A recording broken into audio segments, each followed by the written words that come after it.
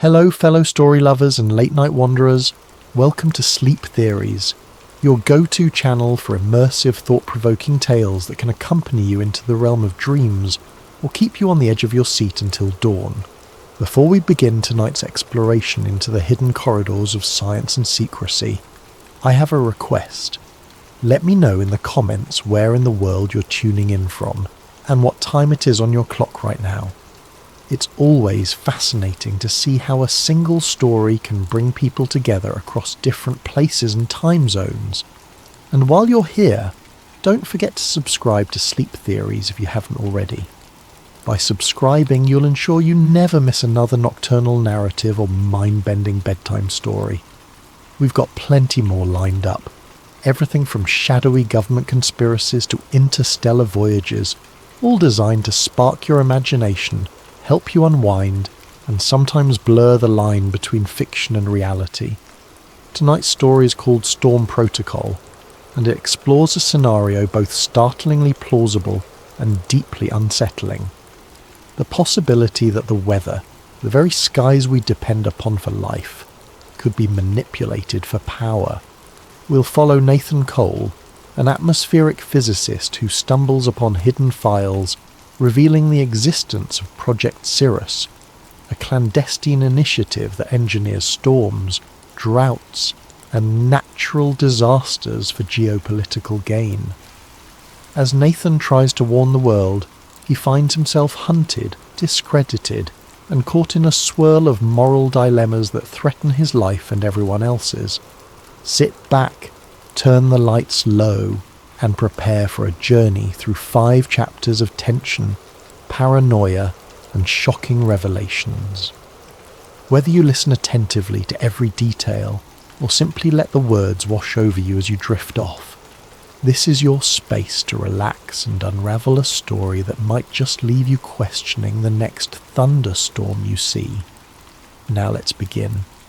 May you find both rest and wonder in this tale about secrets hidden behind towering clouds, in a world where not all storms are as natural as they seem. Nathan Cole had never considered himself a whistleblower. At 36, he was a meticulous scientist with a passion for analysing cloud formations and weather systems, working for a government-funded climate agency in a mid-sized city. He spent his days among swirling datasets and satellite imagery, focusing on how storms evolve and how the atmosphere changes across the globe. He believed wholeheartedly in the agency's mission, understanding climate shifts to protect communities from environmental disasters. It was Tuesday morning like any other when the first crack in his reality appeared. Nathan was poring over satellite data from the North Atlantic, a swirling mass of clouds that was intensifying into what meteorologists expected to be a mild tropical storm. Yet, in an older, theoretical predictive model, stored on an internal server, Nathan saw something odd, an exact projection of the storm's path that deviated significantly from the official forecast. More bizarrely, the model was labelled Cirrus Class Tier 4, a classification he'd never encountered, and it showed the storm making a sharp, unnatural turn, intensifying into a Category 3 hurricane. Curiosity piqued, Nathan cross-referenced live data. The real-time satellite feed indeed showed a suspicious shift in the storm's trajectory that aligned perfectly with the model's predictions that no one was publicly citing. If the storm turned out to be as strong as the Tier 4 model suggested, entire coastal regions would be unprepared. He tried to mention it to a senior colleague that afternoon, a data specialist named Ingrid. She gave him a polite smile, then stiffened when she saw the model's label. "Where did you get that file?" she asked quietly, her tone suddenly guarded. "It was in the archived server folders," Nathan replied. "But I've never seen references to Cirrus class in our usual forecasting. We should alert the hazard management department if this is accurate." Her face grew pale. "Nathan, I suggest you delete that file and forget about it. Sometimes old simulations are just mislabeled or inaccurate. If you talk about it publicly, you'll cause a panic." Something in her eyes told him she was terrified. He nodded numbly, though the numbers in that model were too precise to be accidental. As Ingrid walked away, he felt a chill creeping up his spine. Later that evening, still uneasy, Nathan delved into the server again. He found an entire folder labelled Project Cirrus, restricted behind multiple passwords. He managed to bypass some security protocols, partly out of curiosity, partly out of mounting concern. Inside were numerous references to stratospheric aerosol injections, ionospheric heating, and artificial precipitation triggers. The documentation included scheduling for weather events in regions that, according to official narrative, had been hit by natural disasters. These logs dated back years, some referencing wildfires, others referencing drought patterns in farmland-rich nations. All of it implied a deliberate hand in steering or intensifying these phenomena. His heart pounded. This couldn't be real, could it? The possibility that the government or some clandestine branch was actively engineering weather events for undisclosed purposes defied everything he believed in. The sense of moral betrayal was overwhelming. He scanned more files, discovering reference after reference to manipulations that matched major storms of the past decade. Could it be a hoax or a conspiracy hidden inside official channels? But the data was too consistent, the language too methodical. Each major unpredictable storm, each bizarre drought anomaly, correlated with logs describing successful atmospheric seeding. He realised with dawning horror that he might be looking at evidence of the government's capacity to weaponise the weather. Struggling with the magnitude of it all, he decided to approach his immediate superior the next morning. That was Dr. Malcolm Ashcroft, the director of the Climate Research Division. Ashcroft was a disciplined, no-nonsense official with top-tier security clearance. If anyone could confirm or deny these findings, it would be him. Nathan scheduled a private meeting in Ashcroft's corner office, heart in his throat. The next day, upon entering the office, he felt the tension. The blinds were closed, giving the space a claustrophobic feel. Ashcroft listened to Nathan's account, flipping through the printed examples of the data, his face expressionless. When Nathan finished, Ashcroft leaned back, eyes cold. Coal? We're a climate agency, not a secret weather manipulation outfit, Ashcroft said with practised calm. Those files must be mislabelled or part of some out-of-date project that never got off the ground. I'll have them archived properly.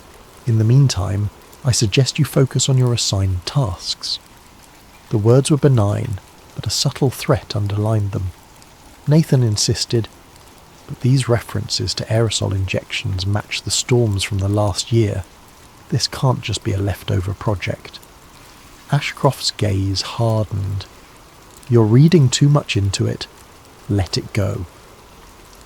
Dismissed from the office, Nathan left with a sinking feeling that he'd stepped into a hornet's nest.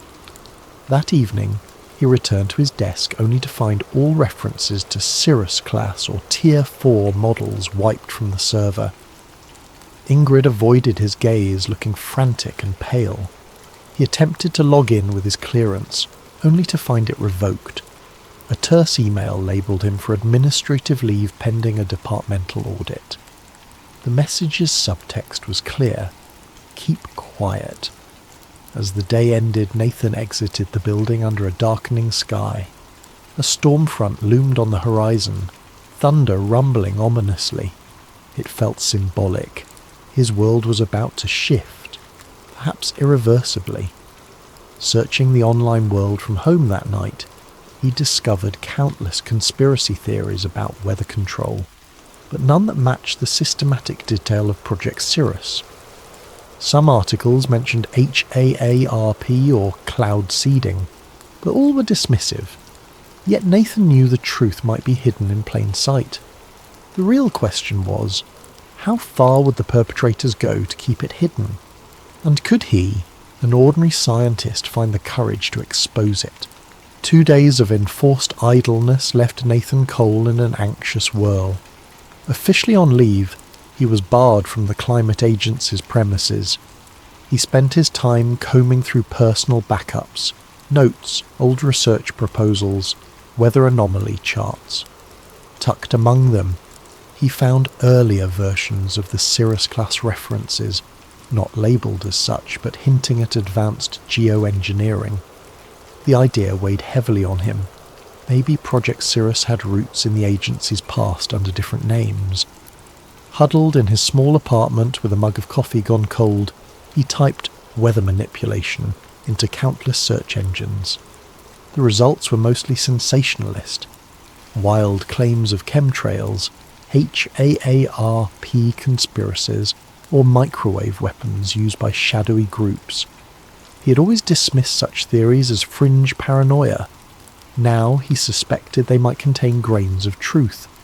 He opened a new email with an attached data set, wrote a short message, and addressed it to Jade Ramirez, an underground investigative journalist he'd read about. Jade was known for exposing corporate cover-ups, mainly big pharma or environmental disasters. She had a reputation for chasing suppressed stories, ignoring official denials. But contacting her carried risks. If she proved untrustworthy, he'd be handing explosive info to the wrong hands. If she was legit, she might become his only lifeline. An hour later, to his surprise, Jade replied with a terse, "Meet me. District 7 coffee shop. 3 p.m, bring your evidence." The directness made his pulse quicken. It was happening. Someone was taking him seriously, or maybe it was a trap. Fear gnawed at him. He arrived at the coffee shop, a nondescript spot with battered wooden tables and flickering lights. Jade was waiting, arms folded, scanning the crowd warily. She was in her early 30s, short hair dyed a streak of blue, wearing a leather jacket that had seen better days. The second Nathan approached, her gaze locked onto him. "Cole?" she asked. He nodded, sliding into the seat across from her. "You said you have proof of government weather manipulation. That's a big claim." He took a deep breath, passing a flash drive across the table. "On this, you'll find partial logs referencing Project Cirrus, including time-stamped documents that correspond to real-world storms. I also have correlation data that suggests these events weren't natural." She raised a skeptical eyebrow. "Could be doctored. People fake documents all the time." "I'm not a forger. Check the metadata. It's from official servers. I just stumbled upon it." Jade hesitated, took the drive. "If you're messing with me, I'll know. But if this is real, it's huge." She paused. "Why come to me? Why not mainstream media?" Nathan grimaced. "They'll bury it or brand me a crank. My own office tried to muzzle me. You have a history of exposing cover-ups." She leaned back. "Look, I'll investigate, but I can't guarantee an immediate story. If it's genuine, we'll need proof stronger than a flash drive. We'll need interviews, logs, an angle the public can't dismiss." He nodded, heart pounding. "I'll help in any way I can." They parted with an unspoken understanding. If Jade verified the data, they'd blow the lid off Project Cirrus. He felt simultaneously relieved and terrified. He walked home in the drizzle, scanning for suspicious onlookers. Every silhouette on the sidewalk or parked car seemed menacing. That evening his phone buzzed, an unknown number. He hesitated but answered. A clipped voice said, "Nathan Cole, we advise you to withdraw your claims or face consequences." The line went dead. His blood ran cold. The watchers were on him. Days blurred into nights. Jade remained silent, presumably verifying the files. In that time, Nathan tried to unravel more threads. He recalled references to hot air pattern injections that preceded certain wildfires. Searching wildfire data, he saw a suspicious pattern of intense dryness in spots soon ravaged by flames. Cirrus logs described target dryness increment by 0.5%. He found that a 0.5% shift might be trivial except in the critical moment of spark ignition, enough to tip a region from safe to tinderbox. He also remembered seeing mention of economy disruption tests. Scouring open source shipping data, he noticed how a large hurricane had ravaged ports in underdeveloped nations right when they were poised to export vital resources. Could Project Cirrus be a covert economic weapon? The notion was horrifying yet logically consistent with a conspiracy to manipulate global markets. Finally, Jade called, "Meet me, same place, 2 p.m, we have a problem." That phrase hammered his anxiety. He arrived earlier than planned. She showed up, expression grim. "I cross-checked your files. They match official formats. I also found references to offshore cloud seeding stations owned by shell companies. I tried contacting a few meteorologists who might confirm. Within hours they retracted statements, claiming they never said anything about manufactured storms. They were spooked. Some phone lines went dead. This is bigger than I imagined." They sat in tense silence for a moment. Jade went on. "It's reminiscent of old Cold War projects rumoured to manipulate the weather for strategic advantage. But the scale here is monstrous, modernised, global. Could the government be orchestrating storms to destabilise nations? That's bigger than a one-article scoop. We might be dealing with a militarised operation at the highest level." Nathan's face paled. "What do we do?" "Expose it, carefully. We'll gather unassailable proof, on-site photos, whistleblowers inside the operation. I can't publish half-baked data because they'll label it conspiracy nonsense. We need more, but once we have it, we'll go big. Make it impossible for them to bury." He inhaled slowly, bracing himself. "That means infiltration, or a direct link to the agency. They locked me out. Any attempt to re-enter is dangerous." She clenched her jaw.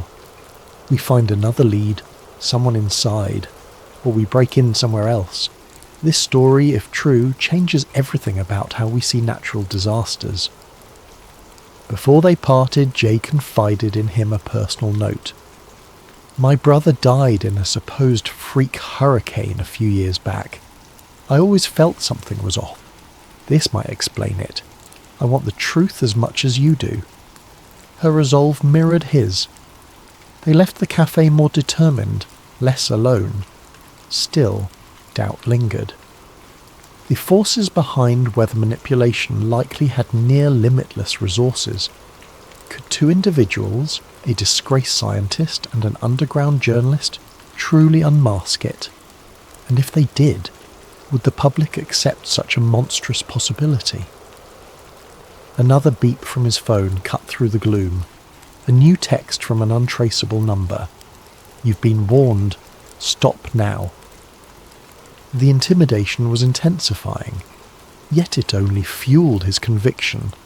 They were on a collision course with a hidden power capable of rewriting the planet's skies.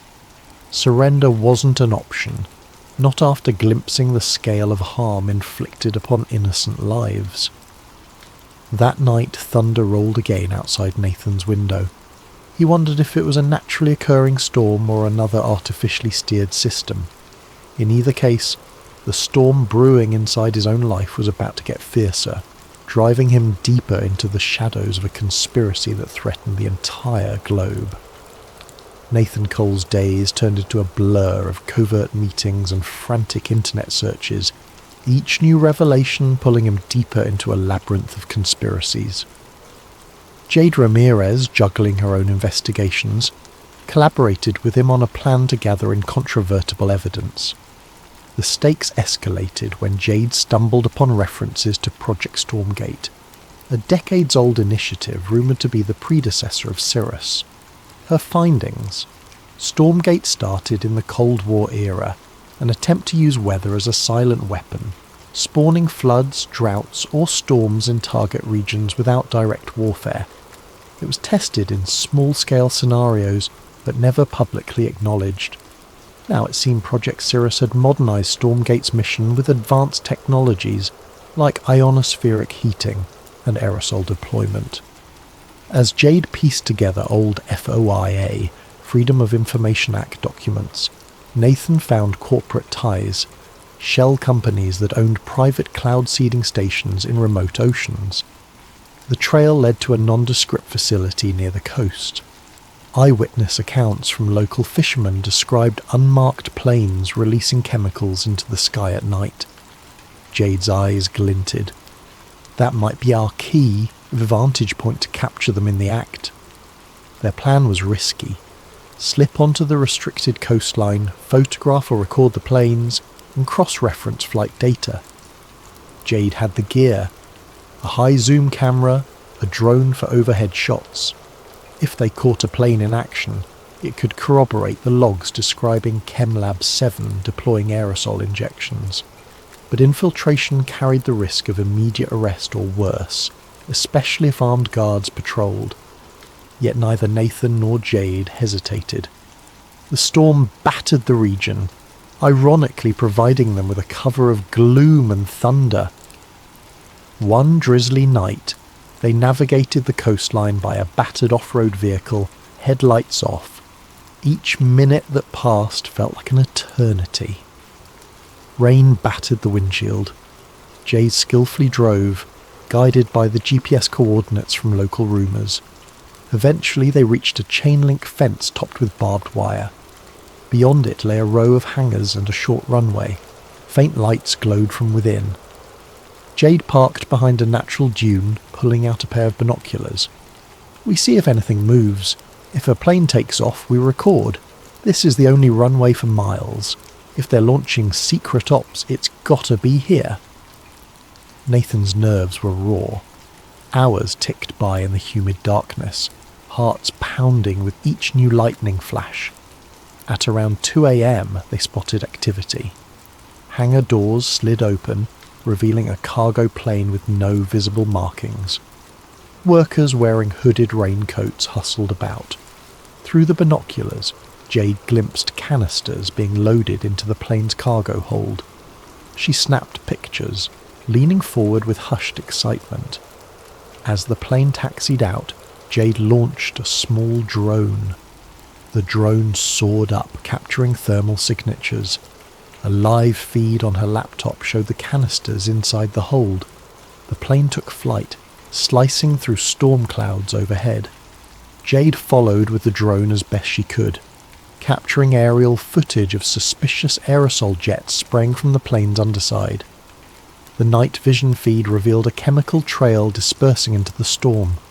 They had proof that matched the Cirrus documentation referencing mid-storm aerosol seeding. Suddenly, warning lights blared on the drone's interface, some kind of jamming signal. The drone feed cut out, the device spiraling. Jade cursed as the laptop screen flickered to static, but they'd already recorded a few minutes of incriminating footage. Gritting her teeth, she saved the partial data to multiple drives. Then came the wail of sirens. Spotlights erupted across the runway, scanning the perimeter. "Time to go," Jade muttered. Nathan nodded, adrenaline surging. They retreated, hearts pounding, water splashing underfoot. They reached the off-road vehicle and sped away. The swirling storm overhead a testament to the operation they'd just witnessed. In the rearview mirror, flashing lights and distant shouts indicated the facility was on high alert. But for now, they were free, with precious evidence in hand. Hours later, they reconvened in Jade's makeshift safe house, a dingy apartment she used for sensitive investigations. She meticulously backed up the footage on encrypted servers. "We have them in the act," she said, breath trembling with excitement. "No official markings, but definitely a plane deploying chemicals into a storm system. The question is, how do we tie it to a government directive?" Nathan rummaged in his bag, pulling out a snippet of log referencing a night ops flight from Hangar 15. The date matched that night. "We link it to that schedule. We still need a direct chain to Director Ashcroft or whomever is behind Project Cirrus. Otherwise they'll claim it's rogue actors or deny the authenticity." A sudden beep from Jade's laptop drew their attention. An intrusion warning popped up. A hacking attempt. Jade hastily scrambled to cut internet access. "They're trying to track us down," she hissed. "We have to move. This place isn't safe anymore." Frantic tension spurred them to pack their gear. Jade stuffed the drives into a sealed bag. They left under the pre-dawn sky, the city's neon glow a silent witness. By sunrise, they'd relocated to an abandoned storage unit on the outskirts. Nerves rattled but resolve firm. From there, Jade made contact with a fellow journalist known for secure data handling. They arranged a possible large-scale leak to multiple independent outlets. Meanwhile, Nathan discovered deeper references in the logs. Storm weapon test, drought expansions, wildfire expansions, hurricane targeting. The text explicitly mentioned impacting global commodity markets, resource control, and political leverage. The scope of it was monstrous, pitting entire nations into chaos under the guise of natural disasters. A final piece of the puzzle emerged when Jade hacked into an older database containing Stormgate archives. The archived documents described how initially it was about sabotage, flooding enemy farmland or parching rival economies. Over decades, it evolved. Now, under Project Cirrus, it extended to forging or intensifying storms for strategic advantage across the globe. The authors rationalized it as maintaining global equilibrium, a twisted justification, but the powers behind this operation had no intention of letting them reveal everything. That day, Jade's phone lit up with an unknown text. "We see you. Enough." Then the lights in the storage unit flickered. Nathan's phone rang, the same menacing voice from before.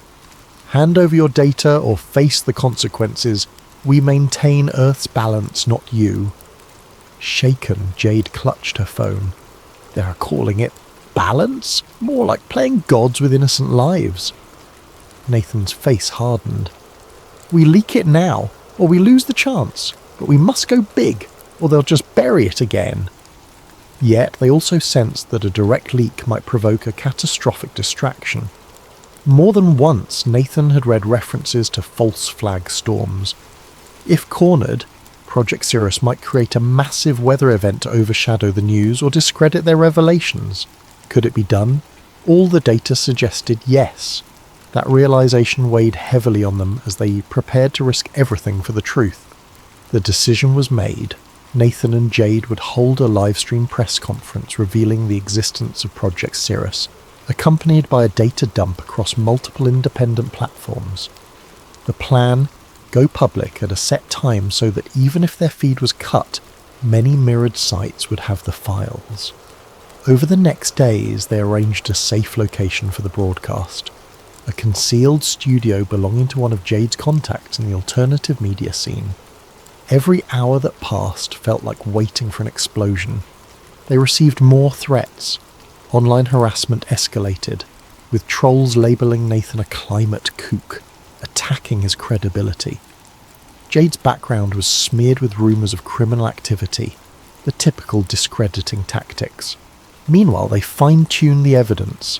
The Redwood documents, flight footage, satellite patterns, internal logs referencing spiked wildfires, even personal testimonies from two ex-technicians who refused to appear on camera but provided voice-distorted statements.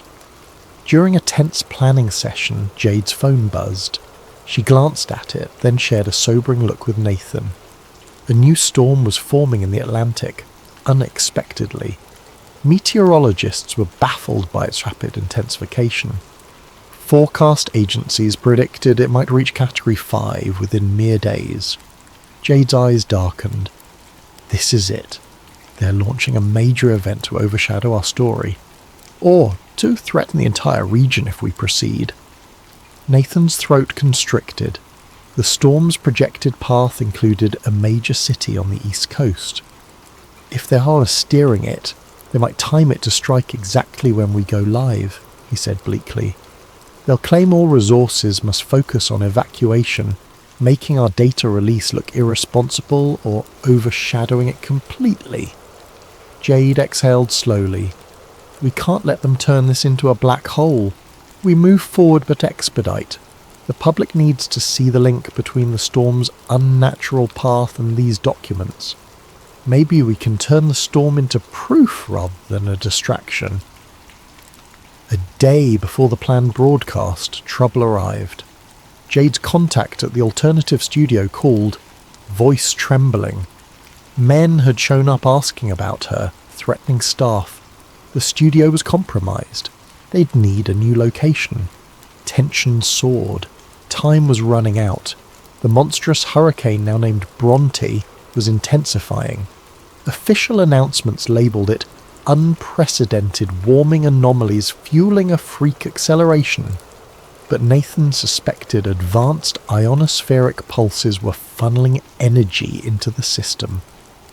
Desperate, Jade found a last-minute solution.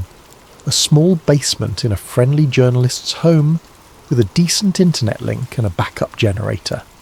They'd rig up a camera, a laptop and start streaming. They just needed the final hours to hold together. If the broadcast reached enough eyes, maybe the settled scandal would be too big to ignore. The chosen night arrived. Thunder rumbled outside ironically. Hurricane Bronte churned ominously off the coast, barreling toward landfall. In that cramped basement, Jade tested the camera feed, ensuring encryption. Nathan paced restlessly, triple-checking the data. Both were drenched in anxiety, hearts pounding with each lightning flash. Midnight neared. The broadcast was set for 12:30 a.m., a prime time for online watchers worldwide. 12:29 a.m., countdown. Jade's contact signalled readiness. The live feed commenced. Jade introduced herself, welcomed viewers, then turned the camera to Nathan. He swallowed hard, launching into an explanation. Who he was, his credentials, how he discovered the hidden files. He presented the evidence, documents from Redwood, the suspicious flight footage, references to decades-long weather warfare operations. Jade then interjected with cross-checks, verifying the logs, and describing the shell companies and infiltration attempts. They explained that at this very moment, a massive hurricane was being manipulated off the coast. We have reason to believe Hurricane Bronte's path is not just a result of random climate variables, Jade said. It aligns with newly uncovered data from Project Cirrus, indicating a strategic intensification. This is weather warfare happening in real time. Viewers began flooding the chat with shock, skepticism, outrage. Some called them heroes, others called them frauds. But the numbers soared, thousands, then tens of thousands. They posted the data links, telling watchers to mirror it, share it on every platform. The momentum built until the feed abruptly cut to static. Panic seized them. Jade's laptop beeped a flurry of network error messages. "We're under a major DDoS attack," she hissed. "They're flooding our connection." She scrambled to switch to a backup server, but that too faltered. Meanwhile, pounding footsteps echoed upstairs. The door above them rattled. In a burst of fear, Nathan realized their location had been compromised. "We have to get out now," Jade nodded, grabbing the drives. The feed was partially restored for a moment, just enough for Jade to shout, "Share the data! Spread the word!" Then static again. The basement door smashed open, men in dark tactical gear rushing in. Gunshots cracked. Jade cried out as a bullet grazed her arm. Nathan dove behind a table, terror flooding him. The men advanced, ignoring the computers, focusing on them. One demanded, "Stop resisting, surrender the data," and a sudden swirl of wind buffeted the small basement window, a sign the hurricane's outer bands might be hitting the coast sooner than predicted. The timing was no coincidence. Jade, bleeding and gasping, managed to throw a flash drive into a small backpack, then shoved it at Nathan. She whispered, "Go. Expose them. Don't let it die here." Heart thudding, he nodded. Through the confusion, he spotted a back window leading into an alley. He pried it open, crawling out. Shouts followed him. He ran through torrential rain, the city's streets nearly deserted. Sirens blared in the distance as emergency services braced for the monstrous storm. In a reflection across a puddle, he glimpsed the swirling clouds overhead, lightning flickering. Nature or manipulated chaos? Frantic, he found temporary shelter in a battered shed behind a closed shop, mind spinning. Jade was likely captured or severely wounded. The broadcast was cut, but if even a fraction of viewers saw it, the data might have spread. He clung to that hope. Yet powerful forces would do everything to discredit or bury it. Exhausted and soaked, he sat with the backpack, cradling the last surviving copy of raw data. The hurricane roared closer. He saw news alerts on his phone, describing Bronte's escalation to a Category 5, hitting land in record time. Government statements said, no one could have predicted such an abrupt intensification. He realised with heartbreak that if Jade was right, this was a deliberate cataclysm to overshadow the story or punish a rebellious coastal region. Innocent lives treated as collateral damage. He had one option left. Get out of the city, find a stable internet connection, and upload everything again. The question, would he manage before the storm or the men in black found him? Time was short, and the storm surge unstoppable. He staggered to his feet, adrenaline fueling him. If he gave up now, it was over. Jade's sacrifice would be for nothing. Lightning tore across the sky, thunder shaking the streets. He braced himself. The final confrontation with this hidden power approached. The storm was here, and the truth might be drowned unless he found a way to break through. Summoning his last reserves of courage, Nathan Cole stepped back into the raging night. Hurricane Bronte made landfall at dawn, battering the coastline with ferocious winds and torrential rain. Nathan Cole, clutching the precious flash drive, navigated deserted streets as chaos swirled around him. Fallen power lines crackled, storefronts lay shattered, and floodwaters rose with terrifying speed. Emergency sirens wailed, overshadowed by the storm's fury. He had to reach higher ground, find a vantage point to broadcast the data again. Every corner reminded him that thousands of citizens were in harm's way, while the orchestrators of this disaster likely watched from safe bunkers. The frustration burned within him. He was a single voice against an operation spanning decades. Yet he pressed on, heart pounding. Eventually, he found an abandoned internet cafe near the city's central hill. Power was out, but the building had a backup generator and a battered satellite uplink, possibly left by the owner or used for emergency communications. Breaking in, he discovered partial power to the router. He rigged up a laptop from behind the counter, hooking it to the generator. The signal was weak but present. As wind rattled the building, water seeping under doors, he typed feverishly. He connected to multiple activist forums, dropping the raw Cirrus data, the flight footage, the redwood logs, everything. He posted disclaimers. I am Nathan Cole, climate goal scientist. Hurricane Bronte is not fully natural. This data proves orchestrated intensification. Share widely. He prayed someone somewhere would read it. Midway through uploading, an external crash jarred him. Someone was forcing entry, no time to hide. The door splintered, revealing two black-clad figures, guns raised. They must have tracked his phone or spotted him. He dove behind the desk. Bullets ripped through monitors. Sparks flew. He glimpsed the upload progress, still at 60%. He needed to buy time. One soldier advanced. Nathan grabbed a loose metal bar, swung it in desperation. The soldier dodged, pinned him against the wall. A blow to Nathan's stomach left him gasping. The other soldier aimed at the laptop, likely to destroy it. Summoning courage, Nathan twisted free, shouldering the soldier away from the device. Another scuffle ensued. In the chaos, the desk toppled, smashing the soldier's knee. A muffled scream. The second soldier steadied his gun again, finger tightening on the trigger. A flash of lightning illuminated the cafe.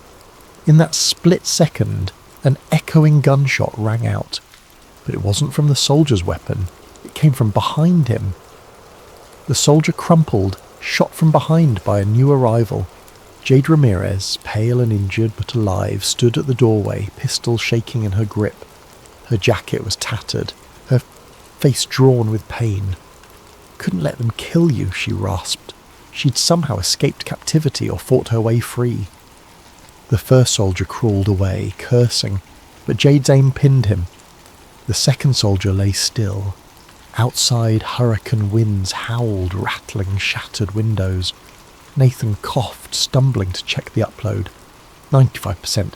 He gulped relief. Jade limped forward, eyes flicking to the screen.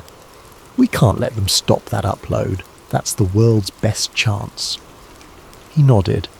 She collapsed into a chair, wincing from her wound. He rummaged for a medical kit, found only basic supplies. The battered generator sputtered. They both froze, watching the flickering light. If the generator died beforehand, it was all for nothing.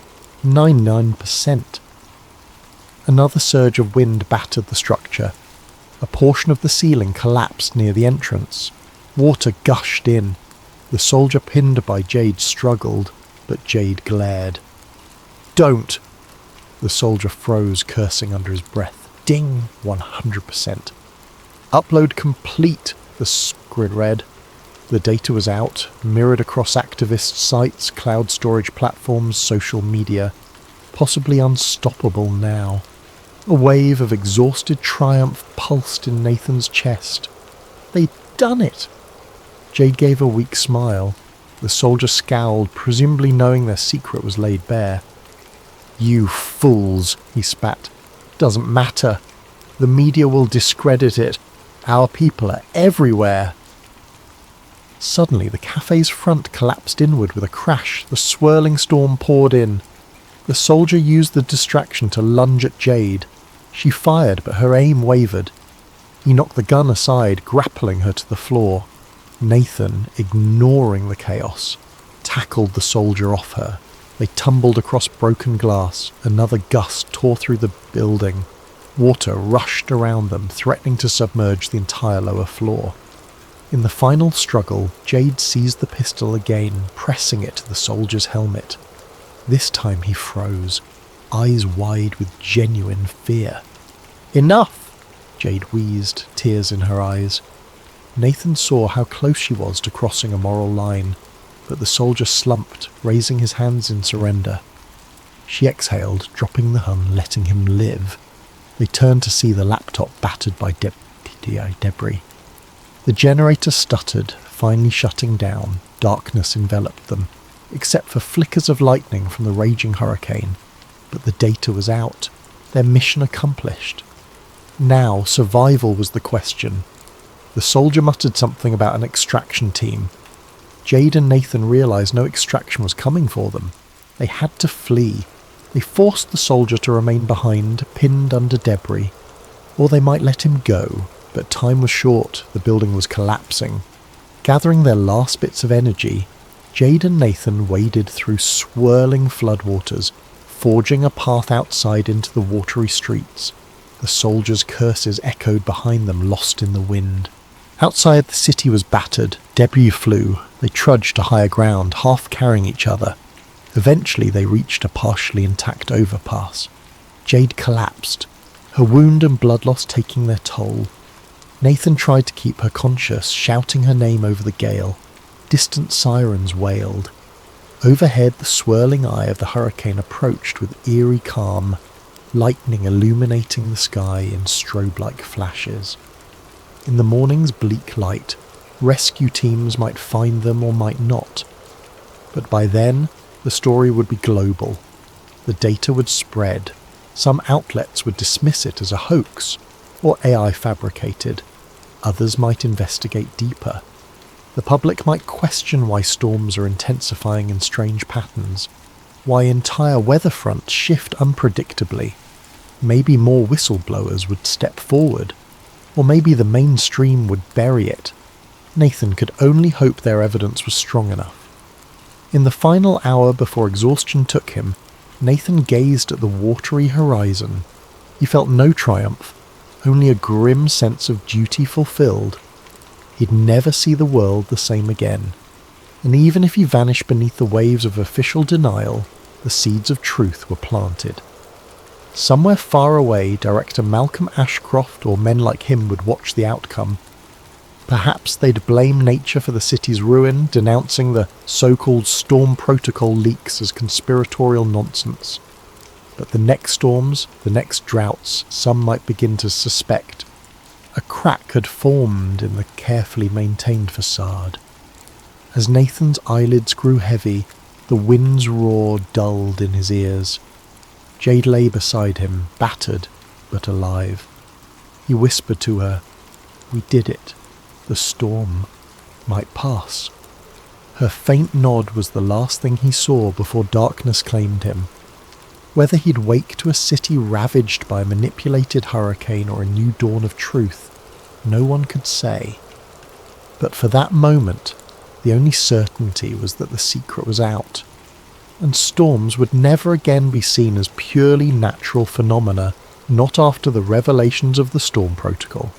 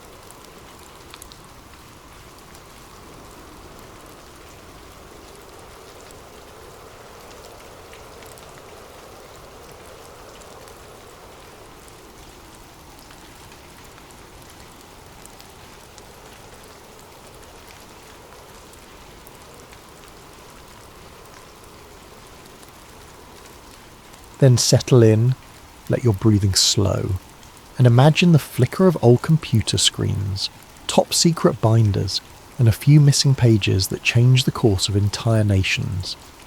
This is False Skies, told in 5 parts, each revealing a deeper rung of the labyrinth.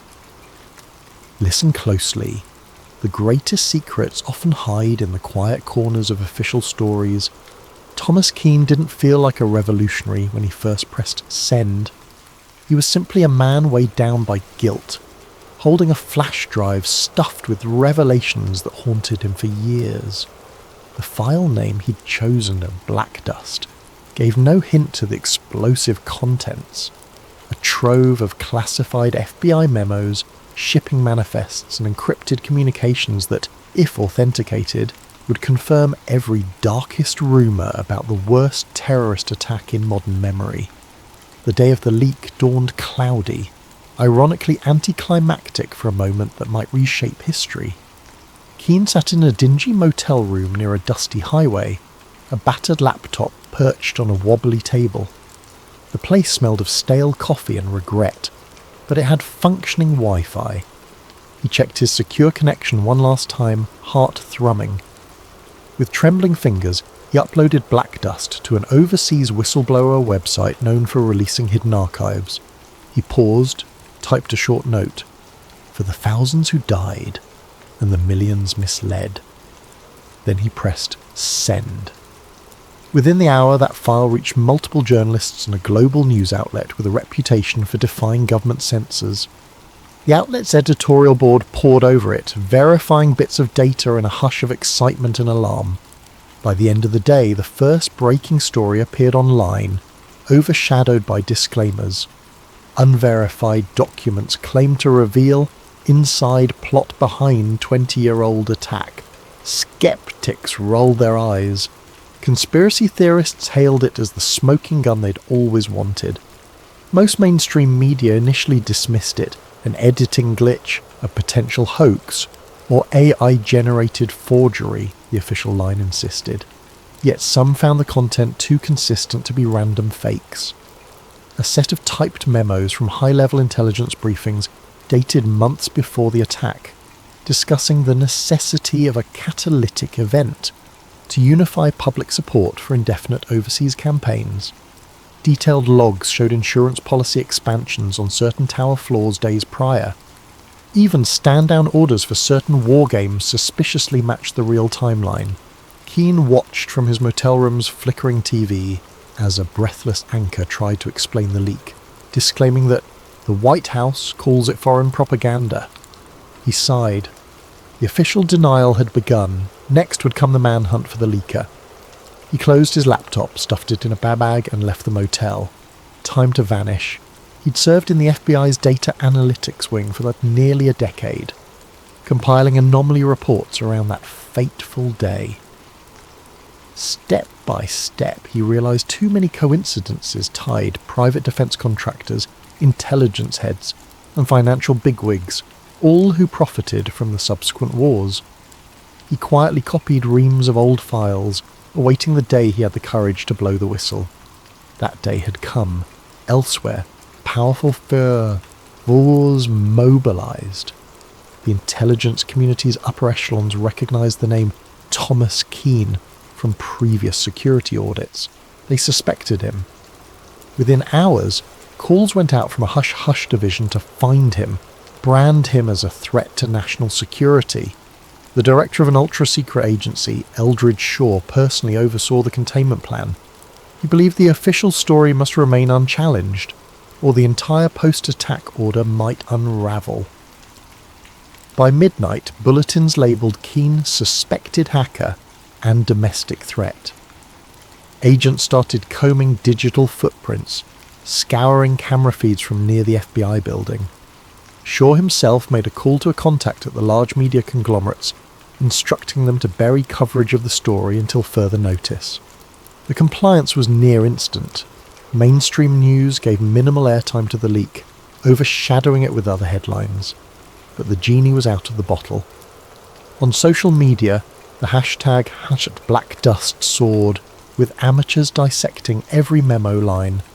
A few data experts cross-referenced the IP addresses in the communications, linking them to known government subdomains. Even the partial revelation stunned the public. If the documents were genuine, It implied that some element within the US establishment not only predicted but abetted the terror event, ensuring maximum casualties for maximum political effect. The phrase false skies emerged, referencing how the public's reality had been manufactured like a painted ceiling above them, concealing the real orchestrators. Within a day, small protests flared outside federal buildings in major cities.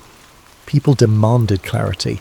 The government's official statement repeated the forgery or foreign propaganda claim. That evening, hackers with anarchy streaks threatened to leak more verifying files if the mainstream media didn't pick it up. Tensions soared. Meanwhile, the stock market wobbled as rumours of insider deals from decades prior re-emerged. Some corporations connected to military contracting faced plunging shares. Keane watched from a safe house now, a friend's abandoned cabin in the woods. He had only the radio for news, and the swirl of distrust and fury filtered through the static. He dreaded how quickly the establishment might label him a traitor. Indeed, the next morning the FBI publicly named him as a prime suspect in a mass leak of classified data, painting him as an extremist. His old colleagues, uncertain, gave no comment. But behind the scenes, many believed the documents might be real. After all, they recognised Keane's skill in combing data for anomalies. Among the swirl stood a figure named Sarah Voss, an investigative journalist blacklisted from major networks for challenging official 9/11 narratives in the past. She recognised the pattern in these newly leaked documents. They matched puzzle pieces she'd glimpsed in hushed conversation with insiders. She reached out to the new site that hosted the files, leaving an encrypted message. "I can help verify. Let me speak to the source." That message eventually found its way to Keane via an online confidant, setting the stage for an alliance that might shake the entire narrative. Thus, from a dusty hideout, Keane typed a coded reply. The story's real race began. Could he deliver evidence to a credible journalist and blow the entire false narrative wide open before the apparatus of Homeland Security, the very system built on the official source, crushed him? The next step would be forging that alliance with Voss and hoping her instincts for truth outweighed her fear of retribution. For if the government's darkest deception was about to be exposed, those who profited from war would not hesitate to silence him, or anyone else, to keep the official illusions intact. 2 days after the leak, the national conversation roiled in confusion. Official channels insisted the Black Dust documents were an elaborate hoax. Yet smaller media sites posted side-by-side comparisons with legitimate CIA or FBI formatting, showing consistent digital footprints. The public found itself caught between an official narrative and a swirling impetus to question everything. Some believed wholeheartedly in the new revelations, others recoiled or felt threatened by the idea that the last 2 decades of conflict might have been orchestrated. Thomas Keane was already on every national watch list. He'd been a mid-level FBI data analyst until 2 years prior, known for thoroughness but also for quietly raising flags about inconsistent intelligence reports pre-9/11. The day he left the bureau, no one suspected he'd spent months copying old files slated for permanent seal. Now his old supervisors told the press that he was mentally unstable, harbouring extremist theories. They withheld mention that those same theories had nearly led to internal inquiries years ago, until higher-ups quashed them. In a suburban neighbourhood outside the capital, a black SUV pulled up to a modest house. 4 men in plain suits stepped out. They were from a specialised domestic counter-intel unit, effectively an arm of the Black Archive, a covert group rumoured to be tied to intelligence and corporate interests. They forced the occupant, a middle-aged data engineer who once worked with Keane, to open his home computer. They rifled through his messages, seizing any mention of Thomas or Black Dust or files. This was repeated across multiple homes of ex-FBI colleagues, all without official warrants. The watchers answered to a higher chain, operating in the shadows. Director Eldridge Shaw, head of a new consolidated intelligence agency formed after 9/11, presided over these manhunts from a sleek government tower. He remembered the day of the attacks vividly, the chaos that allowed the Patriot Act and massive expansions of surveillance. He'd advanced quickly by endorsing these expansions and forging alliances with top defence contractors. Now, seeing the leaked docs threaten that entire architecture, Shaw was determined to snuff out the source. Reeve, or Keane, whatever his name is, must be found, he told subordinates. We cannot let fantasies unravel 2 decades of progress. As the manhunt escalated, Keane lurked in the outskirts. He recognised the checkposts on highways, the routine scanning of licence plates. He switched vehicles, used an old identity pass, and avoided all major city centres. He survived on snack bars and occasional small store purchases with cash only. At night, he found a cheap motel, paying in a borrowed name. Every moment felt like it might bring a black SUV squealing into the lot. The tension weighed on him, gnawing at his nerves. Sarah Voss, the investigative reporter, finally established contact with him through a secure chat app. "We need to meet," she wrote. "I can help verify these files properly. People trust me to an extent in the alternative media sphere. We must do it soon. The window is closing." Keane hesitated, knowing any in-person meeting risked being traced. But if they never took that risk, the documents might remain in a swirl of unverified rumour, easy for the mainstream to dismiss. They arranged a rendezvous in a small coastal town's library after hours. The next day, as Keane approached the library, he spotted an unmarked sedan idling in the parking lot. Fear pricked him. Watchers might be tailing. To confirm, he looped around the block. The sedan didn't move, possibly just a random visitor. Summoning courage, he stepped inside. Voss, a tall woman with a worn leather jacket, recognised him from the scattered photos circulated in the media. They sat in a corner among dusty shelves. She offered a handshake, voice calm but urgent. "Thomas, I believe you. The official story has always had holes. Let's finalise the proof so we can break it wide open." Keane exhaled relief, sliding a small USB drive across the table. "This is a more complete set than what was posted. Contains direct memos about the stand-down orders, the deals with defence contractors, the flight path manipulations.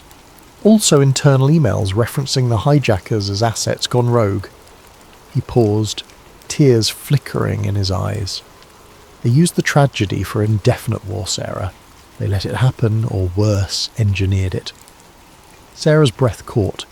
She skimmed a few files on her laptop, eyes widening at references to bank accounts, coded references to Operation Silence. She nodded. "This is explosive, but we need a big platform, enough to force coverage. If we just post it on my blog, they'll discredit or block it. We'll get shut down." She explained a plan.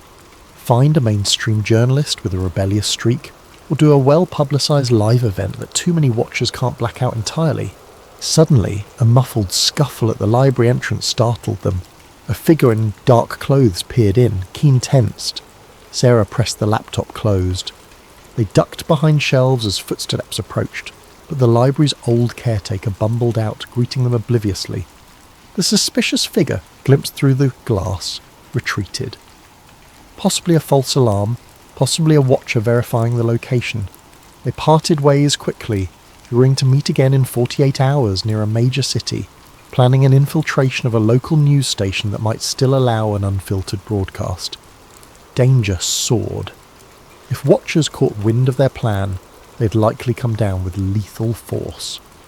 That evening, Keane received a frantic text from a friend who had once helped him interpret old FA logs. "One of our guys is dead. A boat accident. They're picking us off." The message cut short. Keane shuddered. The watchers had begun eliminating secondary sources who could confirm the leak's authenticity. He realised the ephemeral window for truth was closing. On the streets, protests flared up as rumours swirled of official foreknowledge. Some saw it as disrespectful to the memory of the victims. Others believed the truth must come out no matter how painful. The government, for its part, ramped up a rhetorical war on misinformation. Director Shaw delivered a short, ominous address, vowing that domestic agitators spreading baseless conspiracies will be brought to justice. Among the swirling chaos, Sarah discovered partial references in the documents to a deeper archive. The Saturn files, an intelligence ledger tracking post-attack financial flows from official budgets to clandestine owners. If they found that ledger's location, they could show the money trail behind the war expansions. That might be the final nail in the coffin of the official story. They needed it, but time was short. Thus the manhunt overshadowed all. Helicopters roamed certain highways, random car searches increased, and the populace grew uneasy, sensing the government's fear that the leak might be real. Keane ducked from motel to motel, adopting new disguises. Soon, though, his luck would run out, or he'd have to risk a direct showdown, trusting the thunder of public outrage to keep him alive. Little did he realise, the Watchers were about to tighten the net, deploying a Black Ops team to ensure the leak never reached unstoppable momentum. If Keane couldn't outmaneuver them long enough to break the final evidence, the official illusions would remain intact. If he did, though, the entire structure of post-attack governance might collapse. The next moves would determine everything. The following week saw Thomas Keane evading Watchers by day and collaborating with Sarah Voss by night, each meeting more urgent than the last. They discovered references to the Saturn files scattered in older CIA memos. Allegedly, it was an encrypted database that meticulously traced the money funneling to defence contractors, oil conglomerates and political campaigns in the immediate weeks after the catastrophic event. If authentic, it would confirm the real motive behind the orchestrated false flag: indefinite war and profiteering. At a safe house borrowed from an old contact of Sarah's, they pored over these hints by lamplight.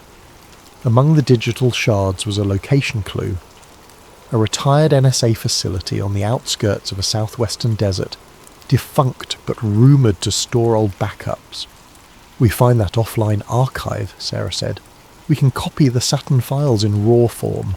That's the smoking gun." Keane nodded, though dread of infiltration weighed on him.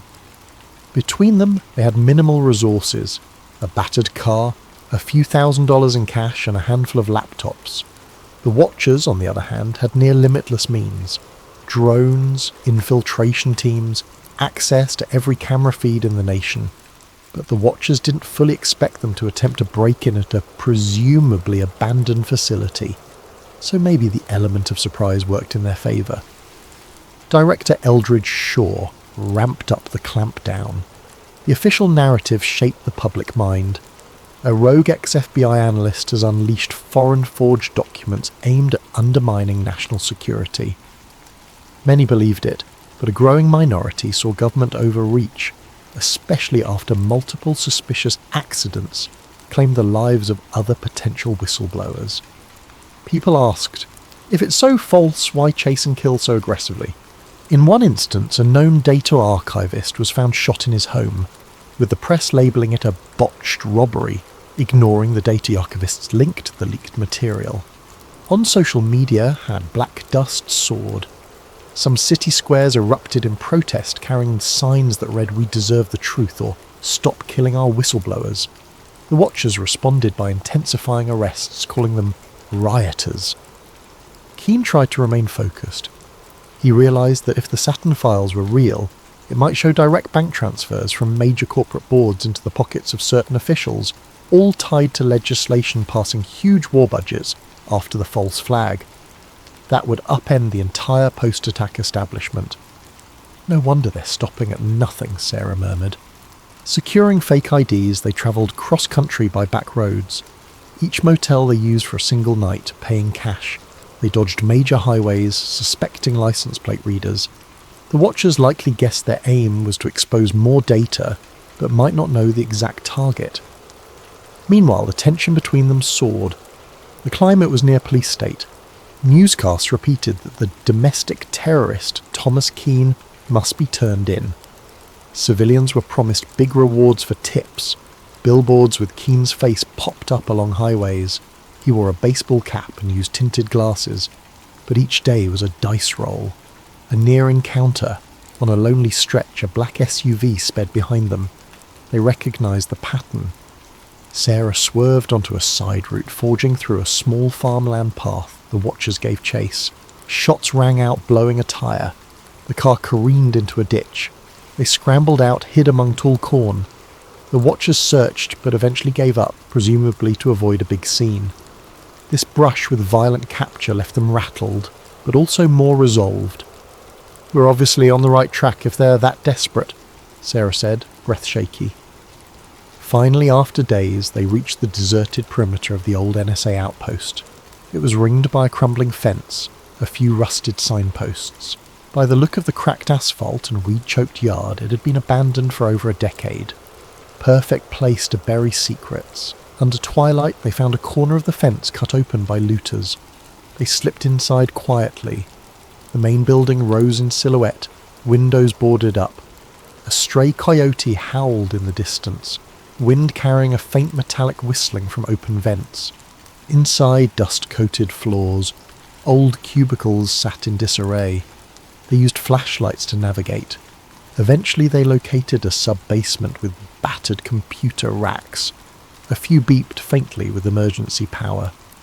"There's power? That's suspicious," Keane muttered. Indeed, it suggested the Watchers might still be pulling some data from here. They approached a locked door labelled Server Vault Archive 6. With Sarah's phone, they scanned a partial code from the documents, generating a bypass sequence that might override older system locks. After multiple tries, a green light flickered. The vault door clunked open. Inside the vault, rows of drives and reels lined metal shelves. Dusty but humming with minimal climate control. They sifted through labels: Operation Cast Peak, Post-K-War Roster, Saturn. That was it. A battered cluster of servers with the word Saturn FSV. They carefully powered one terminal, hooking it to a laptop. Sarah typed a root command. The screen glowed. Restricted. Saturn 1, 2, 3. Enter pass. They tried typical keywords from the docs. On the third attempt, a beep. Access. They were in, files scrolled, each referencing massive funding authorizations, building demolitions, insider trading, logs dated within days of the big attack. The scope was monstrous. It implicated high-level bureaucrats, big banks, and even a few journalists. They orchestrated the tragedy to galvanize fear, pass endless war budgets, feed the arms economy, Sarah whispered, stunned. All hidden under national security drapery. Some lines suggested hijackers were known assets used as a controlled ignition. The betrayal was staggering. In that hush, footsteps upstairs. The Watchers had arrived, no doubt detecting the power usage. "We must copy this now," Keane said, launching a data transfer to multiple external drives. Meanwhile, Sarah prepared to kill lights and hide, but the Watchers rushed down, flashlights slicing through gloom. Gunfire echoed. Bullets pinged off server racks. Sarah huddled behind a console, returning fire with a small pistol she carried. Keane initiated an upload, hooking the server to a secure satellite link via a portable router. The Watchers advanced. He typed frantically, the progress bar inching along, transmission at 10%. Then Director Shaw himself stepped in. "Stop!" he roared, voice reverberating in the metal corridor. "Keane, you have no idea what you're unleashing.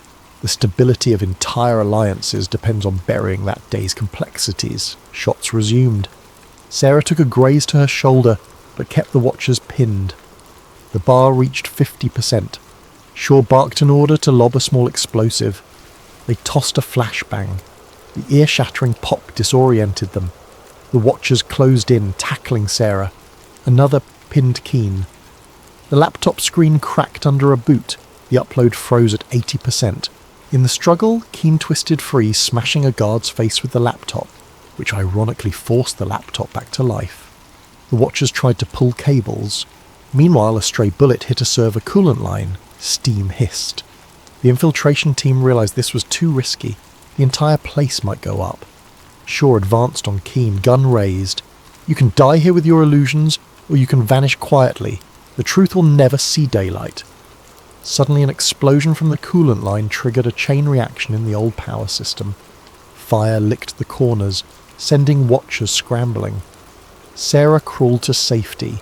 Keane, battered, saw the upload bar at 98%. He roared in defiance, pressing a final keystroke to confirm.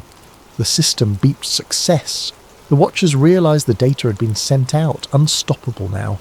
Furious, one aimed at Keen's chest. A final shot rang out. Darkness overcame him. The watchers yanked the cable, but it was too late. The Saturn files had presumably reached a safe node on the open web. Alarms beeped. The facility's meltdown forced a hurried retreat. In the swirling smoke, Sarah was dragged away by an explosion's concussive wave. The watchers grabbed shore, retreating. The entire sub-basement collapsed in flame and dust. For all they knew, Keen perished under the rubble. But the watchers had lost the bigger war. The Saturn files were free. Within hours, a torrent of new evidence, the Saturn files, flooded the internet. Anonymous activists, archivists, and journalists worldwide mirrored the data. Even as official agencies tried to block or discredit it, the story soared across social media, overshadowing government censorship efforts. Original documents codenamed Operation White Dawn, some Project Switchboard, Commission for Filter some Rossi, provided stark details. Insider collusion with extremist groups, advanced planning to ensure that attacks triggered panic and indefinite war mobilization, international reaction. Allies demanded urgent clarifications from Washington. Rival nations called for an emergency UN session. The general public, seeing internal memos where top officials weighed acceptable civilian losses for strategic advantage, reeled in fury. Large-scale protests ignited in multiple capitals. People demanded resignations. The entire intelligence apparatus faced the biggest crisis of legitimacy since the day it was formed. Meanwhile, the White House insisted the documents were tampered forgeries, but the mass of cross-corroboration was overwhelming. Anonymous data scientists validated digital signatures, timestamps, usage logs consistent with 20-year-old records. Even some mid-level intelligence employees, shaken by the revelations, publicly confirmed the authenticity. Back home, in the US, the meltdown was immediate. Rallies erupted outside major government buildings, calling for arrests of those named in the files. Corporate board members from arms manufacturing companies faced lawsuits. The stock market dived, particularly for defense sector stocks. Over time, entire boards resigned, some fleeing the country. Various retired generals disclaiming involvement or giving partial confessions fueled headlines. The public found itself torn between anger, betrayal, and heartbreak, reliving the trauma of that fateful day under a horrifying new lens. Media torn. Some mainstream outlets quickly pivoted, acknowledging the new data as genuine after initial attempts to bury it. High-profile anchors apologized for previously parroting the official story. Others doubled down on patriotic narratives, ironically fueling further distrust. The swirl of disinformation versus actual data soared, but the raw evidence was too extensive to suppress. "You can't close the barn door after the horse has fled," the commentator said. "The entire architecture of post-attack policy is under question." Director Eldridge Shaw attempted a grand press conference to reassert authority, but the crowd drowned him in jeers. Calls for congressional hearings soared. In a last-chance effort, Shaw's office declared a national security emergency, urging martial law to keep order. That, ironically, only inflamed dissent. Certain states refused to cooperate. Over the next weeks, the old alignment of power began fracturing. Investigations launched from multiple angles, with newly emboldened lawmakers prosecuting those who orchestrated the post-attack expansions for personal gain. Sarah Voss emerged from the southwestern fiasco battered but alive. She revealed how Watchers had infiltrated that abandoned NSA site, how Keen died a hero finalising the upload. She published a moving column titled "One Man's Last Key Press," describing how, in a swirl of gunfire, Keen completed the Saturn files transmission, ensuring no one could bury it. The piece went viral, shaping the public's view of Keen as a tragic whistleblower who gave everything for the truth. At the local level, families of 9/11 victims demanded new trials. The old official commissions were discredited. People realised entire reams of contradictory evidence had been sealed.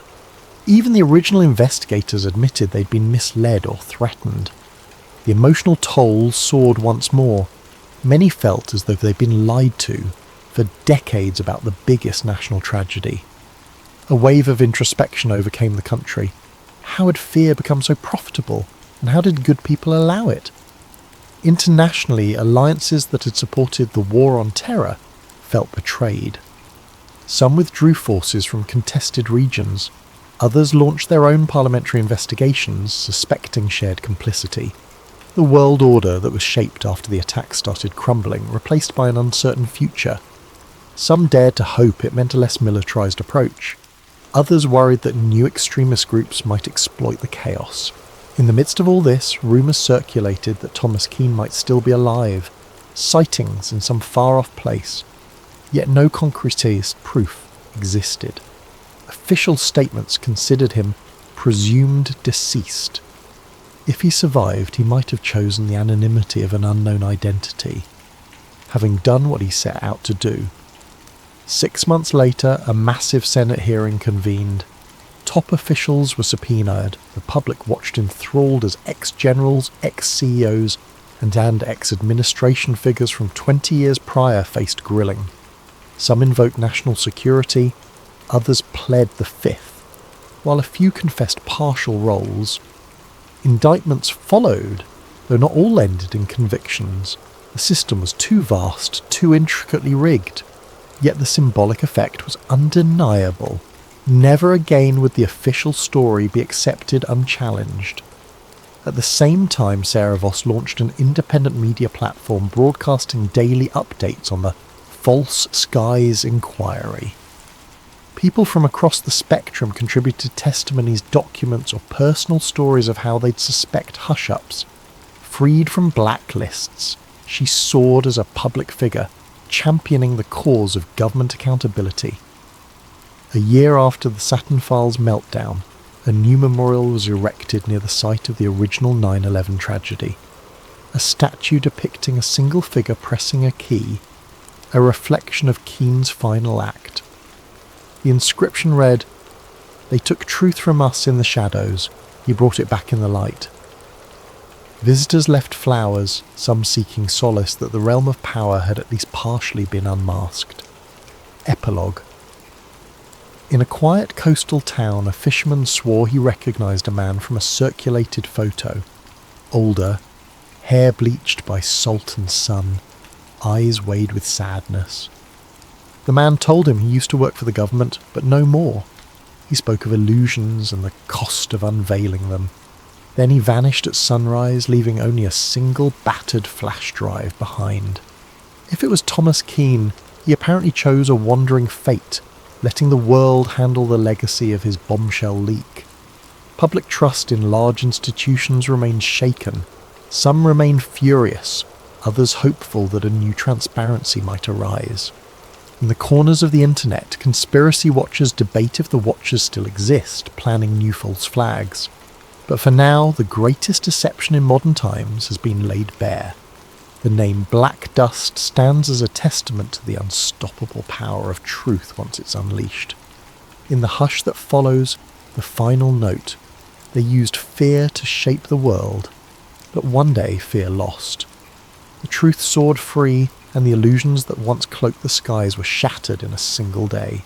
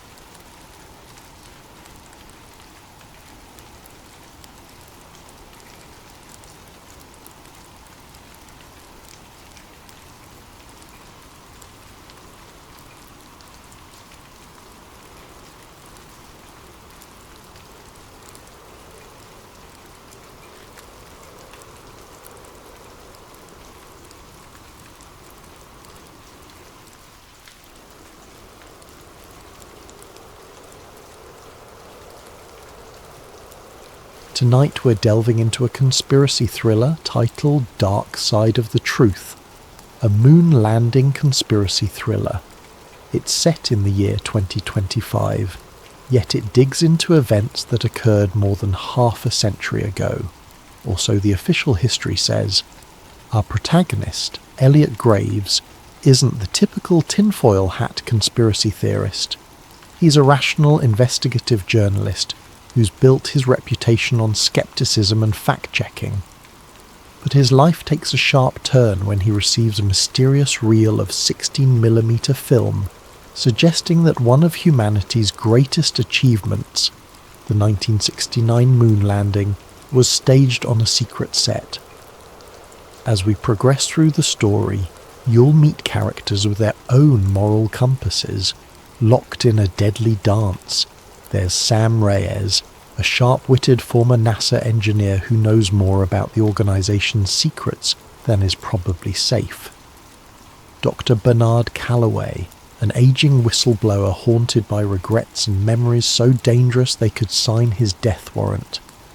And lurking in the shadows is Agent Jonathan Kane, an operative who believes that national security demands certain truths remain buried, forever if need be. Expect twists at every corner. A single piece of film can become the spark that ignites an inferno of questions. If the moon landing was faked, what happened to the real astronauts? Could an entire government organization keep such a massive secret under wraps for 5 decades? And how far will those in power go to ensure the lie never sees the light of day? In this narrative, trust is a fleeting commodity. Allies turn to enemies. Illusions of safety crumble under the relentless pursuit of those who believe the ends justify the means. Most of all, this is a story about the cost of truth. Is it worth risking one's safety, peace of mind, and very identity to challenge one of history's most iconic moments? Would you stand your ground if the price were everything you hold dear? So sit back, whether you're at home, in the office, or on a midnight train to somewhere distant. Let yourself be pulled into a reality where the lines between historical record and government-engineered fantasy blur, leaving only one certainty, that once you learn the truth, there is no going back. Ready? Then let's begin. In just a moment, we'll step into part 1, where a mysterious package arrives on Elliot Graves's doorstep, sending him hurtling into a hidden world of secrets and illusions. Keep your wits about you, and don't forget to keep the lights on. Welcome to Dark Side of the Truth, a moon landing conspiracy thriller. Elliot Graves had no reason to suspect the night would bring anything unusual. He sat in his small book-lined apartment in downtown Philadelphia, finishing an article on local corruption, a typical piece for his modest but dedicated readership. A coffee mug stood half empty beside him, thick smudges of ink marking the final edits on his notes. It was the kind of moment he usually relished, quiet, focused, and free of the outside world's chaos.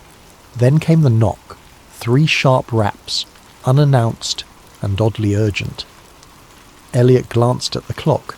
10:47 p.m. He wasn't expecting anyone. The hallway light flickered as he opened the door, finding nothing but a single battered cardboard box at his feet. No note, no name, just his address scrawled in black marker. It could have been a source dropping a tip, though most of his informants were digital ghosts, rarely venturing into the physical realm. Curiosity piqued. Elliot brought the box inside. It weighed more than he expected. Taped across the top, a plain sheet of paper read, "Watch immediately." The handwriting was jagged, as if penned in a hurry or under duress. Carefully he cut the tape, half expecting a bomb or a rig device. Instead, inside lay a vintage 16mm film reel in a metal canister, the label partially peeled off. He gently tilted it back and forth, hearing the soft shift of film spooled inside. Elliot felt a jolt of excitement. He'd handled old film reels before, but never one that found him in the dead of night. An archaic machine in his study closet passed down by his grandfather might be the only way to view it. He rarely used the projector, but he was determined to see what was on this reel, if only to figure out who had gone to so much trouble to send it. Setting up the projector took nearly half an hour. Dust motes swirled in the beam of a single lamp as he threaded the film carefully. As the flickering images began, Elliot's anticipation turned to pure disbelief. The footage was in black and white, shaky in places, but unmistakably capturing a large, elaborate set. A moon-like surface crafted on what looked to be a soundstage. Stage lights hung overhead, cables snaking across the floor. He squinted, recognizing the shape of a NASA lunar module prop, like something out of a historical documentary. But it wasn't a documentary. He saw men wearing astronaut suits, one of them bearing an uncanny resemblance to Neil Armstrong. Off to the side, a group of technicians hovered, adjusting cameras that weren't from 1969. They looked older, yes, but not quite from the era. A man stepped into view clapping a film slate. On it was scribbled, Apollo 11, Take 3. The adrenaline spiked through Elliot's veins. This reel showed the moon landing being filmed on a set. His rational mind scrambled for explanations. Could this be a Hollywood recreation or some kind of promotional footage? But the detail was too raw, too disorganized for a typical behind-the-scenes doc. There were sections where the astronauts removed their helmets, revealing sweaty faces. The lander and flag props looked hastily put together. One of the men off-screen shouted, "Watch the reflection, we can't show the lights," as if aware of how a real moon environment should look, no visible reflections of rigging in an astronaut's visor. By the time the reel ended, Elliot's hands trembled.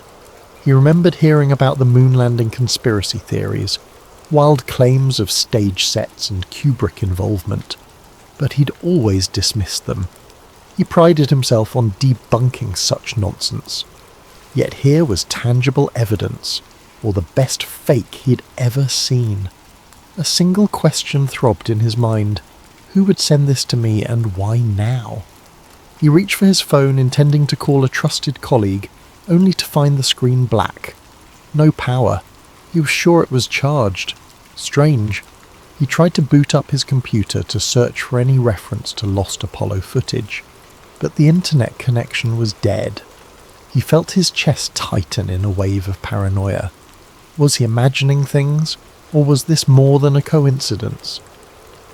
Deciding to do a quick external check, Elliot gathered the reel, locked up his apartment, and headed for the elevator. As he stepped out onto the street, a hint of movement caught his eye. A black SUV parked at the curb, lights off. Its windows were tinted, impossible to see in. The hair on his arms rose.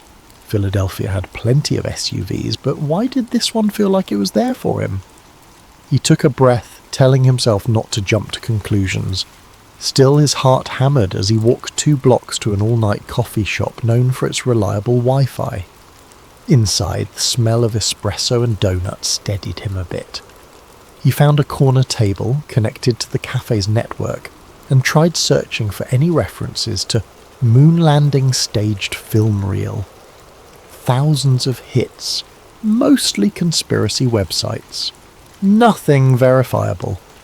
Minutes later, he typed a cautious email to a colleague, attaching a single grainy screenshot from the reel. He pressed send. An error message blinked back. Message undeliverable. He tried again. Same result. He wondered if his phone or laptop had been compromised or if there was a bigger net around him. The idea of being watched in real time chilled him. Returning to his apartment would be a risk, but he had nowhere else to analyze this film. As he left the shop, the black SUV was gone. Instead, a grey sedan sat across the street, engine running. Elliot inhaled sharply and hailed a cab. If someone was tailing him, best to lose them in traffic. The entire ride he cradled the film canister on his lap, heart pounding. He found himself muttering under his breath, "It can't be real, it can't be real." Yet some buried part of him whispered that it might be. If so, everything he understood about American history was about to unravel, and he was holding the thread that could unspool it all.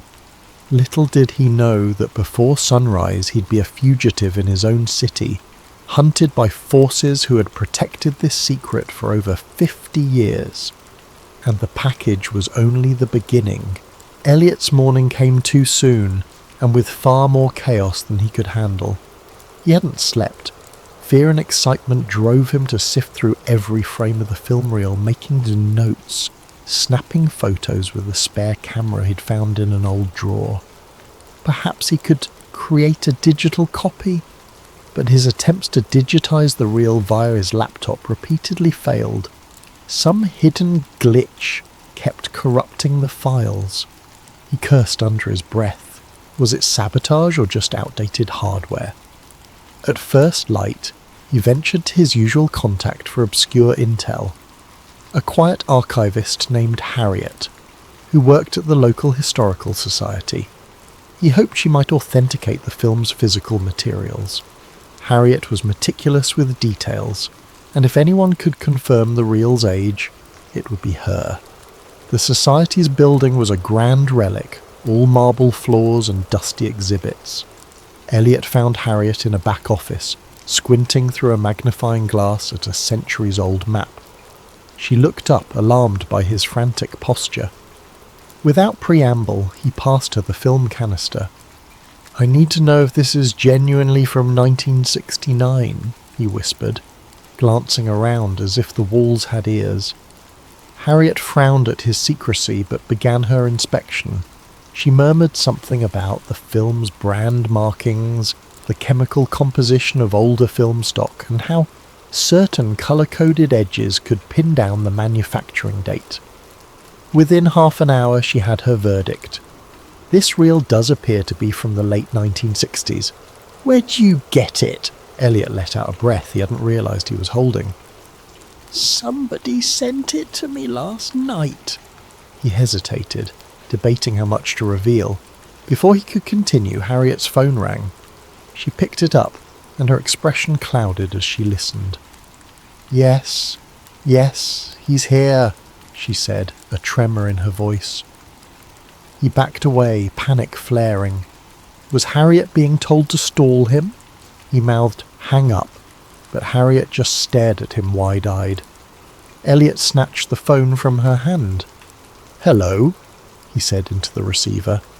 An unfamiliar voice. "Elliot Graves. Step outside, we just want to talk." He froze. A second later the line went dead. "Who was that?" Harriet whispered, her complexion pale. Elliot shook his head, realizing he'd dragged her into danger. "I have to go." He grabbed the film, thanked her in a rush, and bolted out a side entrance. Immediately he spotted two men in dark suits stepping out of a black sedan. They scanned the area, eyes sharp and purposeful. Elliot ducked behind a parked delivery truck. He rummaged for his phone. It still wouldn't connect to a network. He couldn't call for help. Glancing around, he saw a narrow alley.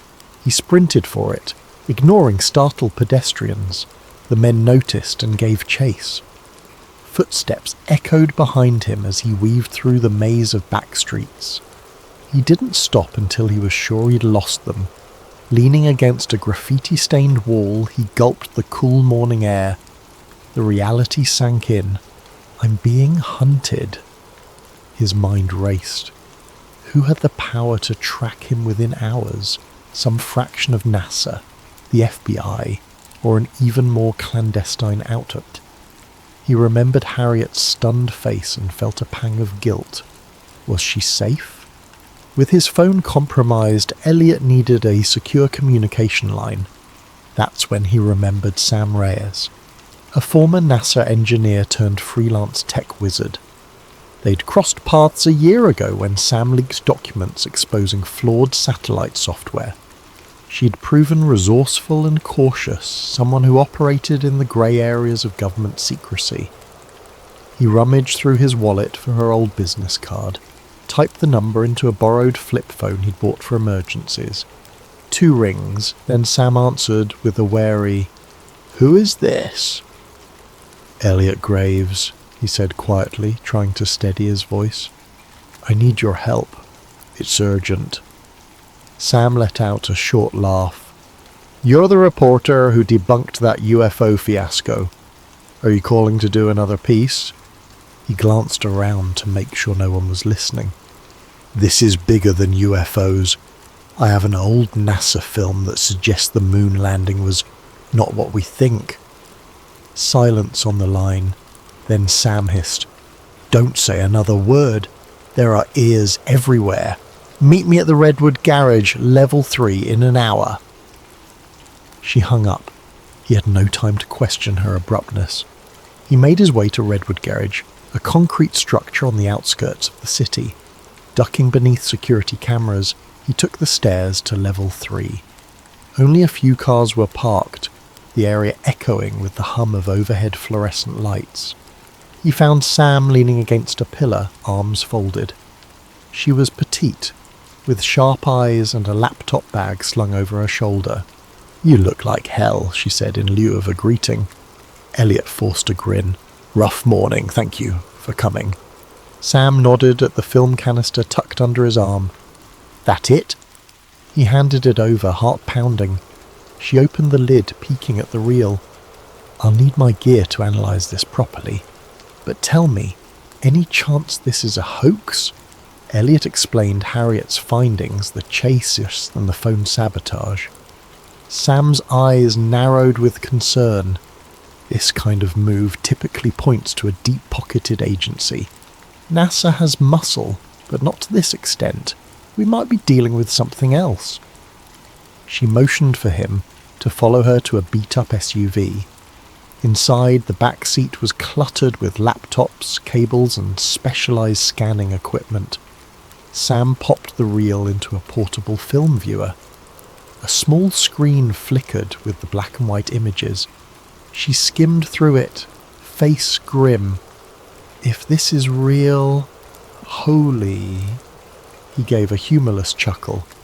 "I'm not sure I want it to be real, but it's looking that way." Sam started flipping through camera angles. "We'll cross-check the images with NASA archive logs, see if any set pieces match. Also, there's metadata in older film that might help pinpoint the exact date and location.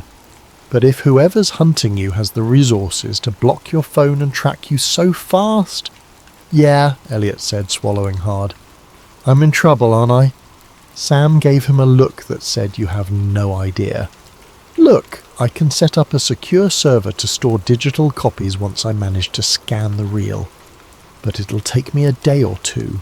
In the meantime, you need to vanish. They'll come for both of us once they realise I'm involved." As if on cue, a bullet shattered the SUV's rear window. Elliot and Sam ducked, hearts hammering. Tyres screeched on the level below. "We have to move," Sam hissed, starting the engine. Elliot curled into the passenger seat, pressing the canister tight against his chest. Another shot rang out, pinging off the concrete pillar. The SUV lurched forward, screeching around corners, headlights glaring on dull grey walls. Behind them, at least 2 dark sedans roared up the ramp. The chase was on. Elliot felt the cold sweat on his brow.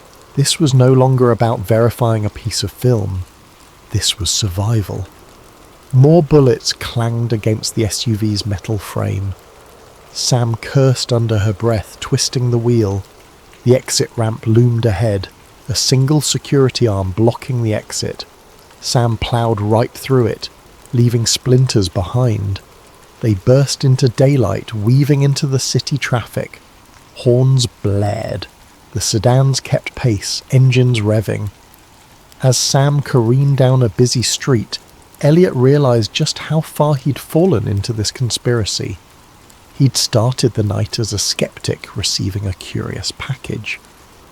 Now he was on the run, uncertain if he'd live to see the next morning. The real question: was the truth worth this cost? He clenched the film canister as if it were his lifeline. Maybe it was.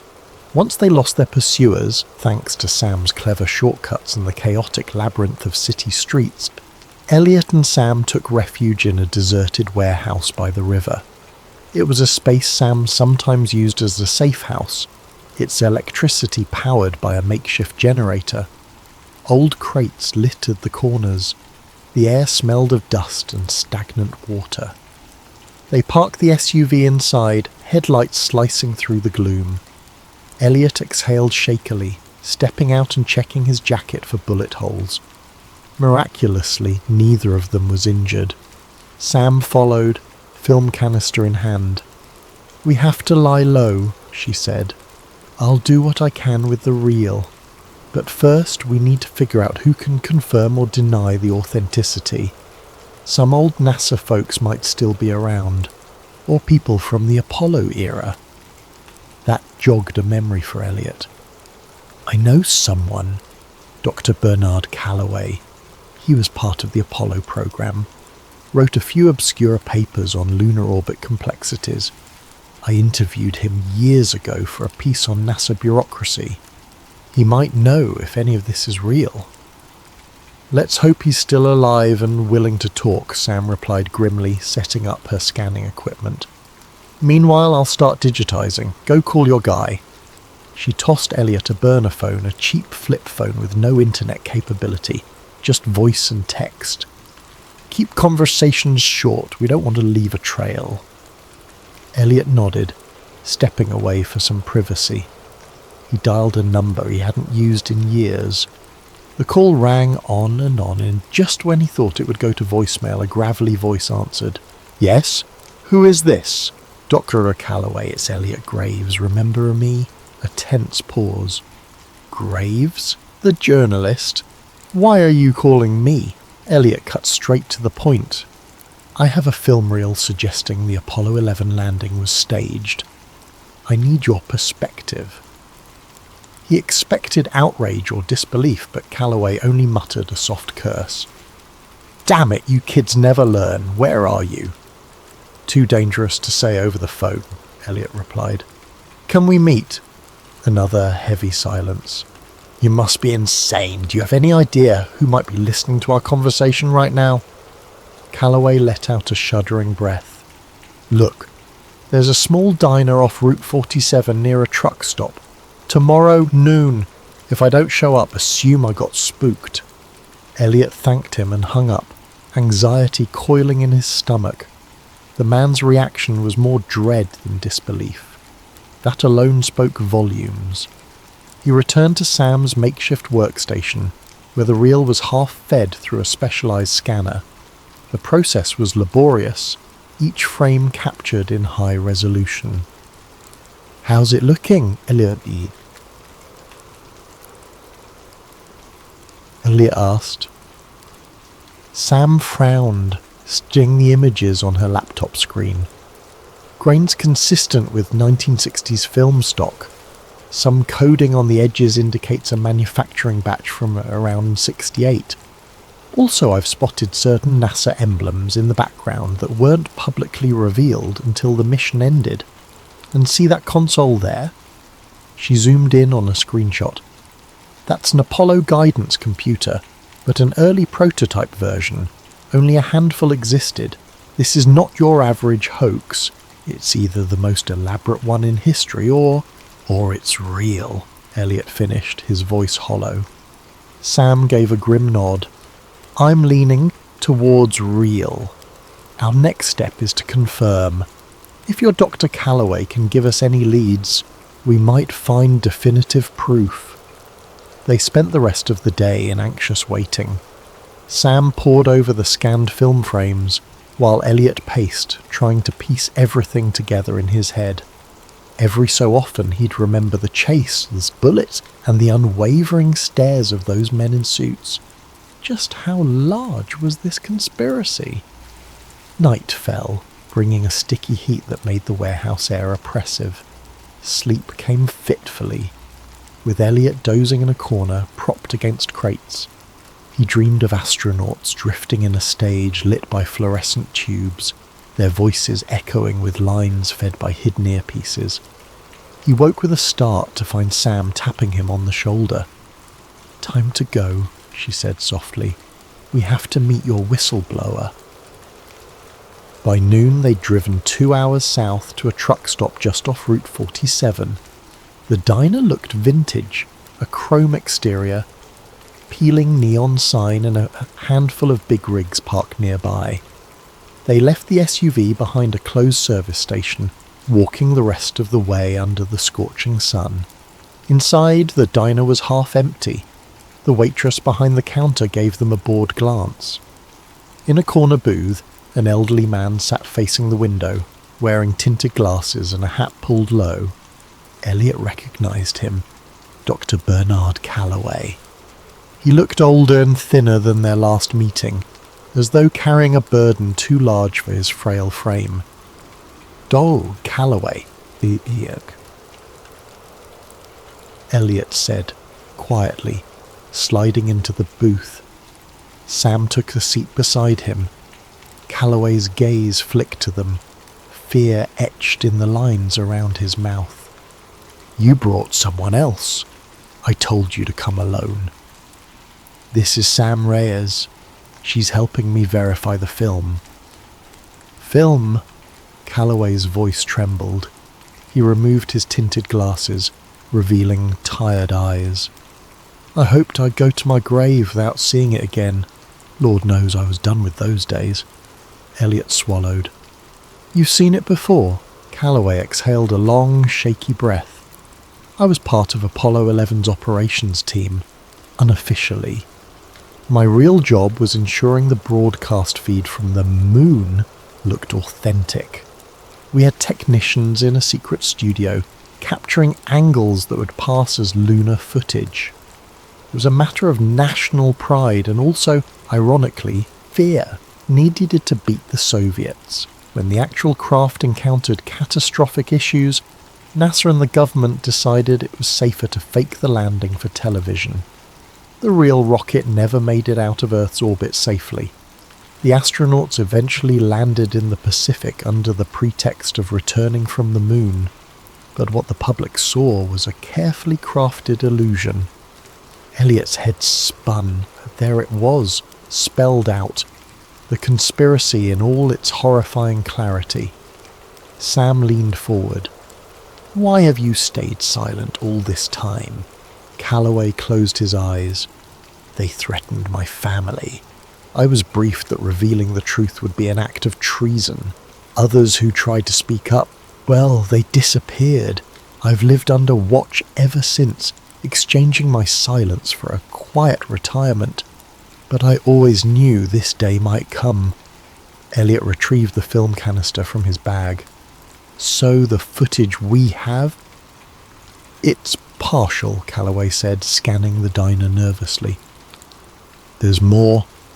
Hours of outtakes, behind-the-scenes planning. Enough to destroy decades of NASA's legacy if it got out. That reel is probably what was stolen from the archives in the 70s. I thought it had been destroyed." A lump formed in Elliot's throat. "So it's authentic? And NASA? Or whoever's controlling this? They're hunting us to bury it again." Calloway nodded. "They'll kill you, no question. They've killed for less." He glanced around, lowering his voice. "I can direct you to someone else who was there. A colleague named Walter Pierce. He escaped overseas, but you might track him down. He has a copy of the mission logs." Sam and Elliot exchanged looks.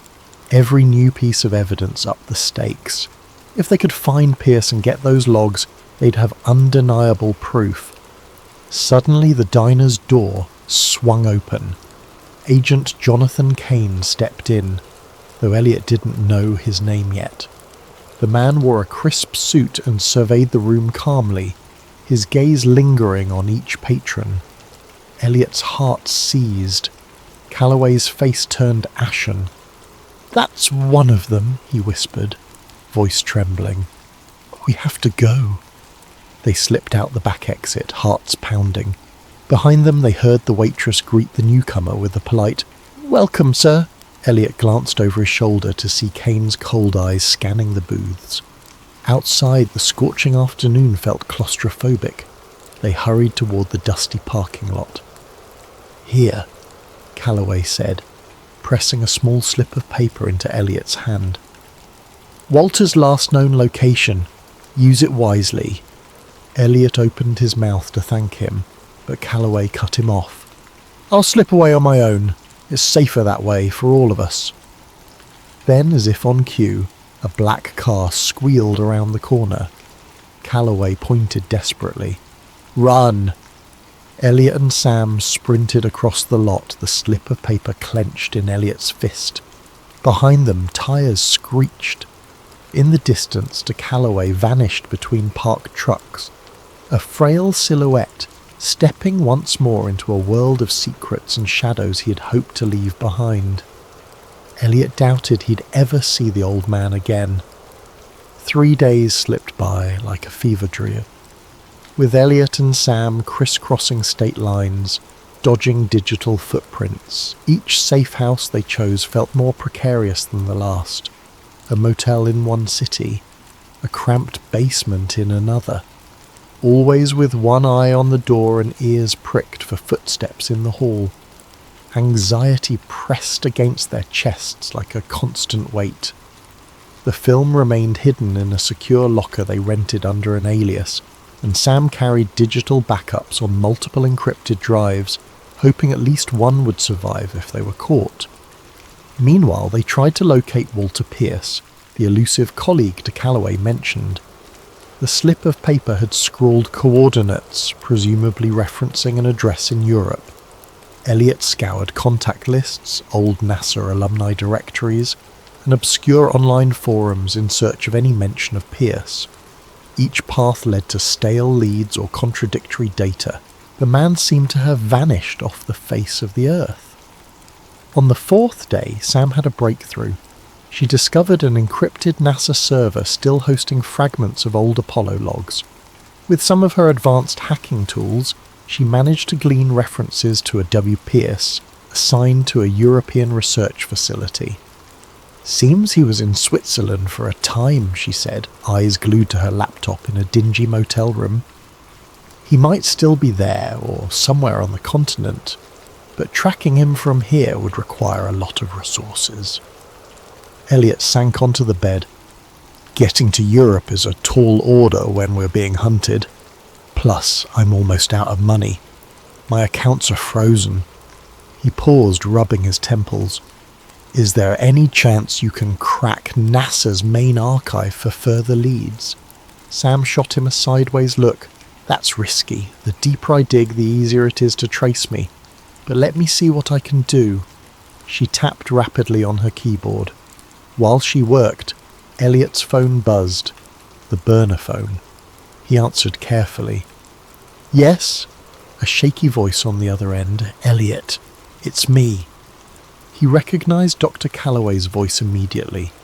Relief and dread mingled in Elliot's chest. "Doc, where are you?" Calloway exhaled, the sound crackling over the poor connection. "Somewhere remote. Listen, there's a private airfield near Hardwick County. I have an old acquaintance with a plane. He's flying me out of the country tonight. I can't stay here. They've already tried to corner me twice. I'm calling because I don't want to leave things unfinished." Elliot's pulse kicked up. "What do you mean?" "I have a file, a partial logbook detailing the faked segments of the Apollo broadcast. Coordinates of the set, code names of the staff, enough to corroborate the film. Meet me at the airfield before midnight. I'll hand it over." Elliot mouthed to Sam. "Dr. Calloway he wants to meet." She nodded and started packing up. "We'll be there," Elliot promised. "Don't be late," Calloway warned. Then the line went silent. They drove for hours along winding back roads, eventually arriving at Hardwick County's private airstrip around 11:30 p.m. The air was thick with the chirp of crickets. A single hangar stood near the runway lights, which glowed an eerie orange in the humid darkness. Spotting a lone figure by a small plane, Elliot recognised the stooped posture of Dr. Calloway. The old man waved them over, glancing nervously at the sky, as if expecting a helicopter to appear any second. "Over here! Quickly!" He pressed a worn leather-bound folder into Elliot's hands.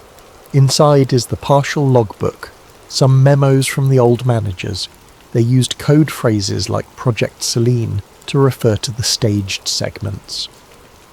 Elliot flipped through the yellowed pages, heart racing at the official NASA letterheads, signatures that confirmed high-level involvement.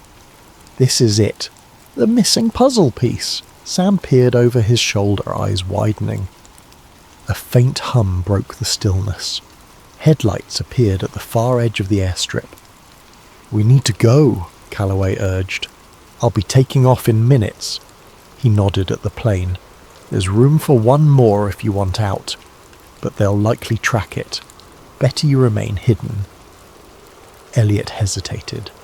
Part of him wanted to leave, fly away from the danger, but his journalist instinct screamed that he needed to stay to expose the truth. "Doc, are you sure you'll be safe?" Calloway's gaze dropped. "Safety is relative now. I just can't watch them bury the truth again. Promise me you'll find a way to make this public. People deserve to know." He shook Elliot's hand firmly. "And watch your back." With that, he turned to board the plane. Elliot and Sam stepped away, scanning the runway lights. The headlights from earlier grew brighter, revealing a black SUV. Elliot's stomach clenched. "We need to hide." They sprinted behind a cluster of fuel barrels, watching as the plane's engines roared to life. The black SUV screeched to a halt, doors flying open. Men in suits scrambled out, guns drawn. "Look," Sam whispered. Another figure emerged. Agent Jonathan Kane. He barked an order, and his men raised their weapons at the plane. Fear seized Elliot's gut. No! They wouldn't shoot down a plane, would they?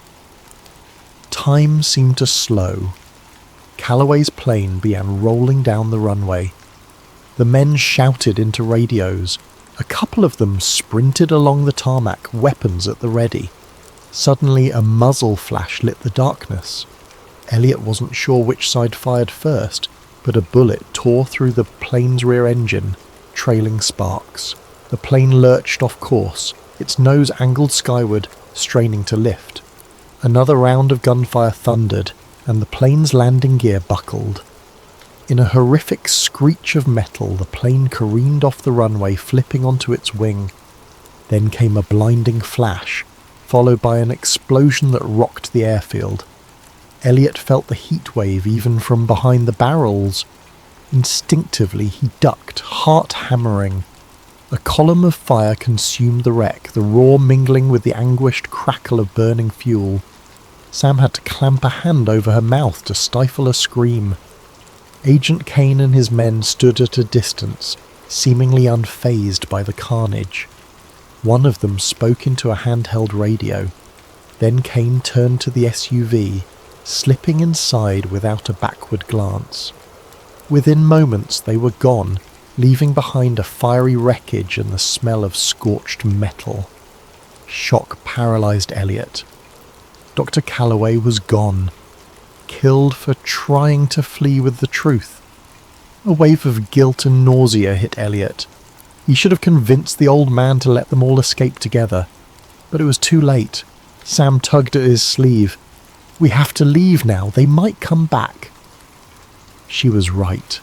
With adrenaline pumping, they skirted around the blaze, searching for any survivors in the dark. But the flames were too intense. No one could have made it out alive. As they drove away into the night, silent tears rolled down Elliot's cheeks. The folder of documents lay on his lap, Dr. Calloway's final bequest. In that moment, he realized the cost of chasing the truth was blood, and there'd be more spilled before the truth saw daylight. Inside the folder's pages were enough revelations to topple NASA's official history. Yet, seeing what had just happened, Elliot had no illusions. The forces protecting this secret were lethal, methodical, and possibly unstoppable. The best he could do was keep running, and hope the documents would become a weapon of truth powerful enough to shatter 50 years of lies. The next 48 hours blurred into a frenzied race against an invisible clock. Elliot and Sam knew they had to act fast. Once the shock of Calloway's death wore off, the same men who staged the plane crash would turn their focus back on hunting them. They holed up in an abandoned warehouse in a different state, courtesy of one of Sam's old acquaintances. It had a robust generator and a still functioning internet line that they jerry-rigged to keep off the official grid. While Sam continued scanning the folder's contents, Elliot penned an expose with trembling hands, a document that collated all the evidence they had, the reel, the NASA memos, and de Calloway's logbook.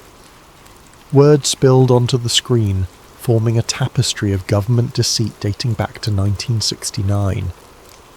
Every paragraph made his heart pound.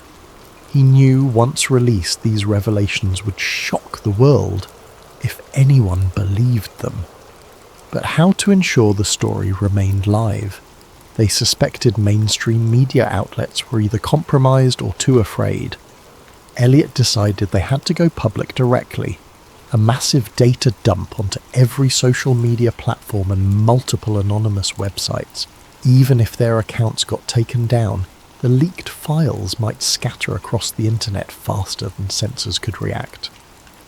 Their plan set, Sam double and triple checked the digital backups, layering encryption upon encryption, storing copies on servers overseas. Once we hit upload, they'll come for us, she warned. We can't be traced if we do this right, but they'll suspect it's us. Are you ready? Elliot hesitated, recalling the bullet that shattered the plane's engine, the explosion, and de Calloway's last moments. Then he nodded. We can't keep running forever. The only way to survive is to shine a light so bright they can't snuff it out. Sam tapped a few keys, launching their carefully orchestrated mass upload. Thousands of files began cascading into the digital ether. Elliot's expose triggered alongside, complete with images from the 16mm reel, still frames of the behind-the-scenes moon set, and NASA-coded logs referencing Project Selene. Within minutes, the hashtags Apollo hoax and Project Selene started trending across lesser-known forums. Users demanded answers. The first wave of adrenaline gave way to anticipation. Elliot and Sam hovered over their screens, watching the data spread. It was working. Mirror links popped up everywhere. For a brief moment, triumph washed over them. Maybe they'd done it. Then the pushback began. Major social media sites flagged the content as misinformation. Accounts posting the files got suspended en masse. A swirl of news headlines labelled the footage a deepfake conspiracy. Rapidly, official NASA spokespeople took to major news outlets, denouncing the fabricated film and urging the public to ignore baseless rumours. Eerily polished articles appeared online, discrediting Elliot Graves personally, a fringe journalist with a history of sensational claims. Sam's name surfaced too, portrayed as a disgruntled ex-employee with an axe to grind against NASA. The disinformation machine roared into overdrive. Elliot's phone buzzed with hateful messages. Threats poured into the websites hosting the data, calls for them to remove the fake uploads. Some complied. Others got hacked or taken offline. It was a digital war zone. Still, thousands of people downloaded the files, discussing them in hushed corners of the internet. A portion believed, many more scoffed. The mainstream narrative ridiculed the so-called Apollo conspiracy, saturating the headlines with dismissals. Amid the chaos, a thought jolted Elliot. The original reel. They still had the physical film, the ultimate piece of evidence. If they could get it to a neutral scientific body, someone who could run chemical tests live on air, it might be indisputable. They realised there was one place that might agree to test it openly: the National Historical Archives. Under normal circumstances, the archives were government-run, but there were staff members who prided themselves on transparency. The question was whether they'd even allow Elliot past the front doors. Sam argued it was worth a final gamble. They might be forced to test it in front of witnesses. If the results match 1969 manufacturing, no one can claim it's a modern forgery. Elliot agreed. Time was running out. They had to try. They set off under cover of darkness, planning to slip into the city near dawn. If they could persuade an archivist to examine the reel, maybe the truth would gain unassailable ground. The roads were nearly empty. Nervous silence filled the SUV. Elliot sensed they were heading into the lion's den, but there was no alternative. When they arrived at the National Historical Archives building, an imposing limestone structure, Elliot's instincts screamed danger. The plaza felt too quiet. He parked a block away. They approached on foot, film canister in hand. The first sign of trouble was the locked main entrance. Normally, the lobby opened early. Now it was sealed, the lights dim. A faint crackle of static reached Elliot's ears. He motioned for Sam to get down, but it was too late. Armed figures stepped out from the shadows, men in tactical gear. At their centre stood Agent Jonathan Kane. Cold determination etched on his face. A single lamppost cast harsh light over the scene. "Elliot Graves," Kane said softly, voice echoing in the empty plaza. "And Samantha Reyes. I believe you have something that belongs to the United States government." Elliot clutched the canister, adrenaline surging. "This belongs to history, not your lies." Kane raised a hand in a mocking gesture. "Let's be reasonable. That footage is a national security issue. Hand it over." Sam stiffened. "National security? It's a decades-old deception. People deserve to know." A sneer curled Kane's lip. "Your children playing with matches in a powder keg. The global ramifications of revealing this lie, you have no idea. The entire space race, our Cold War diplomacy, NASA's credibility, everything unravels. America's standing in the world collapses. This is bigger than you." "Then maybe it needs to collapse," Elliot retorted, stepping back. Sam discreetly slid a small flash drive from her pocket, likely containing a digital copy of everything. She slipped it under her foot, hoping to crush it into the pavement if needed, anything to keep the evidence from being seized intact. Two men lunged forward. Elliot flung himself aside. Sam tried to break free, but strong arms pinned her. Kane calmly walked over, plucked the canister from Elliot's grip and shook his head. "It's over, Graves." As Elliot struggled, he spotted a series of dark SUVs rolling in with their headlights off. More armed operatives. Sam's eyes met his, fear and resignation mingling. They had played all their cards. Bile rose in Elliot's throat as he realised they were powerless here. A blow to the side of Elliot's head blurred his vision. He heard Sam screaming, then darkness. Elliot came to in a dimly lit room, strapped to a chair. A harsh fluorescent bowl buzzed overhead. Agent Kane stood by a metal table reviewing files. A small camera recorded from the corner. Elliot's mouth felt like cotton, a dull ache radiating from his temple.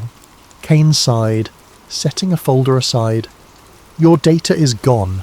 The networks hosting your uploads have been systematically shut down or drowned in disinformation. As for you, well, let's just say the world will remember you as a troubled conspiracy theorist who vanished." Elliot's heart pounded, but he forced a shaky grin. "You can't erase the truth forever." Kane smirked. "We've done it for 50 years. Another 50 won't be hard." He turned away, leaving Elliot alone in the cold, silent room, a prisoner of the same hidden apparatus that had consumed a Calloway. Years passed. Officially, Elliot Graves remained missing, presumed dead. Samantha Reyes vanished from every public record, her life story buried under falsified documents. The film canister and the physical logs from Dr. Calloway were never mentioned again. Media coverage of the so-called Apollo hoax faded into rumour and ridicule. Government spokespeople labelled it the digital conspiracy of the decade, pointing to doctored footage and cyber scams. The narrative solidified in the public mind. The moon landing was real, and any claims otherwise were pure fantasy. But in the hidden corners of the internet, whispers persisted. Anonymous forums traded screenshots of frames from the original reel. Some claimed they possessed fragments of the logs, while others insisted they had personal accounts from NASA insiders. Most people dismissed these stories as hoaxes, but a small group of truth seekers dug deeper, their curiosity refusing to die. And somewhere in a locked private server under an array of pseudonyms, the data backup Sam Reyes had created still existed, protected by advanced encryptions that no government agency had yet cracked. Then one quiet afternoon, a new video surfaced online. It was low resolution, filmed in a stark room with a pale white wall as a backdrop. The speaker's face was gaunt, eyes hollow, but unmistakably Elliot Graves. He spoke in a subdued voice as though aware he had limited time. "If you're watching this, it means I failed to stop them from suppressing the truth. But the truth can't be drowned forever. The footage is real, the documents are real, and the men who hid it still walk free, rewriting history as they see fit. I beg you, look deeper. Don't accept their narrative. The cost of ignorance is the freedom to shape our own reality." He paused, voice trembling with resolve. "They'll deny this again. They'll call it a forgery. I expect nothing less. But ask yourself why they are so desperate to bury this story. Ask yourself who benefits from keeping the lie alive. Then follow the money, follow the fear, and you might find what Dr. Calloway died for." The video ended abruptly. Within hours, it was removed from major platforms, relabeled as a doctored clip. Yet it circulated among those who'd never stopped believing. They dissected every pixel, matching the contours of Elliot's face to older interviews, analysing background sounds for clues. Some insisted it was the real him, that he'd somehow managed to record a final message before captivity or worse. Others scoffed, claiming advanced AI deepfakes. But the seed of doubt was planted anew. In a suburban basement halfway across the country, a teenager named Marisol pored over these re-uploads. Fascinated by conspiracies, she set out to investigate further. She tracked the old forum posts, uncovered half-buried references to the digitized reel. Her nights blurred into early mornings as she pieced together the puzzle. Her heartbeat quickened each time she realized her IP address might be flagged by someone watching. But the idea of unveiling a 5-decade lie thrilled her more than it frightened her. Eventually, Marisol found an encrypted link that held partial keys to Sam Reyes' hidden server. She couldn't crack it, not yet, but she was persistent, learning new hacking techniques, fueled by the same unstoppable curiosity that once drove Elliot Graves, and so, in the quiet churn of digital frontiers, a new generation picked up the torch he'd been forced to drop.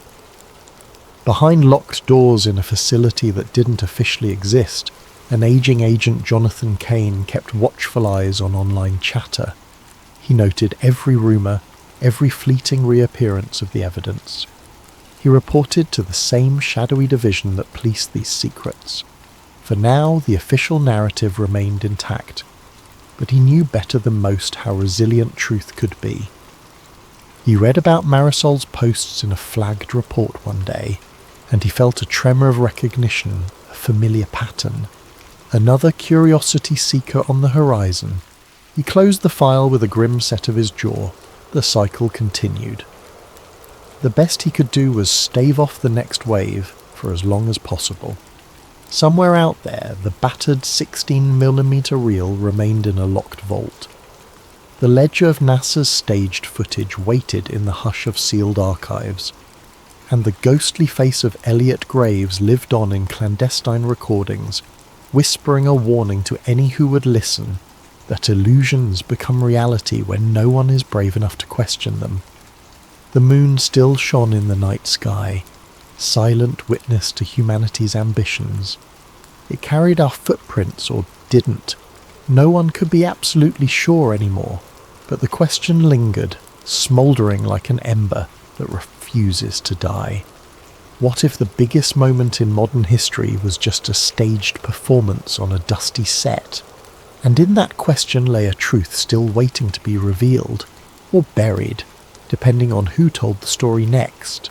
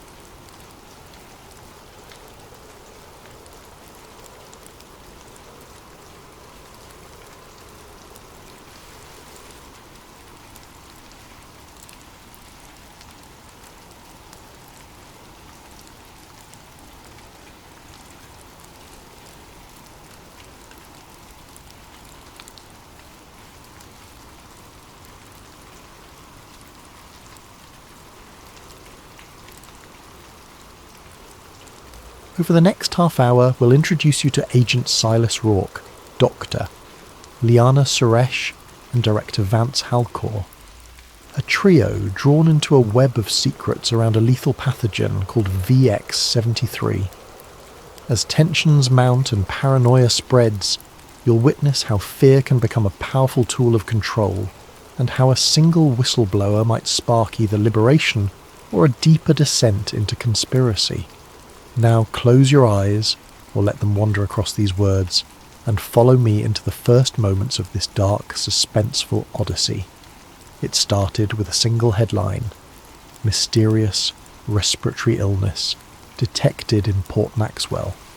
Within days, similar stories crept across the country, quiet at first, overshadowed by routine politics and everyday noise. Then, all at once, everything changed. The virus, designated VX-73, emerged as a swift-moving spectre, triggering coughing fits that escalated into respiratory failure for many.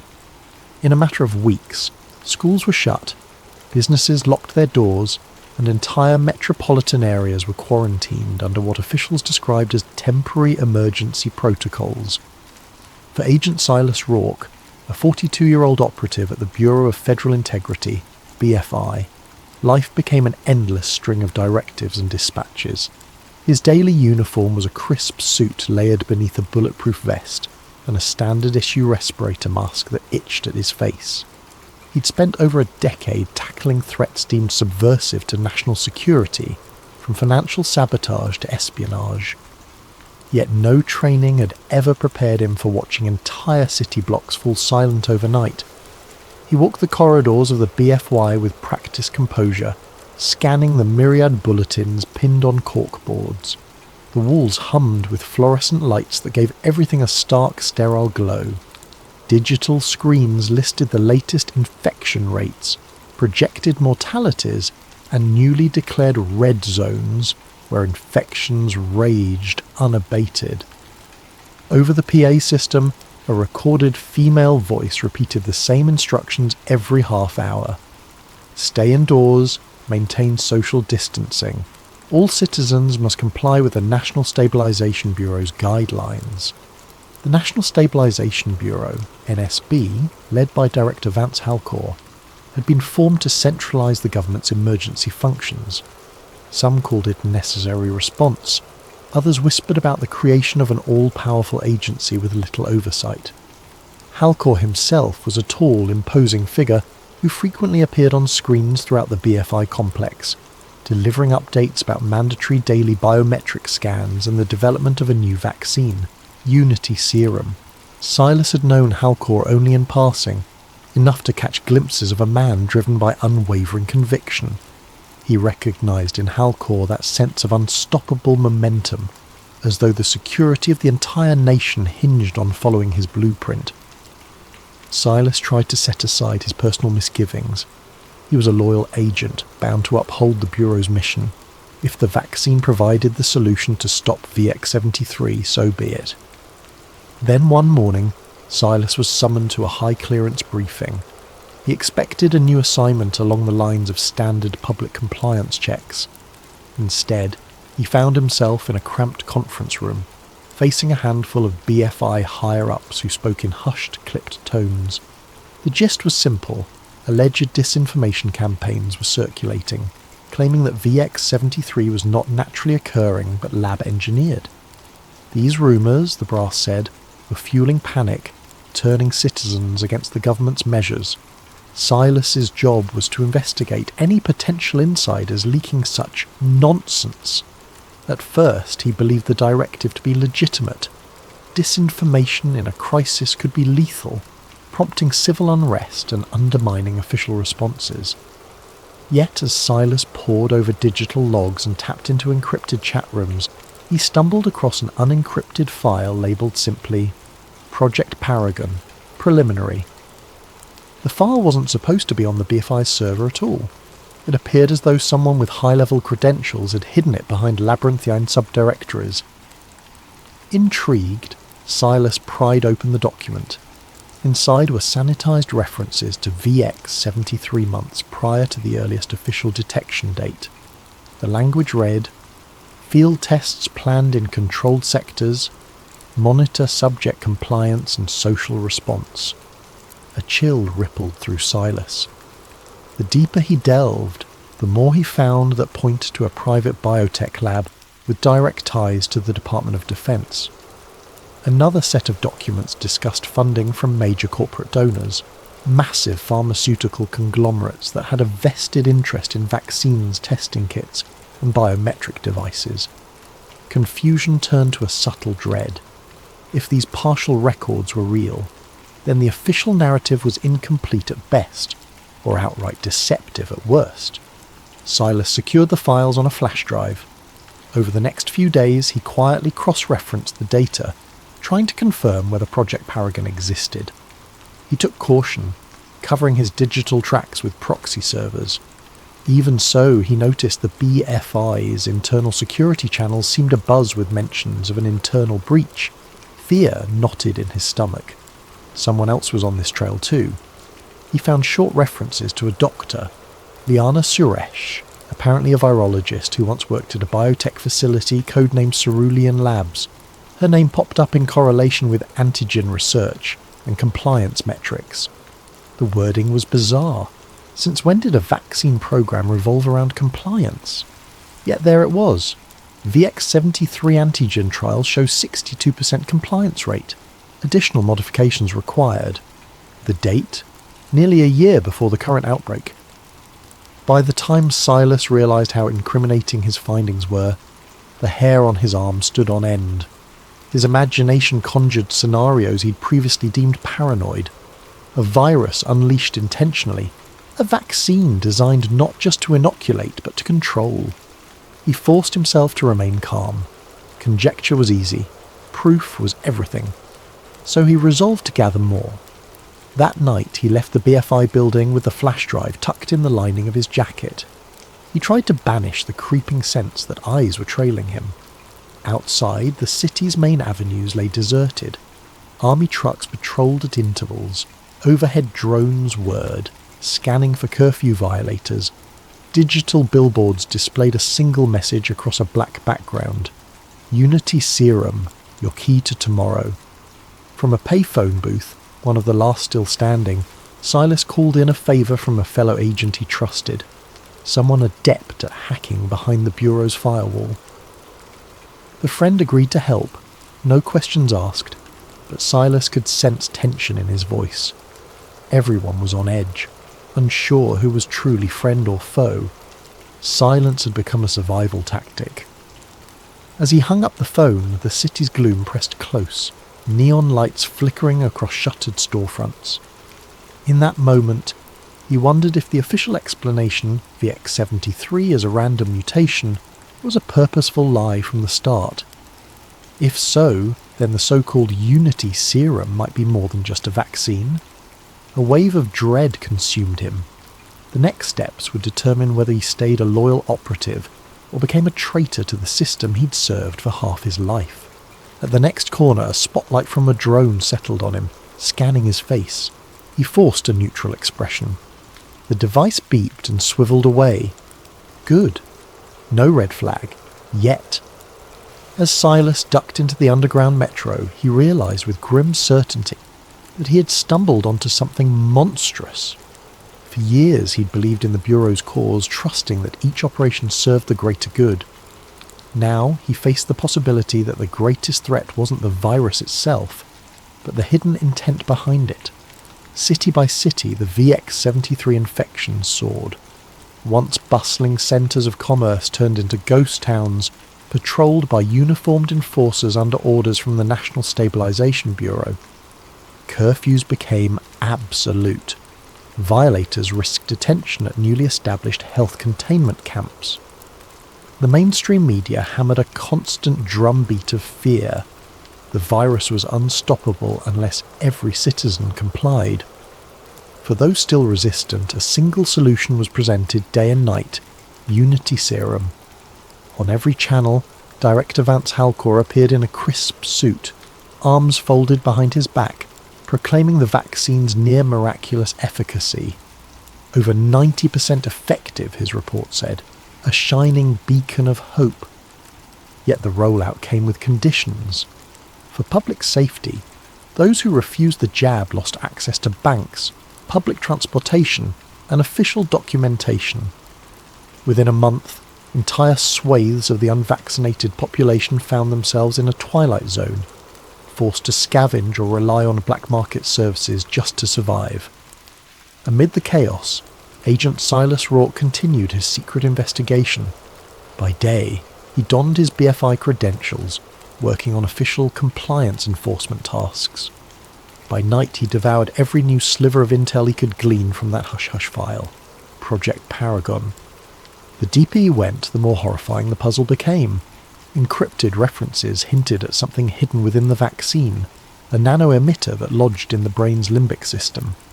One internal document read, "Neurological regulation markers confirm mild sedation of aggression, increased docility." potential for broader cognitive modulation pending further trials. Silas felt physically ill reading these words. Could the government have hijacked a public health crisis to deploy a mind-altering device at scale? He needed answers.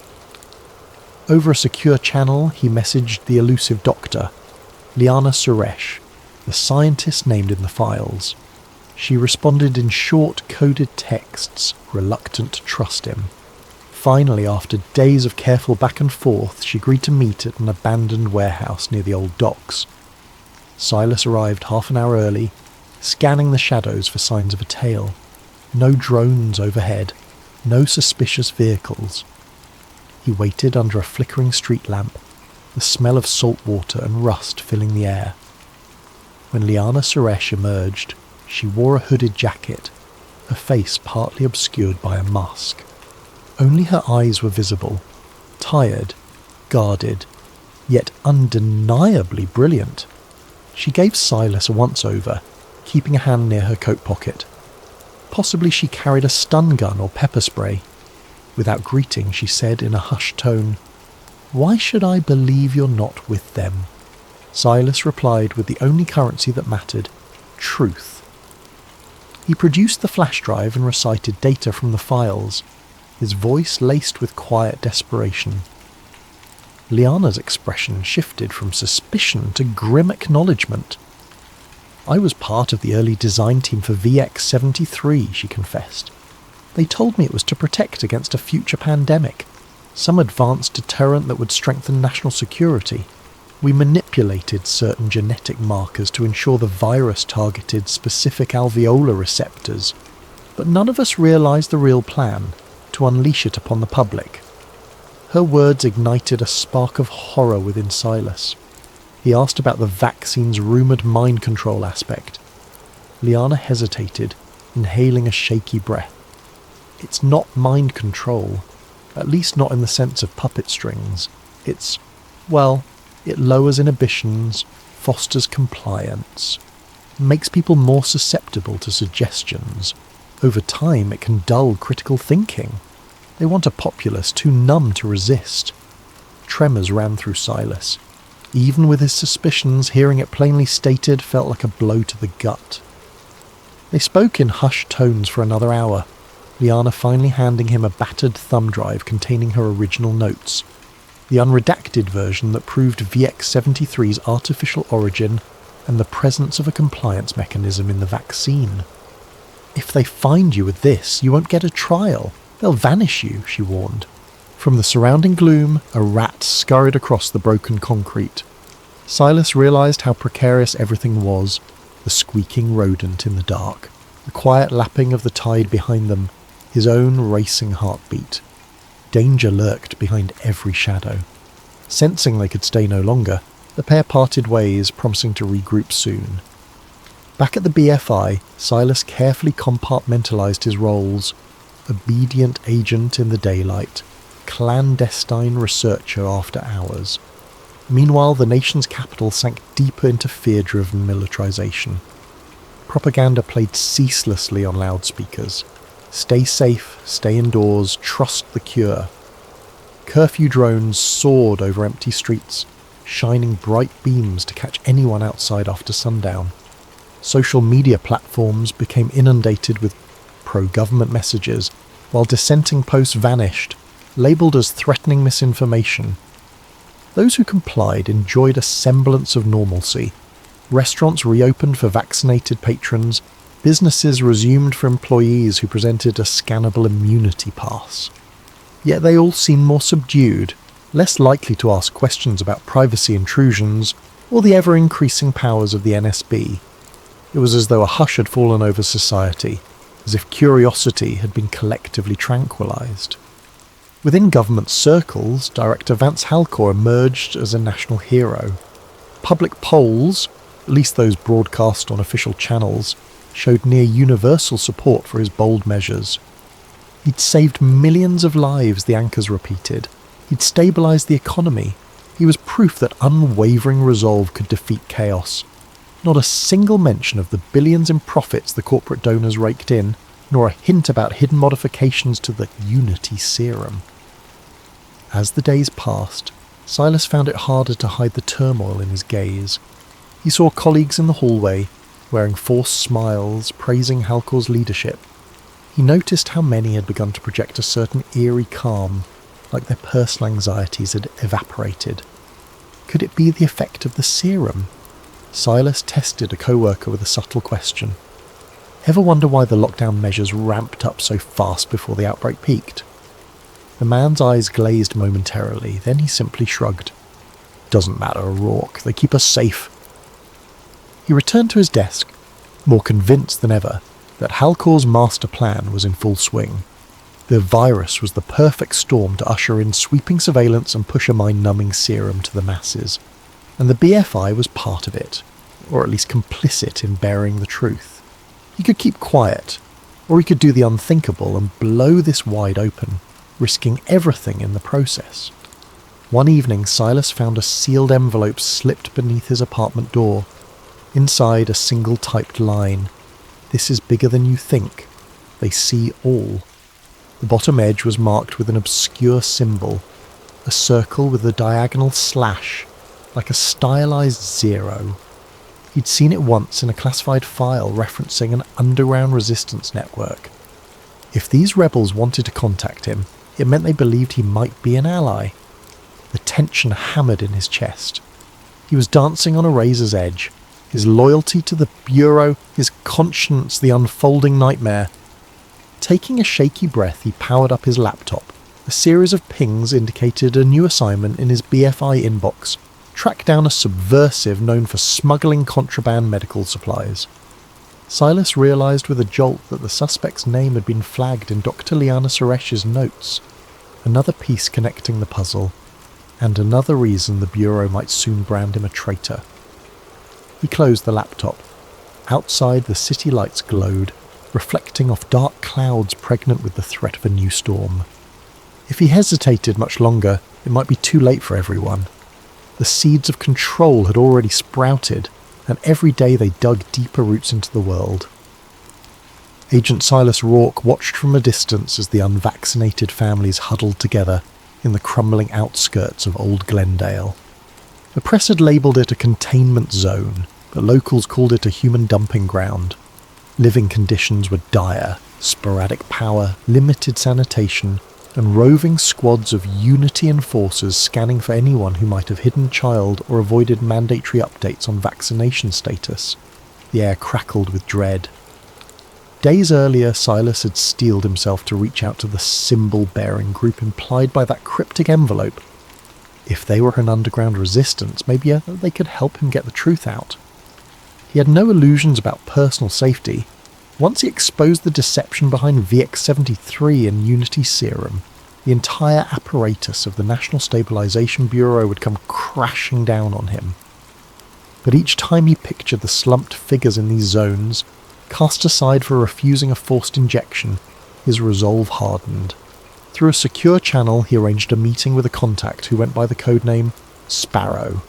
The location, an old print shop with boarded-up windows, rumoured to have once published subversive newspapers. Silas made sure to lose any trailing drones or BFI watchers by weaving through side streets. He wore a hooded coat, his respirator mask pulled high to conceal half his face. Inside the print shop, the musty smell of ink and paper still lingered. Boxes of unused flyers leaned against dusty presses. A dim light revealed a short figure in a makeshift black scarf. Sparrow.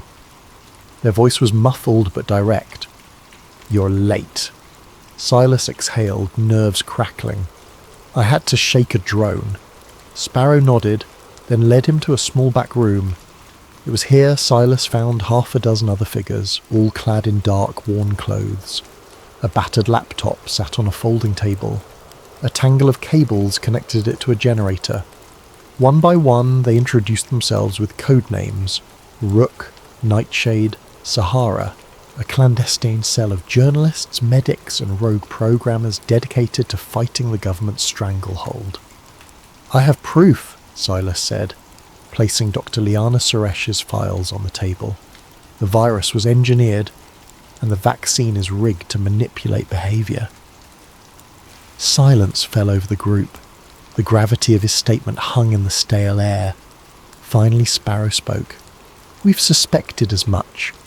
Over the past month we've been collecting testimonies, people complaining of unusual mental fog, the inability to feel strong emotions after receiving the serum.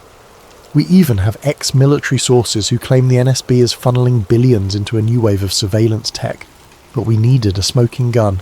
This might be it." Each set of eyes fixated on Silas. He handed them a flash drive, explaining how it contained Liana's unaltered research logs plus the Project Paragon blueprint. The group quickly scanned the data, verifying its authenticity. The sense of tension and excitement in the room was palpable. "We'll need to broadcast this globally," said Rook, a thin man with wire-rimmed glasses. "Not just post it. They have near total control over social media and mainstream outlets. We have to do something big, something they can't shut down in seconds." Nightshade tapped a map pinned to the wall, indicating a location in the Sierra Mountains. "This is an old radio tower with shortwave capabilities. We can piggyback on a communication satellite if we rig the hardware just right. It's off-grid, but the area's crawling with patrols. If we can get there, we can push the entire data set to thousands of independent radio operators around the globe. Within minutes, it'll be mirrored 100-fold. Sparrow turned to Silas. "We'll need you, your credentials, your knowledge of infiltration routes. We can't pull this off alone. Are you in?" Silas hesitated only a moment, the weight of countless nights of doubt pressing him forward. "Yes," he breathed, "I'm in." They set the plan in motion. Step 1. Connect with Dr. Liana Suresh. She alone could validate the data on air, lending credibility to the leak. Step 2. Slip past the increased security net. The BFI had ramped up its internal manhunt for domestic threats, with Silas among the top suspects. Step 3. Drive cross-country using an underground route, flipping vehicles and forging new IDs along the way. Step 4. Ascend to the tower, circumvent security drones, and broadcast the files before the NSB realised what was happening. It sounded near impossible. Then again, they had no alternative. If they failed, the public might never learn the truth. The entire world could sink deeper into a docile acceptance of government decrees, enslaved by illusions of safety. Before dawn the following day, Silas discreetly left the BFI headquarters for the last time. He burned the few personal belongings that might link him to known associates. He carried only a go-bag stuffed with his essentials, a sidearm, extra ammunition, false IDs, basic medical supplies, and a small encrypted drive. Meeting Sparrow's team in a secluded alley, they set off in a nondescript cargo van toward Dr. Liana Suresh's hidden location. When they found her, she was in a state of near panic. One of her old lab colleagues had just been found dead, officially from VX-73 complications, though Liana suspected a targeted assassination. She greeted Silas with trembling relief, and after a brief rundown of the plan, she agreed to come. The group moved swiftly, forging through back roads, switching to new vehicles at safe houses. They travelled by night, resting in abandoned barns or shuttered motels. Each day brought fresh headlines about subversive infiltration, plastering Silas's BFI photo on every digital screen with the label "Wanted for Treason." One by one, the safe houses fell under assault. Word reached them that many in the resistance network were disappearing. The official story had exposure incidents, but they knew the truth. The government was eliminating anyone who dared challenge the status quo. Then tragedy struck within Silas's own group. On a rainy evening, they were ambushed by a special ops squad while crossing through a ravine. 3 of their companions, Sahara, Nightshade and Rook, were gunned down amid the blackened mud and pouring rain. Silas, Sparrow and Liana barely escaped with their lives, forced to leave everything behind. The heartbreak of losing them nearly paralysed the survivors, but there was no time to grieve. The mission had to continue.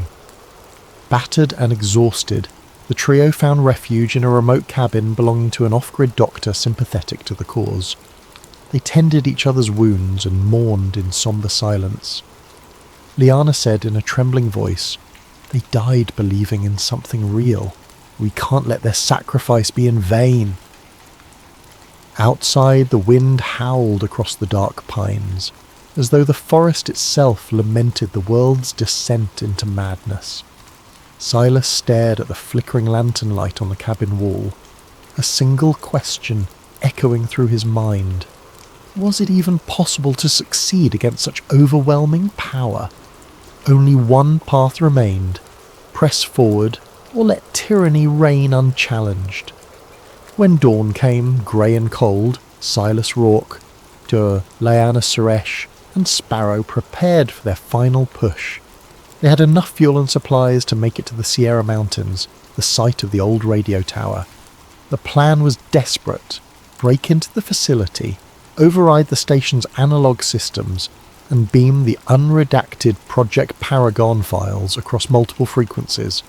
If they managed even a few minutes of broadcast, it could be enough to spark a chain reaction of revelations around the globe.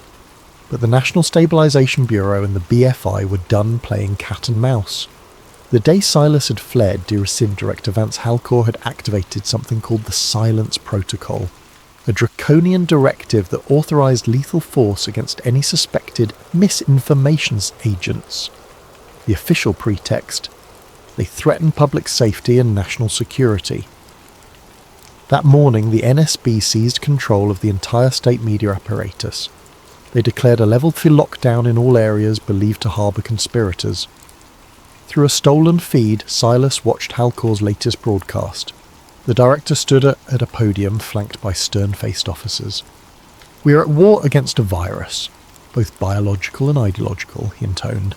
"We cannot allow a small band of anarchists to undermine our unified response. The new protocol is for the safety of us all."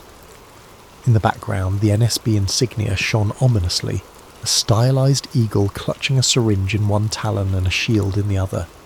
Undeterred, Silas, Lyanna and Sparrow set out. They avoided main roads, weaving through Forest Service trails and dilapidated back routes. Sometimes they passed small clusters of houses with boarded windows, the silent inhabitants too frightened to emerge.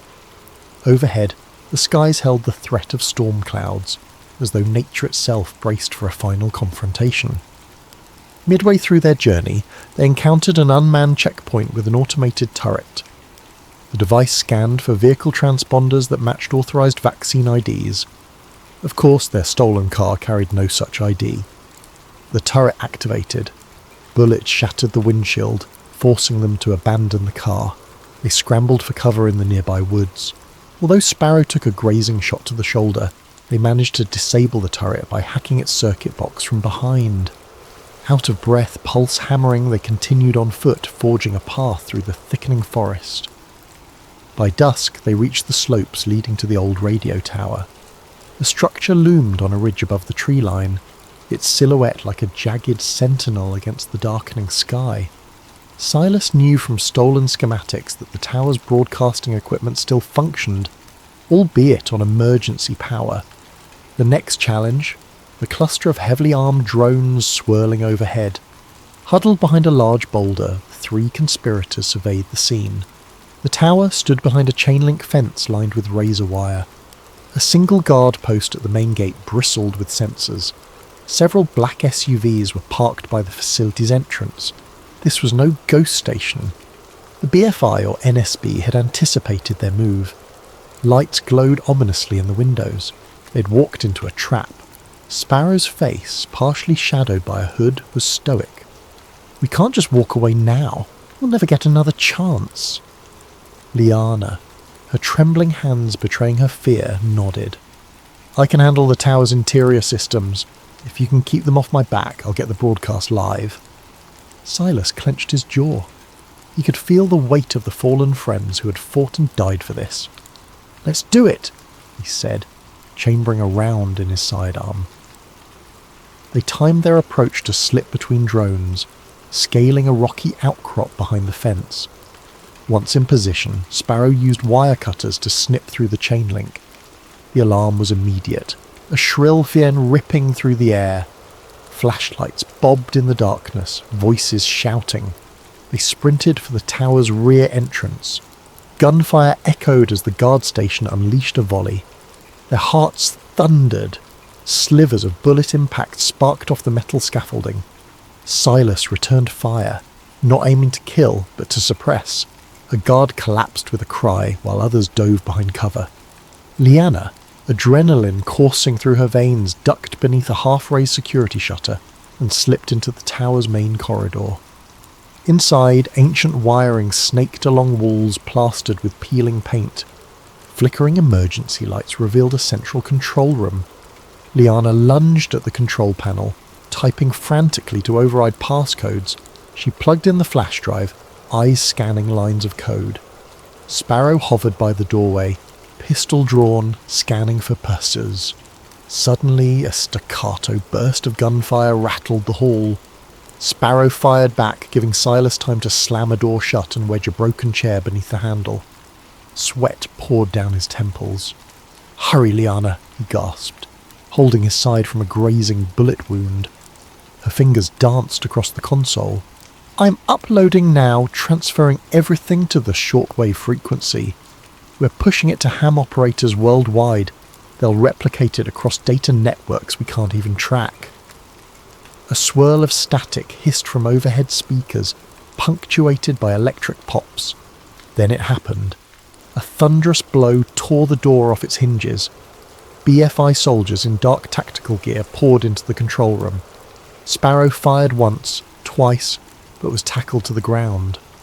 The muzzle flash illuminated Director Halcor himself, stepping through the smoke, flanked by heavily armed agents. His cold, piercing gaze found Silas, as if marking a final betrayal. Liana managed to press one last keystroke. "Transmission at 90%!" she shouted, triumphant desperation in her voice, but in a flash a bullet ripped through her chest. She staggered, gasping, blood staining her clothes. Silas, consumed by fury, raised his weapon. Before he could steer, a bullet tore into his shoulder, spinning him to the floor.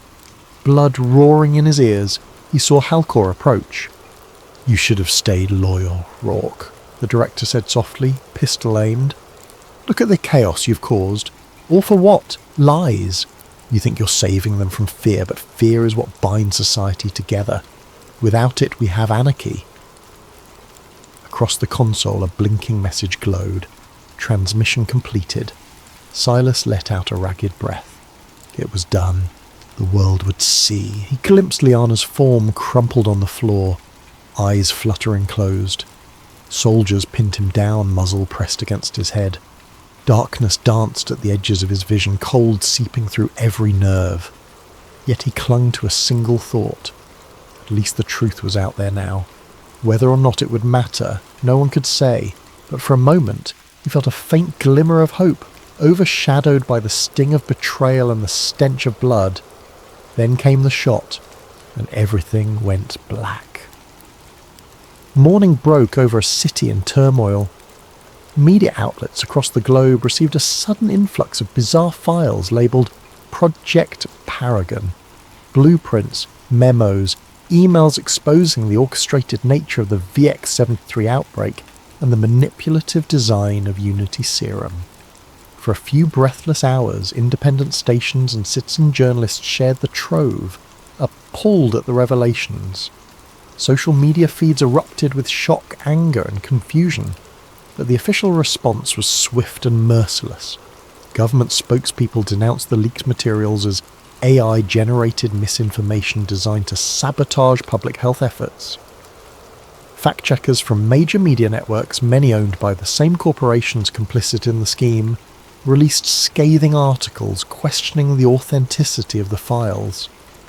The NSB dismissed the entire broadcast as a last-ditch effort by domestic terrorists, claiming the real objective was to discredit life-saving measures and sow chaos.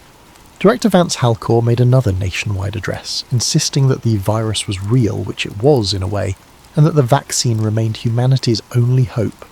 He claimed that unscrupulous actors, like Silas Rourke, had exploited the crisis to promote anti-government hysteria. Screens across the nation showed Silas's face next to the words, "He lied to protect you." The tagline implied that Rourke's so-called evidence was not only fraudulent, but a dangerous attempt to undermine everything the people had sacrificed for. Within hours, mainstream platforms scrubbed all references to Project Paragon. Accounts that posted the files were suspended or banned. The media repeated a unified refrain. The single source of truth is the NSB. Large swathes of the public, already terrified and half sedated by the vaccine's compliance mechanism, swallowed the official line. Protests flared in a few cities, but they were quickly quelled by an emboldened security apparatus.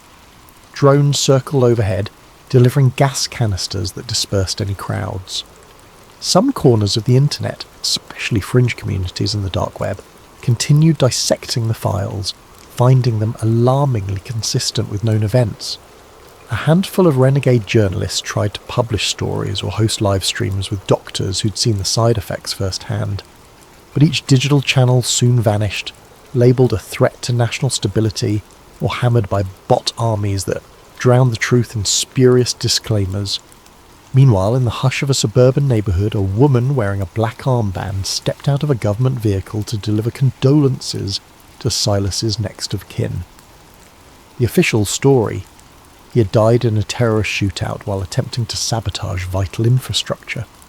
No mention of the bullet that ended him with Director Halcor standing overhead, or of the battered body of Dr. Liana Suresh found nearby. The Bureau of Federal Integrity updated its internal logs, listing Silas Rourke as deceased, traitor to the state. And that was that. The world churned on, battered by more virus mutations. The vaccine was rebranded with updates, Unity Serum Plus, promising an even safer tomorrow. New mandates required that all children receive the serum upon turning 5 years old. Biometric scanners became ubiquitous.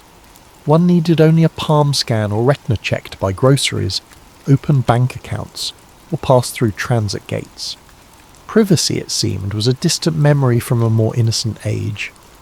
Yet pockets of doubt refused to be extinguished. Whispers spread in the hush of hidden gatherings, in hushed basement chats or encrypted group threads. Some had witnessed the brutal arrests of those who dared question the system. Others recalled loved ones who changed after taking the serum, becoming pliant, losing the spark of curiosity. They recounted flickering glimpses of the Project Paragon files before everything was shut down. The question lingered: had Silas Rourke and Dr. Liana Suresh exposed the greatest deception in modern history, only to be discredited by a well-oiled propaganda machine? In a small classroom on the outskirts of a major city, a teacher stood before rows of young students, all wearing mandated masks. Posters on the walls depicted a bright, sanitized-toned future, each featuring the NSB emblem and the phrase, "Order through unity, safety through silence." The teacher's gentle monotone instructed the children on the virtues of cooperation and the dangers of subversive thought. She tapped a touchscreen that displayed short videos praising Director Halcor's heroism against the dreaded VX-73. At the back of the classroom, a quiet child named Elias fiddled with the corner of his desk, glancing away from the screen. His gaze settled on a faded poster peeling off the far wall, an old public safety bulletin featuring Silas Rourke.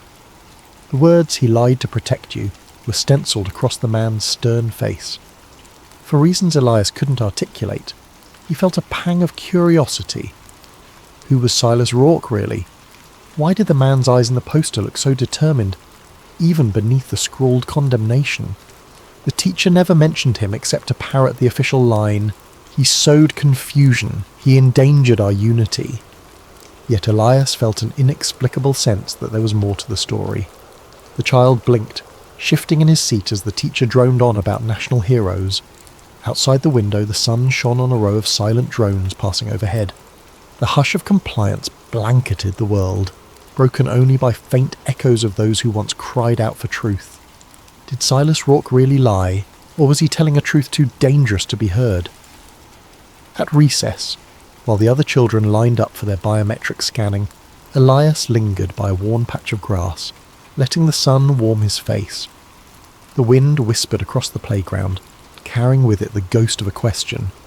He closed his eyes, imagining for a moment a different world, one shaped by the knowledge rather than fear, connection rather than silence.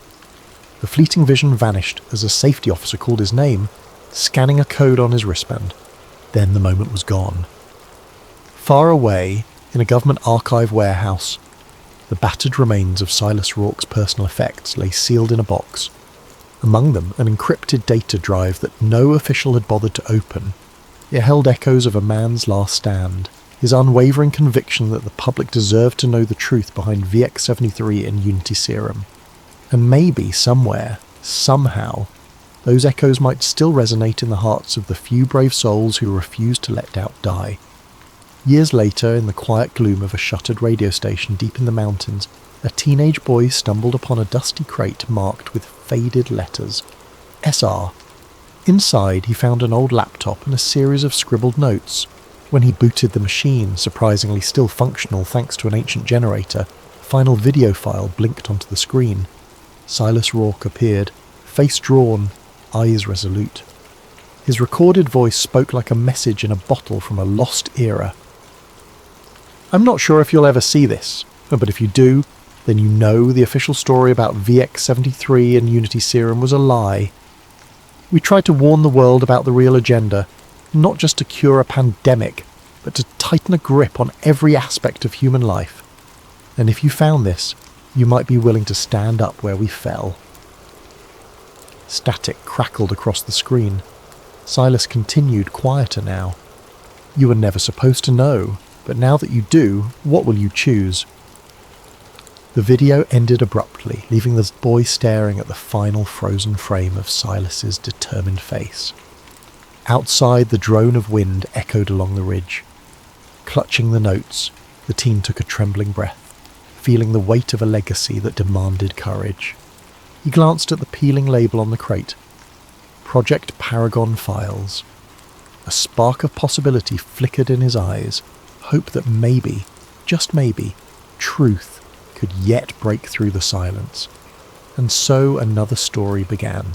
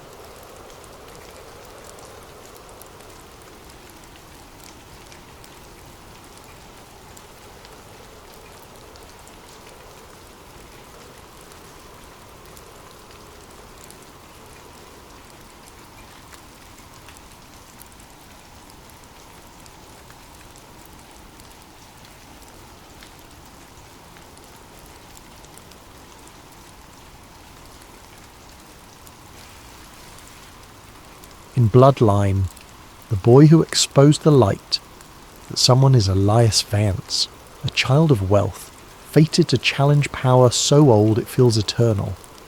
Now turn down the lights, keep your curiosity alive, and stay with me through the next 5 parts as we step onto a hidden stage where ancient secrets collide with modern ambition. And if your mind begins to drift into that liminal space between waking and sleeping, let the story gently guide you there. Because sometimes, the best truths are the ones we find in the quiet hours when the rest of the world is fast asleep. From an early age, Elias Vance learned that his world was not like other children's.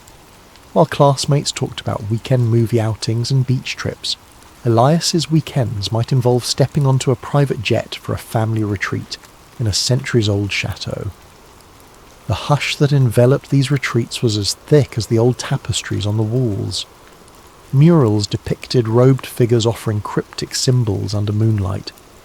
In corners, servants moved silently, their eyes lowered, as if afraid to meet his gaze. His father, Victor Vance, was a towering figure with a voice like cold steel. Victor exuded control. Even in casual conversation, he never truly relaxed. "We are Vances," he'd say during father-son talks in the study. "Our lineage stretches back to those who shaped history's greatest empires. We hold knowledge that few can imagine, but knowledge is worthless without discipline." He emphasised that last word with a cautionary edge, as though discipline was a shield between greatness and downfall. At age 8, Elias caught glimpses of gatherings in the mansion's hidden chambers. Figures in dark suits and formal gowns murmured in low voices, symbols carved onto the wooden floors. Once he saw his father conducting what looked like a candlelit ritual, men and women chanting in unison, swirling incense filling the air, and an ancient crest inscribed on the central stone tile. The crest bore an eye set within a pyramid-like shape, a design that seemed to watch from the gloom. Elias felt a mix of awe and unease. When he asked about it the next day, Victor's jaw tightened. "You saw nothing. Speak of it again, and there will be consequences," he warned. The boy swallowed his curiosity, frightened by his father's seldom-used sternness. School days brought their own peculiarities.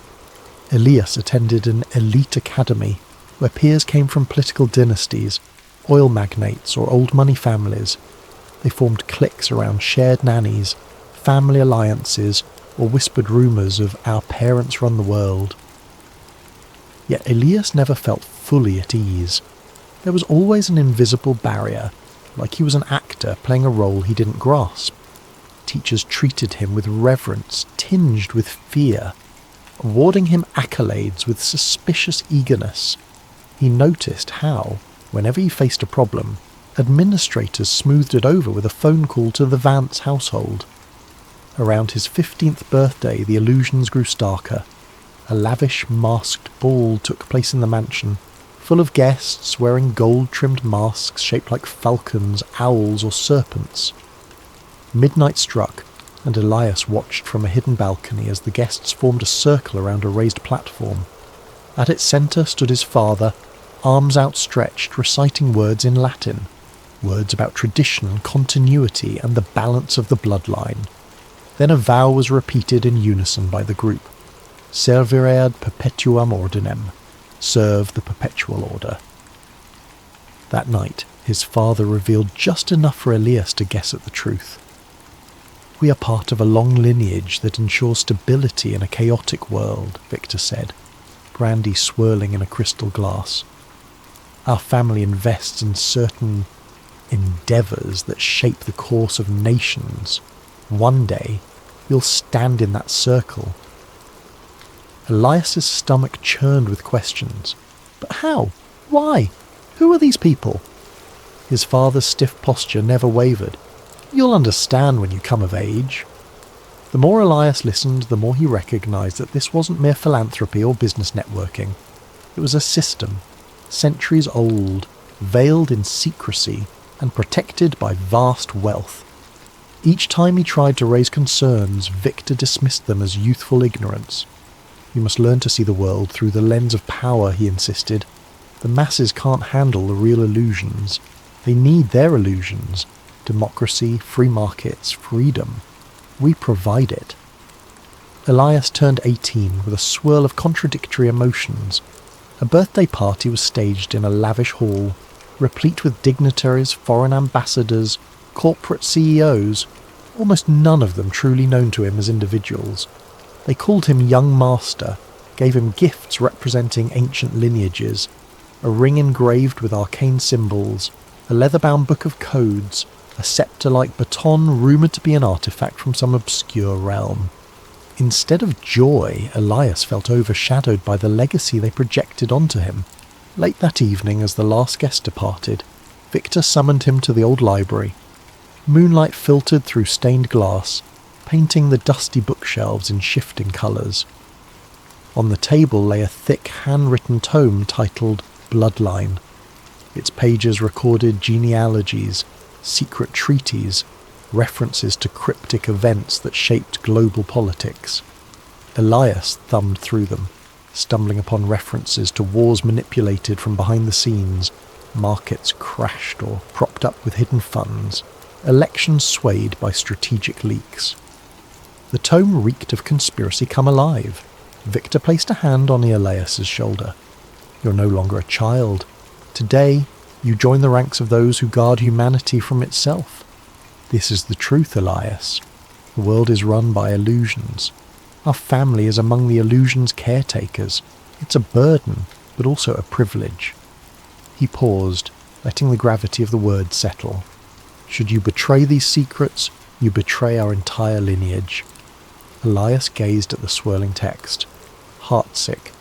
The illusions he'd glimpsed as a child now crystallized. They were the illusions that shaped governments, economies, and technology itself. But how much suffering had these illusions wrought? The library walls pressed in, heavy with the hush of ancestral watchers, as if the paintings and old busts were silently judging him. He exhaled, nodding his acceptance outwardly, but a kernel of doubt took root. Could a single family, indeed a single global circle, truly claim the right to manipulate billions of lives? Even if they believed it was for stability, who decided how far was too far? That night, Elias tossed in bed, haunted by the vow he'd effectively taken. The sense of destiny weighed on him, yet so did an unspoken conflict. Would he be a caretaker of illusions, or a breaker of them? He drifted off to dreams of shadowy gatherings and puppet strings controlling entire nations. Somewhere in that swirling dreamscape he resolved, I have to learn more. I have to see how deep these roots go before I can decide my own path.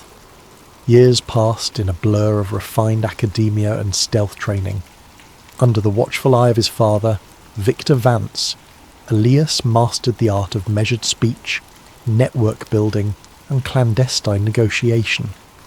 He studied finance at an exclusive university, though study was a loose term, given how the professors bent over backward to accommodate him.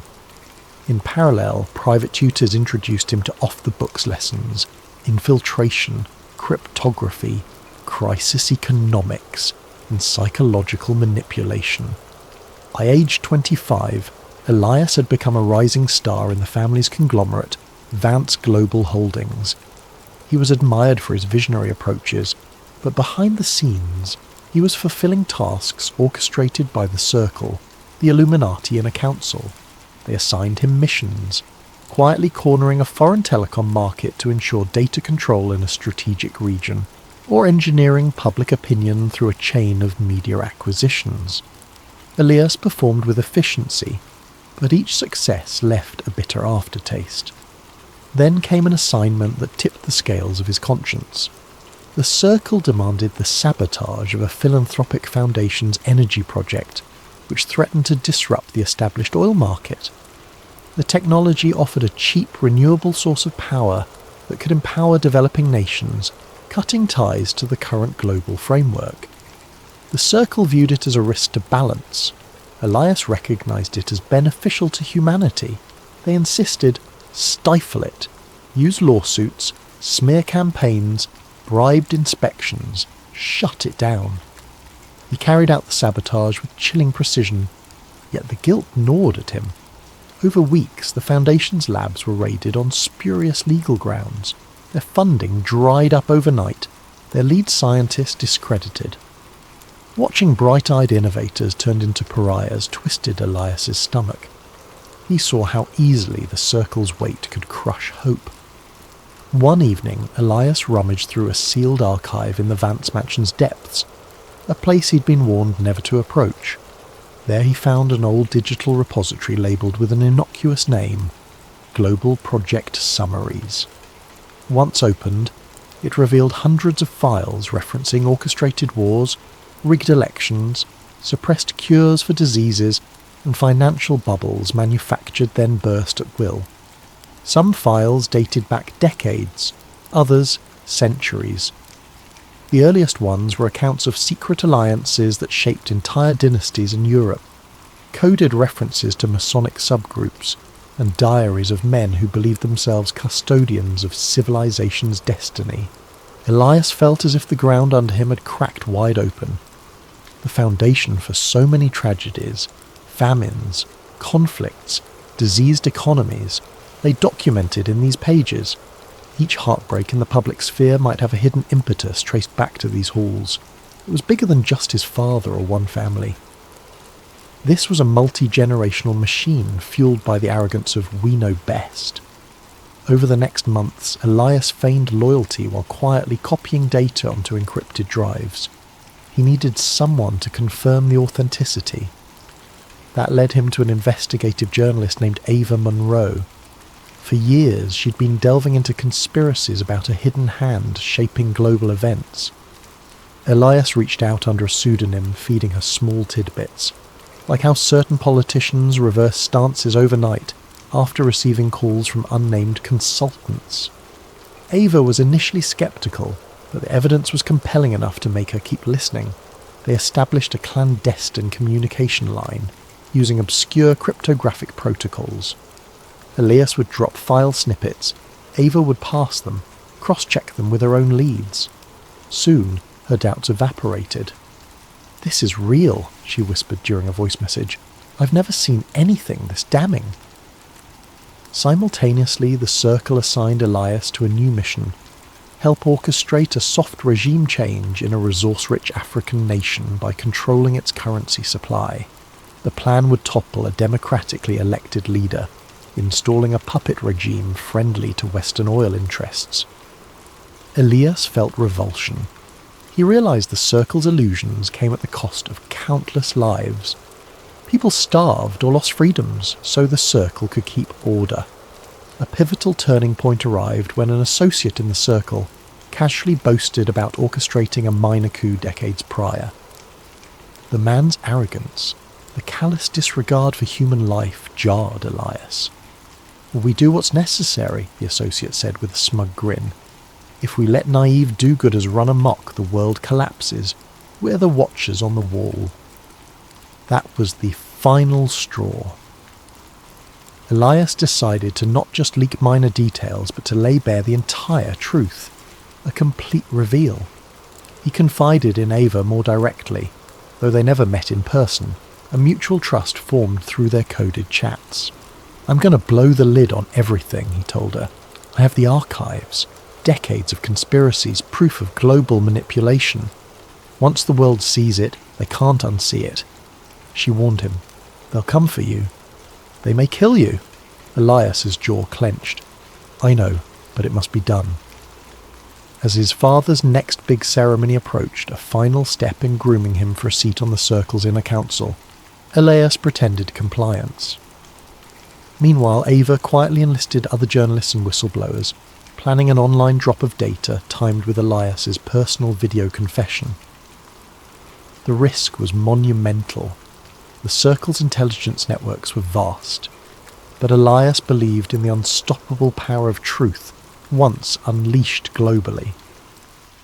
During a private dinner, Victor Vance made a toast to Elias's upcoming induction. "Son, I've never been prouder. Soon you'll stand among the elders, shaping tomorrow." Elias raised his glass, forcing a smile. Beneath the table, his palms sweated. He pictured the thousands of families torn apart by manipulated wars, the innovators silenced, the great leaps in technology withheld for decades. He realized he was about to betray all he was raised to be, and yet it felt like a liberation. That night, alone in his suite, he recorded the first draft of a confession video. He spoke plainly. "My name is Elias Vance.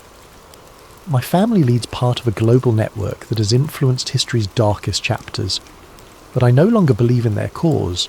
Here's the evidence." He carefully enumerated key documents, naming names, explaining how resources were controlled, how illusions of democracy were propped up. When he finished, he stared at the camera, heart pounding. This was his truth, laid bare.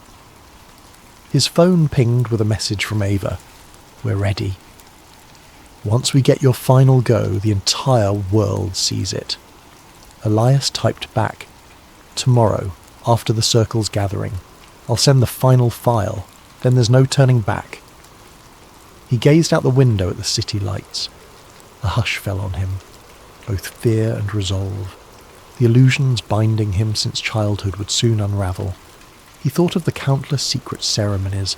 The hush in the old corridors was the real hush about to begin, the hush that might follow his final breath. He forced the thought away, focusing on the mission.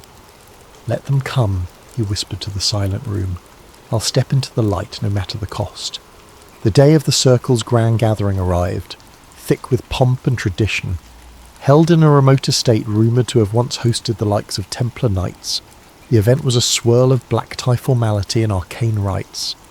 Elias travelled with his father in a sleek car convoy, every occupant under strict instruction to surrender phones or cameras upon arrival. The Circle's no-technology rule ensured secrecy, but Elias had prepared a subtle workaround. He wore a watch embedded with a covert data transmitter.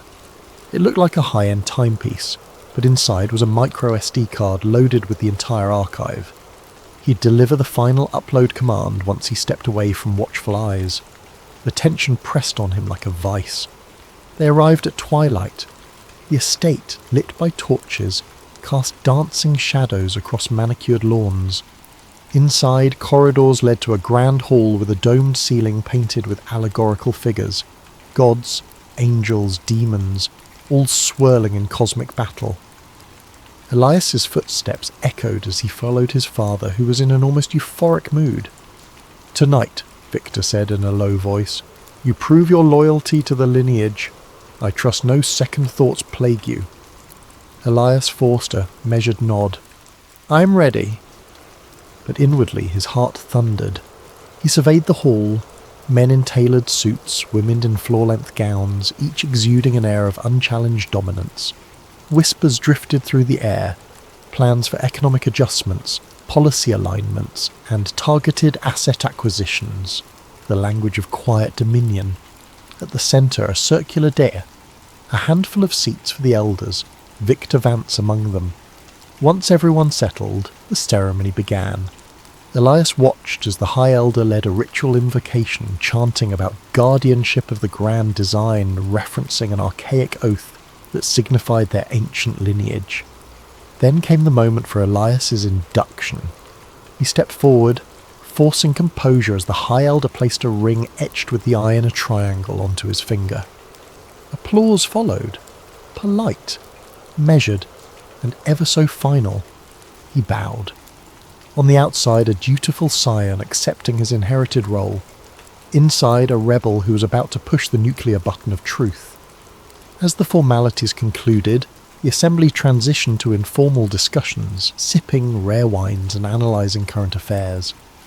Elias excused himself to the library, feigning a desire for solitude to reflect. No one questioned it. In that quiet library, he activated his watch's hidden function. The micro SD card inside contained a script set to release the entire trove to global servers, along with a personal video statement.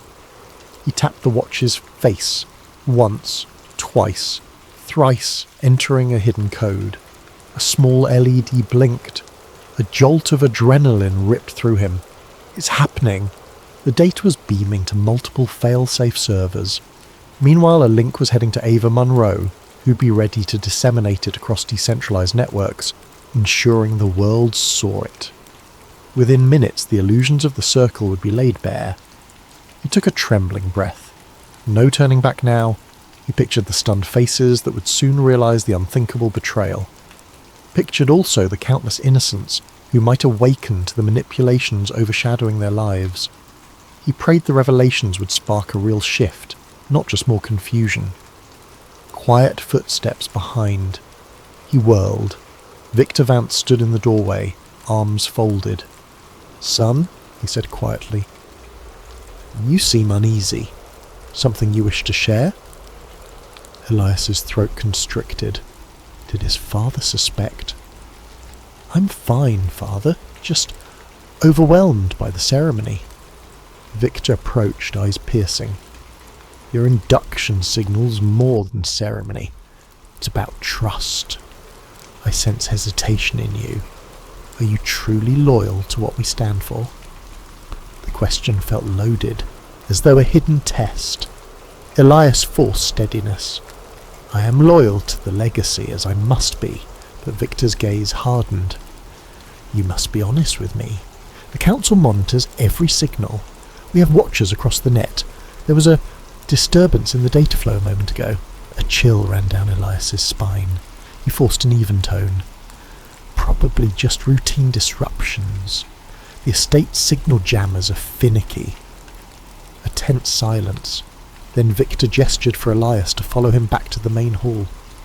Come, we should rejoin the others. We'll see if any anomalies arise. The subtext was clear. If they do, we'll know it's you. Heart pounding, Elias complied.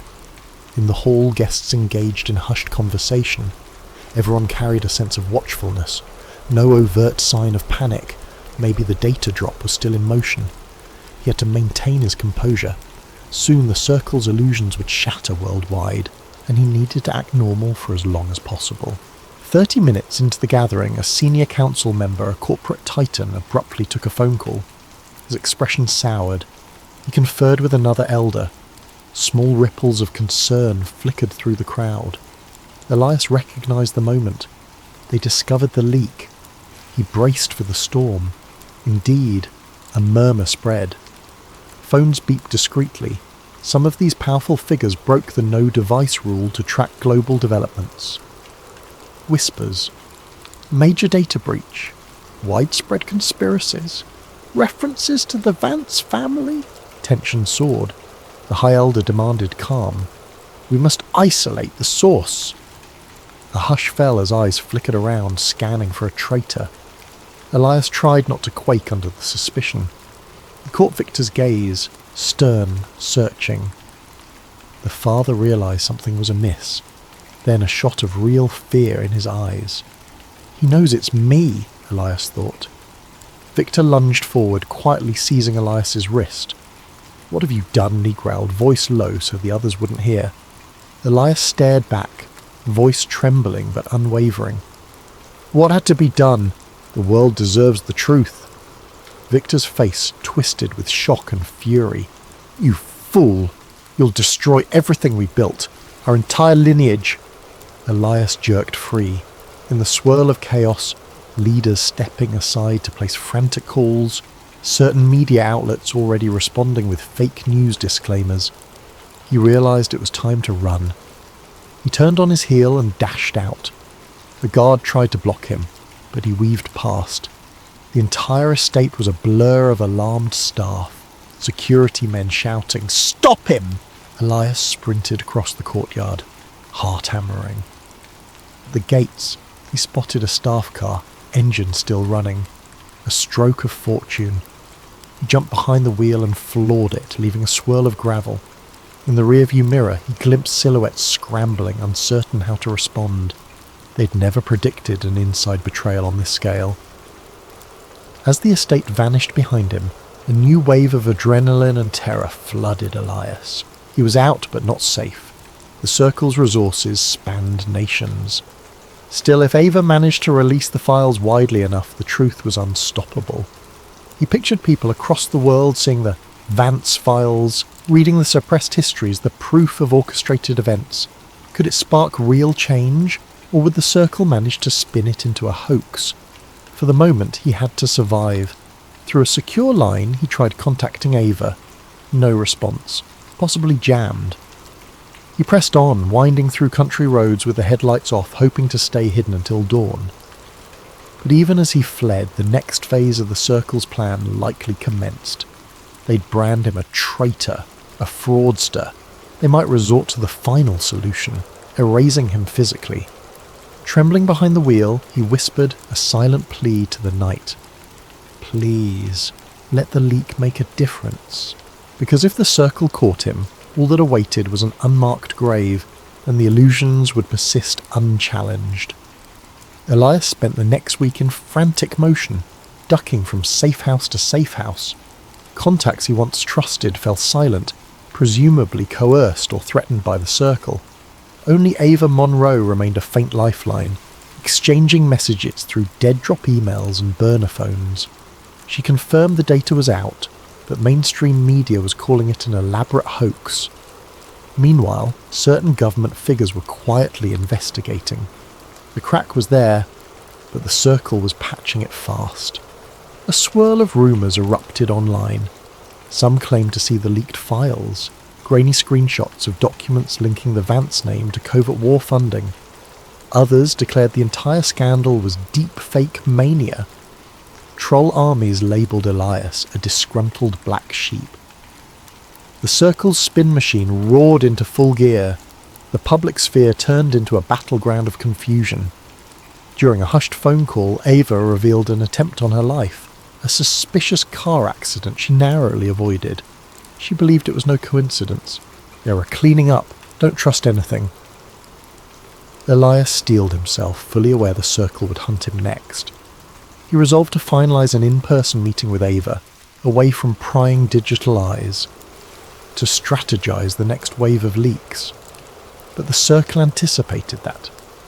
Late one night, a coded text arrived from an unknown number. Escape route secured. Plane to Iceland. You'll be safe. Elias recognised a trick. Why would someone spontaneously offer him a flight?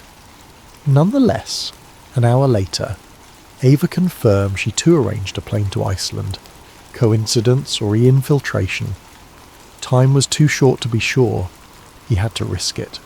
Iceland was rumoured to be a stronghold for data activists, out of the Circle's immediate reach. He arrived at the private airstrip under darkness, greeted by a lone pilot who addressed him by name.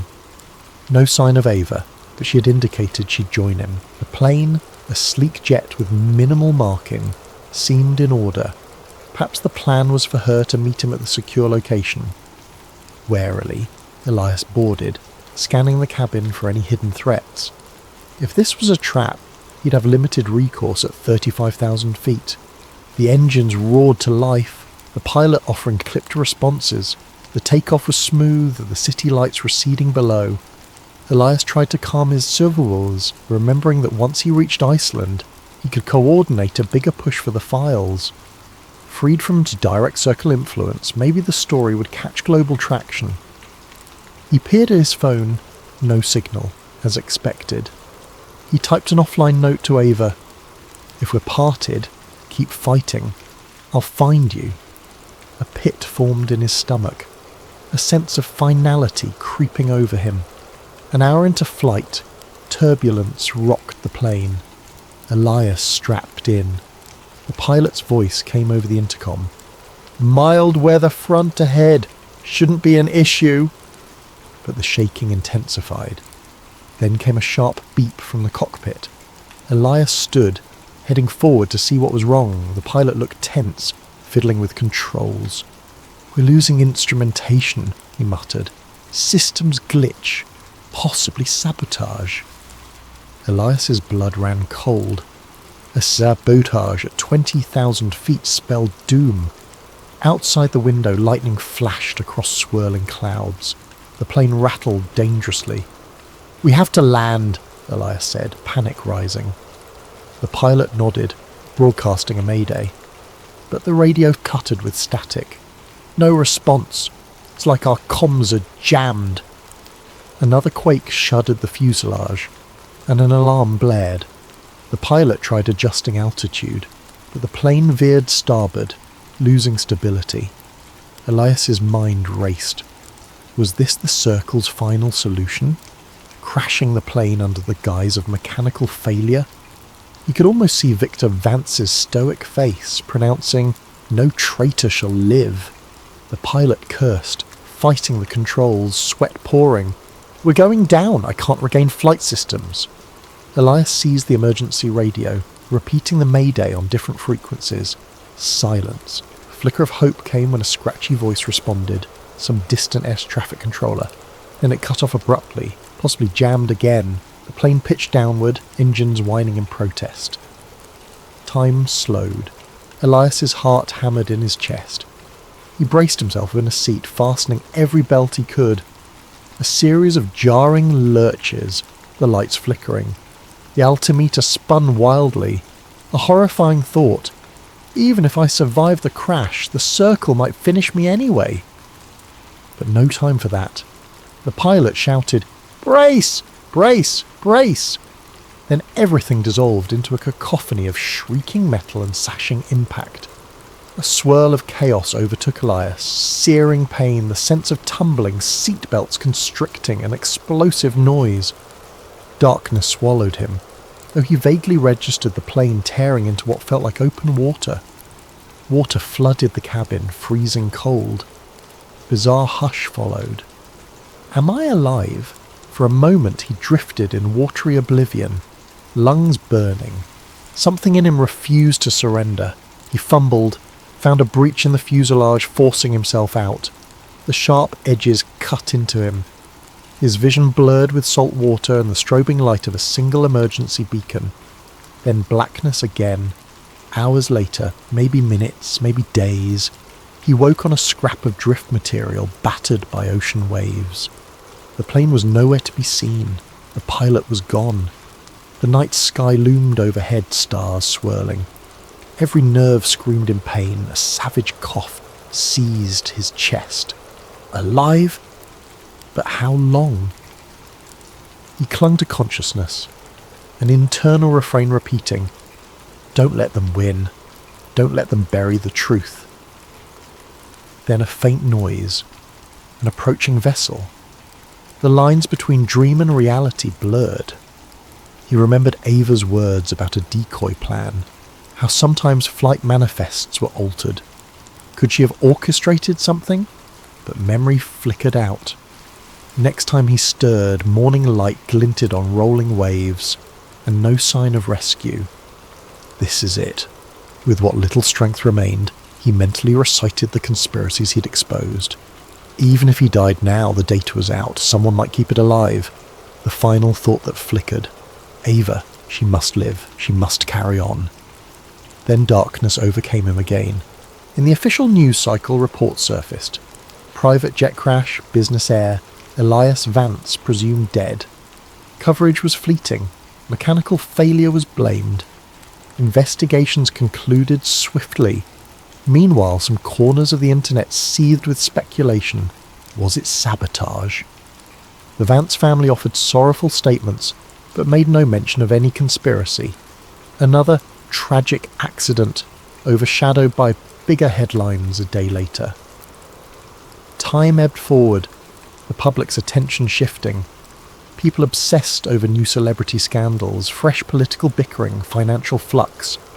The tragedy of Elias Vance receded to a faint memory in the mainstream. Officially, no remains were recovered, though a funeral was held, a solemn affair. The global elite paid stiff-lipped respects. Victor Vance stood stoic, offering no sign of paternal grief to the cameras, only a short statement about honouring my son's memory. But in shadowy corners of the digital realm, rumours festered. Bits and pieces of the Vance files still circulated, though the circle poured resources into discrediting them. Websites hosting the data vanished overnight, domain ownership revoked. Social media flagged the leaks as fabricated. A wave of so-called experts insisted the documents were AI-generated illusions, fueling an ironically conspiratorial explanation. People debated fervently, never certain of the truth. Ava Monroe lived in a precarious twilight. She had survived because she never boarded that private jet, suspecting a trap. Instead, she'd orchestrated a fallback plan with Elias. If he vanished, she'd become the guardian of the remaining files. She harboured a flicker of hope that Elias might still be alive. But as weeks turned to months, that hope dimmed. She hammered at her keyboard day and night, refining new ways to leak the data. She published carefully on obscure platforms, encouraging smaller investigative reporters to pick up threads. But each time a thread gained traction, the Circle's countermeasures snuffed it out. One day she received an unmarked package at her secret hideout. Inside lay a battered watch, Elias's watch, the same device that had transmitted the entire trove. A note accompanied it. "He tried, now it's your turn." no sender details. Had some fishermen found it? Did Elias toss it into the sea? Ava's heart clenched. She slid the watch onto her wrist, vowing to never let the story fade. In the broader world, the immediate reaction to the leak gave way to cynicism. People were bombarded with so many conspiracies, so many digital illusions, that truth felt intangible. Some believed wholeheartedly, forming small protest movements that scrawled Elias lives on walls. Others shrugged it off as yet another internet hoax. Many felt powerless, concluding that even if the Illuminati existed, what could they do? Behind closed doors, the Circle continued its centuries-old rituals and manipulations. Their media arms downplayed the scandal with cunning skill. Politicians under their sway introduced new laws to combat disinformation, ironically, making it easier to silence genuine whistleblowers. Victor the Vance kept a silent grip on his empire, the only external sign of personal turmoil being the occasional mention of family tragedy. In private, he raged at the memory of his son's treachery, yet also mourned the loss of his heir. Contradictions churned in him, the father who valued control over love. But Elias's memory didn't die. Beneath the illusions, pockets of believers formed. They traded the Vance files in offline meetups, analysing them page by page. Some cross-checked references to old events, coups, assassinations, suppressed technologies, and found them aligned too well with recorded history to be random. The seeds of doubt in the official narrative sprouted, watered by the memory of Elias Vance. Months later, in a distant city's graffiti-laced alley, an artist painted a mural. Elias's face with an outstretched hand holding a candle flame captioned, "He exposed the light." Social media posts about the mural popped up, promptly overshadowed by cat videos or trending hashtags.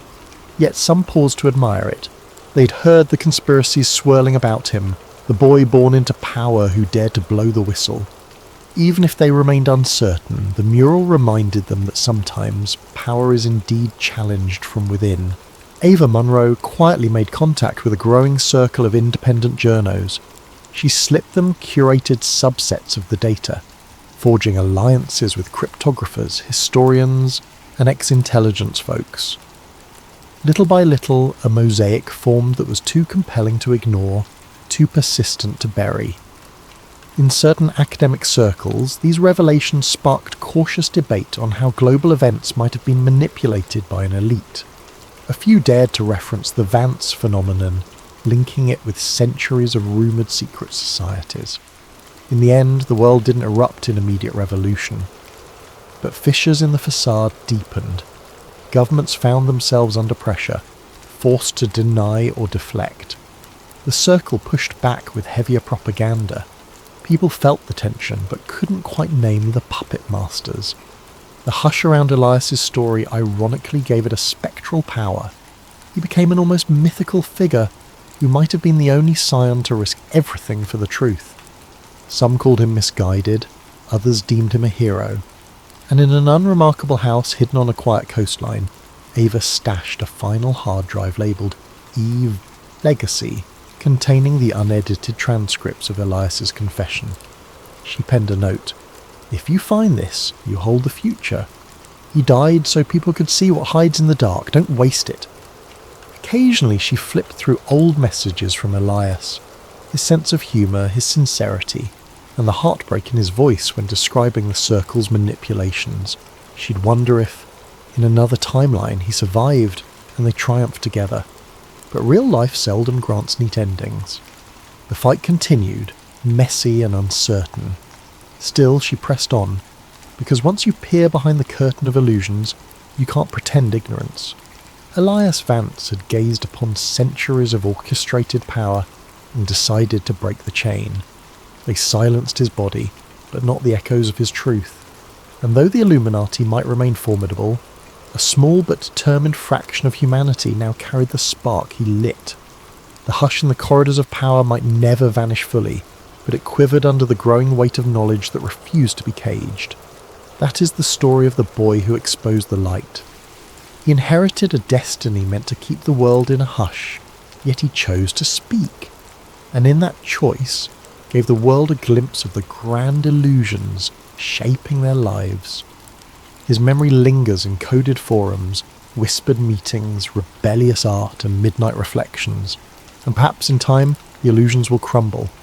Until then, the name Elias Vance stands as a candle in the darkness, a testament to the price of truth and the resilience of those who dare to speak it.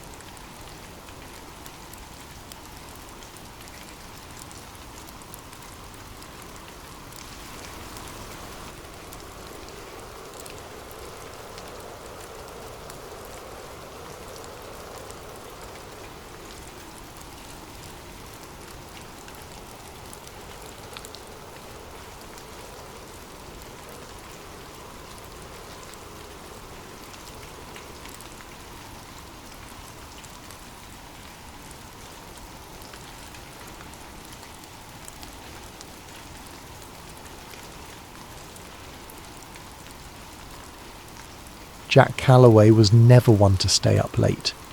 His farm in rural Nebraska demanded an early rise, so he typically shut off the lights by 10, drifting to the lullaby of distant crickets.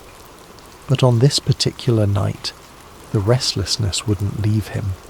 A strange heaviness pressed against the humid summer air, as if the land itself was holding its breath. Shortly after midnight, Jack found himself on the back porch, sipping lukewarm coffee and staring at the star-studded sky. Clouds drifted over the moon, turning the farmland into a patchwork of shifting shadows. He almost retreated inside, deciding he was imagining the tension in the atmosphere, when a sudden glow flickered above the distant treetops. At first, Jack assumed it was an airplane.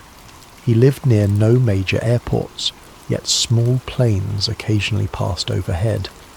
But the glow brightened too quickly, blossoming into a searing white flash that tore across the sky. Within seconds the light streaked overhead, trailing wisps of fire, lurid reds and oranges crackling with sparks. A shock wave rattled the windows strong enough to make the porch rails tremble. Jack's heart pounded. That can't be normal. Grabbing his phone, he sprinted off the porch and into the cornfields. Fear coursed through him. Fear of what might be falling from the heavens, and fear for the crops he'd nurtured all season. The farmland's rows felt endless as he ran, phone light dancing across towering cornstalks. Above, the once starry sky was obscured by swirling smoke. Just when it felt like his lungs would burst, Jack reached the far edge of the field. Beyond it was a wide clearing he used for storage, tyres, rusted equipment. Something had crash-landed there, slicing a ragged trench through the earth. Sparks popped and fizzled along twisted shards of a silvery metal half buried in the ground.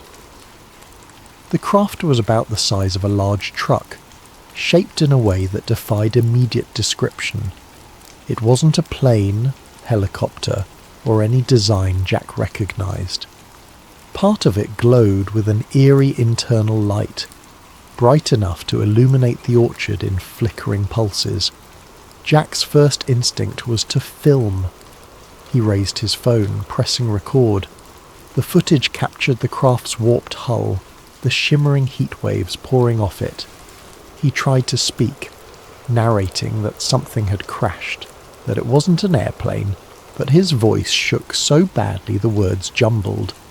Then, from within the shattered metal, a sliver of movement caught his eye. He inched closer, phone at arm's length. Steam hissed. An acrid smell like scorched wires choked the air. Something was definitely inside, a shape contorting behind the half-melted panels. Jack's heart hammered so loud he thought his chest might explode.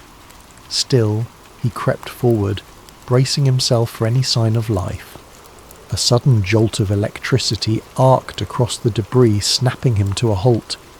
He didn't want to risk stepping into a live current. Instead, he circled around, capturing angles of the crash from every side. The phone screen displayed a perfect shot of the wreck. Chunks of metal that glowed white-hot, unearthly symbols etched along the edges. In the distance, a twisted piece of plating flared with colour, like a neon hue that shimmered between purples and blues. Jack whispered to himself, "No one's going to believe this." But he had the footage, and that alone sparked hope that the truth might come to light. Suddenly the craft's lights dimmed. The field fell silent, except for crackling flames. The shape inside retreated deeper into the wreckage. Unsure what else to do, Jack took a few steps forward, balancing caution with curiosity. Then an unexpected surge of static flared from his phone, the screen going haywire. He cursed, stepping back as the phone beeped in protest. He managed to steady the device just as the screen returned to normal.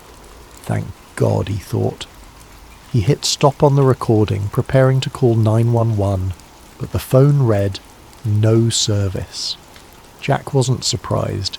His farmland sometimes struggled for signals. He jogged back through the corn rows, returning to the house. Once inside, he used the landline. It rang once, then cut off. He tried again. Same thing, a dead line. Tapping at his smartphone, he noticed the Wi-Fi icon flicker, then vanish. Confusion twisted in his gut. The night was calm, no storms. Was the crash interfering with signals? Possibly. He rummaged for his laptop, fired it up and attempted to connect. Nothing.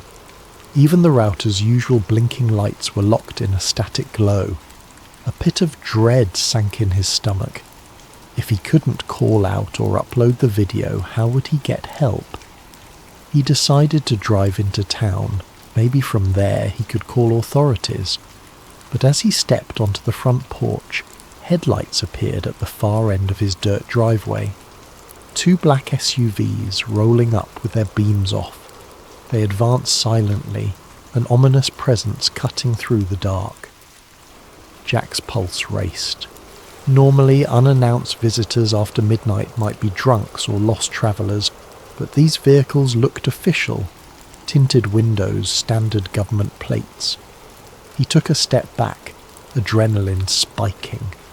The feeling of being trapped rose in his chest. The SUV stopped, engines humming. Doors opened and figures in dark suits spilled out.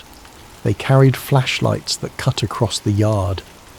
One man, tall with a military-like bearing, stepped forward. "Mr. Calloway," he called, voice calm but unnervingly authoritative. Jack didn't answer. He realized they might want his phone, the precious footage. Even if they were from the government, something about their arrival felt sinister. He slipped inside, locked the door and sprinted to the kitchen. Peeking through the window, he saw the men fan out across his property. Another SUV arrived from the other direction, sealing any easy escape. The man in charge barked orders in a low tone. Despite the distance, Jack caught snippets. Secure the perimeter, search the barn, find the subject. Subject. As if he were some kind of criminal. A surge of defiance lit inside him. They're here for the crash. The pieces clicked. They must know about the fallen object. They wanted to contain it, hide it from public knowledge. Jack clutched his phone tight, sinking into a corner. Think, Jack. Don't let them seize that video. The file was his only proof that something extraordinary had landed in his fields. If these agents got it, the truth might vanish forever. He peered out again, noticing more men stepping around the side of the house. In that moment, Jack made a choice. He would not surrender the footage. Summoning courage he never knew he had, he pocketed the phone, grabbed a flashlight and hurried toward the back door. They hadn't reached the house's rear yet. Maybe he could slip away. The world beyond was ablaze with tension. He sensed it wasn't just about a crashed craft. It was about a revelation bigger than anything he'd ever imagined. Now, forced to stand alone against these black-suited strangers, Jack felt a spark of determination. He was a simple farmer, but he'd stumbled upon something that defied reason. And come what may, he would not let it be buried. Jack Calloway's heart hammered as he ducked out the back door, creeping into the shadows behind his farmhouse. The night air clung to him, heavy with the echo of distant engines idling. He had no illusions about outrunning a team of trained agents, but desperation fueled him. Keeping low, he skirted along the fence. The farmland behind him was vast, miles of cornfields broken by a scattering of outbuildings. If he could disappear into the rows, maybe he'd have a chance to slip past these intruders. He peered back at the house. 2 men in suits hammered on the front door, demanding Jack open up. Another pair circled around, shining flashlights across windows. Anxiety churned in his gut. They'll figure out soon enough he's not inside. With shaking hands, he pulled out his phone. He swiped to open the video he'd recorded earlier in the field. For a moment, relief. The video thumbnail appeared, showing the glowing metal debris. He tapped play. The screen flickered, a swirl of static. Then an error message. File corrupted. No, Jack muttered, panic rising. He tried again, but the same glitch repeated. Next, he attempted to upload it to a social media site, forgetting that his signal was gone. The upload bar stuck at 0. Offline. He closed his eyes, fighting the wave of helplessness. The only thing that gave him hope in this impossible situation was the video, now apparently worthless. But maybe the file could still be salvaged. He retreated deeper into the farmland, aiming for the rickety old barn he used for storing equipment. Inside the barn, dust motes drifted in the faint glow of his flashlight. Jack rummaged for an old laptop he sometimes used for tractor diagnostics. It was battered, but it had a functioning USB port. If he could move the footage off his phone, maybe he could fix it. The laptop booted up with a grinding whir, making Jack cringe at how loud it seemed. Every second counted.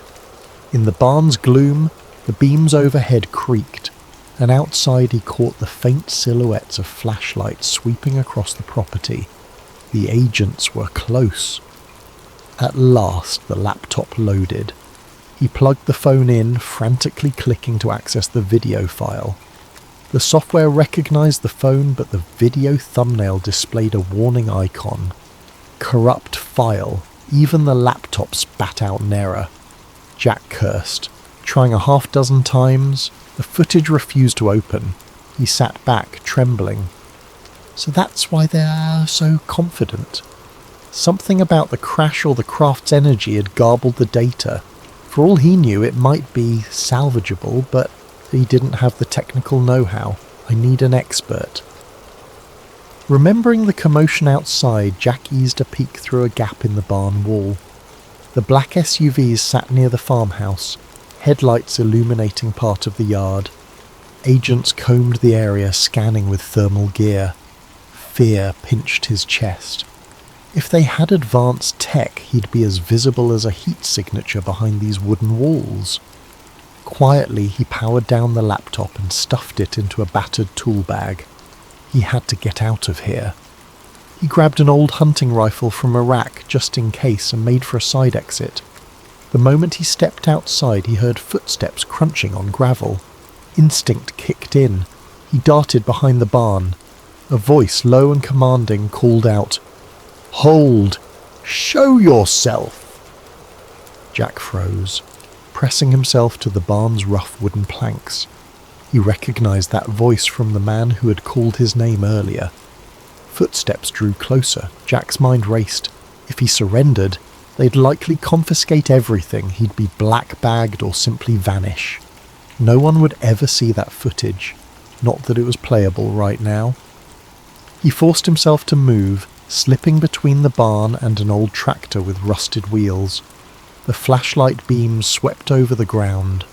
One agent hissed, "He was here." Thermal picked him up. Another responded, "He can't be far, spread out." Jack waited for a break in their pattern, then bolted into the cornfield. The tall stalks enveloped him, rustling as he stumbled between rows. He cursed each time his shoes snapped a twig or crunched dried leaves. Any sound could give him away. The overhead clouds parted, letting a faint moonlight highlight his path. Behind him, the agents' voices grew more distant. They were branching out, but the field was vast, and Jack knew its layout intimately. He used that knowledge to navigate a diagonal path, eventually emerging by a narrow dirt road at the far edge of his property. Breathing in ragged gasps, he paused behind a tree. The phone in his pocket remained lifeless. No signal. The laptop in his bag was all but useless if he couldn't fix the corrupted video. He needed someone with hacking or data recovery skills, someone who understood digital forensics. But who? A memory surfaced. During a county fair last year, Jack overheard a rumour about a reclusive tech wizard who lived 2 towns over, a woman named Olivia Carter, though folks called her Liv. She had once worked for the government in cybersecurity, then left under murky circumstances. Maybe she could salvage the footage. Deciding that was his only shot, Jack took the dirt road leading away from the farm. He hopped into his old pickup truck, which he'd parked out near the tree line for hauling feed earlier. The keys were still in the ignition. Country living had made him lax about locks. The engine sputtered, then roared to life. As he drove, he risked a glance back at his property. The headlights from the agent's SUVs glowed, and faint figures moved across the farmland. A pang of loss hit him. This farm was his home, his life. Now, it was seized by faceless men in black suits, but he refused to let them bury the truth. Hunched over the steering wheel, he pressed the gas, determined. If Liv Carter existed, If she truly had a gift for hacking, maybe she could fix the file. Jack allowed himself the faintest glimmer of hope. He had no illusions about outrunning the government forever, but he'd at least put up a fight. The truck rattled along the back roads, dust kicking up behind. He spotted no immediate pursuit, which unsettled him more than comforted him. The entire fiasco felt unreal. Aliens in his field, men in black SUVs. His phone's footage turned useless, yet the memory of that smouldering, unearthly craft lingered.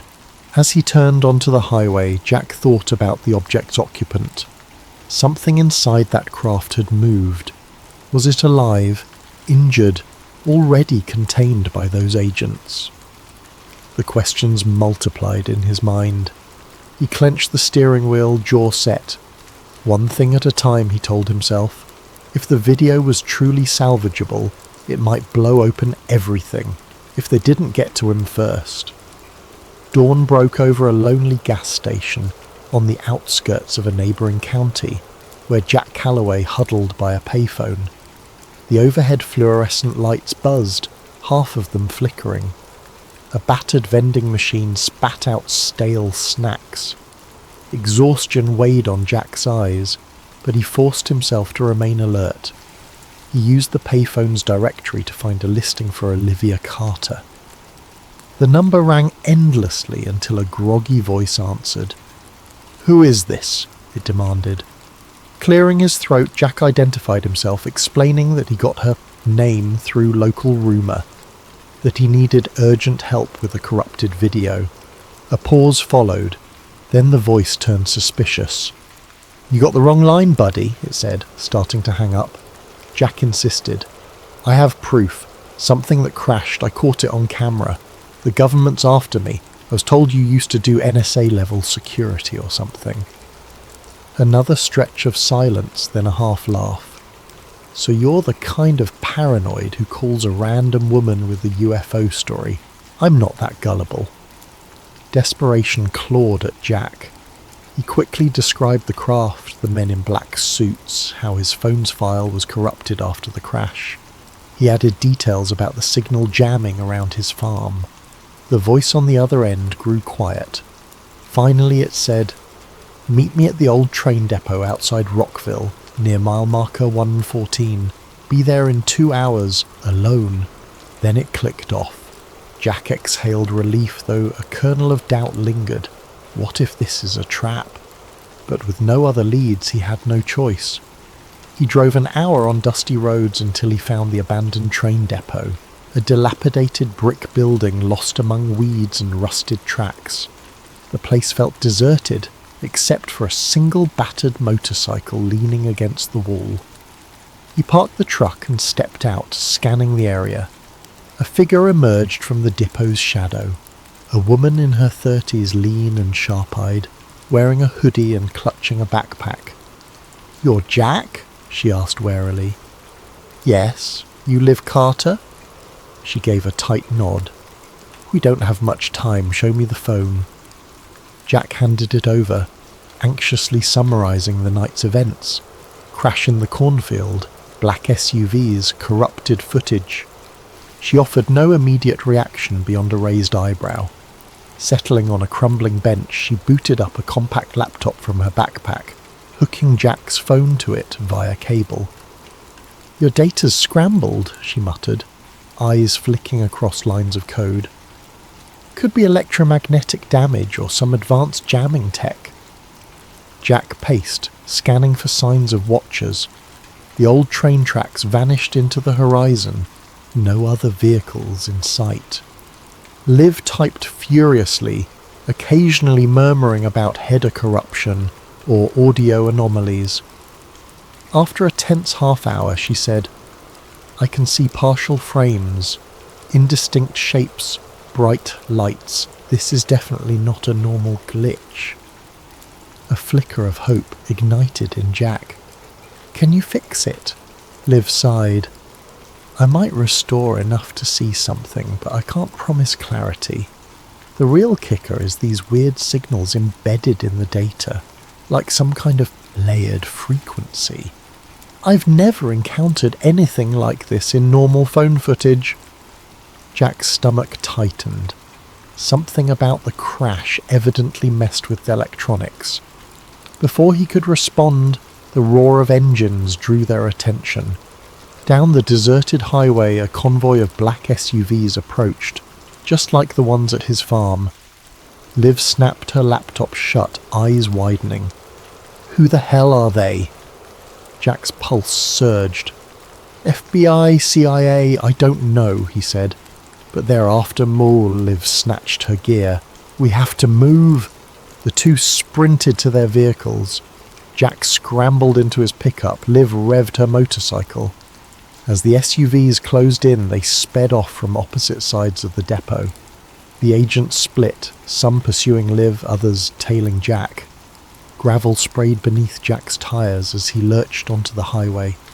He glimpsed Liv in his mirror, weaving her motorcycle off-road in a cloud of dust, outmanoeuvring the black SUVs behind her. Jack's own pursuers kept tight, lights flashing. Suddenly a siren whooped, and a different set of lights flared in the distance, local county sheriff vehicles. They blocked the road, forcing Jack to swerve. He recognized the lead patrol car's driver, Sheriff Wade Mitchell. The older man stepped out, arms raised in a calm down gesture. One of the black-suited agents hopped from his SUV, flashing a badge at Mitchell.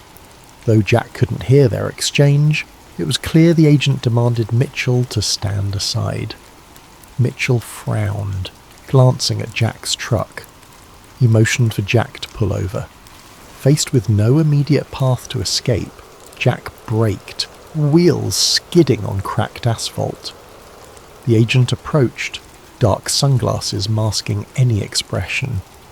Jack Calloway, we'd like you to come with us. There's been an incident on your property. Official business. Mitchell cast a confused look at Jack. The sheriff had known Jack for years. Jack, what's going on? Why are these men chasing you? Jack, chest heaving, answered, They raided my farm. They want my phone. They're covering up something that fell from the sky. The agent tensed. That's nonsense, Sheriff. We're investigating a possible meteor strike, no threat to the public. Mr. Calloway is interfering with our operation. Please, step aside. Mitchell's gaze flicked to Jack. He saw the fear, the sincerity in the farmer's eyes. Something about the agent's calm, clipped tone felt off. I'd like to hear more from Jack, the sheriff said, folding his arms. The agent's jaw tightened. This is a federal matter. You're out of your jurisdiction. Jack took the moment's distraction to speak quickly, explaining the crash, the craft, the suits. He insisted he had footage, though corrupted.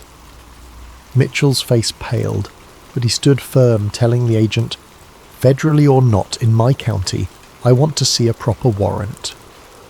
The agent stared coldly, then motioned to the SUVs. 2 more men joined, brandishing official documents. Here's your warrant, Sheriff. Satisfy your procedures. He smirked, as if expecting compliance. Mitchell studied the pages, then gave Jack a grave look.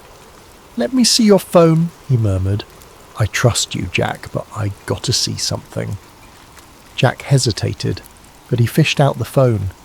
Mitchell scrolled the corrupted file, gleaning only flickers of static and partial frames of a bright object. Even that snippet was enough to rattle him. He glared at the agent. I want an explanation for this. Doesn't look like a meteor to me. The agent stepped forward, face stony. Sheriff, you're obstructing an active federal operation. If you continue, we will have to place you under arrest as well. Mitchell stiffened, mind clearly torn. He faced Jack, voice hushed. I can't protect you if you fight them here. Then more audibly he said, I won't let you arrest my citizen without just cause. But if Jack chooses to leave, I won't stop him. Silence stretched. The agent's eyes narrowed behind tinted lenses. In that heartbeat, Jack understood the sheriff was giving him a window, a fleeting chance to flee. Not wanting to waste it, he gunned the truck's engine. The agent barked an order, but Mitchell positioned himself in the agent's path, forcing him to sidestep. Jack roared past the police cruiser, rubber squealing. The black SUVs swarmed, but Mitchell's deputies manoeuvred to block them, even if just for a few seconds. Those precious moments let Jack speed onto the open road. In his rearview mirror, he saw the convoy eventually break free, resuming pursuit. His chest pounded with gratitude toward the sheriff. Though uncertain how long that little defiance would protect him, he pressed on, scanning for any sign of Liv. She'd vanished on her motorcycle, presumably escaping the other cluster of agents. He prayed she'd regroup with him soon. The battered phone on his passenger seat was his lifeline, and also his greatest curse. If the FBI or whoever these suits truly were got their hands on it, the crash evidence might be erased forever. Jack gritted his teeth. I won't let them bury it. Pressing the pedal harder, he raced into the horizon, unsure where he was going, only that stopping meant capture. The morning sun climbed higher, lighting fields that had once seemed peaceful. Now they were a battleground of secrets and unstoppable pursuers. Jack had become a fugitive, all because he had witnessed the impossible. Dust trailed behind Jack's pickup as he careened down a rural highway, adrenaline surging with every mile. The black SUVs were relentless, their distant headlights a grim reminder that he was hunted. His mind spun with possibilities. Find Liv, fix the footage, and broadcast it somehow. But how could they outrun a government that seemingly controlled everything? He tried calling Liv's number again, still no service. The phone's reception flickered in and out as if jammed. Approaching a fork in the road, he decided on a route that led toward deserted farmland, hoping the pursuers might lose track. Half an hour later, he spotted a single motorcycle parked off to the side near an abandoned diner. Jack pulled up, heart lifting at the sight. Sure enough, Liv Carter emerged from behind the crumbling building, scanning the horizon. She raised a hand in a signal. Jack hopped out, forcing a smile. You okay? Liv brushed dirt from her jacket. Barely. They nearly boxed me in, but I took a side route through a field, dumped my phone's SIM card, hopefully it slowed their tracking. She eyed Jack's truck. And you? Jack exhaled. Sheriff Mitchell gave me a chance to escape. Now I'm out here. Liv nodded, a flicker of regret crossing her face. The government doesn't mess around. If they want to bury this, they will. She gestured to her laptop bag. Let me see your phone again quickly. I made some progress at the depot but had to bail. They ducked behind the diner's weathered walls. Liv opened her laptop and typed commands with practiced speed. Jack hovered anxiously, trying to keep watch for approaching vehicles. Liv's expression grew focused, eyes flicking between lines of code. I've recovered partial frames, she murmured. If I can reconstruct them. There. This is definitely not a normal aircraft. Maybe a chunk of the footage is salvageable. Jack saw glimpses on her screen. A bright metallic curve, swirling smoke, and a distortion that might be an alien symbol etched in hull plating. Even half-broken images were enough to confirm it was no meteor. His pulse quickened. Proof. Liv frowned. There's an embedded data pattern. Could be encryption or some weird frequency. If we had better equipment, I might decode it. Before Jack could respond, a roar of engines made them jump. Two black SUVs roared into view on the diner's main road, dust clouds rising.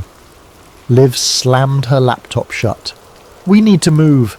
Like now. Jack sprinted to his truck, Liv to her motorcycle, but as they revved engines, another SUV blocked the diner's exit. Doors flew open, men in suits rushing out with firearms drawn. Jack's hands tightened on the wheel. They were pinned. Then unexpectedly, A brown pickup truck barreled in from the side, smashing into the blocking SUV. Metal crunched, sending the black vehicle spinning. Jack recognized the driver. Sheriff Wade Mitchell. The sheriff yelled, "Go! Get out of here!" Seizing the moment Jack floored his truck, Liv roared off on her motorcycle. The sheriff's daring intervention had scattered the agents, giving them enough of a gap. They didn't waste it. Within seconds, they were back on the highway, engine screaming. Jack's phone buzzed with an incoming call. Somehow he had a signal. He put it on speaker. "Hello?" Mitchell's voice crackled. The line faint. "Jack, I can't hold them off for long. Look, I don't trust them. They've got federal muscle behind them, but you can't keep running forever." Jack's throat tightened. "Sheriff, I'm sorry I dragged you into this." The sheriff snorted. "You didn't drag me. Listen, I saw enough on that phone to know you're not crazy.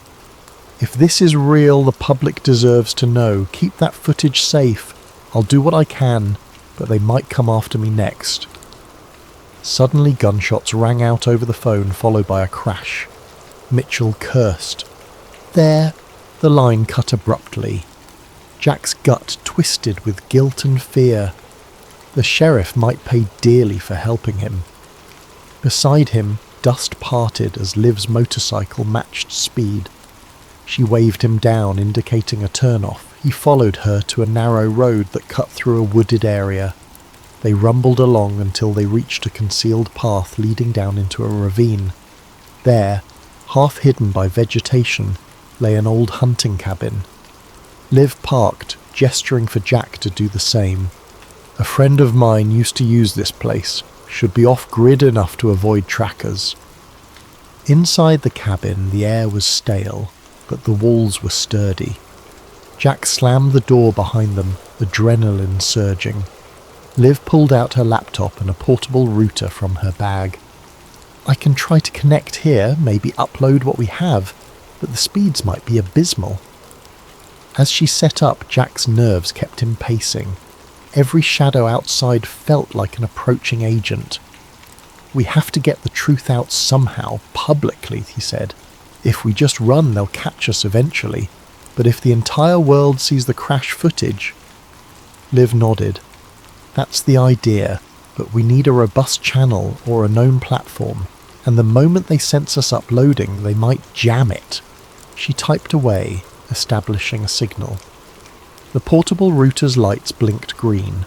Surprisingly, they had a minimal data connection. A hush fell as Liv attempted to upload the partially repaired video. The progress bar crawled painfully.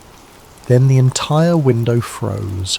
A wave of curses spilled from Liv's mouth. She hammered keys, only to find the connection forcibly dropped. "They're jamming it," she hissed. "They have insane coverage." Jack glowered. "We can't do this pieceways. Maybe we physically bring the data to a big news station." Liv considered that, scanning the glitching laptop. "Possibly, but who can we trust? The men chasing us might have infiltration in major networks. They'll kill the story." Before Jack could reply, the door rattled. Both froze. Jack snatched up an old shotgun that hung on the cabin wall. Liv pulled a small sidearm from her bag, eyes wide. Another knock, louder. Jack crept to a window. He saw a single figure outside wearing the uniform of local law enforcement. "Sheriff Mitchell," he whispered, relief flooding him. He unlatched the door. Mitchell staggered in, face pale, uniform torn. "They're not just FBI, Jack. Something else is going on. They nearly ran me off the road. My deputies. Some are cooperating with them." Jack helped him to a chair. "You're hurt?" Mitchell shook his head. "Just bruised. Listen, you have to leave the state. They'll roadblock every main highway. Word is, they labelled you a domestic threat, claims about anti-government extremism. Ridiculous. But that means official forces are converging." Liv frowned.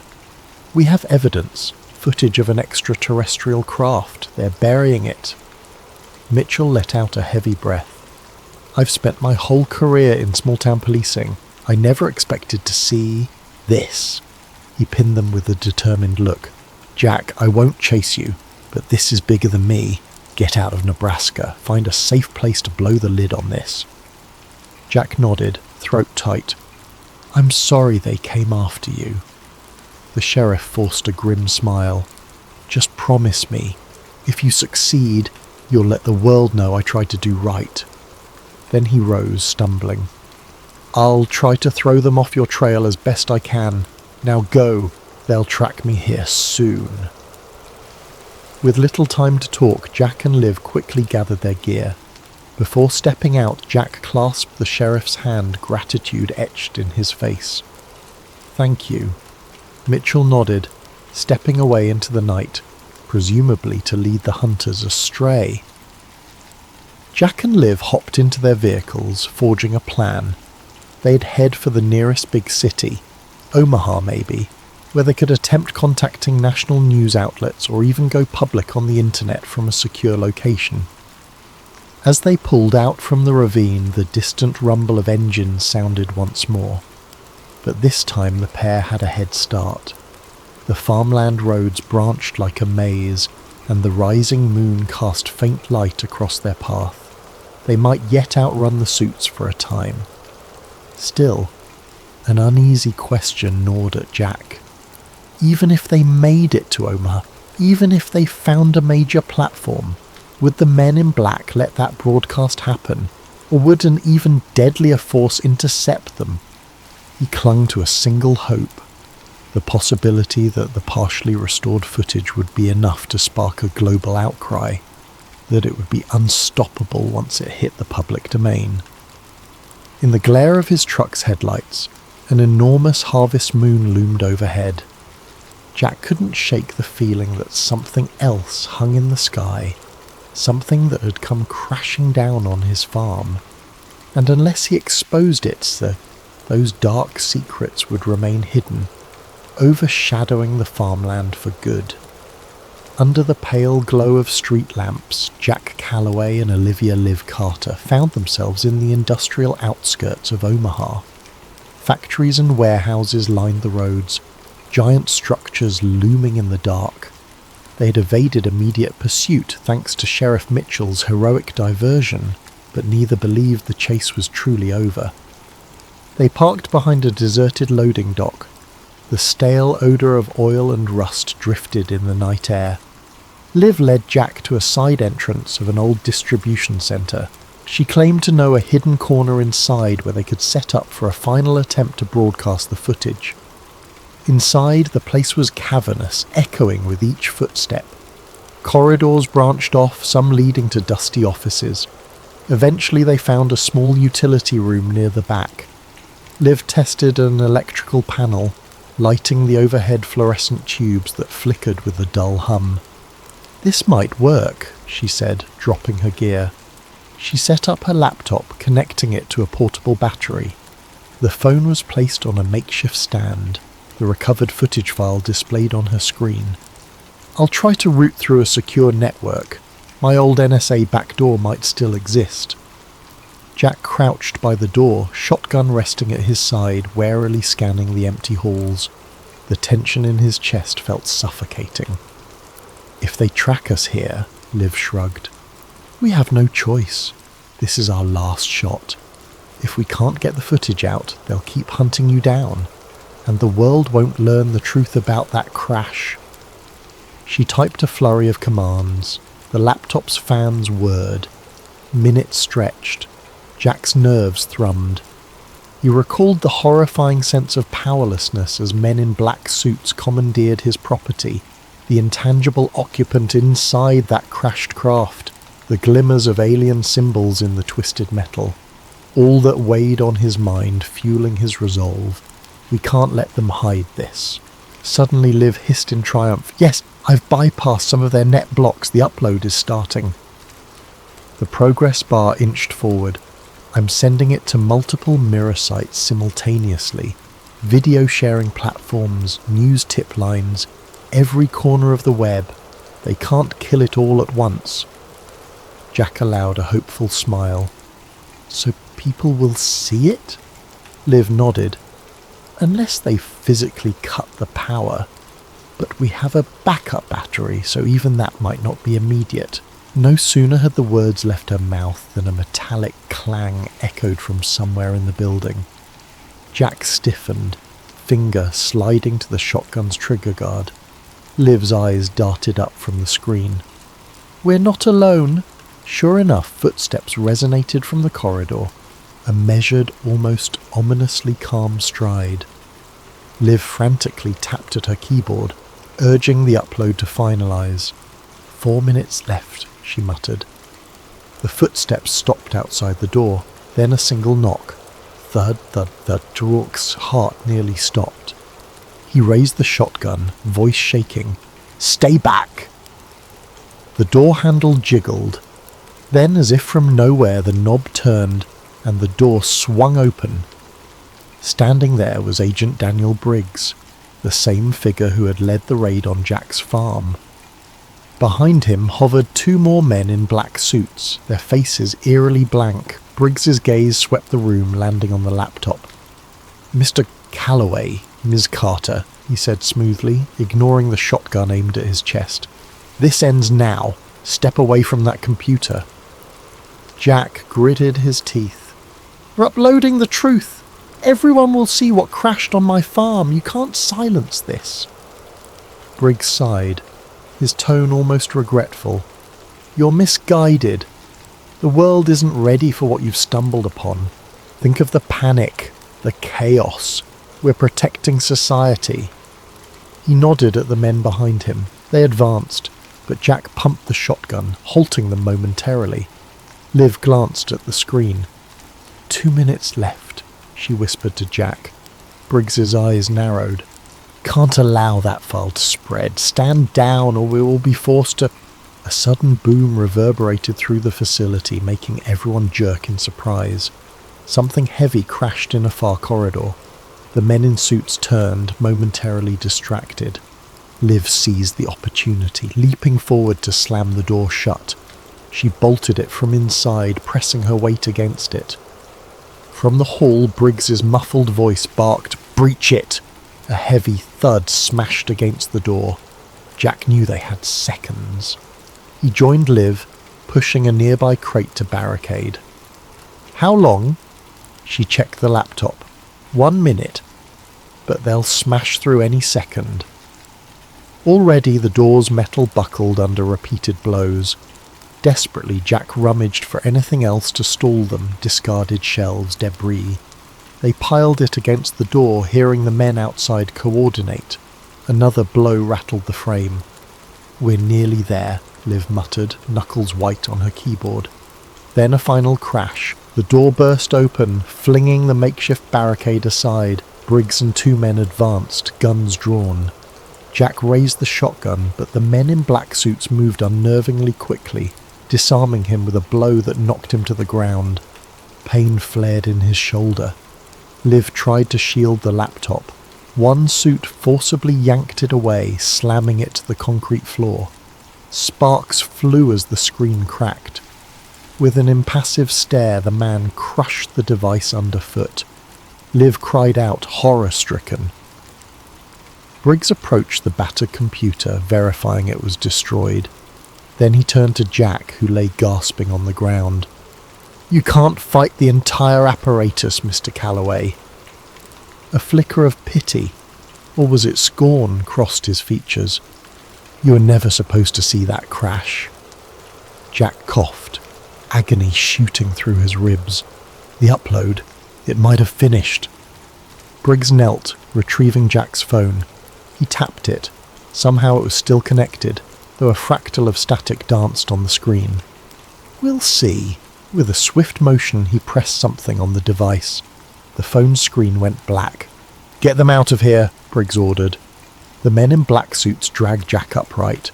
Another grabbed Liv, forcing her arms behind her back. She spat curses, tears of frustration in her eyes. The upload might have been seconds from completion, but had it finished or not, neither could be certain. As they were led away, stepping through the corridor, Jack glimpsed open warehouse doors. Rows of black SUVs were parked outside, red and blue lights flickering. A helicopter circled overhead. Any thought of escaping again felt impossible. Once outside, the men in black parted to let Briggs pass. He gestured for them to deposit Jack and Liv into separate vehicles. Jack fought weakly, shoulders screaming in pain, but there was no breaking free from these silent, relentless operatives. In the hush of the SUV's interior, the door slammed shut. Jack was alone, the windows tinted so dark he couldn't see out. A cold dread enveloped him. He realised they'd likely vanish him, just as they might do with Liv. The knowledge weighed heavily, but a flicker of uncertain hope remained. What if the upload had reached the internet in time?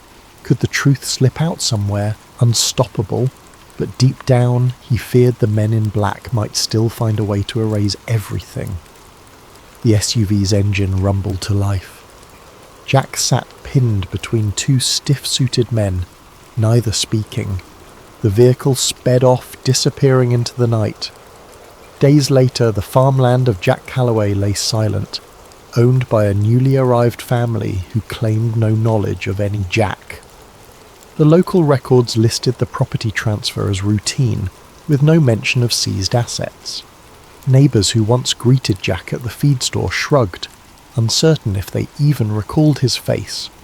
Sheriff Wade Mitchell was suspended following allegations of misconduct. He refused to discuss the events publicly, haunted by glimpses of the footage that flickered on Jack's phone. Rumours circulated that Mitchell faced an internal investigation by federal authorities. Some claimed he was forced into early retirement. And Olivia Liv Carter vanished without a trace, her last known address found empty. Official statements offered no explanation. Some rumoured she fled the country. Others swore they saw her in a black car with tinted windows flanked by men in suits. Her online presence vanished, as if wiped clean. Yet in distant corners of the internet, obscure forums buzzed with rumours. Some users claimed to have seen a video snippet, a blur of silver wreckage, a swirling haze, and strange markings. The clip was incomplete, riddled with corruption. Each time it surfaced, it disappeared again. Accounts banned, threads deleted. But occasionally a screenshot survived, fueling endless speculation. One day, a user named FarmTruth4 posted, "I am Jack Calloway. I'm alive. Keep digging. Look to the sky." The post vanished within an hour, replaced by an error page. No one could verify its authenticity. Still, a handful believed. They whispered among themselves that somewhere, the truth about that fallen craft was out there, possibly slumbering on a server in some forgotten corner of the web, waiting to be rediscovered. And so the question lingered. Did the final transmission slip through the net of secrecy? Or did the Watchers quietly crush every trace? For those who glimpsed the evidence, the answer was obvious. The sky had indeed fallen that night in Nebraska.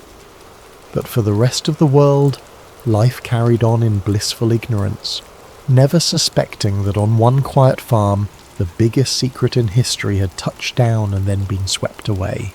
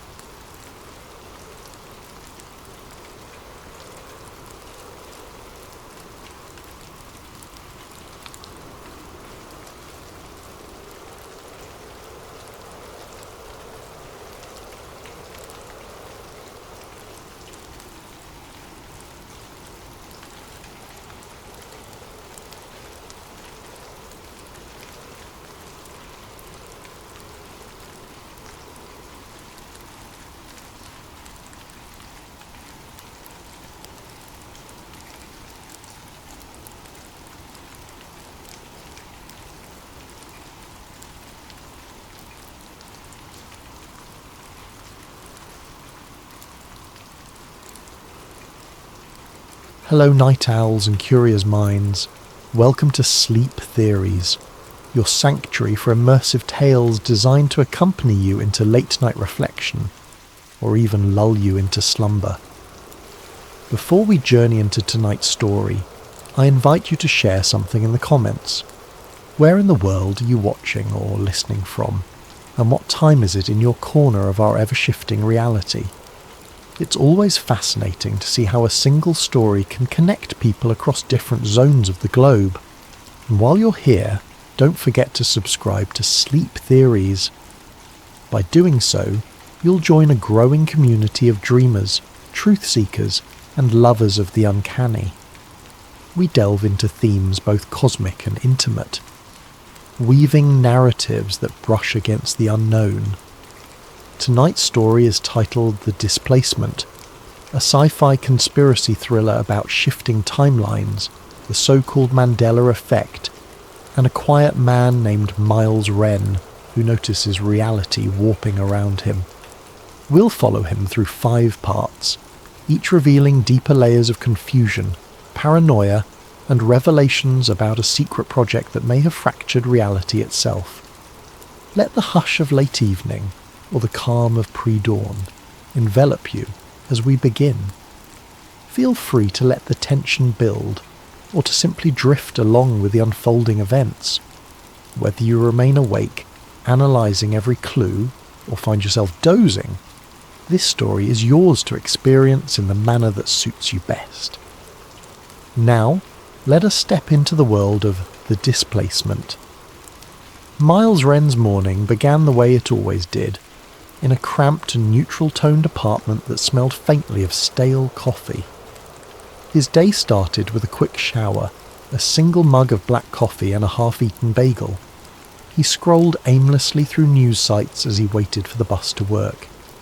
It was precisely the life he'd grown used to. Consistent, routine, and unremarkable. But something nagged at him that day. The same unsettling sense of discrepancy he'd been feeling for the past month. It started small. Halfway through the bus ride, he noticed the brand logo on a passing billboard was different from how he remembered. The colour scheme seemed off. At his mundane IT job, he corrected his co-worker Maria about a movie quote, only for her to look confused. She insisted the quote had always been the way she said it, not how Miles remembered. He tried to laugh it off, chalking it up to memory slip, except these slip-ups were happening more frequently. One evening, Miles rummaged through a storage box and found an old grocery receipt that listed a cereal brand spelled differently than what was on the shelves today. He double-checked online. No alternate spelling existed in any official record. But there in his hand was a physical artifact bearing the old spelling. He stared at it for an hour, heart pounding. If not for that piece of paper, he'd have thought himself crazy. Things escalated when he visited his mother for dinner that weekend. She recounted a family event from his childhood, how they'd once taken a trip to Washington, D.C. to see a solar eclipse. Miles corrected her, recalling vividly that the family trip had been to Yellowstone, and the solar eclipse had happened years later. His mother grew agitated, insisting he was mistaken, brandishing old photos that seemed to show them in DC during an eclipse. Photos Miles had never seen. That's when a swirl of panic threatened to rise in his chest. The sense that reality was rewriting itself under his feet.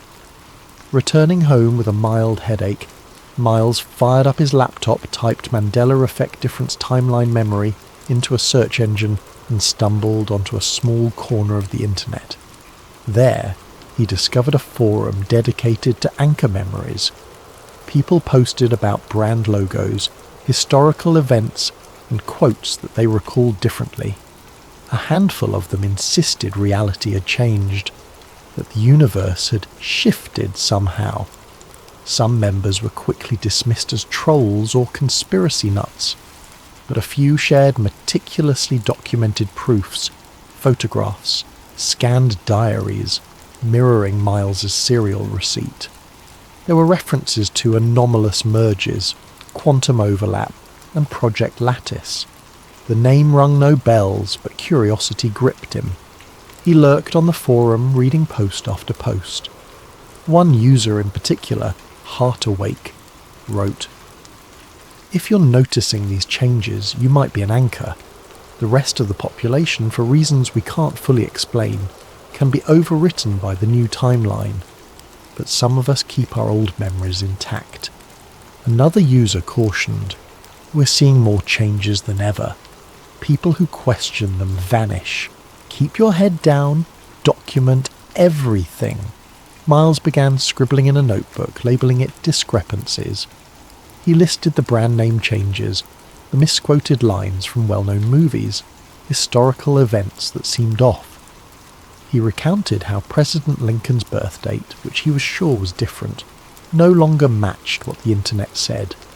The more he wrote, the more tension coiled in his gut. Days passed, and Miles noticed certain forum members dropping offline without explanation. One poster wrote, "They found me. I can't stay." Then his account vanished. Another cryptically said, "Tight-lipped men in suits came to my work." Then silence. The forum started to feel less like a collective of misfits and more like an underground cell hiding from something menacing. A conspiracy at large? Miles found fleeting relief in a private chat with Heart Awake, who seemed knowledgeable. They claimed to have insider knowledge of a top-secret government project that delved into quantum timelines. Think of it as timeline observation. They messed up, causing microshifts. The public writes them off as false memories, commonly called the Mandela effect. But it's real. The rips are expanding. Simultaneously, Miles's migraines grew worse. He'd wake up in the middle of the night with a start, recalling vivid dreams of places he'd never been to, with street layouts so detailed it felt as if he'd lived there. Sometimes, on his way to the office, he'd pass a building he could have sworn was painted blue the day before. Now it was red. Co-workers teased him about being scatterbrained, but the pit in his stomach deepened. He recognised that his discrepancies list was no longer a handful of minor changes. It was ballooning weekly. Then, the culminating moment. Rummaging through an old folder for tax documents, he found a pamphlet titled Project Lattice, Preliminary Observations. The letterhead bore the seal of a US government agency he'd never heard of. The pamphlet described observational windows into parallel states, discussing anchor points and collective memory. The text was incomplete, as if pages were missing. No mention of how it ended up in his personal files, but the presence of the name Project Lattice made his blood run cold. He posted a blurred snippet of the pamphlet on the forum, seeking guidance. Some members responded in awe, but within an hour the entire thread vanished. So did multiple sub-forums. Then Heart Awake messaged him privately with a single line, "They're onto you. Watch your surroundings." A wave of paranoia enveloped him. Checking out his apartment window, he thought he saw a dark sedan parked across the street. Had it been there earlier? The occupant's silhouette seemed to glance his way. Or was that his imagination? Suddenly, he questioned everything. Was he just spiralling into mania? Nerves aflame, he decided the only rational move was to keep searching, keep documenting. Something was happening, and ignorance would not protect him. He told himself that if no one else would notice or care, he had to do it alone. The puzzle pieces were on the table. The near-constant timeline discrepancies, the ephemeral forum that kept losing members, the suspicious pamphlet referencing Project Lattice. He felt like a man stumbling onto a tapestry of illusions. For the first time in years he was wide awake, and terrified of what he might uncover. Little did he know, these small epiphanies were the first tremors of a larger quake. In just a few weeks, everything stable in his life would be undone. Because reality, it seemed, was not as stable as people believed, and Miles Wren's mind, anchored to a truth the world was determined to forget, stood at the epicenter of a cosmic rift that threatened to unravel everything. Miles Wren sat in his living room, the curtains drawn. Outside, traffic hummed in the late afternoon gloom, but inside, the hush felt like a barrier between him and the shifting world. After nearly a week of scouring the internet for references to Project Lattice, he had come up with precious little. Government records didn't mention it. Conspiracy sites sometimes invoked the phrase, always in fragmentary, half-lucid posts. He suspected the project was so classified that no official mention existed. The only real clue was from Heart Awake, the forum user who'd gone silent after cryptic warnings. Then, out of nowhere, Miles received a private message with an encrypted link signed HA. He wasted no time decoding it, his heart thumping as he typed in an older forum password that HA had provided. The link revealed a single PDF file, Eliza Hart, Lattice Log 03. The name made him inhale sharply. Dr. Eliza Hart. Could she be Heart Awake? Inside the PDF were fragments of a scientific report. Subject: parallel observations are interfering with baseline reality. Anchor individuals remain aware. Evidence of memory overwrite in 99% of population. We must secure the anchor subjects or face unstoppable merges. Miles's face flushed hot. This was no idle talk. The data was official, stamped with an outdated government insignia. The log alluded to quantum bridging events, unintentional merges, and a classified facility. Dr. Eliza Hart had apparently led the project that studied these phenomena. The final lines read, "We cannot remain silent, the bleed will intensify."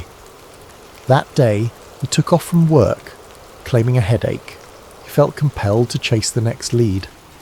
Hours of online searching led him to a ghost site with partial references to an Eliza Hart PhD, a physicist who vanished 5 years ago under suspicious circumstances. She'd once published papers on quantum wave function collapse, then abruptly left academia. The next mention of her was a missing persons notice. No resolution, no public record since. Miles's mind reeled. Could DeHart have tried to blow the whistle on a secret experiment that caused the Mandela effect? And if so, had she been forcibly silenced? His phone buzzed, interrupting his thoughts. The caller ID was unknown. He hesitated but answered, tension coiling in his gut. Mr. Wren, a low voice said. This is Agent Delar. We need to talk about your forum activities. Miles's throat tightened. How did you get this number? A pause then. Let's say we have resources. You're not in trouble yet, but we've taken note of your postings. We're aware you have certain documents relating to Project Lattice. Silence. Miles's hand shook. He forced composure. What do you want? I want to give you a chance to stop before you cross a line. You're chasing illusions that could unravel a delicate balance. Drop it, Mr. Ray. Return to your normal life. People who dig deeper don't remain healthy for long.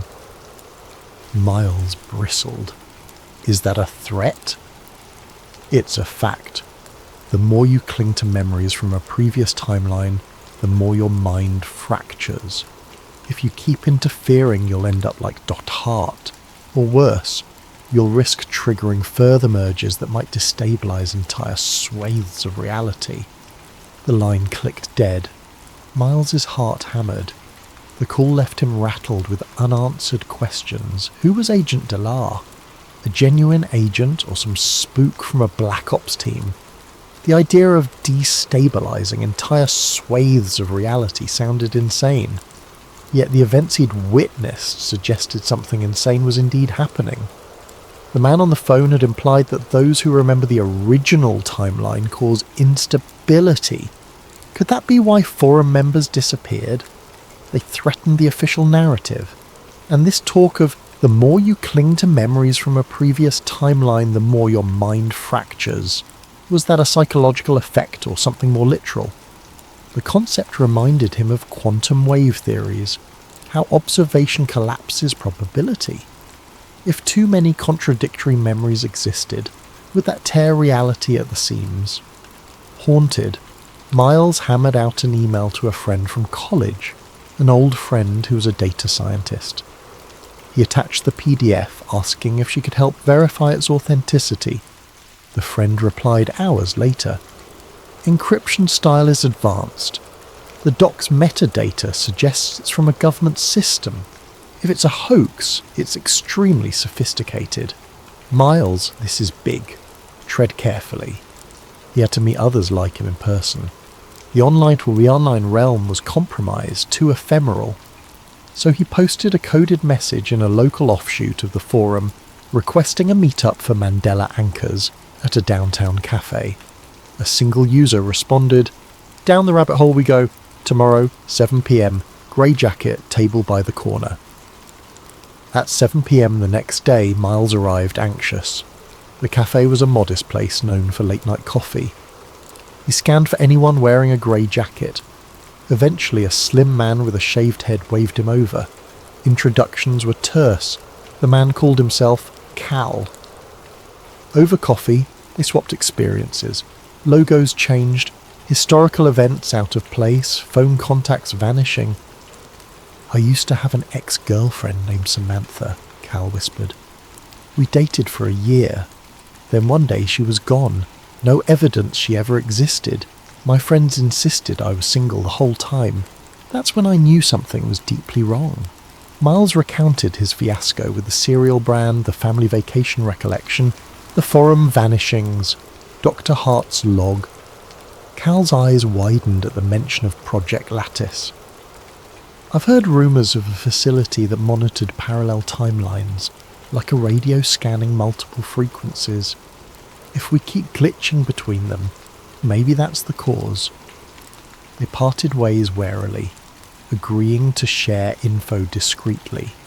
Yet as Miles left, he glimpsed a black sedan parked across the street. The driver wore sunglasses even in the dim evening light. A chill crawled up Miles's spine.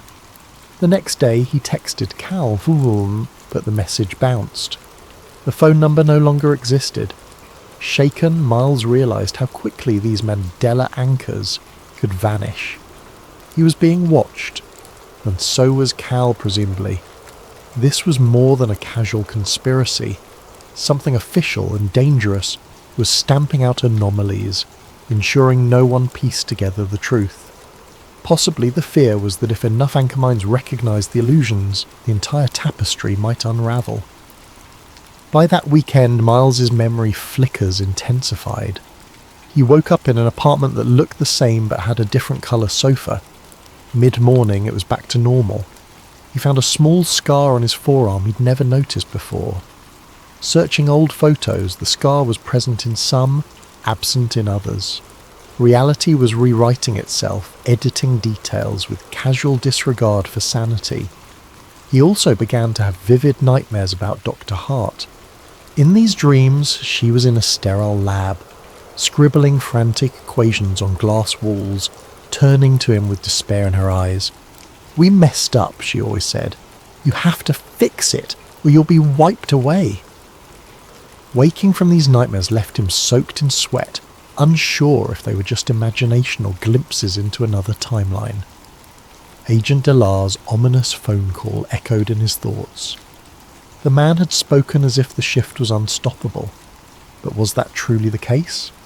Dr. Hart's log suggested a meltdown scenario if left unchecked. Could Miles somehow mend the damage? Every step forward put him in deeper danger, yet turning back felt impossible. So he pressed on, scouring every corner of the internet, scanning library archives for references to Lattice.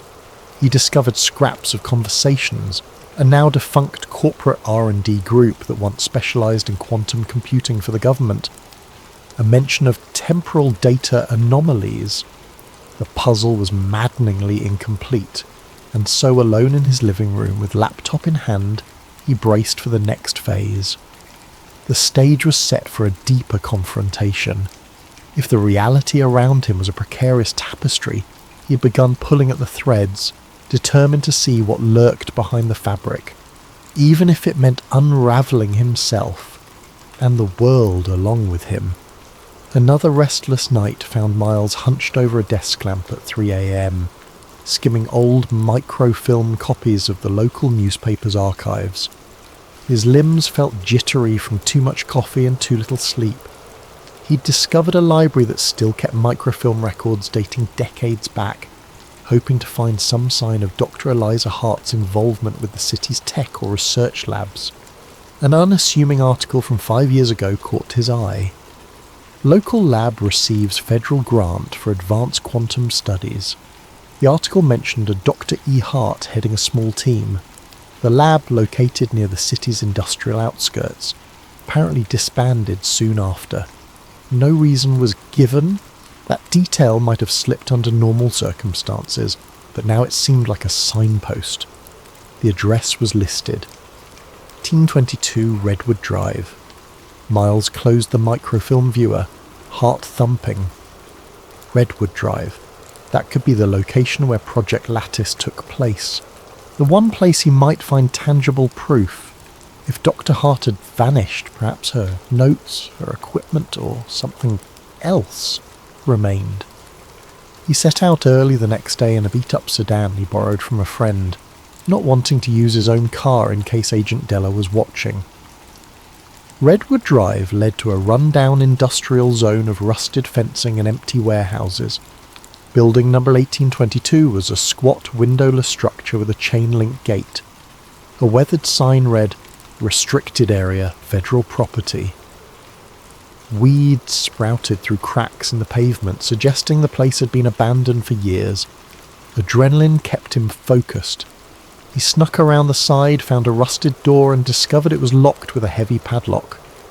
Lacking better tools, he rummaged for a crowbar in his trunk, silently apologizing to the cosmos for trespassing.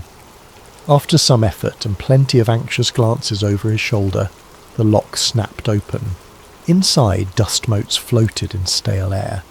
It was a husk of a lab, empty benches and scattered equipment crates forming a ghostly tableau. Flicking on a flashlight, Miles wove through corridors. A few locked rooms were too secure to enter, but one door hung ajar. Carefully he stepped inside, a modest office with knocked-over filing cabinets. Tattered documents lay strewn about. Folders labelled Lattice Observational Logs, Timeline Variation, and Anchor Tests. The jackpot. He gathered as many papers as he could. Most were partial or heavily redacted, yet certain lines made his skin prickle. Anchor volunteers exhibit resistance to timeline overwrites. This leads to confusion, potential psychological breakdown. Cross-observation windows must be minimized to prevent merges. Dr. Hart warns of an unstoppable chain reaction if left uncontained. It was proof that the government had indeed funded a project to observe or manipulate parallel timelines, possibly under the impetus that these volunteers could maintain memory across timeline shifts. That explained the forum references about anchor individuals, people like Miles. A battered lab notebook in the corner caught his eye. Its cover read E.H., presumably Eliza Hart. Inside, scribbled notes documented observed anomalies, referencing a rising frequency of shifts. One excerpt read, "They keep pressuring me to push for deeper observation windows. We're seeing brand changes, historical discrepancies, small details morphing daily. Is it us or the timeline? The quantum bridging is fragile. Our presence might be causing the merges." Miles's throat tightened. He flipped to the final page. "I'm losing time. My fiancé says we never met, though we have pictures. The data suggests we've triggered a global effect. I must hide these logs before they bury me. If you find this, you're an anchor. Remember the original. They'll try to rewrite you." He clutched the notebook with shaking hands. This was bigger than anything he'd imagined. Project Lattice had cracked a door into parallel realities, letting them bleed together. Eliza Hart had recognised the danger, but presumably she vanished. The parallels to his own experiences were chilling. Friends or family forgetting entire histories, brand changes, illusions of false memories. Suddenly a sharp sound. Footsteps in the corridor. Miles froze, heart pounding. The beam of a flashlight illuminated dust motes. He ducked behind an overturned cabinet. A voice, male, brusque, spoke into a radio. No signs of forced entry in the main lab. Checking offices now. Fear coursed through Miles. He recognised that distinct official tone. Possibly Agent Delar or one of his colleagues. Silently, Miles slid the lab notebook into his satchel. Step by careful step, he edged away. The footsteps drew closer. He heard the squeak of a boot on debris. Another beam of light moved across the floor. Tense seconds stretched like hours. A stroke of luck. The unseen agent stepped into a different hallway, momentarily letting Miles slip out into the corridor behind him. He retraced his path, ignoring the hammering of his heart. Within minutes, he found the side door, hurried outside and sprinted to his borrowed sedan. He peeled away from Redwood Drive, adrenaline coursing. In his rearview mirror, he spotted no immediate pursuit, though that offered little comfort. Back in the safety of his apartment, he locked every door and jammed a chair under the handle, paranoid but justified. Taking a deep breath, he spread the rescued documents on his living room floor. The significance of each page weighed on him like a crushing burden. The government, or some clandestine group, had messed with the fabric of reality. The Mandela effect was not a glitch in memory alone. It was an actual shift triggered by these quantum observation windows. People like Miles retained the old memories because they had some mental anomaly that anchored them to the original timeline. Project Lattice used these anchors for research, and apparently the cost had been catastrophic. He scanned the pages, searching for any mention of Agent Delar. Indeed, a memo indicated a Delar was assigned to contain anchor anomalies. Another note read, Subject Anchor recall threatened success. Use memory reset protocols if subject refuses compliance. The hair on Miles's neck stood up. Memory reset. That must be the ultimate threat, erasing anchors so they no longer disrupted the new timeline. He recalled Delar's phone call, the mention of further mergers. This was the machinery behind it. One portion referred to contingency labs across multiple states, each monitoring minor mergers. A mention of Hart's last message directed to a secure server with an IP address partially scratched out. Possibly, if he could decipher it, he might find more records, or even Hart herself. That is, if she was alive. But how to do so without being tracked? He realised with a jolt that Dr. Hart might still be out there, hiding. The text. If you find this, you're an anchor. Remember the original some echoed in his mind. He felt an odd solidarity with her, a woman who tried to safeguard the world from unstoppable quantum fracturing. Sitting amid the scattered documents, exhaustion weighed on him. The timeline flickers were intensifying. He needed help. The question was, from whom? He trusted no one. The next steps would be riskier. Decoding Hart's final instructions, outrunning Delar's watchers, and maybe finding a way to reverse or at least contain this runaway phenomenon. But was it reversible? The notion that thousands, maybe millions of small changes had already taken root in people's lives was staggering. Even if the large mergers had yet to come, the smaller ones threatened fundamental truths. He shuddered at the thought. Entire countries might morph. People might vanish, replaced by alternate versions. If the original timeline was lost, how long until everything collapsed? He pressed a palm against his eyes, staving off a migraine. A wave of mental exhaustion threatened to swallow him. The final line in one of Hart's notes repeated in his head like a mantra. we must not remain silent. Indeed, if he succumbed to fear or let them silence him, the consequences could be unthinkable. He just hoped he could hold on to his own mind before the shifting timeline wrote him out of existence. Because for an anchor like Miles, the cost of remembering everything might come at a price, losing his sanity, or incurring the wrath of the shadowy forces determined to keep the world oblivious to the displacement. The day began with another jarring shift. Miles woke on his worn-out couch, blinking blearily at the living room. The furniture layout was reversed. The couch sat against the opposite wall. Startled, he jolted upright, only to find it was back to normal, as though it had never changed. Gasping, he pressed a hand to his racing heart. The flickers of timeline merges were stronger now, coming in broad daylight. He was so shaken he nearly forgot to breathe. Determined to push forward, he rummaged through the documents from Redwood Drive, focusing on references to anchor points and secure servers. A few cryptic clues suggested that Dr. Hart's last known location was an underground facility near a satellite station outside the city. It matched the mention of contingency labs. Possibly she had retreated there or left a final message. With a sense of desperate resolve, Miles decided to investigate. The battered sedan took him down a winding rural road. As evening fell, the satellites loomed overhead like silent guardians. Giant metal dishes pointed skyward.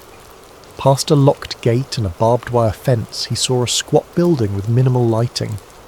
He parked the car out of sight, then approached on foot through patches of tall grass. Once again, he found a side door with a rusting security panel. Fortune favoured him. The security system was old, easily bypassed with a trick he'd learned in his IT days. Inside, the air felt cool, tinged with a faint hum of servers. Dim emergency lights illuminated a corridor that led underground. After descending a few flights, he emerged into a sterile hallway of metal walls. Posters with cryptic instructions about temporarily sensitive data hung lopsided, a sure sign of abandonment or minimal staff presence. He entered a control room lined with monitors, some black, others displaying streams of code or static-laced images. The largest screen flickered with a partial readout, timeline residue analysis. Heart-pounding, Miles realised this must be where they monitored merges, collecting data from multiple realities. On a console, he spotted references to Hart's uplink. Bingo! He rummaged in the desk drawers and found a small device, a specialised USB-like drive labelled Anchor Module. The label read, "Authorised anchor use only." The synergy of so many coincidences gave him chills. He jacked it into a console, hoping to access deeper files. The screen displayed a prompt. "Please confirm Anchor ID." Confusion struck. Did he have an ID? Then he remembered the Redwood documents mentioning anchor volunteers. Possibly his name was in some database as a potential anchor. He typed Miles Wren, but the system responded with an error. He tried rummaging for a numeric code in the Redwood notes. One snippet had a 9-digit number next to the name M. Wren. Inputting that into the console, he waited with bated breath. A beep. Then the console text changed. Anchor confirmed. Dr. E. Hart's logs unlocked. Suddenly, lines of text scrolled across the monitor. Miles, if you're reading this, you're an anchor who resisted the overwrite. Project Lattice was designed to observe alternate timelines, but we triggered collapses. Merges accelerate each time we open a new observation window. I suspect the final meltdown is imminent. The only chance we have is to localize the anchor field and forcibly unify all drifting timelines, preventing further fracturing. I tried building a stabilizer, but I was cut off. I can't do this alone. If you're hearing me, please, help. Miles's eyes brimmed with emotion. She'd left this message specifically for an anchor. For him. The text continued. We discovered that only anchors can finalize a stable timeline. Non-anchors adapt to each shift, forgetting the past. If enough anchors unify an agreement on a single version of events, that version might collapse the wave function, but the government sees that as a threat. They'd rather let the mergers continue invisibly than face the truth, or they want to harness the mergers for power. He paused reading, heart pounding. So a large-scale meltdown threatened to rewrite reality entirely. The repeated mergers left the fabric of existence wearing thin. Possibly humankind would wake up to an alien tomorrow, or entire continents might blink out. The scale was unimaginable. Another line scrolled.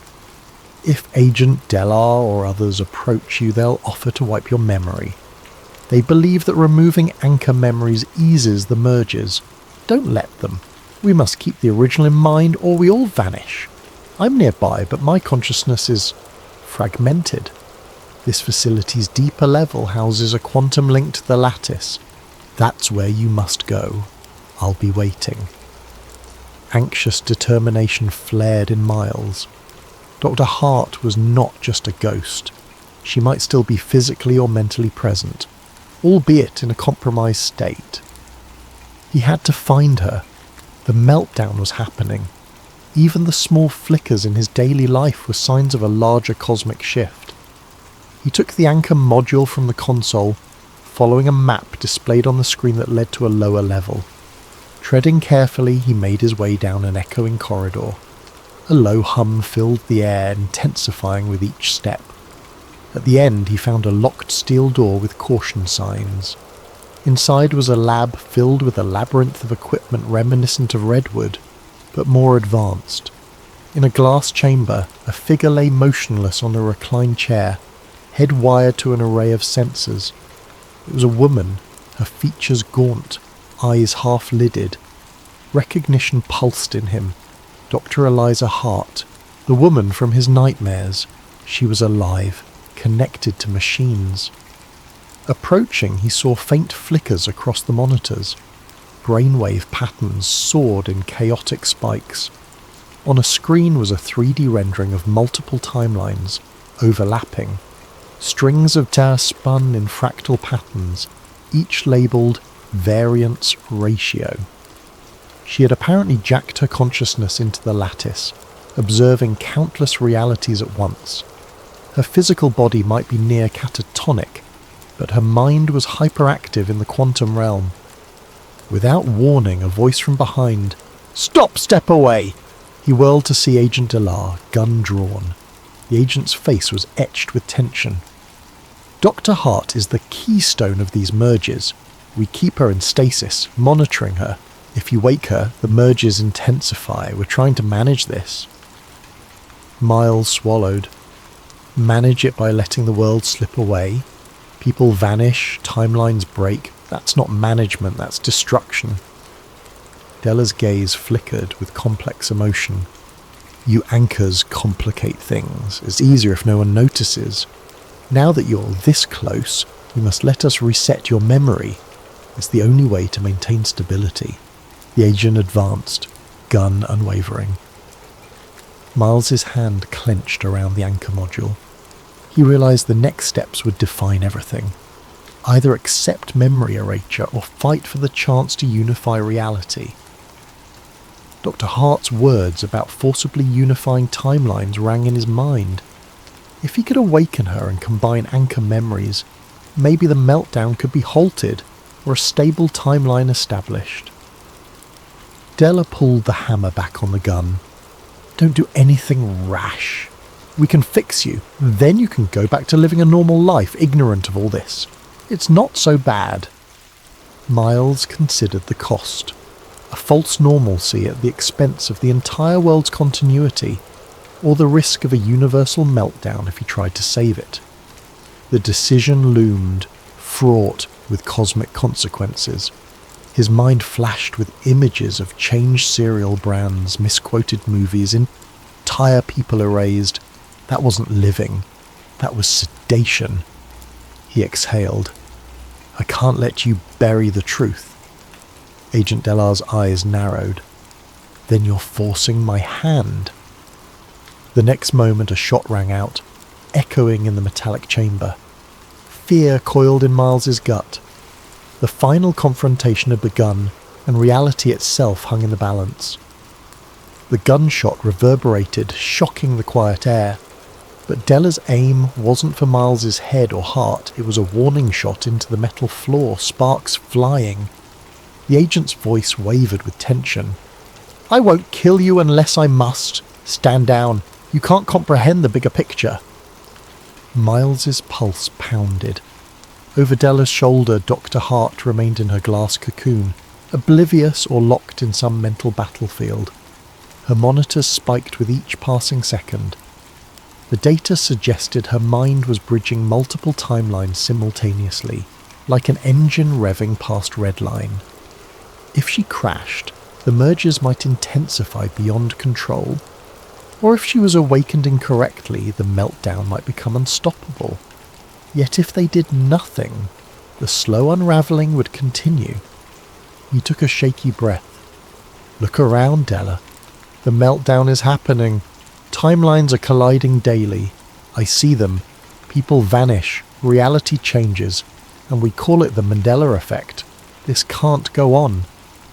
The agent's expression flickered with something akin to regret. Our superiors tried to contain it.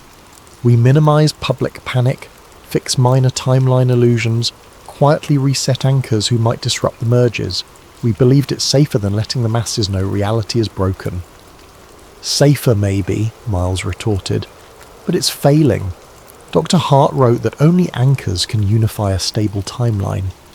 She's trying to do that from inside the lattice. That's why you keep her locked up, because if she succeeds, your hush-hush approach collapses. Della's jaw clenched. We fear what unification might do. Merging contradictory timelines can produce paradox.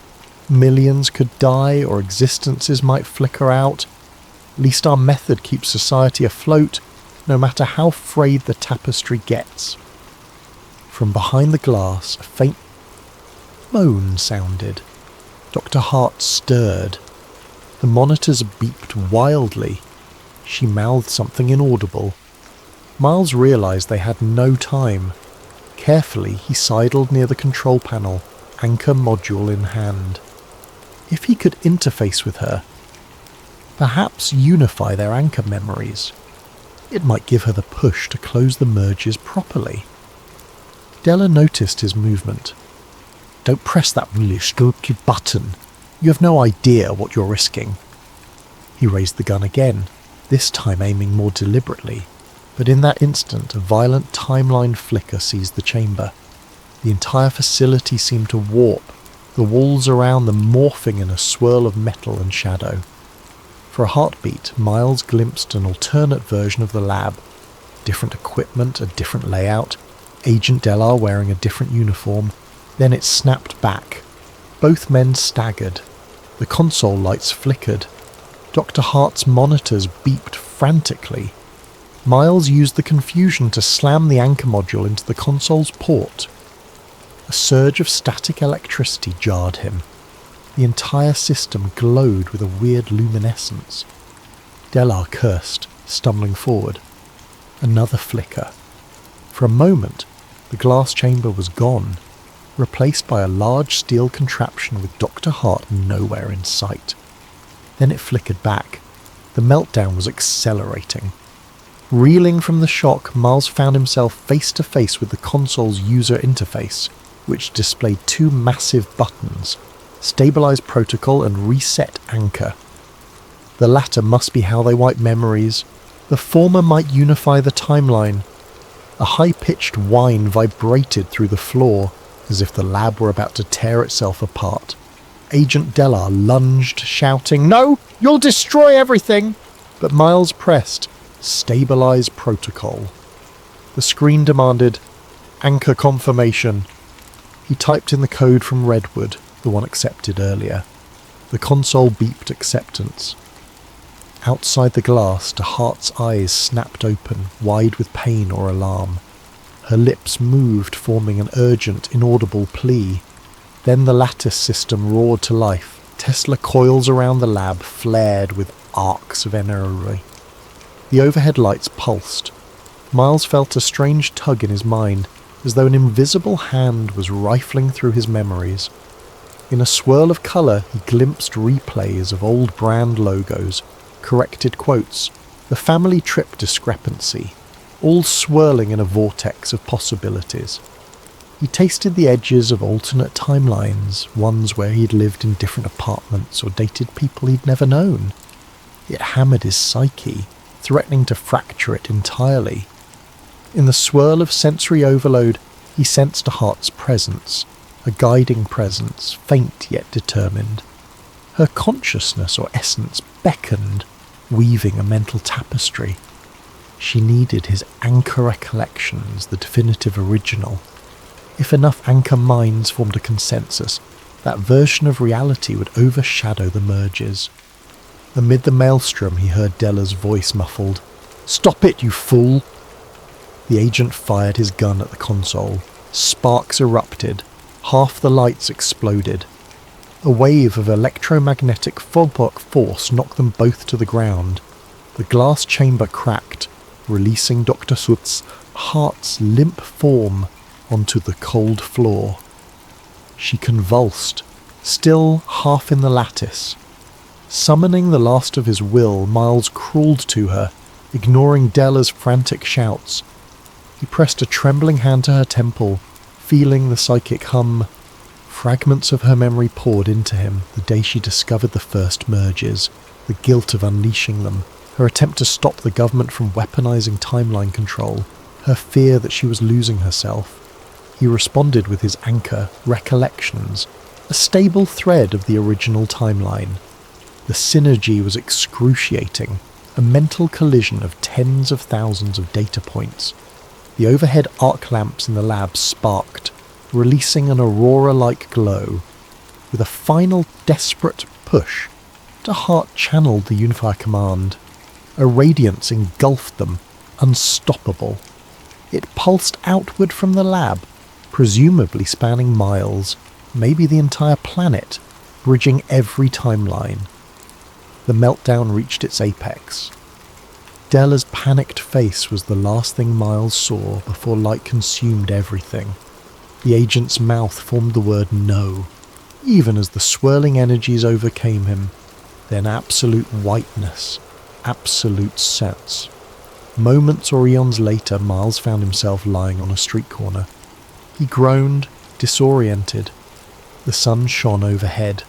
People bustled about, unperturbed, as if everything were normal. Blinking, he recognized the city centre near his office, but details felt altered. He stood up, heart racing. A quick glance around revealed store signs that matched his earliest recollections. Logos spelled the way he'd originally remembered. A wave of relief mixed with confusion. So the Unify command might have locked in a certain timeline. But was it truly the original, or a patchwork compromise? As he stumbled through the city, he spotted a billboard for a cereal brand spelled the way he'd first known it. The sense of victory soared in his chest. Perhaps it worked. Then again, were there still subtle differences he wasn't seeing? He rushed to a newsstand. The date on the newspaper matched the day he expected. Skimming the headlines, nothing seemed bizarre. No mention of timeline merges or meltdown. He breathed in shaky relief, so the meltdown had presumably stabilized. He was still an anchor, remembering the chaos that had led here. But no one else showed any sign of noticing. No mania in the streets, no men in black chasing him. He tried calling Dr. Hart's name under his breath, but only the city's bustle responded. Did she survive that final unification? Or had she merged into this timeline, sacrificing her own existence to anchor everyone else? A swirl of sorrow and gratitude welled inside him. She might have been the guiding mind behind the stabilization. That evening, Miles returned to his apartment, finding it precisely as he'd always known from his earliest recollection. Yet the boxes of half-remembered artifacts were gone. The receipt with the old serial spelling was absent. Even the redwood documents vanished. All physical evidence of the fiasco had dissolved in the unification wave. Days slipped by. The forum for Anchor Memories no longer existed. Searching Project Lattice yielded nothing. No references to Dr. Eliza Hart in missing persons archives. It was as if reality had sealed the cracks, forging a consistent tapestry. But deep in his mind, Miles remembered the merges, the Redwood Lab, the meltdown. No one else did. He was alone in that knowledge, or so he believed. The final clue arrived in the mail a week later. A small padded envelope with no return address. Inside was a toy figurine from that serial brand, one that in the original timeline had never existed as a freebie. The toy was a miniature version of Miles himself, in the clothes he'd worn that day in the lab, complete with a tiny laptop bag. Painted on the underside was the cryptic text, "We made it, E.H." Tears pricked his eyes. Dr. Hart had found a way to send a final sign. She'd survived in some capacity, or left this message from within the newly stabilized reality. He set the figurine on his desk, letting it stand as a quiet sentinel. A testament that he wasn't mad, that the meltdown really happened. Still, questions lingered. Did Agent LR also remain in this unified timeline, possibly with no memory of the mergers? Could the mergers reignite under new circumstances? And was the stable timeline truly stable, or a temporary respite? He supposed only time would reveal the answers. For now, Miles continued his unremarkable daily life, feeling the faint hum of a cosmic secret beneath it all. He'd become the man who remembered too much, but that memory no longer threatened to unravel the world. If anything, it was the glue that kept it from fracturing anew. Occasionally he'd catch a subtle difference, a fleeting sign that the world was not absolutely locked. But these glimpses were small and ephemeral. Perhaps the meltdown had ended, but the potential for future displacements remained. And so each evening he'd gaze at that small figurine of himself, reminded that the anchor's burden was a lonely one, but crucial. Because the greatest conspiracy was to ensure no one realized reality itself had nearly shattered. And he, Miles Wren, was the quiet guardian of that truth, even as the world slept peacefully in the newly minted timeline. Tonight's narrative is titled Deep Silence, the Titanic Deception. Imagine the year as modern day, and we have all grown up hearing one definitive story about the Titanic's tragic end. A collision with an iceberg, an unsinkable ship that proved otherwise, the sorrowful loss of life. But in this retelling, a new voice steps forward. Doctor. Nolan Reeve, a dedicated marine biologist who stumbles upon a startling discovery on the Titanic's wreck that contradicts the official version of events. There's evidence of an explosion, or sabotage, hidden among the rusted metal and barnacle-clung beams, suggesting that the tragedy of 1912 might have been orchestrated to eliminate certain powerful individuals. As Dr. Reeve digs deeper, searching old shipping records and deciphering coded telegrams, he finds himself up against forces that have spent over a century ensuring no one ever questions the iceberg narrative. Tension rises as strange warnings appear, suspicious accidents claim the lives of those close to him, and the unstoppable juggernaut of a conspiracy that crosses generations threatens to silence him forever. In the 5 parts that follow, we'll dive into Dr. Reeve's step-by-step investigation, from the first glimpses of abnormal structural damage on the Titanic's hull to the frantic final hours, where he attempts to broadcast the truth before shadowy agents can destroy both him and the evidence. If you're ready to uncover a hidden piece of maritime history, at least in this fictional reimagining, read on and let the swirl of ocean currents and midnight conspiracies guide you deeper into the hush of night. Please, make yourself comfortable. Allow your mind to wander into the possibilities that maybe, just maybe, everything we've been told about that fateful April night is not the whole story. And remember, in times of darkness, knowledge can be as blinding as a flare, or as comforting as a dim lantern. May you find the perfect balance tonight as we embark on this mysterious tale. The frigid waters of the North Atlantic loomed above Dr. Nolan Reeve like an endless dark plain, and beneath them, almost 2.5 miles down, lay the shattered remains of what was once the grandest ship afloat, RMS Titanic. The year was present day, and Reeve found himself aboard the research vessel Aegis, leading a deep-sea expedition to study microbial decay on century-old wrecks. It was all in the name of science, or so he believed. The Aegis was no luxurious craft, but it boasted a sturdy submersible named Deep Seeker that could navigate the tremendous pressure at such depths. Reeve's focus was to gather data on the rusticles, those icicle-like formations of iron-oxidizing bacteria slowly consuming the Titanic's hull. Alongside him was a small crew of marine scientists, including Isla Grant, a skilled submersible pilot and camera operator with a knack for zeroing in on small details. The funding for this expedition came from a wealthy institute run by Andrew Calder, a rather enigmatic financier who seldom gave interviews but had a keen interest in the maritime heritage. As the Aegis hovered in the general area, Reeve and Grant prepared for their first descent. Their mission's outward goals were straightforward: collect microbe samples from various compartments, photograph structural integrity, and produce a documentary charting the wreck's gradual dissolution. But Reeve felt an odd stirring in the back of his mind. Something about Calder's deep pockets, and the near-obsessive interest he showed in the Titanic, unsettled him.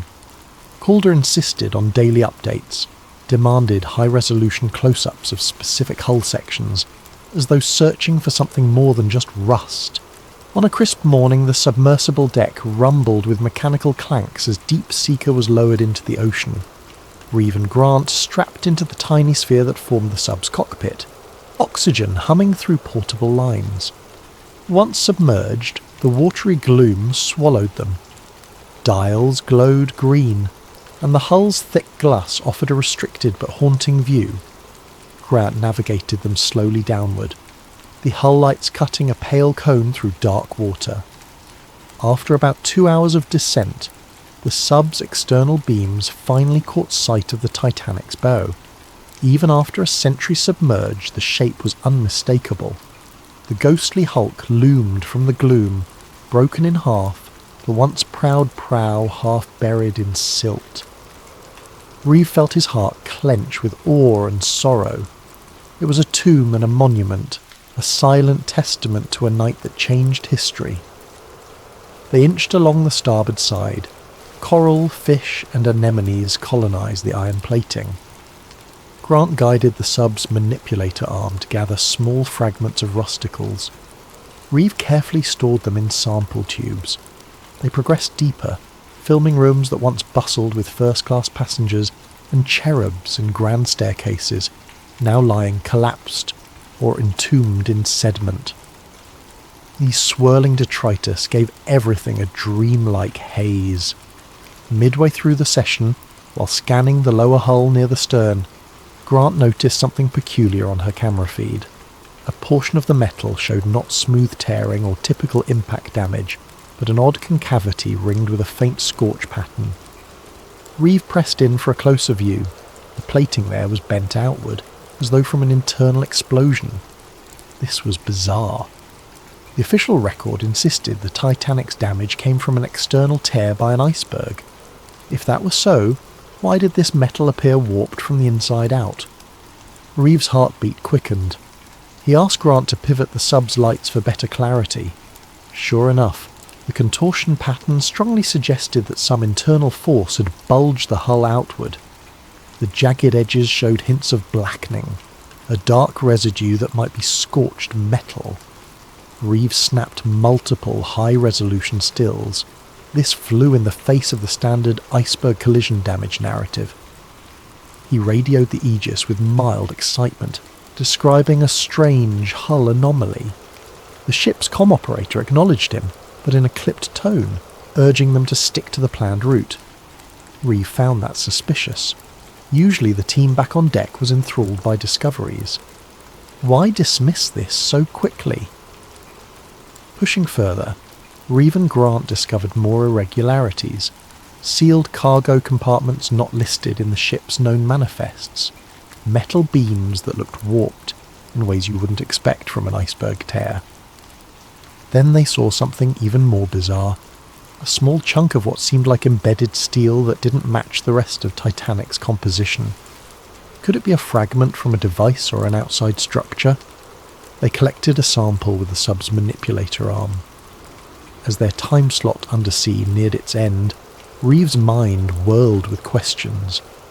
When they returned to the surface, Calder was on the deck to greet them, a faint smile on his lips. "Any interesting finds?" he asked casually. Reeve hesitated, glancing at Grant. "We saw some unexpected hull damage patterns. Might deviate from the standard historical account." Calder's expression flickered, then resumed neutrality. "I see," he said softly. "Well, keep me informed of any further anomalies." Then he pivoted away, leaving Reeve unsettled by his reaction. That evening, Reeve spent hours reviewing the footage. The scorch marks, the outward bent steel. It pointed to an internal explosion or sabotage. But how? This was the Titanic, the world's biggest ship at the time, lost in 1912 to an iceberg. The official narrative had been accepted for over a century. No major historian ever seriously advanced a sabotage theory. He found it all improbable. But then, so was the photographic evidence in front of him. Isla joined him in the ship's small lab. She too looked uneasy. If the Titanic was scuttled or bombed from within, that means... what? Some grand conspiracy. She paused, leaning over the images. That's nearly unimaginable, and yet these images speak for themselves. Reeve nodded, chewing his lip. "We need more context. Old shipping logs, survivor accounts, something that might confirm the possibility." He emailed a few colleagues, maritime historians, archive specialists, seeking discreet help. Unbeknownst to Reeve, others had their eyes on the expedition's data. Hours later, while the crew slept, a silent figure wearing a staff uniform accessed the main lab console, scanning the raw footage, then left behind a small device that quietly started encrypting all data. By morning, Reeve discovered that his recordings had been locked, needing a passcode.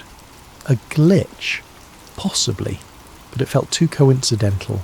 In the next days, Reeve would realise he'd stirred a hornet's nest with that single discovery.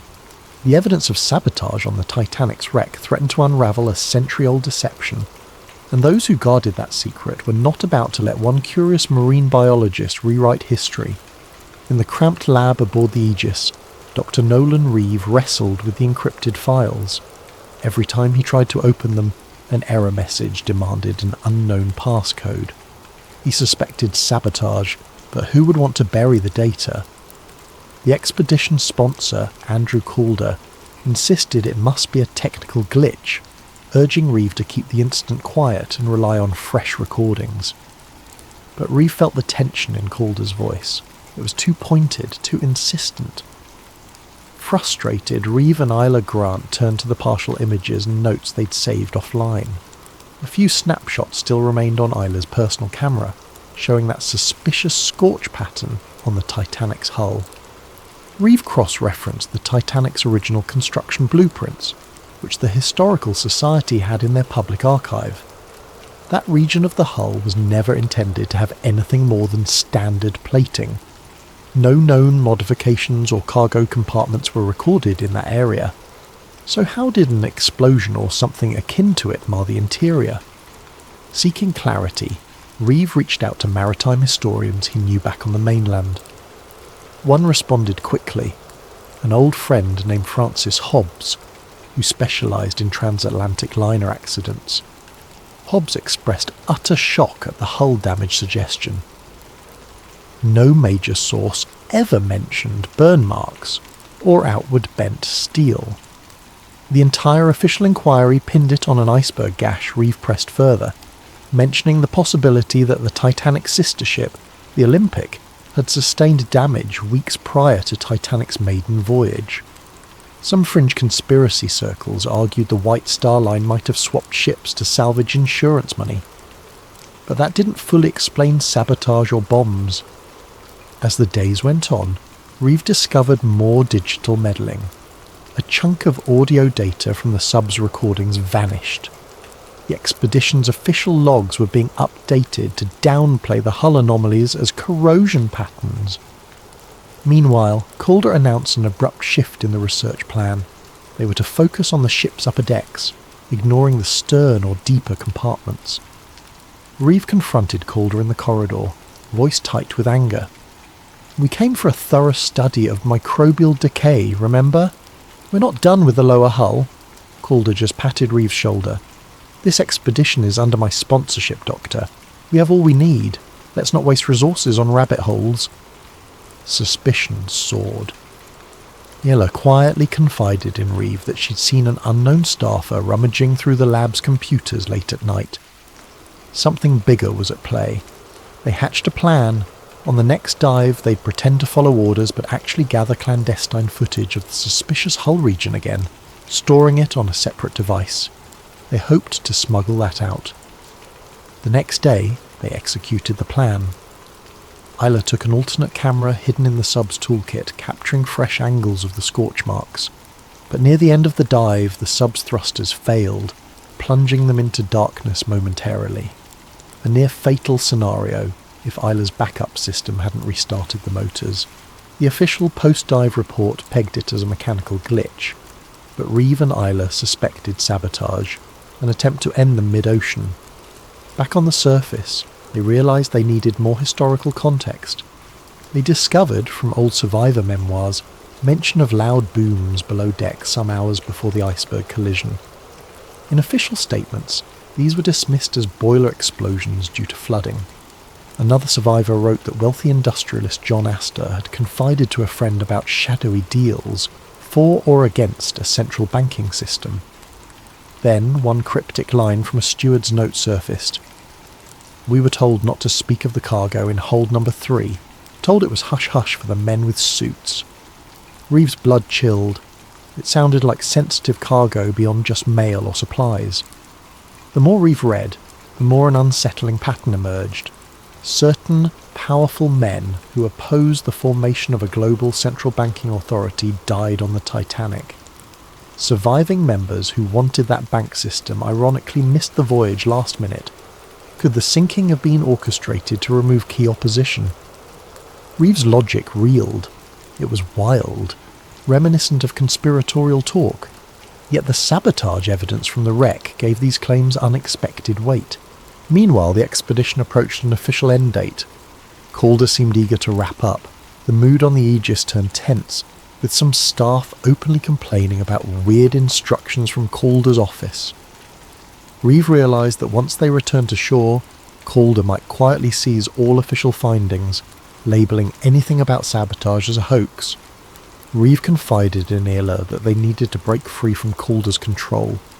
"We have to publish or release these anomalies ourselves," he insisted. She agreed, though fear glimmered in her eyes. "They're watching everything we do." Days before the final docking, an unnerving event confirmed their fears. One of Reeve's close colleagues, a diver who had glimpsed the scorch marks as well, died in a suspicious boat explosion near the Aegis. The official statement labelled it a tragic fuel accident, but Reeve saw no sense in the story. The diver had been careful, not the type to mishandle fuel lines. The message was clear: keep your mouth shut or pay the price. Now Reeve recognised the bigger threat. Some covert group, possibly with Calder's backing or beyond him, was determined to bury any mention of sabotage.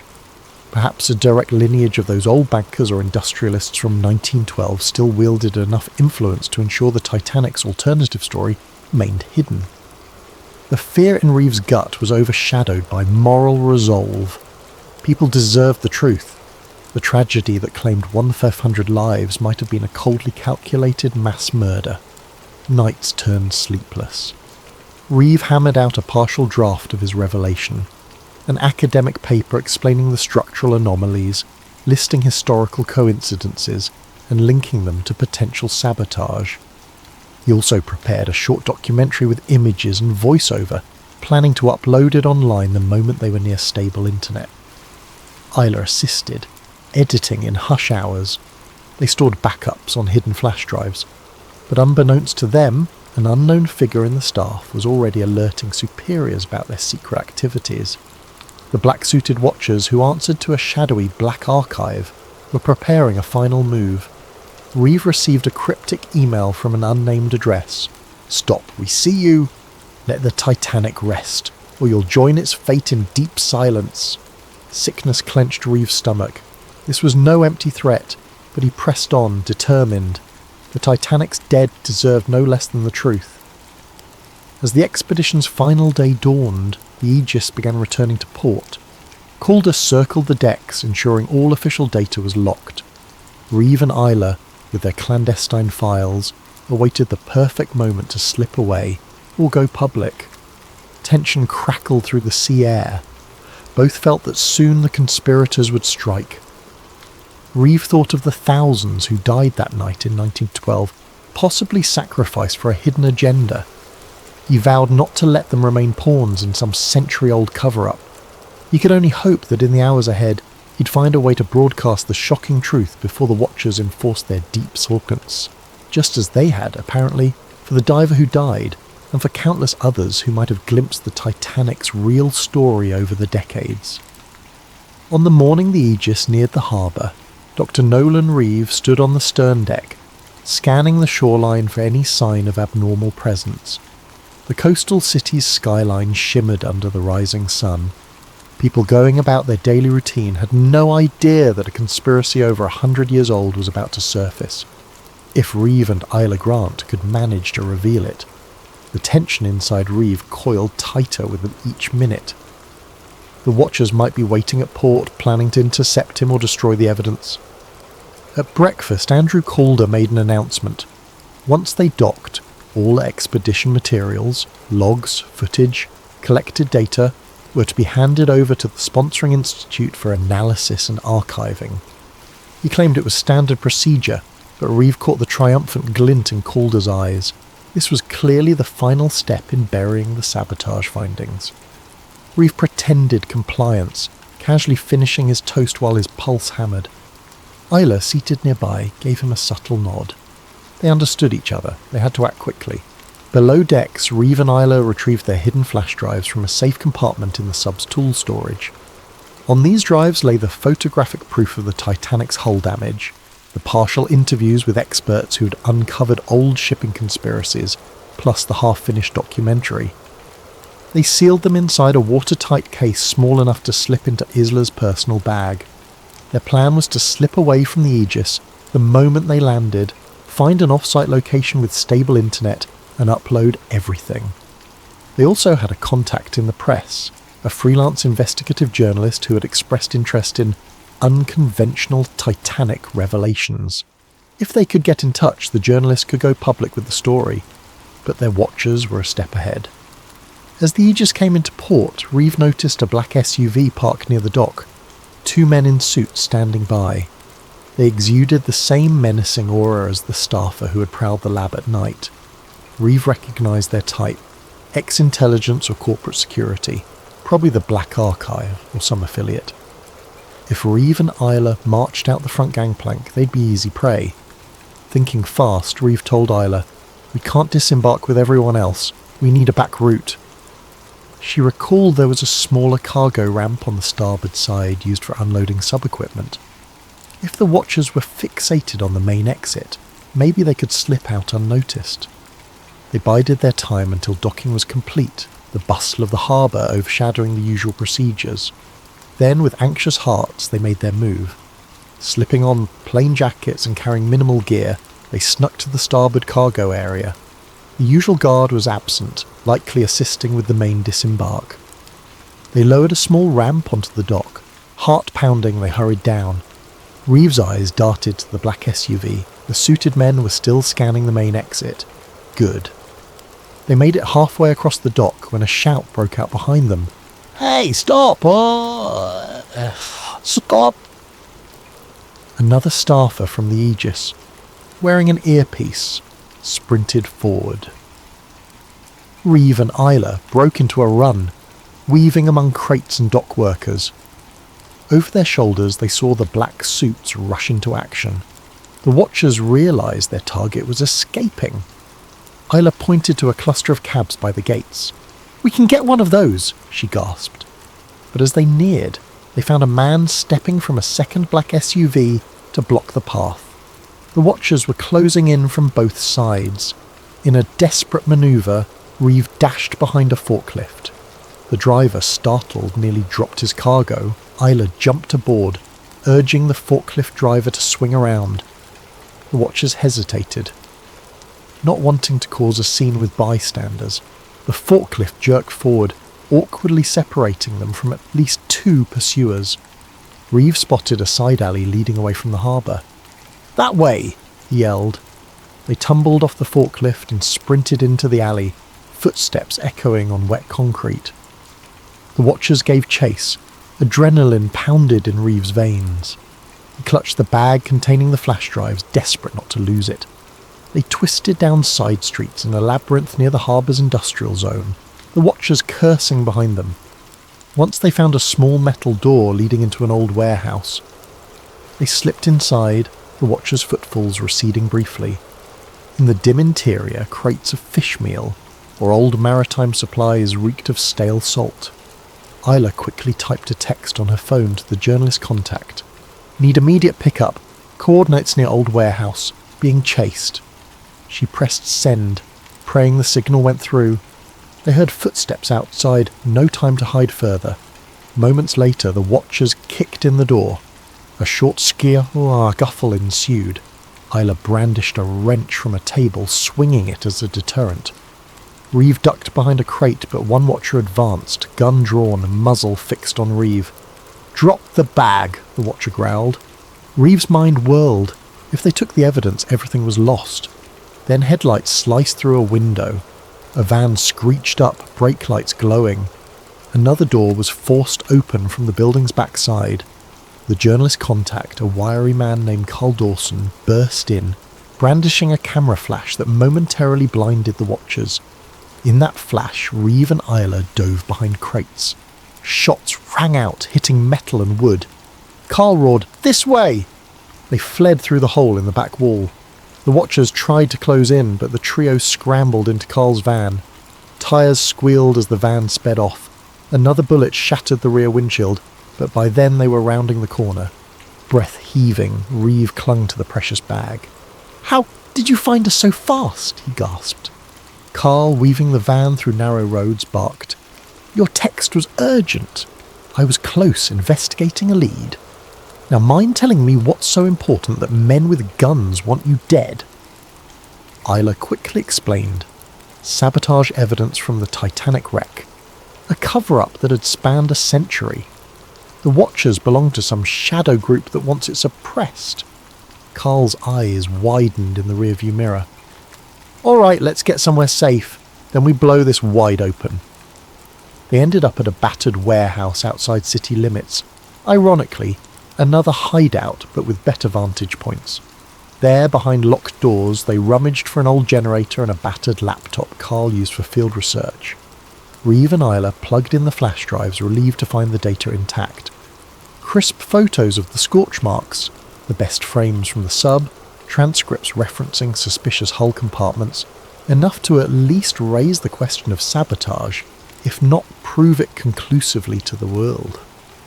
Carl started uploading to a secure server, intending to publish an exposé on the dark side of Titanic sinking. But the progress bar crawled at a snail's pace, the warehouse's Wi-Fi connection weak. Reeve paced nervously. They had no illusions that the Watchers might be scanning for digital footprints. Time was short. Sure enough, minutes later, a dreaded beep. The connection severed, the screen flickering. Isla cursed. Someone was actively jamming them or messing with the local network. They tried a backup phone hotspot, only to find it locked out. The Watchers, or their affiliates, had massive influence. Carl realised they had no choice but to do a more direct approach. They'd broadcast the proof as a live stream if possible. directly linking to multiple mirror sites so that once it started, it would replicate too quickly for the watchers to block. Reeve grimly agreed. Bet we need a stable vantage to do it from, maybe out at sea again or somewhere they can't jam us as easily. As the day turned to dusk, the plan formed. They'd charter a small boat, head out beyond close-range jammers, and run a live video feed revealing the sabotage evidence. It was a huge risk. But at least on open water, the watchers couldn't corner them so easily. They'd attempted at dawn. Unbeknownst to them, another black SUV had found the old warehouse, men stepping out with lethal calm. In hours, a final showdown would unfold, whether or not the Titanic's true story would see the light of day. Pre-dawn light tinted the sky a steely grey as Dr. Nolan Reeve, Isla Grant and Carl Dawson crept onto a rickety dock. They'd spent the night evading watchers, switching cars twice and bribing a half-awake fisherman for use of his battered old boat named Sea Pearl. The watcher's net was tightening, but the trio's resolve stood firm. They would attempt a live broadcast from beyond the nearshore jamming radius, unveiling the Titanic sabotage theory once and for all. Winds whipped across the water, salt stinging their faces. They crammed the gear aboard, the battered laptop, a portable satellite uplink borrowed from a friend of Carl's who specialised in storm chasing, and the precious flash drives. The fisherman, a wiry man with a greying beard, gave them a final sceptical glance but said nothing. He'd been paid in crisp cash. That was enough. The Sea Pearl's engine sputtered to life, and they motored out into deeper waters. As the coastline shrank behind them, Isla set up the satellite uplink, calibrating it to connect with a global streaming platform. The plan was to push the feed to multiple mirror sites, letting watchers or sensors remove one but not kill the story entirely. Carl tested a backup camera. Reeve fidgeted in the boat's seat, the bag containing the evidence resting on his knees. Adrenaline pulsed. He remembered he was a mere marine biologist, not some heroic whistleblower. Yet fate had cast him in this role. He recalled the Titanic's wreck, the silent testament to a tragedy that was more than an iceberg collision. He had to see this through. When they reached roughly 15 miles offshore, the boat stilled. The waves rolled gently, the horizon a delicate band of pink as sunrise neared. Perfect, no sign of immediate pursuit. Isla gave a thumbs up. The signal was strong enough here. They booted the laptop, connected the satellite link and launched a simple streaming interface. Carl counted down quietly. 3, 2, 1... We're live. Reeve's face filled the small camera's frame, the wind ruffling his hair. He swallowed, heart pounding. Then he began to speak. Good morning. My name is Dr. Nolan Reeve, marine biologist. A pause. I'm broadcasting under urgent circumstances. This message is about the RMS Titanic, a tragedy you might believe you know. But after investigating the wreck personally, I discovered anomalies in the hull that strongly suggest sabotage, not a simple iceberg collision. He paused, exhaling shakily. I have evidence, footage, structural analyses, historical records that point to a conspiracy, one spanning over a century. He clicked on a slideshow showing the scorch marks, the outward bent steel, the suspicious cargo compartments. We see scorch patterns consistent with explosive charges, not external tears. We see shipping logs manipulated, passenger rosters that omitted certain influential men who died that night. There is reason to believe they were targeted by powerful interests opposing them. This is in part about a global banking conspiracy. These men opposed the creation of a central financial system. The feed displayed scans of century-old telegrams referencing Project White Star, an ominous code name that lined up with the shipping line's name but implied something more sinister. Carl whispered encouragement behind the camera, adjusting angles as Reeve continued. Isla flipped through the next sets of images, including the hush-hush memos from White Star officials. We believe an organisation, which we can only call a precursor to a modern black archive, orchestrated this. They ensured the Titanic was doomed from within, then fed the iceberg narrative to the press. As Reeve spoke, Hundreds of viewers joined the stream in real time, some random watchers, some maritime buffs, some who stumbled on the link. The chat scrolled with shock, disbelief, demands for more proof. Halfway through, Iscilla's eyes went wide as she spotted a black dot on the horizon. Another boat, speeding toward them. "We have company," she hissed. Reeve kept talking, adrenaline surging. "This is urgent. We might be cut off at any moment. I beg you all. Mirror this broadcast, record it, spread it." The Titanic story was never just about an iceberg. It was about removing obstacles to a new global financial order. In the distance, the incoming craft grew larger. A sleek speedboat. Black hull. Figures on board. They brandished something, possibly firearms. Carl typed frantically, embedding the feed's link on multiple forums. The watchers, it seemed, were near. "Time is short," Reeve said, voice trembling. "We can't let them bury the truth. The evidence is here." He tried uploading the raw files. The progress bar inched forward. 30%, 40%. Then the watcher's boat closed within a few hundred yards, and muzzle flashes lit the air. Gunfire spat across the waves, bullets pinging off the Sea Pearl's metal surfaces. The fishermen yelled in terror, ducking. Carl continued filming even as the camera shook. Reeve, heart in his throat, forced out the last lines. "We have photographic proof, historical documentation. Another bullet struck the laptop, sparks flying. The screen flickered. 70% uploaded. Isla lunged to shield it with her body, shrieking for Reeve to take cover. A final thunderous crack. A rocket or explosive device soared from the watcher's boat, arcing in slow motion.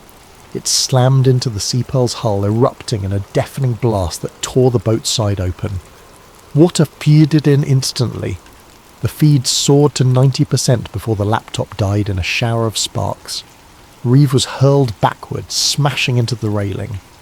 He glimpsed Isla dropping into the water, the camera sinking. Carl vanished in a swirl of smoke. Darkness closed around Reeve's awareness, though he distantly heard more gunfire, shouts. The watcher's craft circled like sharks. The Sea Pearl sank rapidly, listing. Reeve coughed salt water, fighting unconsciousness. With flickering vision, he spotted Isla clinging to a life vest. "Nolan!" she screamed. Then a wave of blackness overcame him. In the mayhem that followed, fragments of the watchers' voices surfaced.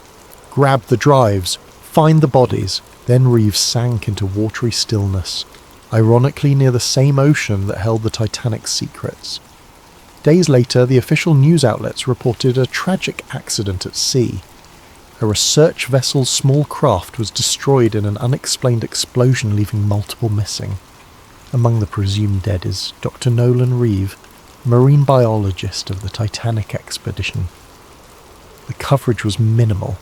The main expedition lead, Andrew Calder, expressed sorrow at the unfortunate accident, praising Reeve's passion but disclaiming any knowledge of foul play.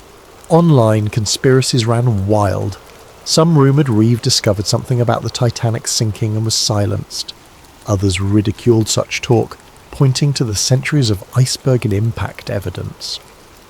Official statements from the Sponsor Institute labelled Reeve's anomalies as misread structural damage. They said his final sub-dive data was lost in a system crash. Everything about sabotage on the Titanic was quietly refuted or brushed aside. The mainstream media moved on, but not everyone forgot. The partial broadcast from that boat had gone live for a few fateful minutes, enough for a handful of watchers to capture and re-upload it.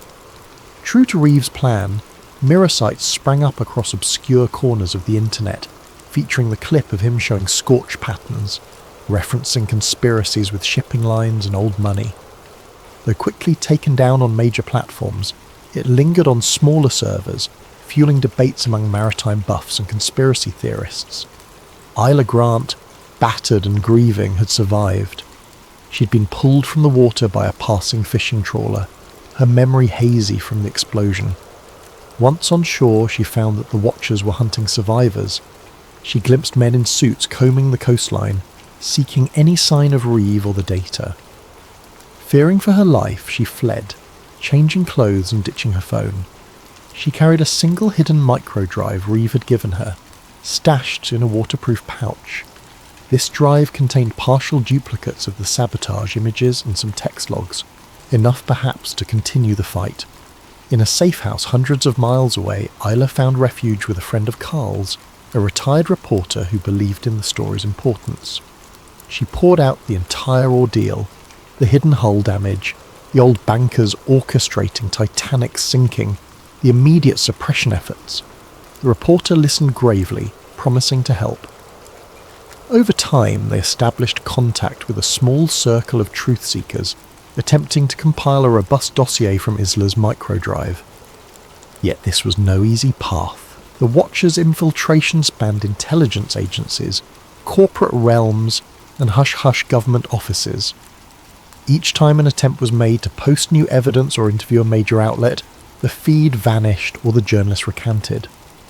Even so, fragments of the sabotage theory kept surfacing, a slow, unstoppable drip across niche conspiracy boards, international maritime forums and talk radio call-ins.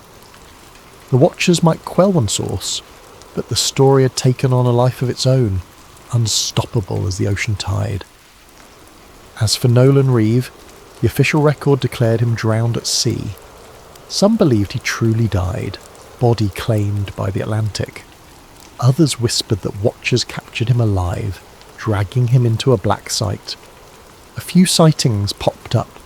A fisherman in another port claimed to see a battered man who matched Reeve's description slip aboard a cargo vessel under an alias. No confirmed evidence pinned down the truth. He became a ghost in rumour, akin to how the Titanic's sabotage had been rumoured for decades. Perhaps it was better that way. If Reeve survived in hiding, he might yet resurface to champion the truth. If he perished, his memory still fueled a movement determined to unravel the century-old deception. Meanwhile, Andrew Calder continued his philanthropic facade, sponsoring new oceanic projects, but quietly distancing himself from the Titanic fiasco. The Institute's official line was that Reeve was a valued colleague who tragically lost his life in an accident. Calder refused all further comment, citing respect for the dead. In the quiet corners of maritime history, a shift began. Certain younger researchers, inspired by Reeve's partially leaked footage, re-examined the Titanic's official damage reports. They found suspicious discrepancies in the thickness of steel plating, the location of the largest hull breach, the timeline of floods across compartments. More independent expeditions popped up, each facing suspicious funding withdrawals or sudden legal blockages. But the seeds of doubt had been planted. Over time, these seeds might crack the monolithic story that an iceberg alone sealed Titanic's fate. On an unassuming day, a worn envelope arrived at the home of a retired maritime historian, bearing no return address. Inside lay a single Polaroid snapshot, the scorch pattern from Reeve's subdive, plus a note scrawled in plain text. They lied. Titanic was murdered. Keep digging, signed with an N. The historian exhaled, heart pounding. Perhaps Reeve lived, continuing his crusade from the shadows. Or maybe Isla or some other ally used the signature as a symbol. The historian quietly added this note to the secret Titanic sabotage file he'd been compiling, fueling his resolve to keep the question alive. In the hush of the Atlantic depths, the Titanic's wreck remained motionless. Barnacles and fish roamed the silent corridors where tragedy struck 100 years before. The scorch marks that Reeve discovered, covered now by creeping rusticles, would soon be further eroded by time. But the intangible truths, the evidence captured in fleeting photos, the witness of survivors, the financial documents pointing to a chilling motive, had found new keepers. Through them, the Titanic's deeper secret would not remain entombed forever. Epilogue. In a small anonymous archive in an unnamed city, an older caretaker dusted off boxes of historical items. Among them was a battered black notebook labelled Titanic, Corrupted Hull. Within lay transcripts from Reeve's partial broadcast. A few photos of that suspicious hull breach. A timeline of 1912's financial expansions, and a scrawled sentence. Truth is deeper than you think, and it always surfaces. The caretaker smiled grimly. The Watchers might bury a man, they might bury data, but as with the unstoppable ocean currents, the truth found ways to flow. And so, the final word in the caretaker's notes read simply, "Someday someone will finish what Reeve began."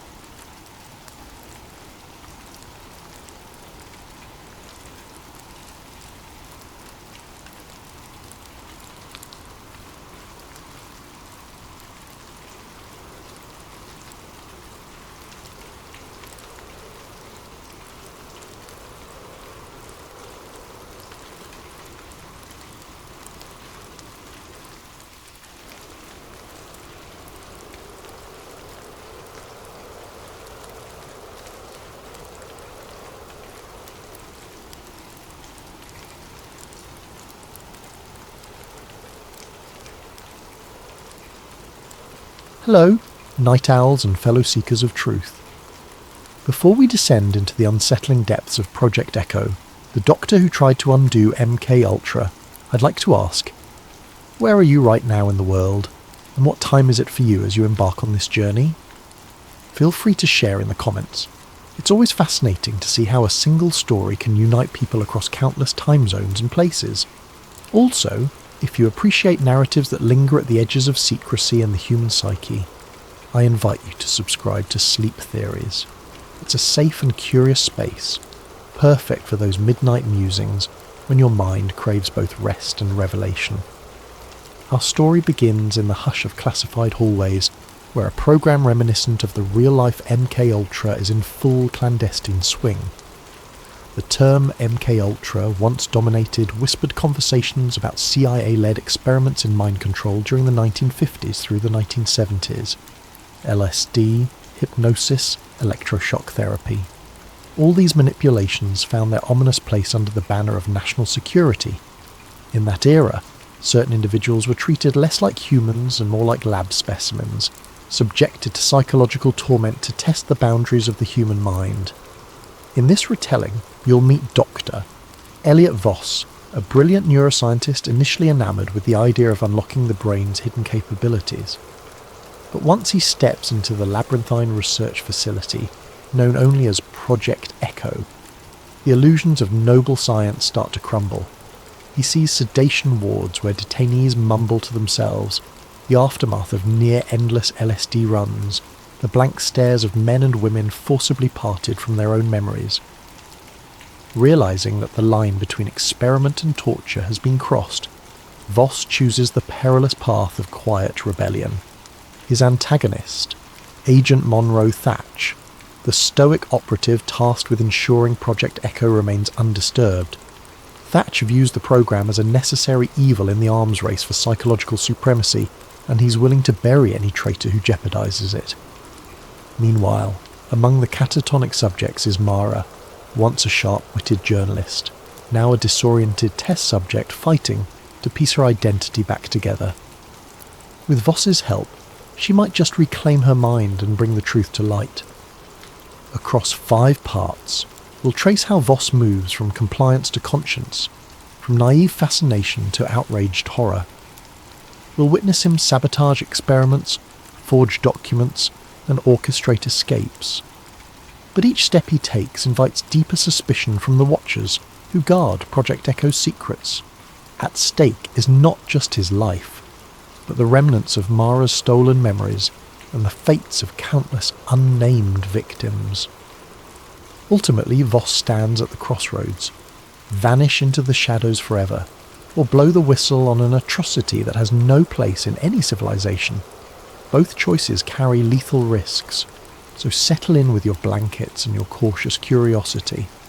We're about to peel back the layers of a conspiracy that merges technology, psychology, and a ruthless government's quest for absolute control. May this story remind you that even in the darkest corners, a glimmer of empathy can ignite and transform. Grab a late-night snack or a soothing tea, and let's open the locked doors behind which Project Echo lurks. Dr. Elliot Voss first glimpsed the Project Echo compound on a drizzly autumn morning. He'd been flown in on a battered twin-prop plane, landing at a disused airstrip far from any major city. A black sedan awaited him, its driver silent as he whisked Voss down roads so winding that even the day's faint sunlight seemed lost. At last, the car halted before a nondescript concrete building fenced by barbed wire, security cameras angled on every approach. A discreet sign read, Department of Psychological Research, Federal Program 17. But the rumour mill called it something else. A black site where boundaries of science and morality dissolved in the name of defence. Once inside, Voss was greeted by a perfunctory handshake from Agent Monroe Thatch, an older man with close-cropped grey hair and a near-permanent scowl. "Welcome to Echo," he said, voice devoid of warmth. "Your credentials speak volumes, Doctor. We trust you'll find your calling here." Voss forced a polite nod. Months earlier, he'd been approached by government contacts praising his neurology research, claiming they needed innovative strategies for advanced interrogation and memory therapy. Even then, he'd sensed the undercurrent of something sinister, yet his curiosity and a sense of patriotic duty had led him to accept. Perhaps too eagerly, he now thought. They stepped into an elevator that sank deep underground, well below the building's official levels. The corridor that welcomed them looked more hospital than dungeon. Sterilised floors, white walls, overhead fluorescents humming. But as they proceeded, Voss spotted armed guards at certain doorways, and the tension in the air was palpable. Thatch introduced him to a small cluster of lab-coated staff, who each nodded in clipped greetings. The orientation took the form of a restricted briefing. Project Echo was studying the interface between psychoactive substances and forced conditioning techniques. On the surface, they used the language of legitimate research, personality reformation, deep memory reprogramming. But as Voss scanned the faces of these staffers, he saw flickers of discomfort in some, while others seemed unnervingly at ease with such manipulations. Agents in suits hovered at the edges, ensuring no one forgot that everything was both top secret and mandatory. Before long, Thatch ushered Voss into a conference room. A dull projector displayed slides, images of men in straitjackets, eyes wide with confusion, graphs charting sedation levels for cooperative compliance. This was the first explicit hint that the subjects here were not volunteers. "We have various populations," Thatch said matter-of-factly. "Some from prisons, some who can't be officially recognised as detainees, subversives, potential traitors, or undesirables. We measure responses to LSD variants, isolation stints, hypnotic triggers." Each phrase rang alarm bells in Voss's conscience. Voss tried to keep his expression neutral. "And my role?" he asked. "How do I fit into the existing protocols?" Thatch tapped the slides. "We need your expertise to refine the memory disruption procedures. Our prior staff had trouble achieving stable amnesia in certain subjects. We want them to forget everything or reshape their personalities entirely. You are, from your academic work, well versed in neural plasticity, yes?" Swallowing a surge of unease, Voss nodded. Indeed, he'd studied how neural pathways could be altered or overwritten, but never had he imagined applying this knowledge in forced experiments. He recalled the hopeful dream he once held, curing PTSD or reversing degenerative conditions. This was the polar opposite, weaponizing the brain's malleability. After the briefing, a short tour followed.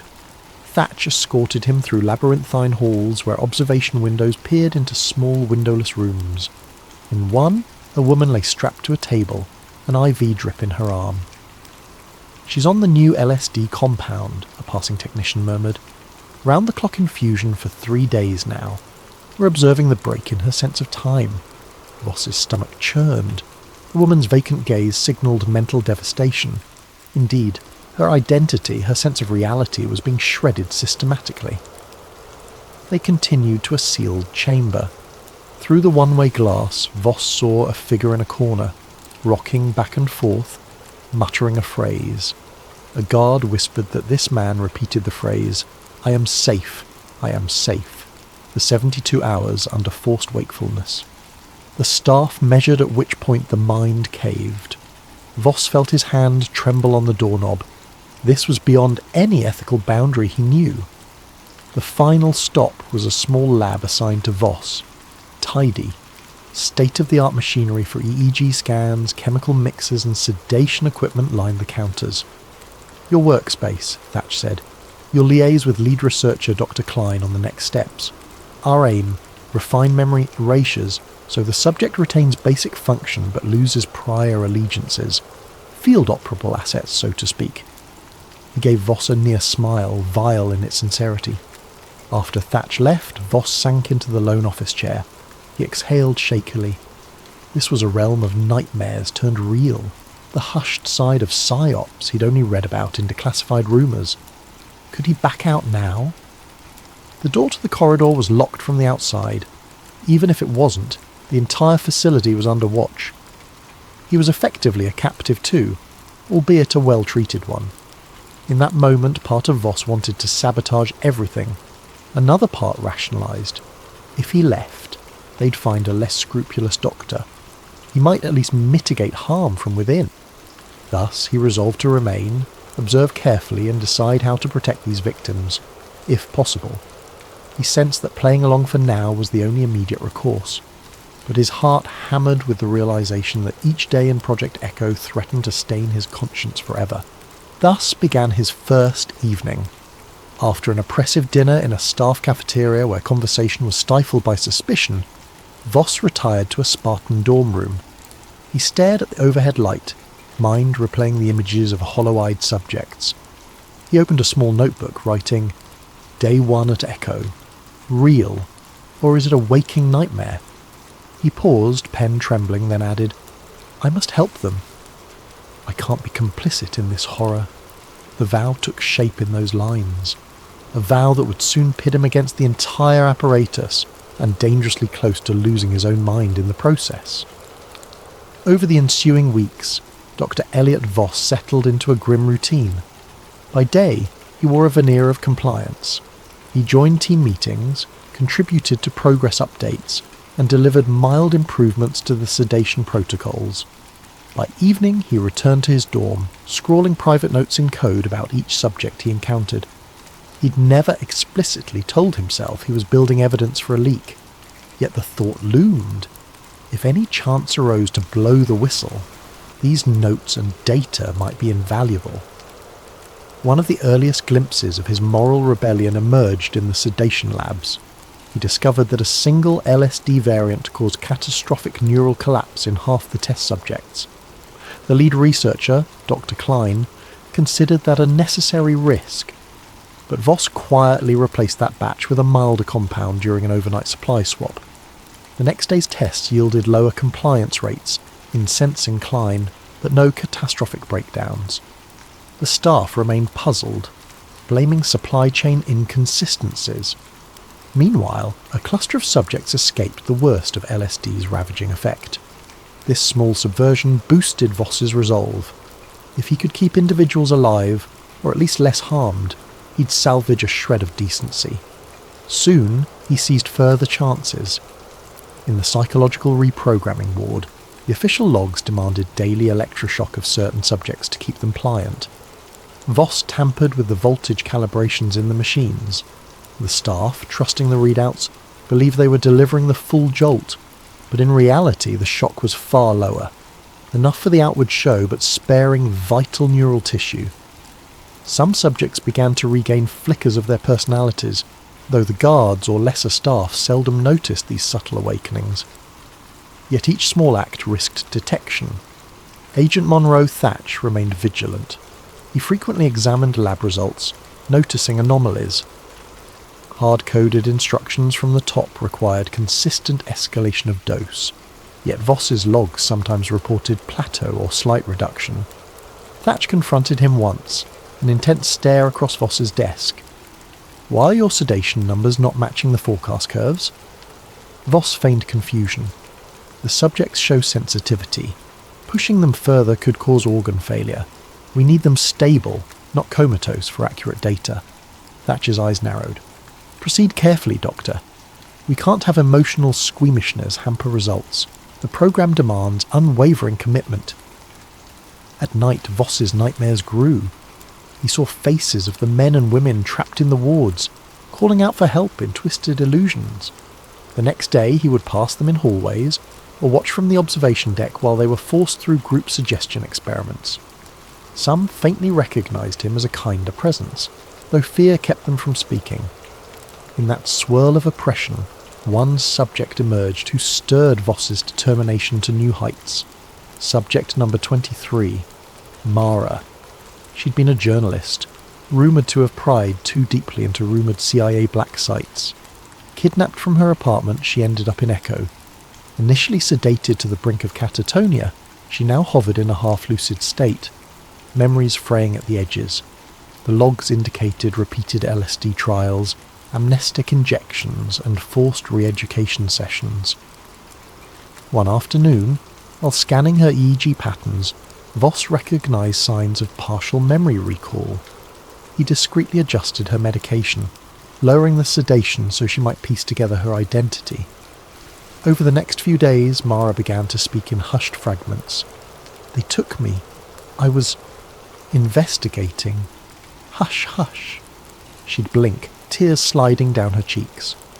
Voss murmured calm reassurances, feigning routine checks whenever staff were near. But in whispered intervals he told her, "You're not crazy. You were a journalist. They want you silent." She stared wide-eyed, a glimmer of trust in him forming. Around that time, Voss orchestrated his first genuine escape for a group of 3. They were lesser-known detainees, men rumoured to be either drifters or misidentified suspects. Official logs had them listed as unresponsive, terminated. In reality, Voss manipulated the monthly disposal protocol used for expired subjects. He bribed a facility ambulance driver, forging documents that indicated the men's bodies needed to be incinerated off-site. The driver, half sympathetic, half eager for the hush money, smuggled them out alive, releasing them near a safe contact in a neighbouring state. The official story read, 3 deceased, remains destroyed.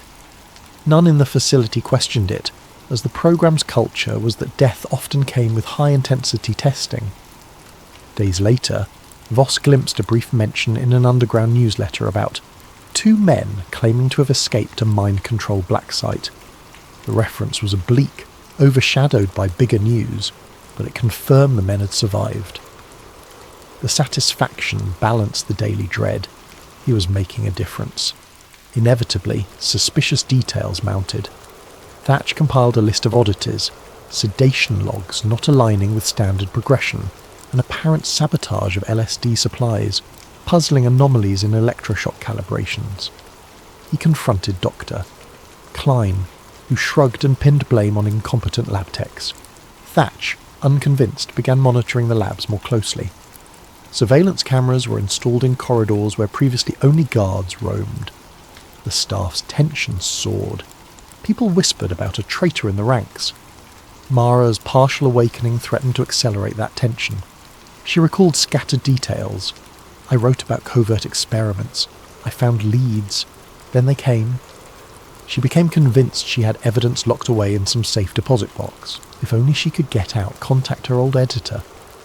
Voss realised that if they freed Mara and she reconnected with her network, the entire Echo operation could be exposed. He urged caution, but the time might come for a major leak. He began compiling more thorough evidence, tapes of sessions, chemical batch numbers, statements from staff. This was no longer small sabotage. It was heading for an all-out revelation, if they pulled it off. But the noose tightened. One evening, a junior staffer who'd glimpsed Voss's tampered logs confronted him quietly. "Doctor, I know you're altering the dosage records.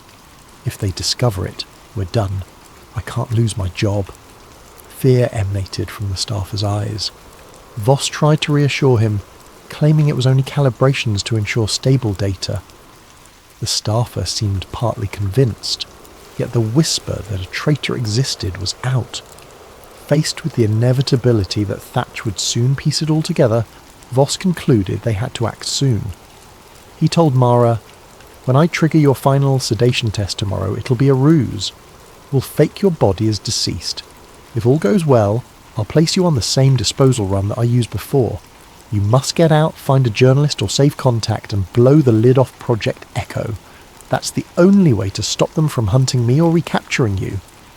Mara, trembling, agreed. Her memories, though incomplete, burned with enough clarity to know that once outside she could expose everything, including the role of powerful officials. Thus the quiet revolt escalated into a plan for a full-blown leak. Voss spent a sleepless night forging documents, labelling Mara's condition as terminal adverse LSD reaction. A single slip, a single suspicious guard, and it would fail. He prayed that luck or justice would be on their side. The next day, under the fluorescent hum of the sedation ward, he prepared the final dose for Mara. If all went to plan, it would appear lethal to those who glanced at the monitors. If not, they'd both pay with their lives. The morning air in the sedation ward felt stale, as if all the walls exhaled dread. Dr. Elliot Voss had planned Mara's final sedation meticulously. He'd prepared a specialised injection that would mimic the vital signs of death for about an hour, just enough time for her to pass official checks. He also had the help of a sympathetic nurse, quietly convinced these subjects were being tortured rather than treated. The nurse would sign the forged death certificate, then assist in transferring Mara to the disposal route. Agent Monroe Thatch, always on the prowl, decided to personally oversee the sedation ward's operations that day. Perhaps the intensifying rumours spurred him to watch for sabotage. At 8 a.m. he strode in, nodding curtly at staff. Voss's pulse pounded. If Thatch insisted on verifying each injection or examining the body, the entire plan might collapse. In a stroke of fortune, a separate incident across the facility demanded Thatcher's immediate attention. A subject in the LSD reconditioning chamber had violently lashed out, injuring a technician. Alarms blared. Thatch barked an apology to Voss. "Carry on without me," then rushed off. Voss allowed himself a momentary breath of relief. With the path cleared, Voss proceeded. He found Mara lying on a gurney in a semi-daze, the sedation regimen intentionally minimal these past few days. She locked eyes with him, and in that silent exchange he sensed her fear and determination. "This is it," he whispered. "Once the injection takes hold, you'll appear in a comatose or near-death state. The nurse will record your final breath." Mara nodded, voice shaky. "What if I don't wake up? Or if they discover the ruse?" Voss swallowed. "We have no alternative. Trust me." He administered the injection, then monitored her vitals. Within minutes, Mara's heartbeat slowed to an almost imperceptible rate, her respiration dropping to faint levels. She looked disturbingly lifeless, though a doctor examining closely might sense the subtle difference. The nurse hovered by Voss's side, forging the official time of death. Deceased, subject number 23, LSD-induced catatonia and systemic shock, the chart read. Mara was wheeled to the body disposal unit, a euphemism for the corridor leading to the incinerator. There, a gurney waited to be rolled inside. The staff who typically oversaw this station were accustomed to treating each body as just another casualty in the program's pursuit of progress. Voss told them, "She's gone. The logs are signed." They glanced at the form, nodded. No further questions. It stung him that human life had become so trivial here. But in their numb acceptance lay an advantage. None suspected deception. A short while later, a security alarm beeped at the disposal gate. An ambulance was inbound to handle off-site incineration for multiple bodies that had piled up. One of them was Mara. This was the route Voss had used before to free detainees.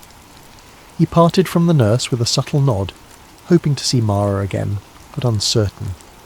The plan demanded that once out, she find the safe contact, blow the whistle, and vanish. Voss felt both terror and hope swirling in his chest as the ambulance rolled out of the facility gates. But fate had a twist. Within an hour, Agent Thatch returned to Voss's lab. The earlier incident was resolved, yet Thatch's mood bristled with suspicion. He asked, "So, Doctor?" "Voss, I see you had a death this morning. Another LSD complication?" Voss feigned sorrow. "Yes, subject number 23. She'd been on advanced trials." The data spiked unpredictably. She passed quickly. Thatcher's gaze drilled into him. "I find it odd. 23 was stable just days ago with talk of new protocols. What changed so drastically?" A wave of anxiety threatened Voss's composure. The final LSD variant proved lethal in her case. "I regret we couldn't intervene." She collapsed swiftly. He managed to keep his voice steady, though Thatcher's posture indicated mistrust. "Show me the logs. All details," Thatch demanded. Together they pored over the sedation records, ECG readouts, all forged or manipulated by Voss. The reading seemed consistent on the surface. Thatch narrowed his eyes. "We're losing an unusual number of subjects to adverse reactions lately. Doesn't that hamper your data?" Voss contrived a clinical tone. "Yes, it does. We're pushing the boundaries of LSD derivatives. Mortality is high." A moment of tension. Then Thatch grunted. "I'll be investigating further," and stepped out. The door slid shut with a whisper, leaving Voss trembling. It was only a matter of time before Thatch demanded a more thorough autopsy or recheck number 23's body. By then, though, the ambulance would have disposed of the corpse. At least that was the official story. With luck, Mara would be far from here. Sure enough, the next day, Thatch tried to confirm number 23's remains. He encountered only an empty incinerator schedule slot. The staff told him it had gone out in the morning run. Thatch demanded the driver's route logs, but the driver was back with the vehicle. Everything in standard order, none the wiser. Thatch's frustration soared. "A body disappears too conveniently," he said, glaring at Voss. "Coincidence? Or are you playing me?" Voss feigned indignation. "Agent, do you suggest I orchestrated a false death? For what purpose?" Thatch's silence was telling. Meanwhile, outside the facility, the nurse's contact was supposed to rouse Mara from her artificially induced near-death state. She would then slip away to meet the journalist or safe house. Voss could only hope all went well. The entire plan hinged on her regaining enough clarity to recall the horrors she endured. If her memory was still patchy, the leak might falter, but it was a risk worth taking. Back inside Echo, a storm brewed. Thatch intensified background checks on staff, scanned data meticulously. The higher-ups demanded results from the memory wiping trials, yet logs showed uncharacteristic anomalies. Soon, an emergency staff meeting was called. All scientists, doctors and technicians had to attend. Voss recognised the gravity. This was likely Thatch's tactic to corner the saboteur publicly. Sure enough, at that meeting, Thatch revealed new security protocols. Cameras would be installed in the labs, sedation wards, even staff hallways. "Too many irregularities have plagued us," he said icily. "No more. We suspect an insider facilitating leaks or faking data. Any who conspire will face immediate repercussions." The room fell into anxious silence. Some staff, not complicit, still had known nothing about the recent escapes, but their fear soared. Meanwhile, Voss watched Thatch's gaze linger on him a beat too long. The message was clear. "I'm on to you." Still reeling, Voss retreated to his dorm that evening. He realised Mara's rescue was the high point. With security tightening, he might not manage another extraction. The next big step was a direct leak, one that pinned the entire operation to the public eye. Could he do it alone? Did Mara truly escape, or had something gone wrong? The swirling questions tormented him, but time was short. If Thatch pinned evidence on him, it was over. If he fled, they'd hunt him. The only real hope was to blow the whistle widely enough that the conspirators couldn't bury him quietly. Thus, the stage was set for a final confrontation. Voss would gather the microfilm archives, documentation of the program's origins, the internal memos from a shadowy chain of command. He'd risk everything to get them out. The fate of hundreds of detainees, and perhaps his own life, hung on a knife's edge. Within days, Agent Monroe Thatch escalated the crackdown. Hallway cameras, strictly monitored lab sign-ins, unannounced searches, all inflicted a new climate of fear upon Project Echo. Whispers died in mid-sentence for fear a microphone lurked. Researchers who once looked uneasy about the cruelty now simply kept silent, hoping to avoid suspicion themselves. For Dr. Elliot Voss, each hour felt like borrowed time. He was certain Thatch suspected him. So Voss pinned his hopes on finalising a damning compilation of Project Echo's existence. Coded references to their LSD experiments, video transcripts of detainee re-education sessions, personal diaries from staff who'd once believed in the patriotic cause. Voss had gleaned access to them all, storing them on microfilm hidden inside a hollowed chemistry manual.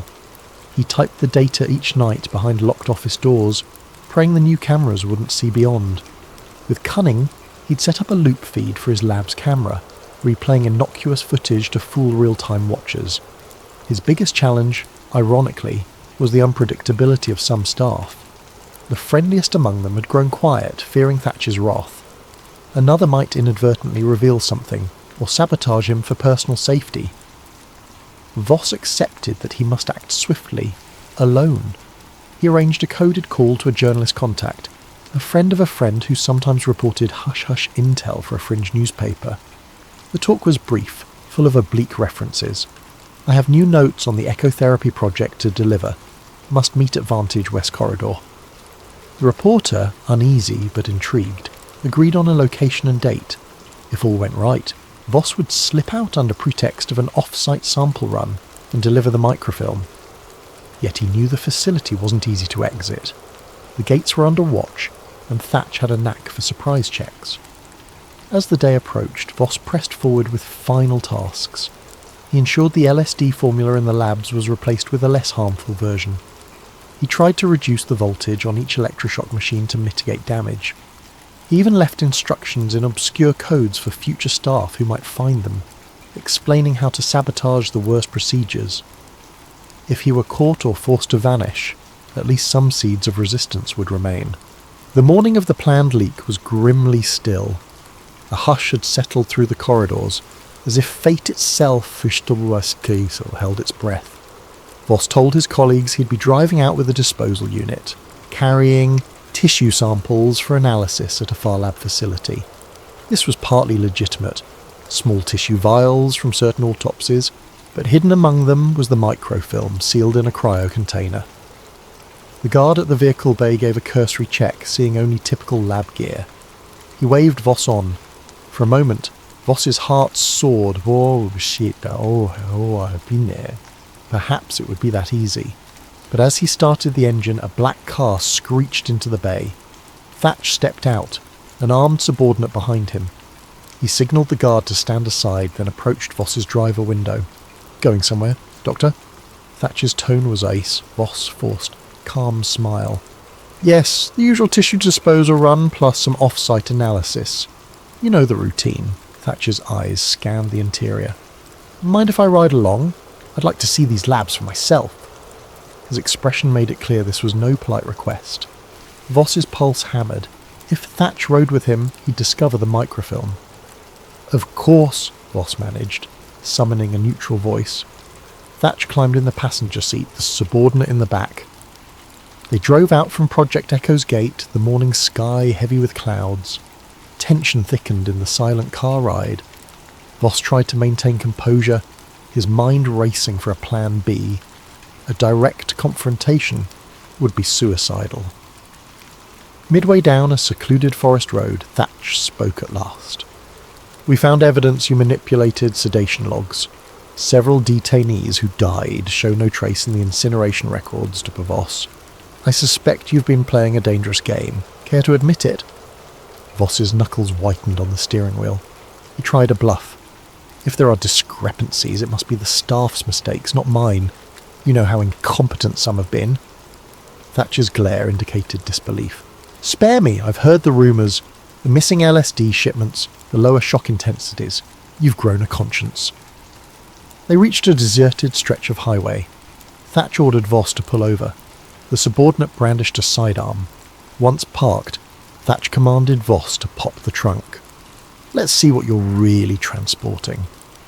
Voss stepped out, half resigning himself to the inevitable. Inside the trunk, the cryo container with tissue samples lay in plain view. Thatch motioned the subordinate to open it. At that instant Voss lunged, not for the guard, but to slam the trunk shut, nearly smashing the subordinate's hand. The gun fired a wild shot. Voss ducked, adrenaline roaring. If he could just grab the microfilm and run. Thatch seized Voss by the collar. The two grappled. Another shot rang out, grazing Voss's shoulder. He cried out. Blood spattered the ground. Thatch, face twisted in fury, pinned Voss. "You think you can leak our secrets?" he spat. "We'll bury you in a black site deeper than Echo." The subordinate rummaged through the trunk, yanking out the cryo container. He discovered the microfilm canister. Thatch snatched it, expression triumphant. "So you do have a little trove of evidence?" Our worst fear confirmed. "No matter. It ends now." Voss, panting, stared at the muzzle aimed his way. His chance to free those detainees, to protect Mara's testimony, to reveal the monstrous program, all pinned on an impossible moment. Then from behind the car a figure appeared, the nurse who had helped orchestrate escapes. She'd followed, suspecting a trap. She brandished an old revolver with trembling hands. "Drop the weapon!" she hissed at the subordinate. Thatch turned, firing swiftly. The nurse was no marksman. Her shot went wide, but Thatch's bullet struck her square, dropping her instantly. Voss's eyes widened in horror. In that split second, the subordinate was momentarily distracted. Voss lunged for the microfilm canister in Thatch's grip. They struggled over it, arms locked in mortal tension. A single shot thundered again. This time it was the subordinate's gun, finishing off the nurse. Voss felt hope draining. With a savage twist, Thatch hammered Voss's wounded shoulder. Pain flared, and its canister slipped from Voss's hand onto the roadside. The subordinate kicked it away, retrieving it for Thatch. Blood dripped from Voss's mouth as he coughed out words. "You can't hide everything," Thatch sneered. "We don't need to hide everything, just enough. And you, DeVos, will be a tragic accident. A meltdown in the lab, perhaps. Or a recorded suicide." He nodded to the subordinate. "Bag him. We're returning to Echo." Chained and bleeding in the back seat, to Elliot Voss felt each bump in the road jar the bullet wound in his shoulder. His vision blurred from blood loss and shock. Agent Monroe, Thatch and the subordinate drove them back to Project Echo. The microfilm canister sat at Thatch's side, a trophy of victory. The hush in the car was broken only by Voss's ragged breathing. On arrival, Voss was taken to an isolated sublevel, a reprocessing wing he'd never visited. Harsh fluorescent lights glinted on cold steel chairs, arrays of sedation syringes. Thatch dismissed the subordinate, wanting this done quietly. "You had potential, Voss," he said, spitting the words with scorn, "but you let sentiment ruin you. Now you'll vanish." Voss's mind reeled. He pictured the detainees he'd saved, the mild sabotage. He thought of Mara, hopefully outside, ready to speak to the world. If she succeeded in contacting journalists, maybe Project Echo could still be exposed. But if Thatch's men recaptured her, everything was lost. Voss's blood chilled. As Thatch prepared a lethal injection, likely to pass off as an on-site lab accident, a siren blared overhead. A frantic voice on the intercom. "Security breach! Unidentified infiltration at the main gate!" Thatch froze, cursing. He shoved the syringe into a tray and stormed out to address the alarm. Voss slumped, battered but not quite dead, cuffed to a gurney. The minutes crawled. Eventually, a trembling lab assistant approached. She recognized Voss and mumbled, "I can't believe this. They said you're a traitor, but you always were kind to the subjects." Summoning the last shred of empathy, she unfastened his cuffs. "Go. If they find me, I'll say you overpowered me." Voss, eyes brimming with gratitude, mustered enough energy to stand. He grabbed a lab coat to stanch his wound and stumbled through deserted corridors. The facility was in partial lockdown, but the sudden infiltration at the gate seemed to have drawn most guards there. Flickering overhead lights cast an eerie gloom. Up ahead, echoing footsteps. Voss ducked into a storeroom. He discovered some unmarked personal protective gear, a face mask, a battered cap. Slipping them on, he limped toward the exit he used for the ambulance route. If he reached that door, maybe he could slip away in the chaos. Near the ambulance bay, however, he found a half-dozen armed men scurrying about. They wore suits, not standard security gear, possibly CIA watchers responding to the infiltration. Hiding behind crates, Voss overheard scraps of chatter. "We have the microfilm. We can't let the infiltration succeed. Thatch has Voss in custody." They seemed uncertain if the infiltration was a decoy for Voss's breakout or something else. Voss realised with sinking dread that he had no chance to pass here unnoticed. He pivoted back into the labyrinth. The alarm klaxon reverberated. Doors slammed, the facility's auto-lock mechanisms sealing entire wings. Voss's only option was to climb upward via the service stairs. Each step flared agony in his shoulder. Nonetheless, he pressed on, mind swirling with a single impetus. Get out. Ensure the truth emerges. If the infiltration was Mara, or someone allied with her, that might buy him precious time. On the upper level, he discovered chaos. Lights flickered, staff ran in multiple directions. A few labs had been forcibly opened, detainees stumbling out in confusion. Something big was happening. A nurse he recognised as sympathetic dashed by, eyes wide with terror. She gasped upon seeing him alive. "They're releasing the subjects," she whispered. "All the sedation wards, a meltdown. Don't know who triggered it." Then she hurried off, guiding a confused detainee. Amid the swirling panic, Voss glimpsed an improbable figure. Mara, hair dishevelled, brandishing a small pistol, leading a line of unsteady detainees. A battered staff ID hung from her neck. She caught Voss's eye across the corridor, relief flooding her face. Somehow she'd come back inside. "Doctor!" she called. He staggered over. She explained in breathless words. After the ambulance escape, she made contact with a covert group determined to rescue more detainees. They'd planned a covert infiltration. Freed from sedation, her memories consolidated enough to rally them. Her presence here was a miracle, if a dangerous one. "We must get out, with evidence," Voss said. She grimaced. "I found some documents, but no sign of the microfilm. Thatch has it, right?" He nodded, bitterness surging. All their collected proof was in enemy hands. But a partial record might still suffice. The large group of detainees, though traumatized, could testify to the horrors. "Let's go," Voss urged. They wove through trembling corridors, stepping over debris. Sirens wailed anew. Occasional gunshots rattled the air. Some detainees, in a frenzy, attacked guards, others cowered. The building's hush had become pandemonium. At an emergency exit, they found Thatch blocking the way, pistol drawn, his face a mask of cold wrath. "This ends now," he spat. "Voss, you have no idea the forces you're up against." He aimed at Voss, but Mara levelled her gun in return, unsteady but determined. A standoff formed. Thatcher's men advanced from behind. Voss realised time was up. If they captured the detainees, everything was undone. Mara squeezed the trigger, a shot that nicked Thatcher's arm. He hissed in pain, returning fire.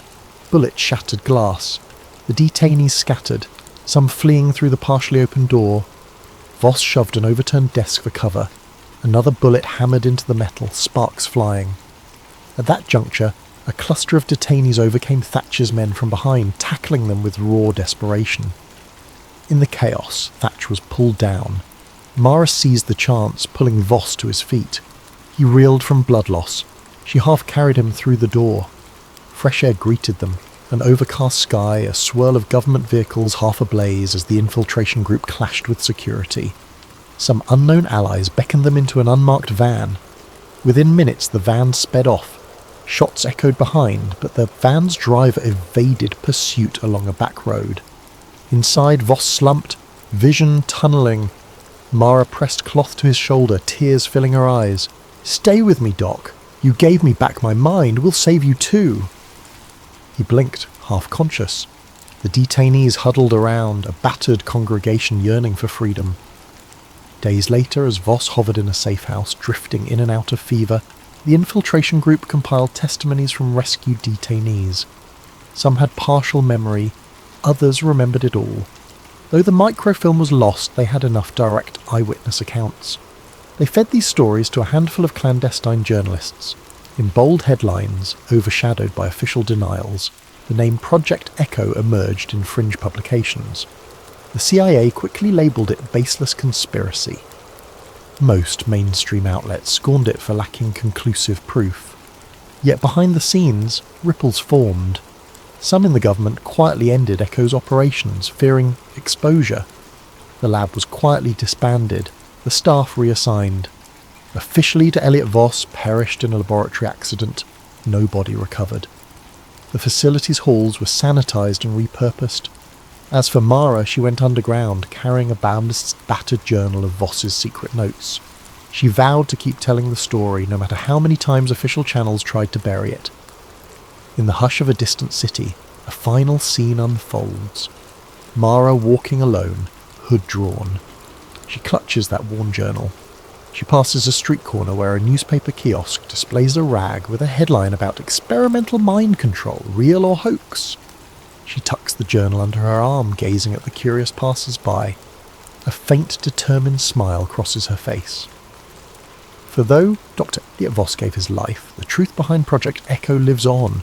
quietly awaiting the moment to spark a wider awakening. And for those who read the small print or listen with open ears, the echoes of that horrifying program ring out, an unsettling reminder of how easily the boundaries of science and immorality can shatter when power goes unchecked.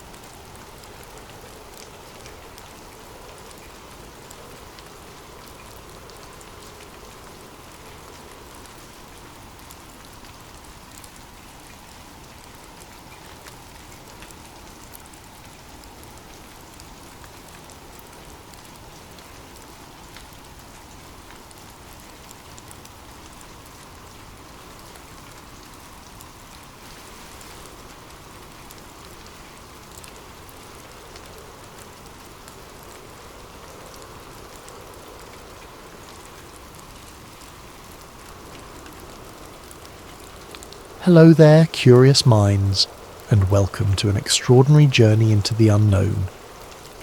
Before we plunge into the heart-pounding saga you're about to hear, I have a small request.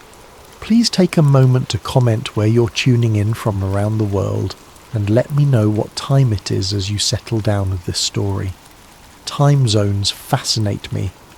I love seeing how a single tale can connect people scattered across countless latitudes and longitudes. Also, if you find yourself enthralled by late-night mysteries, conspiracies, and the sorts of tales that make you question what we truly know about our world, then I invite you to subscribe to Sleep Theories. We delve into the shadowy corners of knowledge, lost histories, unexplained events, and glimpses into conspiracies that just might hold a kernel of truth. It's a space designed to lull you into a contemplative hush, while simultaneously sparking your imagination. After all, sometimes drifting off to dreamland is best done to a story that leaves a hint of awe lingering in the air. Tonight's narrative is titled Route 51, The Truck Driver Who Knew Too Much. It's a conspiracy thriller wrapped around a long-haul trucker by the name of Jake Mercer, a man whose routine life on America's highways unexpectedly veers into the deepest state secrets.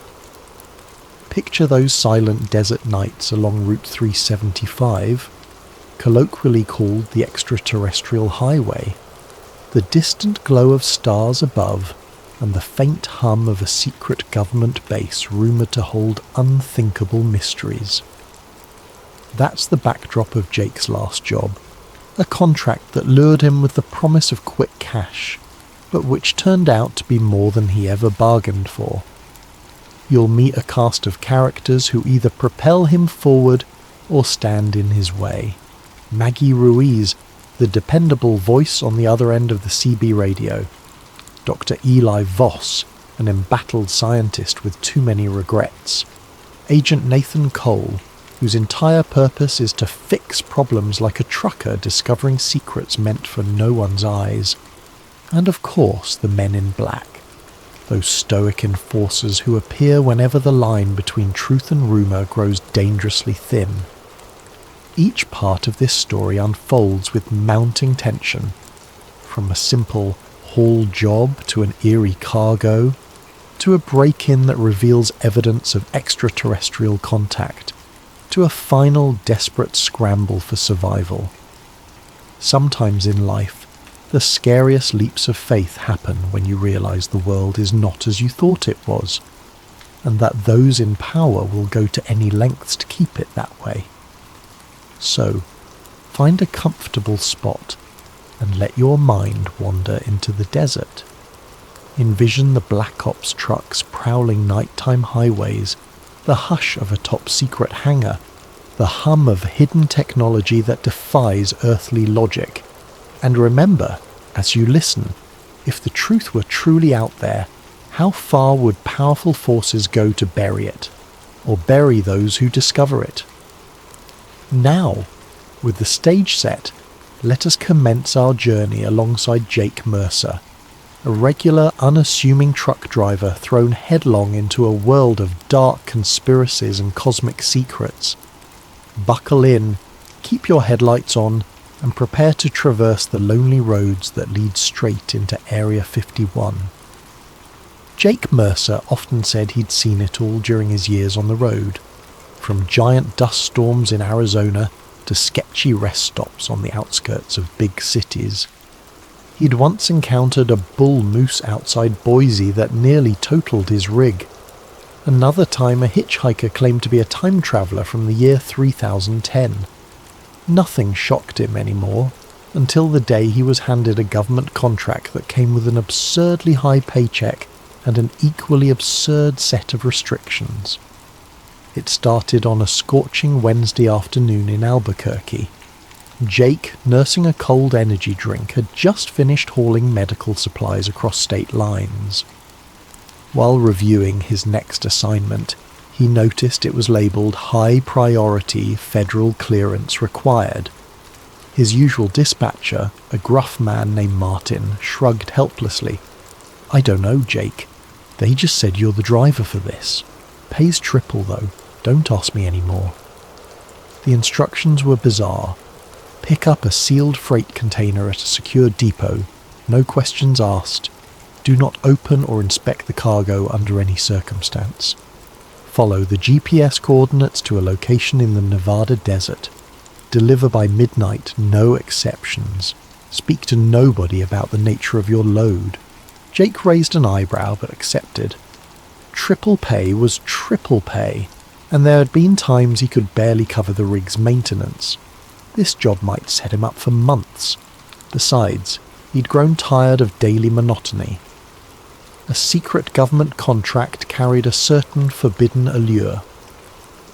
He arrived at the secure depot by late afternoon. Towering barbed wire fences enclosed the yard, guarded by men in unmarked uniforms. A tall officer with the ice-cold eyes verified Jake's ID for an uncomfortably long time. Then, with a curt nod, he directed Jake to back his truck into a loading bay. 4 workers carefully rolled out a large metal container, about 20 feet long, its edges sealed with rivets. It had no markings except a small stenciled code, R51, classified. Jake watched them bolt the container to the truck's chassis. The officer approached again, thrusting a thick envelope into Jake's hands. "Your instructions. Stick to them. No detours. No curiosity. Understood?" Jake nodded. He could practically feel the tension in the air as though crossing some invisible threshold from routine life into the hush of clandestine operations. He hopped into his cab, fired up the engine, and eased away. Part of him expected to see black SUVs trailing him, but the roads around the depot were deserted. The miles slipped by in a haze of desert heat. With each passing hour, the sun dipped lower, painting the horizon a fierce orange, then a soft lavender. By dusk, Jake was coasting along an empty stretch of Nevada highway, the sign reading 75 miles to Groom Lake. He knew that name. It was rumoured to be near Area 51, the site of countless alien conspiracies. He snorted to himself. Aliens, right. Just bored people telling wild stories. Still, the distinct hush out here made him uneasy. Around 8 p.m, his radio crackled to life. "Jake, you out there?" The voice belonged to Maggie Ruiz, one of the nighttime dispatch operators he'd befriended over the years. She was a talkative soul who often kept him company on lonely drives. "Heard you took some big job," Jake hesitated. The instructions had been explicit, speak to nobody, but Maggie wasn't exactly nobody. She was a friend. "Yeah, Mags. Some weird government contract. Pays well, though." "Government, huh? They got you on hush-hush duty." "You could say that," Jake admitted. "Hey, can't chat much, the instructions." "Gotcha," Maggie said, sounding intrigued. "Well, I'll be on the line if you need me. Don't let them spooks get you." She ended the call with a laugh that only half concealed her curiosity. Silence returned, broken only by the whir of tyres on asphalt. Jake's mind drifted. Why all the secrecy? A new weapons system? High-tech gear? It's not your place to ask, he reminded himself. Then, from behind the truck, a faint sound reached his ears, a hollow clang like metal tapping on metal. He tensed. The cargo container was sealed. No reason it should make noise. Could something inside be shifting? He decided to ignore it. For half an hour the clang repeated every few minutes. Then it stopped. Jake's heart, however, continued to pound. He told himself it was just the rig's suspension or cargo settling. But a nagging thought persisted. What if something's alive in there? Night fell fully, and the desert around him turned into an expanse of blackness. With less than 60 miles to go, Jake planned to skip rest stops entirely. The job instructions demanded no stops. Fine by him. But the truck's fuel gauge told a different story. He'd miscalculated. He needed fuel or risked stalling short of the drop-off point. That spelled trouble on all fronts. Checking his map, he spotted a lone truck stop about 10 miles ahead. He considered the risk, but thirst and necessity overrode caution. He pulled in around 9:30 p.m. The place was half lit by flickering neon, a relic of the golden age of roadside diners. Only a couple of vehicles sat in the lot, an old station wagon and a battered pickup. Perfect. Less chance of prying eyes. Jake filled his tank, then stepped inside to pay. An elderly cashier nodded at him, barely curious. But just as Jake reached for his wallet, he felt something slip into his back pocket like a paper note. He whirled, scanning the aisles. He saw no one suspicious, only the old cashier slowly bagging items. Outside in the dim lot, Jake fished out the note. Scrawled in shaky handwriting were the words, "You're delivering more than just cargo. Watch your back." That was it. No signature, no explanation. Adrenaline surged in Jake's veins. Someone at this dusty rest stop recognized him, knew his job, and decided to warn him. He stuffed the note into his pocket, hurried back to his truck, and slammed the door shut. The container sat inert, moonlight reflecting off its metallic surface. "Watch my back," he muttered. "What's going on?" He stared at the container. The clang from earlier echoed in his memory. Curiosity gnawed at him. The contract said not to open the cargo, but the contract also never mentioned risking his life for ignorance. Gritting his teeth, Jake hopped down, grabbed a crowbar from the side compartment, and approached the sealed panel. If the old soldier at the checkpoint found out, Jake would lose his entire paycheck, maybe face legal trouble. But sometimes you have to see for yourself what you're hauling.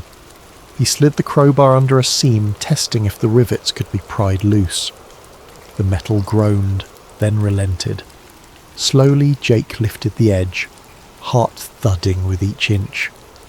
The interior was dark, but a faint chemical smell wafted out, a sterile tang reminiscent of hospitals. Then in the shadows he saw something that made his blood run cold. A heavy steel pod with a thick glass window. It was empty. Straps hung limp, as if they'd once held something in place. Jake felt the nape of his neck prickle. Something had been in that pod, but it wasn't there now.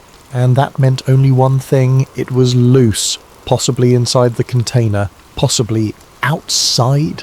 A flurry of possibilities seized him. He had to close it and drive, pretend ignorance, or he could investigate. But with each second his safe timeline shrank. The clock was ticking toward midnight. The cargo door he'd pried open wouldn't fully reseal without leaving evidence of tampering. Just then, a metallic clang echoed again from behind him. Jake spun around, crowbar at the ready, but saw nothing except dancing shadows.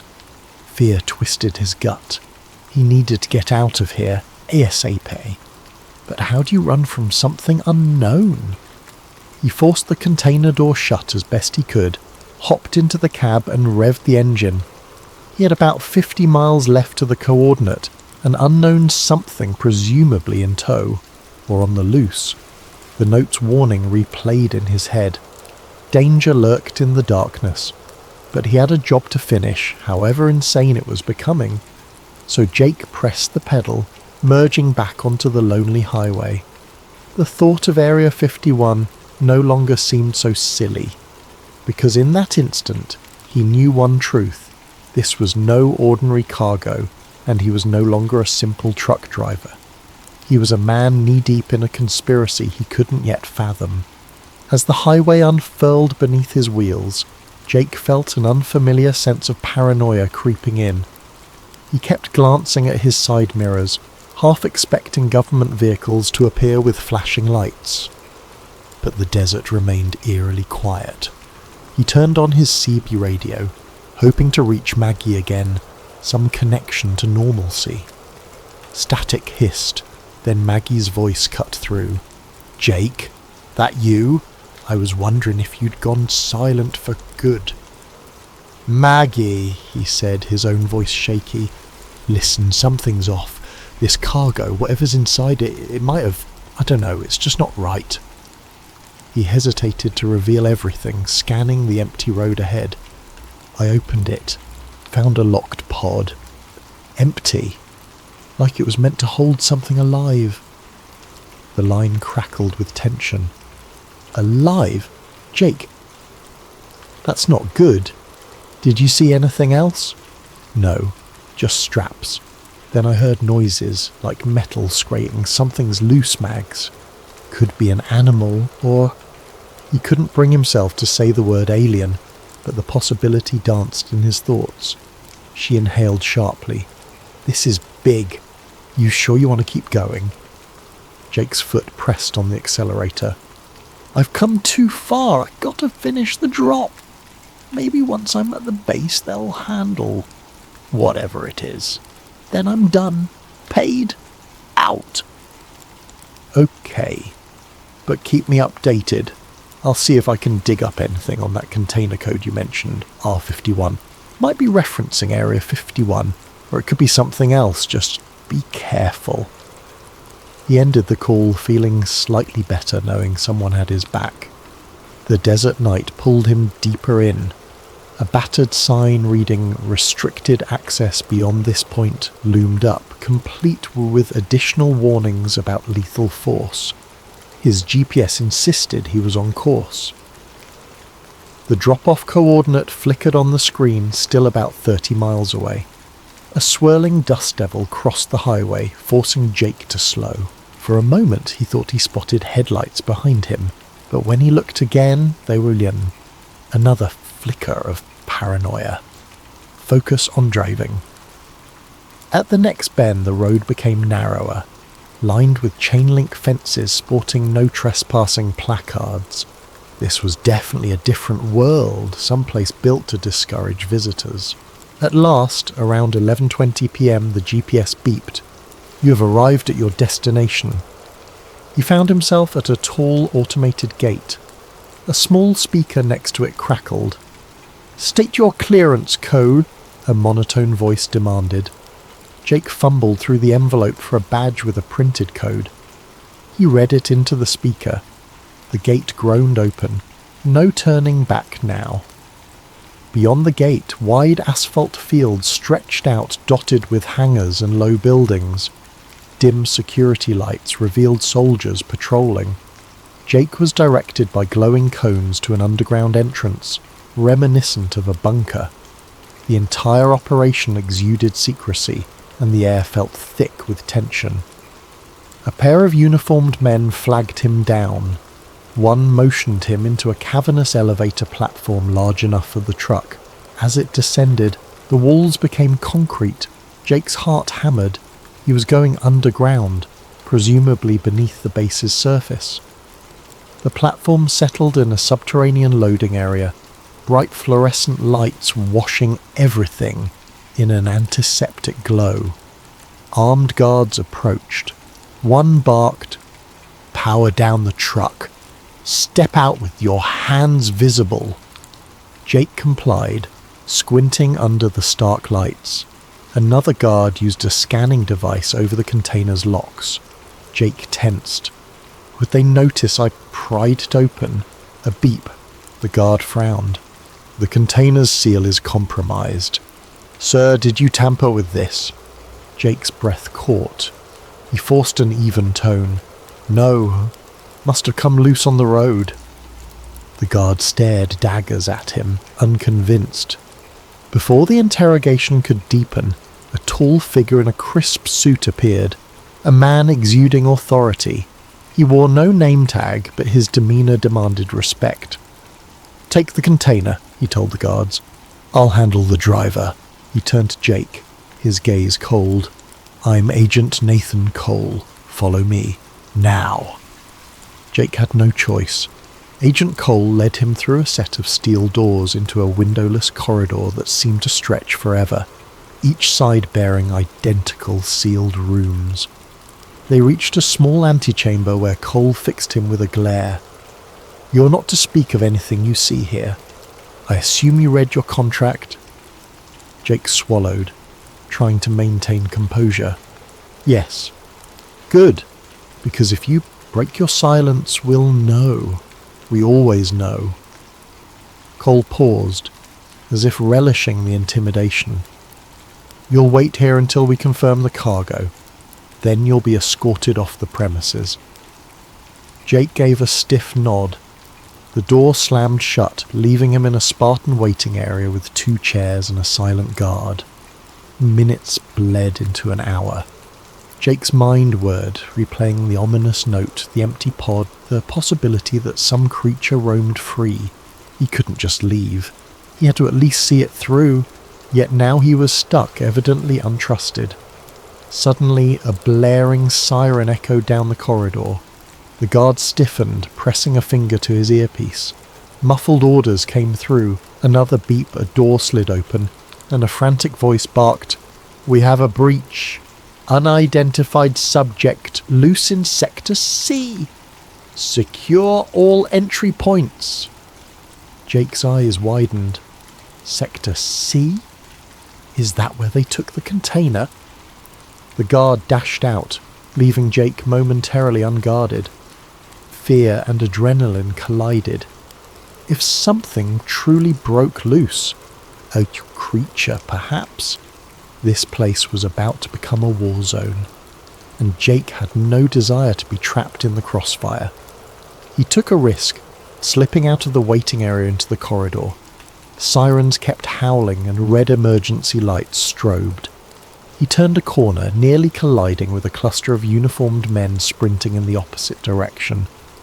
They ignored him, focused on the crisis deeper inside the facility. Jake spotted a sign that read, "Warehouse access, authorized personnel only." Heart pounding, he reasoned that was likely where his cargo had been stored. Maybe he could glimpse the truth. Maybe he could find answers, and maybe find an exit, because once the base settled, they'd probably arrest or worse. If I see something incriminating, maybe I can force my release. Steeling his courage, he slipped through the door and descended a short flight of steps. The hallway ended in a large open area that resembled an aircraft hangar, only it was buried underground. Harsh fluorescent lights shone over crates, pods and containers, and near the centre, resting on a heavy-duty dolly, was his container, the side panel still parted from his crowbar attempt. Military personnel crowded around, rifles at the ready. A slender, bespectacled man in a lab coat kneeled by the container, rummaging through what appeared to be alien-like apparatus inside. Jake recognised him from a news article he'd read about government scientists, Dr. Eli Voss, but the man looked older, haunted, his face drawn in panic. Jake crept closer, ducking behind some crates. He glimpsed inside the container, strange devices with glowing lines, a cylindrical capsule that must have once held the occupant of the steel pod. Dr. Voss fiddled with an electronic console as if trying to lock something down. Another soldier shouted, "We have movement in the vents, Sector C!" Chaos reigned. In the swirl of confusion, a shadow flickered across the far wall, tall and spindly, shifting unnaturally quick. Jake's blood chilled. Was that the creature? A guard fired a shot. Shouts erupted. "Hold your fire! We need it alive!" Another soldier scrambled to raise a tranquilizer rifle. Then, to Jake's horror, the shadow vanished from the wall and reappeared on the ceiling, impossibly defying gravity. Staccato gunfire erupted, the muzzle flashes lighting up the space in blinding arcs. Something hissed, a weird, unearthly keening. Then silence, broken by a guard's scream. Jake's instinct screamed at him to run, but his body froze. A part of him was transfixed by the bizarre reality unfolding. Something not of this world scuttled across the ceiling, too fast to track. Soldiers cursed and swung rifles upward. In the chaos, Dr. Voss turned, scanning the room. His eyes locked onto Jake, half hidden behind a crate. In that moment, recognition flickered in the scientist's gaze. Maybe he pegged Jake as a civilian who shouldn't be there. But instead of raising an alarm, Voss mouthed something akin to "Get out!" Jake's heart hammered. Did he dare trust this man? The swirling lights, the shouts, the lurking predator overhead. There was no time to weigh options. Dr. Voss beckoned, then pointed toward a door marked "Exit, Vehicle Hangar." Jake nodded mutely, realizing this might be his only chance to escape. Then, just as he started to move, another ear-shattering alarm blared. The creature hissed again, and the lights flickered, plunging the entire base into partial darkness. Jake felt the temperature in the hangar drop, or perhaps it was just cold sweat dripping down his back. The overhead fluorescent tubes sputtered, struggling to keep the space lit. In that half-lit gloom, shadows sprawled across the walls like living things. The shape of the creature, so swift and unnatural, kept flickering in his peripheral vision. Dr. Eli Voss dashed across the concrete floor, nearly tripping over a supply crate. Jake followed, keeping low. Gunshots echoed again, followed by a soldier's panicked shout. Then a monstrous clang of metal on metal, like something heavy was battered aside. One more shriek cut through the confusion, then silence. The hush was deafening, charged with primal fear. Voss and Jake reached the side door labelled Exit Vehicle Hangar, but it was locked by an electronic key panel. Cursing under his breath, Voss fumbled for a keycard, swiped it, and the panel beeped red. Access denied. Another attempt, same result. "Damn it!" Voss hissed, his voice quivering. He slapped the panel in frustration. They must have initiated lockdown. I need a higher clearance. He glanced over his shoulder. We'll have to find another way out. Jake's mind reeled. Doc, what the hell is in here? Did something break out of that container? Voss closed his eyes briefly as if in pain. Yes, it's an entity we recovered from a crash site. Part biological, part mechanical, still learning about it, but we call it Xenoform Beta. We had it sedated, locked in stasis, until your container got compromised. He cast Jake a conflicted look, half guilt, half blame. Now it's loose. Jake's stomach clenched. This is insane. Let's just get out. If that thing's dangerous, the soldiers can handle it, right? A bitter laugh escaped the scientist. You think a few bullets can handle something not made by human hands? We've barely scratched the surface of its capabilities. That's why they keep it here, in these underground labs. They have been trying to replicate or harness its technology, but God knows if they truly can. A flash of movement tore their attention back to the hangar's centre. The overhead lights finally died, plunging the entire chamber into strobing red emergency lighting. In that throbbing glow, Jake glimpsed a twisted silhouette perched on top of a giant crate. The creature's form defied easy description. Elongated limbs, an insectile curvature to its back, and an almost metallic sheen under the red glare. Its eyes, or what resembled them, glowed faintly, scanning the room. Jake's breath caught. Fear hammered in his chest. Then, in a heartbeat, the creature leapt upward, disappearing into the rafters. Voss grabbed Jake's sleeve.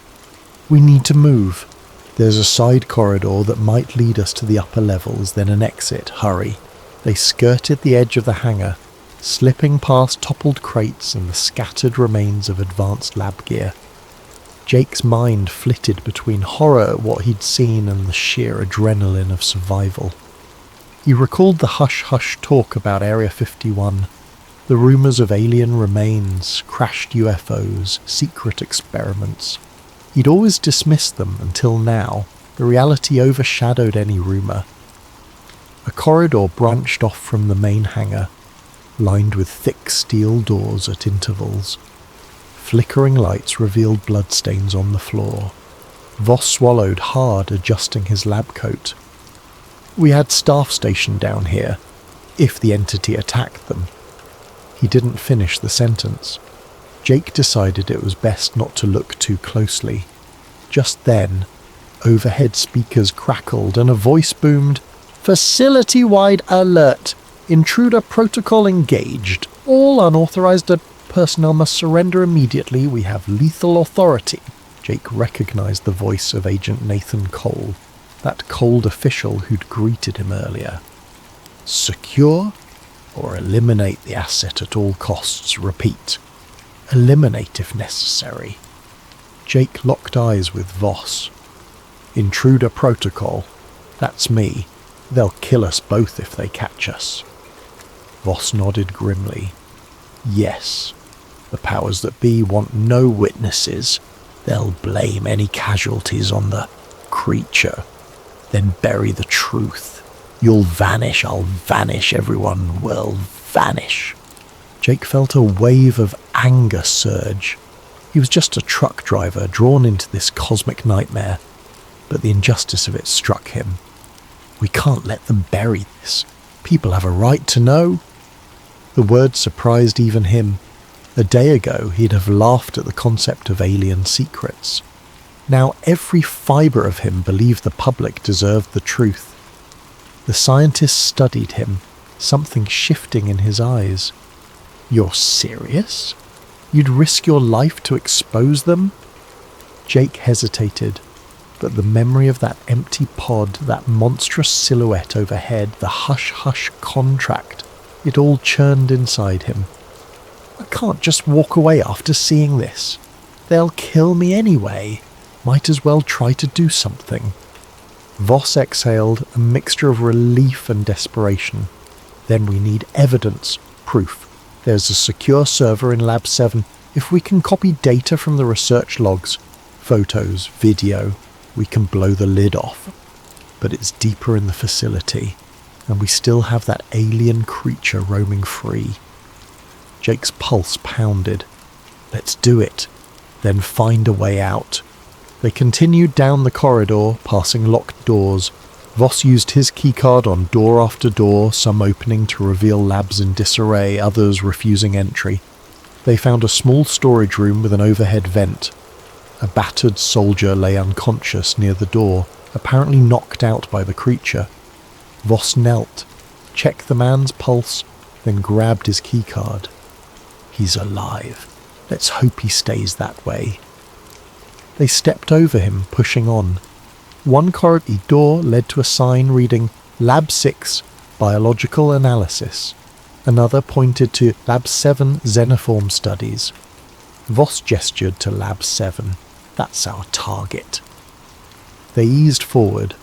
The door slid open with a pneumatic hiss. Inside, monitors flickered, showing cryptic readouts of gene sequences, strange symbols and footage of a containment room. One screen displayed images of the alien craft's wreckage. Another showed the crashed remains with the label Project Lazarus. Jake's chest tightened. He was stepping deeper into a world no civilian was ever meant to see. Voss rushed to a console. Keep watch. I'll retrieve the files. Jake scanned the hallway behind them, senses on high alert. The overhead sirens still wailed, and occasionally they heard the distant staccato of gunfire. The base was locked in a terrifying cat-and-mouse standoff. Who was the cat, the creature, or the men with guns? At the console, Voss inserted a portable drive. Data lines scrolled across the screen. I've got logs, video of the entity in stasis, autopsy reports from earlier specimens. This is enough to rock the entire world if we get it out. Jake turned, fixating on the largest monitor. It showed security footage from inside the container corridor.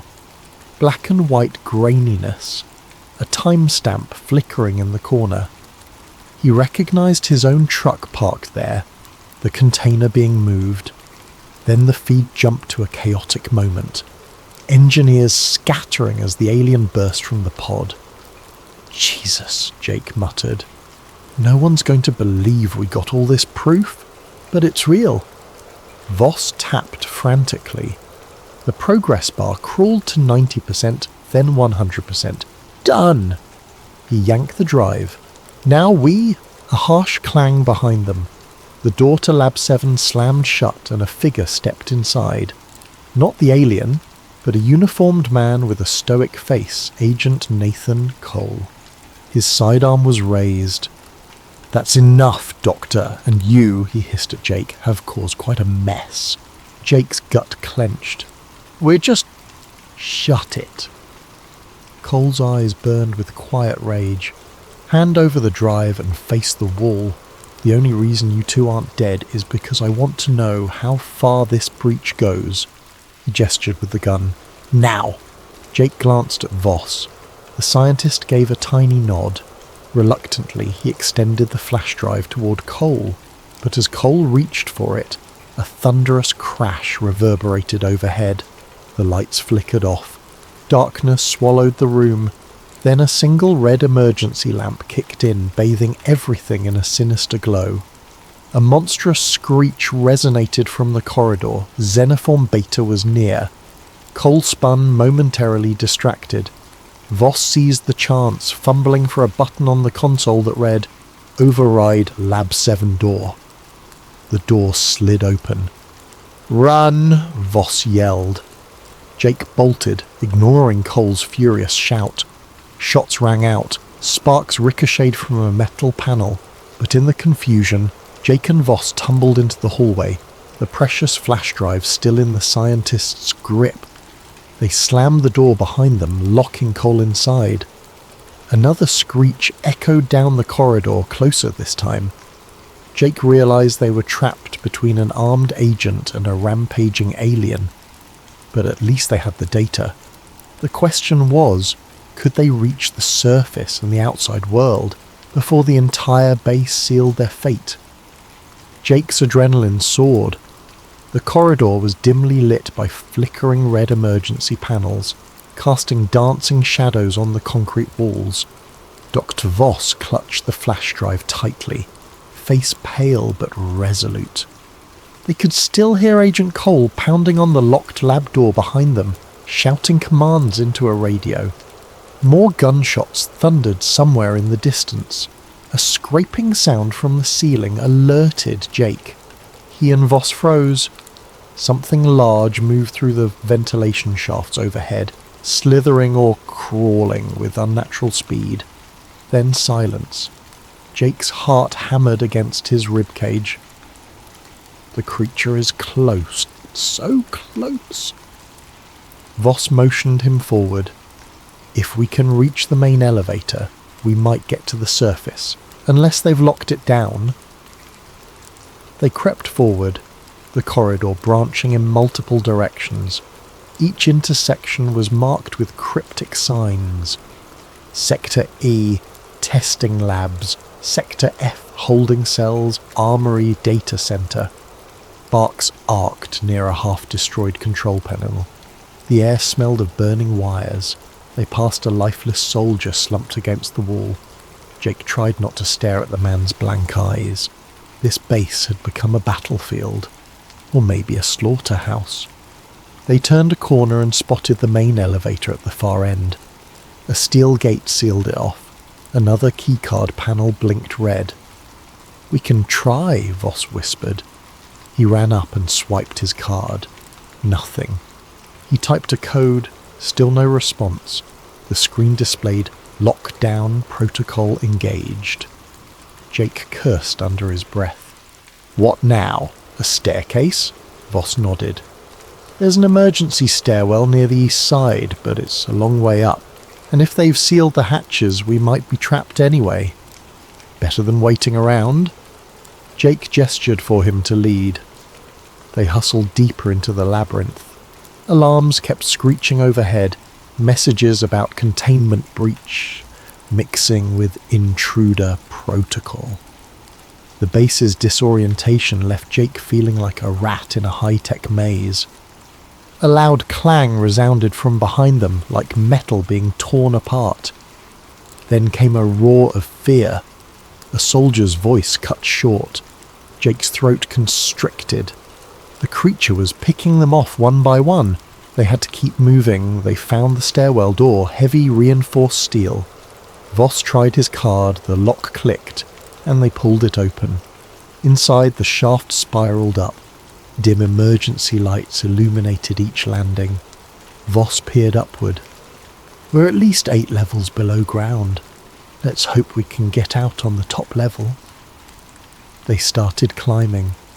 The sounds of chaos below gradually faded, replaced by their ragged breaths echoing in the concrete chamber.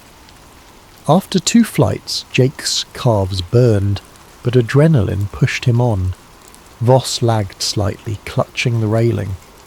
"I'm not exactly in shape for this," he muttered with a grim humour. Jake offered a hand, helping him keep pace.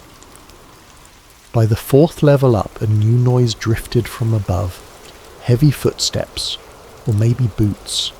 They exchanged a worried glance. Could it be more soldiers, or the men in black? They pressed themselves against the wall, listening. The footsteps paused, then resumed, heading downward. Jake's instincts flared. A confrontation was likely. He looked around for an alternate route, but the stairwell was a single column, nowhere to hide. Within moments, Two armed men in black tactical gear rounded the landing above, rifles aimed. They froze upon spotting Jake and Voss. "Stop, hands up," one barked. The other triggered a radio. "We have them in the stairwell, Sector G, Level 3. Request backup." Jake's mind raced. If they complied, they'd be detained or killed. The data would be lost. We have to fight or flee. He looked at the door on the next landing, noticing a sign that read Maintenance Tunnel. If they could just reach it. But the men advanced, rifles unwavering. "Down on the ground now!" Voss clutched the flash drive like a lifeline. Jake raised his hand slowly, scanning for an opening. Then an unexpected roar shook the stairwell from far below. A monstrous wail, so loud it vibrated the metal railings. The men in black turned reflexively, faces betraying fear. Jake seized the moment. He lunged forward, slamming one guard's rifle sideways. A shot rang out, ricocheting off the wall. The second guard spun, but Voss, fueled by desperation, tackled him. The guard stumbled, lost his footing, and pitched down a half-flight of stairs with a sickening thud. Jake wrested the rifle from the first guard, who reeled from the blow. Another savage roar echoed. The guard's eyes widened with terror. He's heard that sound before, Jake realized. Without hesitation, the guard wrenched free, scrambled up the stairs, and fled. Clearly dealing with an alien nightmare outranked capturing them. Voss panted, adrenaline surging. That was close.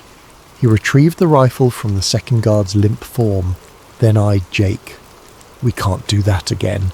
Let's get to that maintenance tunnel." They ascended the last steps, prying open the door labelled Maintenance Tunnel. A narrow corridor greeted them, pipes running along the ceiling. Dim overhead bulbs flickered. The air smelled of chemical coolant. This wasn't a typical hallway for staff, more like a service route for engineers. If they were lucky, it might lead to a less guarded exit. They threaded through tight passages. Machinery hummed behind grated walls. Occasional signage read ventilation, power grid, or hazardous material storage. The base's sheer scale astounded Jake. He was used to big warehouse complexes, but this was on another level entirely, like a hidden city beneath the desert. Voss led them around a bend, consulting a small mental map he presumably knew from his years working here. This path should intersect an older cargo elevator that services above-ground hangars, less monitored. Maybe we can bypass the lockdown. They soon reached a rusted steel door labelled Auxiliary Cargo Lift. Voss fiddled with the control panel. "Seems offline. Let me see if I can power it." He popped open a fuse box, revealing a mess of wires. While he worked, Jake kept an ear out for pursuit. The base's alarms had quieted, replaced by sporadic gunfire or distant screams. An uneasy hush lay over the corridors. Finally, the lights on the lift control glowed. "I think it's operational," Voss said with relief. They pulled the heavy door aside, revealing a cargo elevator platform big enough for a small truck. A single overhead bulb cast feeble light inside. Voss stepped on, tapped a control. "It might take us near the surface, at least. Let's hope the power supply holds." The lift groaned to life, lurching upward at a crawl. Each second felt interminable. Jake exhaled, letting tension slip momentarily. They had come so far, risked so much. If they could just break free. Halfway up, the entire platform shuddered. The overhead bulb flickered wildly. Voss paled. Power's dropping? Another violent jolt. The lift screeched to a halt, suspended in darkness, then a mechanical whine, and it resumed, but painfully slow. "Stay calm," Voss urged. Jake stared at the grated walls sliding by. "Doc, if we get out, how do we expose all this? The government will come after us." Voss swallowed. We'll need to broadcast the data widely, upload it to multiple news outlets, leak it online, something unstoppable. Even Black Ops can't erase everything once it's out, but we must move fast. The lift ground to a stop at what looked like a storeroom. A faint overhead sign read, "Surface access, authorized only." The door's lock glowed red. Voss tried his card, no luck, he exhaled, frustration seeping in. "Security clearance. We need a high-level code, possibly from someone like Agent Cole," Jake cursed. They were stuck again. They peered through the grated door at the corridor beyond. It was dim, no immediate sign of guards. Jake gave the door a shove, solid. He read the sign, "Biocontainment, please decontaminate."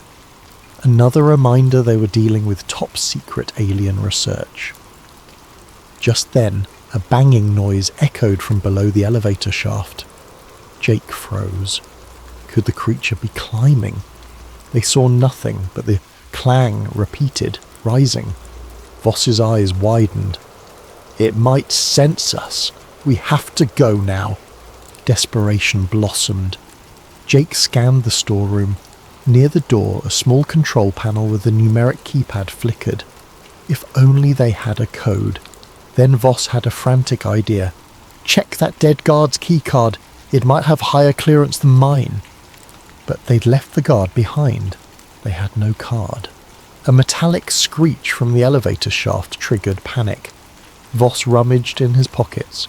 "I have partial override code. Might not be enough, but let's try." He typed a sequence. The panel beeped, then displayed invalid.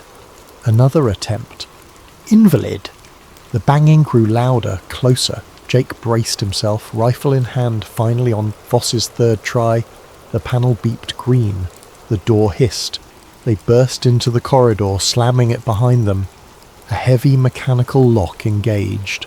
For now, they had a barrier between them and the horrors below. They found themselves in a wide hallway leading to a large blast door. Painted above it was surface hangar access. Jake's heart soared. They might just make it. But the corridor wasn't empty. At the far end stood several men, the men in black, tall, expressionless, each clad in black suits incongruous in a facility like this. They stared at Jake and Voss with cold detachment. No weapons drawn, yet the threat they exuded was tangible. One man stepped forward, face devoid of emotion. "You do not belong here. Hand over the... now!" Another man reached inside his jacket, presumably for a sidearm. Jake aimed the rifle, the sieves jangled. "Stay back. We just want out." The lead man's lips twitched in what might have been a faint smile. "You've seen too much. People like you vanish all the time. Step away from the exit." Voss inhaled sharply. "No, not this time." He nudged Jake. "Look, there's a side door to the hangar. If we can slip past them." But the men in black advanced in a synchronized motion. Jake realized any negotiation was futile. They intended to bury them here. Another standoff. The corridor lights hummed, tension, crackling. Then footsteps thundered behind the men in black, uniformed soldiers sprinting toward them with rifles. Over a loudspeaker, Agent Cole's voice boomed, "Seize them! Secure that data!" Jake's grip tightened. They were pinned between the men in black and Cole's forces. No path out. So much for the surface hangar access. Then a thunderous crash shook the entire corridor. The lights flickered. The creature's eerie screech erupted somewhere close, reverberating in the vents. The men in black turned, momentarily distracted. Jake seized the chance, but to go where? In the flickering corridor, tension hung like a storm cloud ready to erupt. Jake and Dr. Voss stood near the blast door to the surface, confronted by the emotionless men in black on one side and heavily armed soldiers rushing in from the other. Overhead, the alien's shriek vibrated the air, chilling blood and bone alike. A soldier's voice barked, "Open fire!" Shots rang out, but not at Jake, rather at the men in black. Agent Cole appeared behind the line of soldiers, face twisted in rage. "Stop them all!" he ordered. "None leave this facility." The men in black responded with unnatural speed, dodging bullets with fluid motions. Two of them drew sidearms, returning precise, methodical fire. Jake dove behind a large crate, pulling Voss down with him. Splinters rained as bullets shredded the crate's edges, a swirl of confusion, soldiers versus men in black, each brandishing lethal force. In that chaos, neither side was particularly aiming at Jake or Voss, but it was only a matter of time before crossfire caught them. The corridor's overhead lights sparked, some failing entirely, plunging stretches into darkness. Jake's eyes darted around for an escape route. The blast door to the surface was sealed, another key panel glowed ominously. But the fighting might give them an opening, if they could slip past the crossfire. Then came a thunderous crash from above. The ceiling vent tore open and the creature dropped into the fray. Its elongated limbs slammed onto the floor, bristling with otherworldly menace. Men on both sides gasped or shouted curses. In an instant, the alien lunged at a soldier, knocking him aside with terrifying strength. Another soldier fired a burst, but the creature leapt onto the wall, scurrying horizontally before vaulting toward a second victim. Jake's heart pounded, every sense screaming to run. The strobe of muzzle flashes illuminated the creature's shiny carapace, revealing eerie segments of biotech. It let out a piercing shriek that rattled the corridor. The men in black pivoted calmly, firing specialized tranquilizer rounds. Jake recognized the dull hiss of compressed gas, but the alien jerked away with inhuman agility, rendering their aim useless. Dr. Voss tugged Jake's sleeve, pointing to the blast door panel. "We can try an override!" Bullets and shrieks overshadowed all else. Jake nodded, quickly crawling on hands and knees to the door's side. Voss typed rapidly on the keypad, face taut with concentration. "I prepared a universal code for emergencies, but it might take a minute." A glance back, the fight raged. Soldiers hollered, "Fall back!" The men in black advanced systematically. The alien pinned one soldier to the floor, tail lashing, then sprang away. In the confusion, Agent Cole spotted Jake. Their eyes locked. Cole's expression contorted with hatred. He raised his sidearm, intending to shoot, but the alien abruptly crashed between them, scattering debris. Cole stumbled back, disappearing behind swirling dust. The keypad beeped. Voss whispered in triumph. The heavy door hissed, gears turning. Light spilled in, pale moonlight. They could see the desert sky beyond. Finally, an exit. "Go, Jake," Voss urged. They scrambled through the opening and found themselves in an open-air hangar.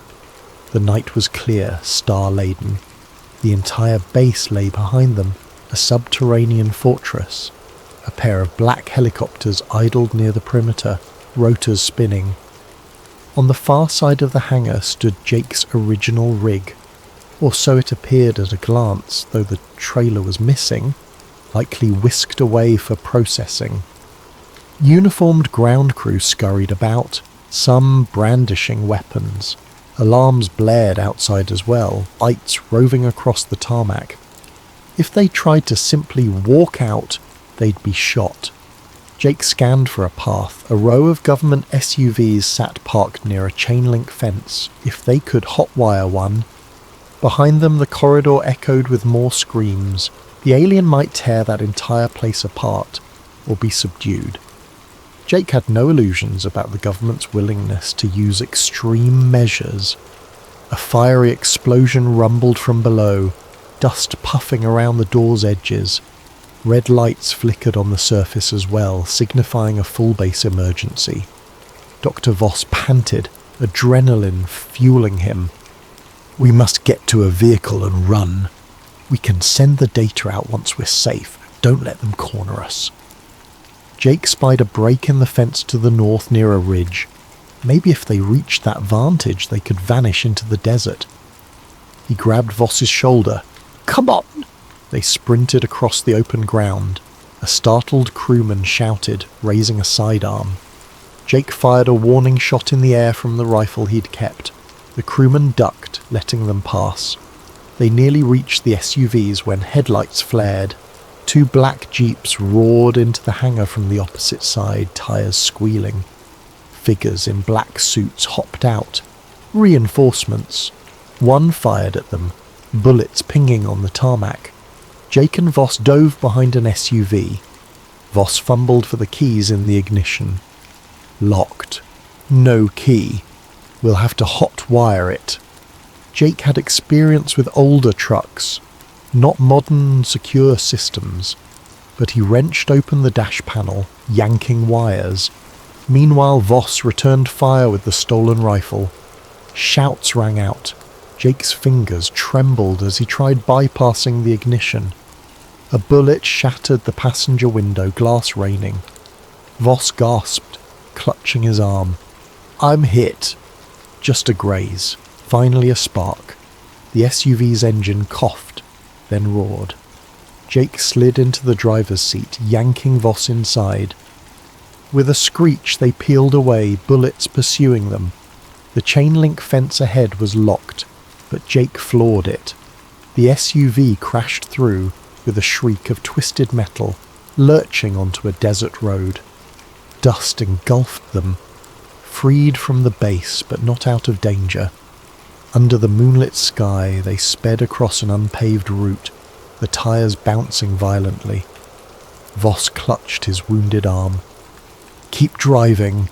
We have to get as far as possible from their perimeter. They'll have drones, helicopters." Jake glanced at the overhead starlight. "Then we need to lose ourselves in the terrain." He recalled a canyon area about 5 miles east, where the ridges might conceal them. The SUV's high beams carved a path through the dark. The night felt endless, the desert an expanse of shadows. Maggie's voice flashed in Jake's mind. "I'll be on the line if you need me." They had no stable radio here, but the SUV's console might have a secure channel. He fumbled with the radio dials, static, then an open channel. "Jake, you there? I heard rumours. Top secret base activity near Groom Lake." "Jake?" Relief flooded him. "Maggie, I'm out, but they're chasing me. Listen, I have proof, real proof. We have an alien life form down there. They tried to kill me. They won't stop." Maggie's voice trembled. "Jake, oh my God, send me the files now. I'll try to upload them. Maybe we can blow it wide open." Voss, hunched in the passenger seat, managed to pass the flash drive over. Jake rummaged for a data port on the radio console. The SUV, being government issue, had a specialised system. He jammed the drive in, praying it connected. "We're uploading," he told Maggie. "Get ready." But as soon as the transfer began, a whirring hum overhead signalled an approaching helicopter. The SUV's warning systems beeped. "Tracking signal detected," a robotic voice announced. They had no illusions about outrunning a helicopter. The digital progress bar in the console advanced painfully slow, 10%, 20%. A bright spotlight hit them from above. The helicopter swooped in, buffeting them with wind. Gunfire spat from its side, peppering the ground. Jake swerved, nearly flipping the SUV. The progress bar hit 50%. Another burst of bullets forced him to brake behind a rocky outcrop, losing line of sight with the chopper. Over the radio, Maggie's voice crackled. Jake? The feed cut out. Are you there? I only got partial data. Hurry! The console displayed signal lost. Jake's fists clenched. They needed a stable line. Voss gasped from blood loss, eyes drooping. We can't hold them off. Maybe we should hide the drive. Let the next person find it. Jake refused to accept defeat. We're so close. He looked around, noticing a side canyon. If they could lure the chopper away or jam its sensors, they might resume uploading. But even if they do, would the government manage to shut it down? Suddenly, a second helicopter roared over the ridge. The spotlight pinned them again. The SUV's engine coughed under the strain of the rough terrain. The dash flickered. This is it, Jake realized. They're pinned. No clear escape. He turned to Voss. Doc, you did your best. Let me try one last Hail Mary. He grabbed the mic. Maggie, if you can hear me, get the word out.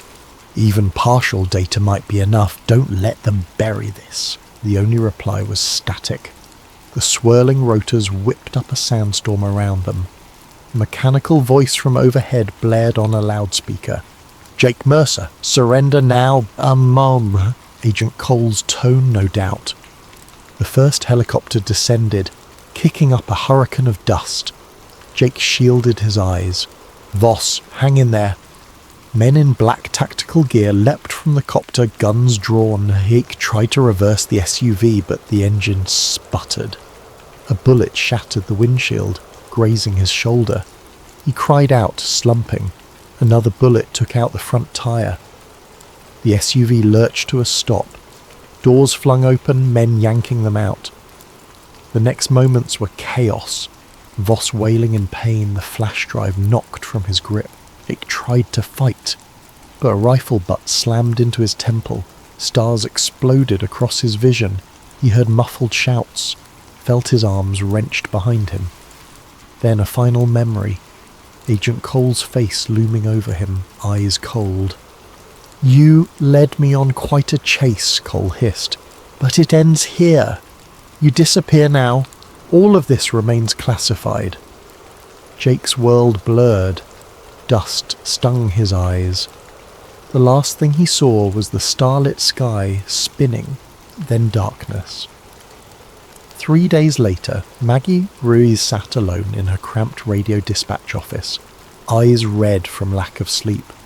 She'd tried every trick to reconnect with Jake. Nothing, no calls, no signals, no sightings. Rumours spread about a massive incident near Area 51, some folks claiming to see unmarked helicopters, strange lights, entire roads sealed off. But official statements mentioned only routine military exercises. Maggie replayed the partial data Jake had managed to send. It contained half a dozen cryptic file names, fragments of lab notes referencing something called Xeniform Beta, and low-resolution images of a bizarre metallic skeleton. Not conclusive proof, but enough to imply something momentous. She'd attempted to share it with certain media outlets, only to face immediate pushback. The files vanished from her email drafts. Her online posts flagged or removed for violating guidelines. She feared her phone might be tapped. In a last-ditch effort, she posted the partial images on fringe conspiracy forums. A handful of responses trickled in, some proclaiming fake, others calling her a hero. Then the forum threads disappeared, replaced by 404 errors. The sense of an invisible hand erasing the truth weighed heavily on her. She found a single note in her mailbox one morning typed on plain paper, "Cease and desist for your own safety." No signature, of course. Her blood ran cold. Days turned to weeks, and official channels gave no news of Jake Mercer. His trucking company listed him as having resigned abruptly. No missing persons report seemed to gain traction with authorities. As for Dr. Ely Voss, the stories varied. Some said he died in an accidental lab fire. Others claimed he never existed. The desert swiftly swallowed their footprints. Meanwhile, inside that hidden base, Agent Nathan Cole compiled a final report. With the alien recaptured, barely, the facility resumed its hush-hush research. The Jake Mercer incident was chalked up to infiltration by a rogue civilian. Every mention of him within government databases was systematically purged. It was as if Jake had never been born. The same fate befell Dr. Voss, consigned to an unmarked file in an undisclosed archive, but scraps of data lingered. On a battered laptop in Maggie's apartment, partial logs remained. She spent her nights analysing the code, searching for a key to decrypt more sections. She discovered references to a Project Lazarus, possibly indicating repeated attempts to resurrect alien biology. She found mention of trans-species synergy. The deeper she dug, the more horrifying the inferences. Something beyond her comprehension was happening under those desert sands. One quiet evening, her CB radio crackled with unexpected static. She grabbed the mic. "Jake, is that you?" The only response was white noise. Then a faint beep-beep, like a heartbeat. It could have been an electrical glitch, or something more. She tried to respond, but the static swallowed her words. Eventually the signal faded. She was left alone in the dark, tears welling. She refused to let go of hope that maybe, somehow, Jake was alive out there. Across the internet, rumours flared and died. A grainy image circulated briefly, showing an open steel container with the label Avbjörn classified. Some claimed it was a hoax, others found it consistent with older leaked photos from Area 51. Conspiracy boards buzzed, only to be cleaned within hours. In hushed corners of coffee shops, truck stops and underground chat rooms, the story of the truck driver who vanished persisted. People swapped theories. He was abducted by aliens, he's in the government black site, he faked his death, no official answers came. Meanwhile, out in the desert, the nighttime winds scoured the highways, whistling through barbed wire fences. Far from the public roads, a discreet runway glowed softly, where black helicopters landed silently. Deep below the Earth, experiments continued on Xenoform Beta. Powerful people ensured no slip-ups occurred again. Another near catastrophe might expose too much. If you drive that lonely Nevada highway late at night, you might glimpse a phantom taillight flicker in the distance. Some folks say it's the ghost of Jake Mercer, forever hauling secrets across dark roads. Others dismiss it as a trick of the desert wind. But if you recall his story, you might wonder, could he still be out there, a prisoner of secrets too big to reveal? Or did they truly vanish him to a place no one returns from? In quiet moments, Maggie whispers a final promise to the empty radio waves. "I'll keep searching, Jake. I won't let them erase you." For she believes wholeheartedly that truth has a way of surfacing, even if it takes time. Perhaps one day, a new whistleblower will unearth the full evidence. Alien bodies, advanced craft, living entities that defy human understanding. And the name Jake Mercer will stand as a testament to the ordinary man who got too close to the heart of secrecy. Until then, the desert remains silent, and the perimeter of Area 51 stands vigilant. Bright spotlights scanning for intruders, watchtowers manned by stoic guards, and hidden cameras capturing every movement. The base stands as a fortress of unanswered questions, and the highways at night remain eerily empty, save for the occasional 18-wheeler rolling by, its driver never suspecting how close they come to the greatest secret on Earth. Thus ends the story of Jake Mercer, the truck driver who knew too much. He stumbled upon evidence that could change humanity's view of the cosmos, and for that he paid the ultimate price. Whether the truth will ever come to light rests in the hands of those who refuse to let shadowy corridors remain unchallenged. Because sometimes a single man's curiosity can ignite a spark that refuses to die.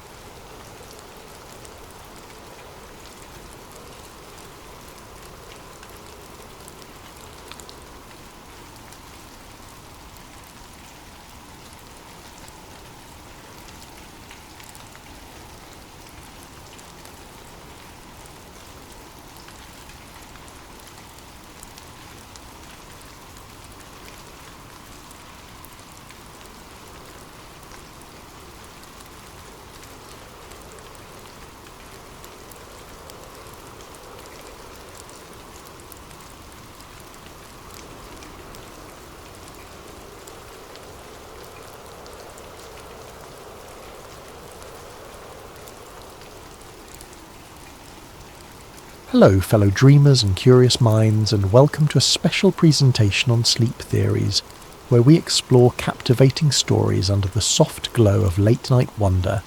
Before we embark on our journey into the Pyramid Protocol, I invite you to do two things. Comment below and let me know where in the world you're listening from and what time it is in your corner of the globe. Also, subscribe to Sleep Theories so you never miss another immersive story that might guide you gently toward rest and reflection. Tonight's tale blends the intrigue of ancient mythology, the gravity of scientific discovery, and the tension of modern conspiracies, crafted to both entertain and provoke thought. We'll follow Dr. Adrian Voss, a physicist archaeologist whose obsession with the Great Pyramid of Giza leads him to uncover a source of power that predates recorded history. As that power stirs, so does the world, dividing humans into believers and skeptics, opportunists and protectors. Settle in, let yourself drift, and let the Pyramid Protocol be your companion through these thoughtful, atmospheric chapters. Our story unfolds in 5 parts, enough time to cradle you with gentle suspense, but never too forceful as to wake you from half dreaming. May you find both fascination and relaxation in equal measure. Now join me on this journey, and if the late hours find your eyelids growing heavy, let the hum of ancient secrets and modern dilemmas guide you toward restful sleep. Dr. Adrian Voss was not a man who sought the limelight. His most illuminating conversations took place in the hush of musty archives or beneath the fluorescent glow of a subterranean lab. Standing outside the Great Pyramid of Giza, he pressed his palm to the warm limestone, feeling the hum of millennia. The Egyptian sun blazed overhead, and a swirl of desert wind dusted his boots. For years he'd followed the faintest hints, obscure treatises on resonance, strange electromagnetic readings hidden in the corners of archaeological reports, myths of a power that predated known civilizations. He'd arrived here through an unconventional path. Once a brilliant physicist researching high-energy phenomena, he found himself increasingly drawn to ancient sites whose architectural precision challenged mainstream history. The Great Pyramid was the zenith of his fascination, a monolith rumoured to encode mathematical constants, star alignments, and cryptic inscriptions no one could fully decode. Adrian believed the structure wasn't merely a tomb. He harboured theories that it served as a sophisticated device, possibly for energy generation. On day 1 of the dig, his small team set up an array of instruments around the pyramid's perimeter. Layla Mansour, an Egyptian historian and cultural preservationist, stood by, arms crossed. She had reason to be wary. Too many times foreign researchers had arrived with grand ideas, disturbing sacred ground and leaving only disruptions behind. Yet Adrian had earned a fraction of her trust by collaborating with local experts and promising respect for the site's integrity. Lowering delicate sensors into a narrow shaft, Adrian's excitement grew. Early data hinted at acoustic resonances that defied expectation. When signals were pulsed into the pyramid stone, readings echoed back with patterns suggesting internal chambers beyond the known rooms. There was a quiet hush in the makeshift control tent, a hush that signalled awe. "This is no ordinary cavity," Adrian whispered, analysing the waveforms. "The amplitude is—" He paused, recalculating. "It's as if the stone channels energy along certain frequencies. If so, the pyramid may act like a resonator." Layla adjusted her scarf, half impressed, half uneasy. "Adrian, I appreciate your thoroughness, but you're treading on dangerous ground, historically, and, perhaps, spiritually." Meanwhile, rumours swirled among local workers too. Some whispered that the pyramid had always guarded a cosmic secret. Others rolled their eyes at the notion of science unravelling age-old mysteries. Nonetheless, No one could deny that even the air around the Great Pyramid felt charged, as though something was waiting. Within days, Adrian's team, equipped with advanced ground-penetrating radar, identified an unmapped corridor descending deep beneath the granite. The corridor's existence was, in itself, sensational. Layla stood at the entrance, breath caught in her throat, as if crossing into forbidden territory. "We must proceed carefully," she murmured. Under flickering floodlights, they ventured into the hidden passage. It stretched for nearly half a kilometre before opening into a chamber shaped like a hexagon, lined with polished stone in which flickered faint crystal deposits. Adrian's heart pounded. The slightest footstep echoed in impossibly layered reverberations. He knelt, shining a beam across the walls. Etched symbols spanned the surfaces, not purely hieroglyphic. Some looked older, more archaic, with geometric motifs reminiscent of advanced mathematics. Others evoked star charts. "This is something beyond standard dynastic Egyptian designs," Layla said, voice trembling. "Could it be older? Something that they built upon?" Adrian nodded, eyes tracing lines that seemed to converge at a central dais, a rectangular slab. He found his gaze drawn to a cluster of crystals embedded within the dais, arranged in a radial pattern. He recognized them as a type of quartz-like mineral with potential piezoelectric properties. "This," he breathed, "could function as a power node if the entire chamber resonates. Possibly the ancients harnessed natural vibrations from the earth or cosmic sources." The next weeks blurred in a flurry of meticulous documentation. Mineral samples were tested, electromagnetic scans performed. The data left Adrian's team baffled. The crystals, sealed away for thousands of years, appeared to be artificially grown, each resonating at a precise frequency. Even more astonishing, the date estimates from trace organic materials suggested an age well before the recognized timeline of Egyptian civilization, predating dynastic Egypt by millennia, perhaps even more than 12,000 years. As the findings piled up, Adrian faced a growing sense of dread. If these results were confirmed, they would shatter conventional history. The pyramid, far from being a mere tomb, might be the remains of a technological apparatus from an unknown era. His own scientific curiosity ignited, but he felt the weight of a monumental revelation. He began discreet lab tests to replicate the chamber's resonance on a smaller scale, uncertain if it was wise to do so, but too compelled not to. Layla grew increasingly concerned. She advocated for caution, urging him to share data responsibly with heritage authorities.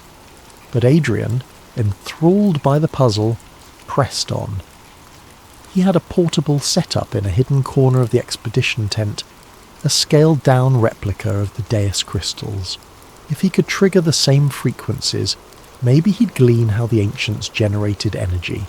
Then came the fateful evening, just after midnight, with the desert sky spangled by brilliant stars.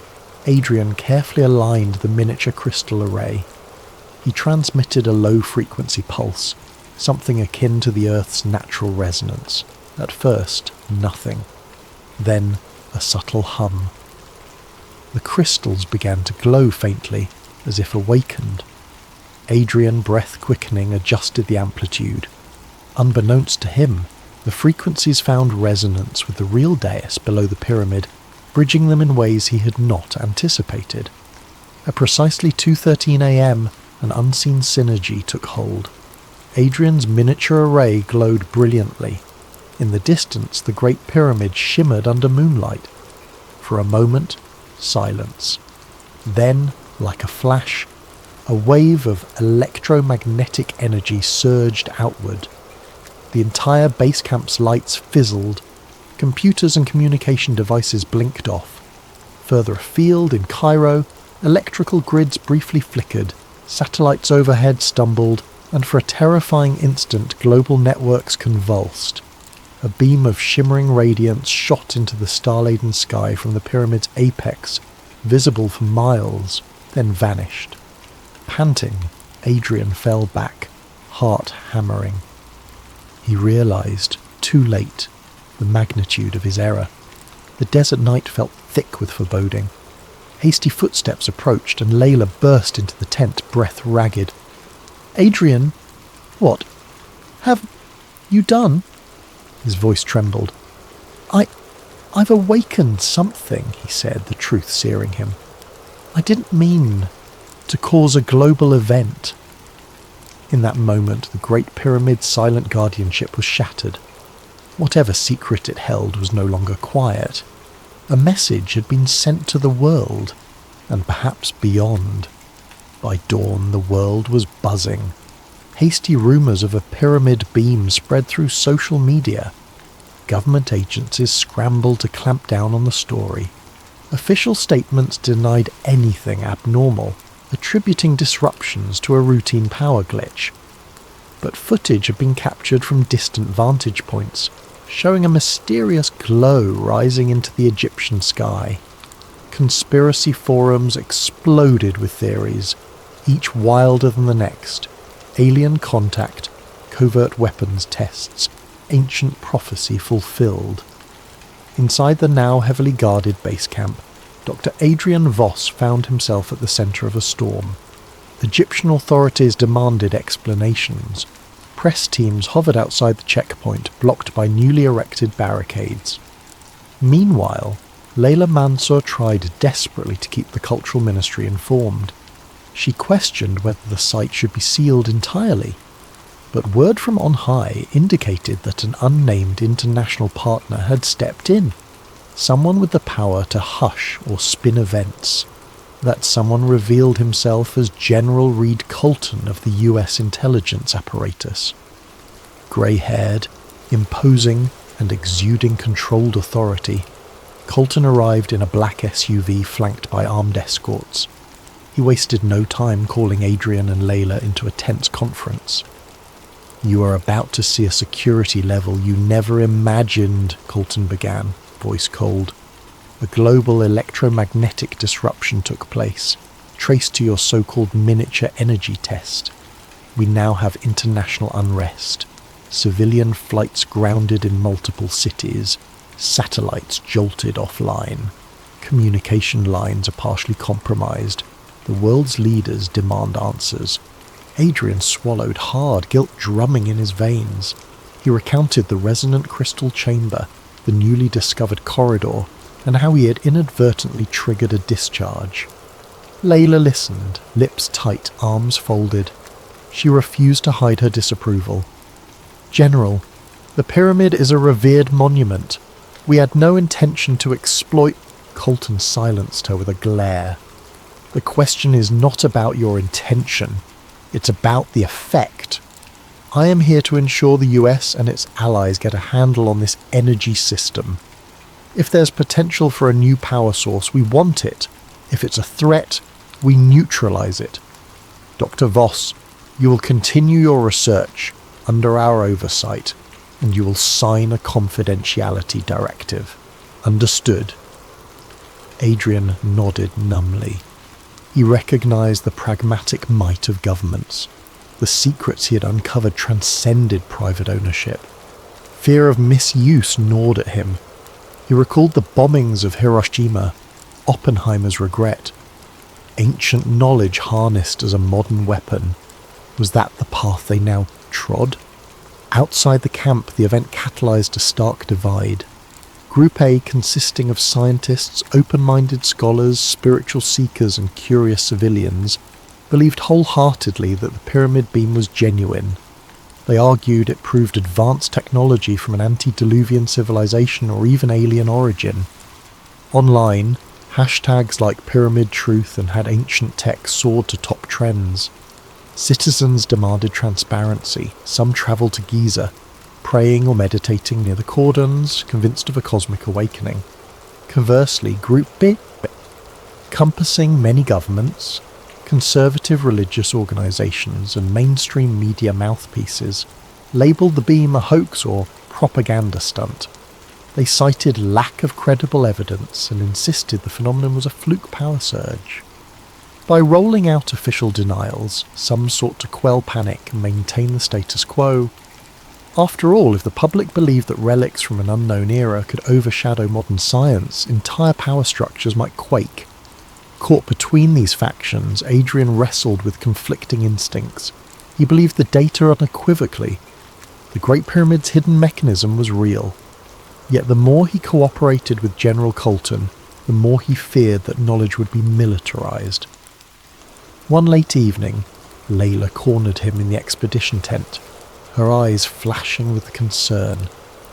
"This is no longer purely academic, Adrian. If your accidental test caused a global EMP, imagine what a deliberate, fully harnessed version could do. The ancients sealed it away for a reason. We must be extremely cautious." Adrian nodded. "You're right, but we must also understand it. If we let the military or opportunistic powers study it alone, we risk devastation. I can't just walk away now." Reluctantly, Layla agreed, but her expression was grim. She began poring over new glyph translations, searching for hints about the ancient civilization's intentions. Her reading indicated references to a gateway of fire and resonance to the stars, but the context was cryptic. She worried they implied some catastrophic outcome if reactivated incorrectly. Meanwhile, the media frenzy escalated. Document dumps, presumably leaked from well-placed insiders, revealed partial translations describing advanced crystalline technology within the pyramid. This triggered a global wave of conspiracies and fervour. Some believers championed the event as a sign humanity was on the cusp of a new era. Others predicted apocalypse. In certain cities, small riots broke out as protesters clashed with police, shouting for the truth about the pyramid beam. Under increasing pressure, the Egyptian government tightened its hold around Giza, but even they seemed overshadowed by the presence of General Colton and his allied forces. Tensions rose by the hour. One day, an Egyptian official arrived, demanding a full lockdown, but was rebuffed politely yet firmly by Colton's men. Adrian, overhearing the standoff, felt the noose tightening.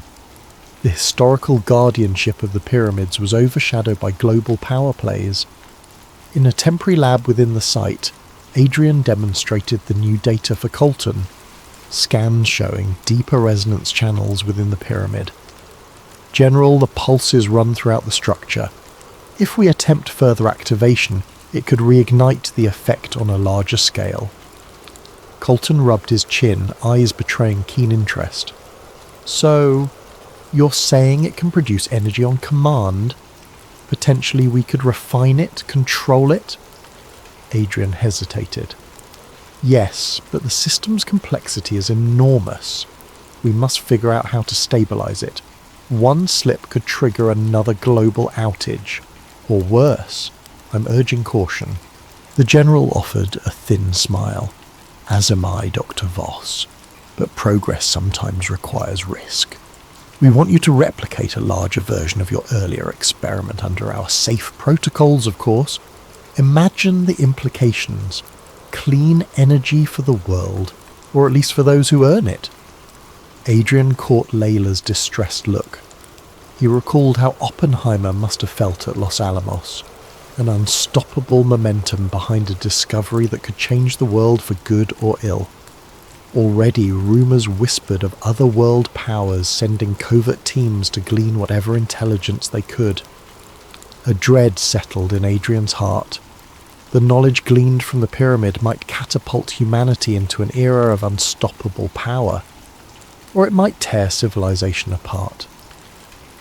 As night fell, Adrian found no solace in the desert's quiet.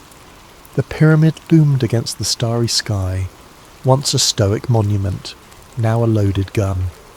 He wondered if the beam had been a mere flicker of the system's potential, and he worried about the unknown advanced civilization who had built it.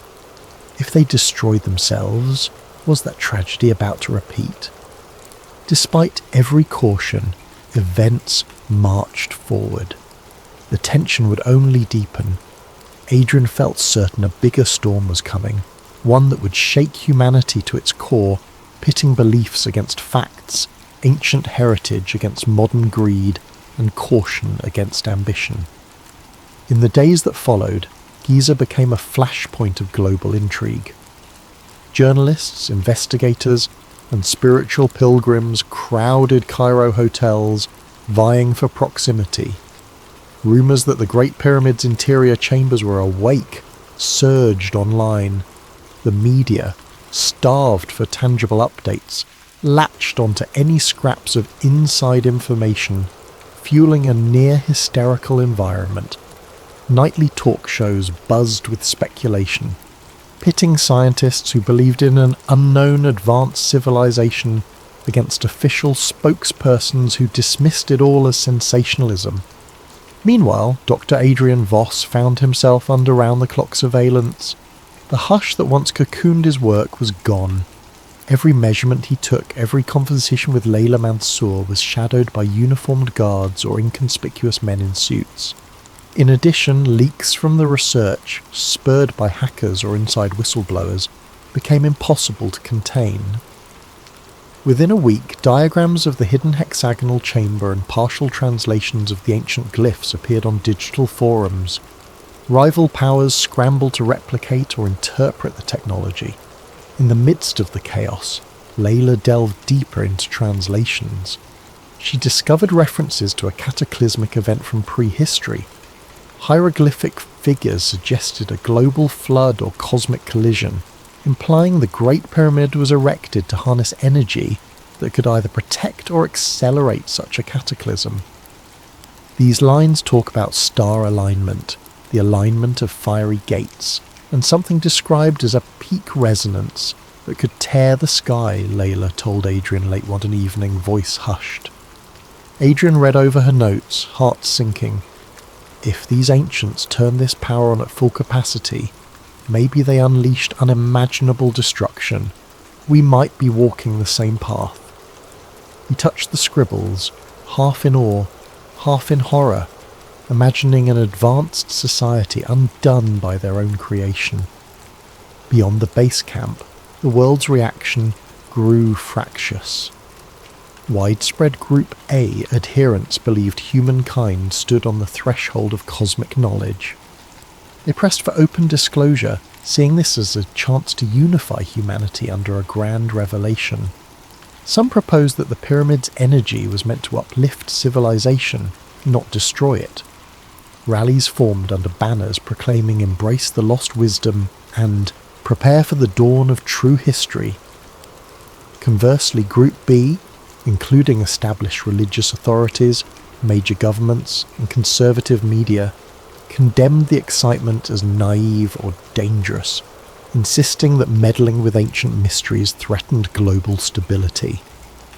The conflict spilled onto streets worldwide. Scenes of looting and protest flickered on newscasts. Unsurprisingly, the militarization at Giza intensified. General Reed Colton, entrenched in a secure command post near the pyramid, advanced a plan to build a larger prototype of the crystal resonance system. Officially, they framed it as an energy independence initiative. Adrian, forced into reluctant complicity, tried to ensure safety measures. He wanted detailed fail-safes, wanting to prevent a second EMP or worse. But as construction accelerated, corners were cut. A hush of urgency pervaded the site. The tension was palpable. One afternoon, a haggard lab technician quietly confided to Adrian that General Colton's team was bringing in specialized nuclear regulation modules. They might be hooking up weapon-grade control rods, or something akin to it, the tech whispered. They talk about harnessing the pyramid's resonance to amplify destructive yields. Adrian felt a cold shiver. The sense of marching towards doomsday was real. Layla, sensing Adrian's despair, pressed him. "Is there no way to halt them? They can't open the pyramid up for a weapon test. The cultural ramifications alone, Adrian's eyes flickered. They control the site now. The Egyptian government has been sidelined by the alliance of major powers. They block any official protest. I'm the only one who can slow them down from the inside. But if I sabotage everything, they'll brand me a traitor. The data's already out. They'll find a way to replicate it. In parallel, a troubling phenomenon emerged globally. Scattered blackouts, electromagnetic anomalies, and sporadic pulses interfering with radio frequencies. Some scientists hypothesized these were aftershocks from the initial beam event. Others argued they were coincidences, but Adrian suspected the partially reactivated pyramid was pulling subtle energy from Earth's geomagnetic field, like a lever precariously half-lifted. Could the entire planet become a battery fueling an unstoppable reaction? Tensions crested when a rogue nuclear state announced it had gleaned enough data from leaked files to attempt its own crystalline array. Another corporate conglomerate boasted breakthroughs in their R&D lab. The technology was too hot to handle, yet too tempting to ignore. The world's superpowers scrambled, each wanting to be the first to claim mastery, stoking new arms race fervour. Amid the mania, Layla uncovered further glyphs suggesting the ancient engineers recognised the risk. They speak of a core meltdown with language akin to biblical wrath, words like the incineration of the horizon and the silent cataclysm that devours breath. I suspect they refer to some unstoppable chain reaction if the system is overloaded. Her voice trembled as she set the tablet aside. These people might have perished by their own technology. A cautionary tale. Under growing moral anguish, Adrian confided to Layla his intention to share the crucial safety limits widely, so no one could dangerously escalate the system. If I keep it secret here, some other faction might replicate it incorrectly. This knowledge belongs to humanity, not generals or corporations. We must at least put out the warnings, the stability thresholds. Layla hesitated, torn. You risk fueling more experimentation, but you're right, lack of knowledge can be equally deadly. That night, under swirling desert winds, Adrian clandestinely transmitted an encrypted data packet to an international scientific forum. The document included theoretical maximums for the crystal resonance, meltdown conditions, and recommended shut-off protocols. He labelled it Stop the Fire VOS data. Moments after pressing send, he felt both relief and dread. If the rightful mind saw it, maybe they'd prevent catastrophic misuse, but if unscrupulous parties gained it, they might expedite their doomsday. A wave of guilt suffused him. Was there any winning? Within hours the leak was discovered. Furious, General Colton confronted Adrian in the pyramid's shadow. "Did you just hand a loaded gun to every terrorist group on Earth?" he roared. "We could have contained this technology, but you had to go whistleblowing." Adrian stood firm, though inside he quaked. Containment was never possible. The horse is out of the barn. The only hope is that the world learns the dangers and tries to cooperate. Colton's glare was lethal. Cooperate?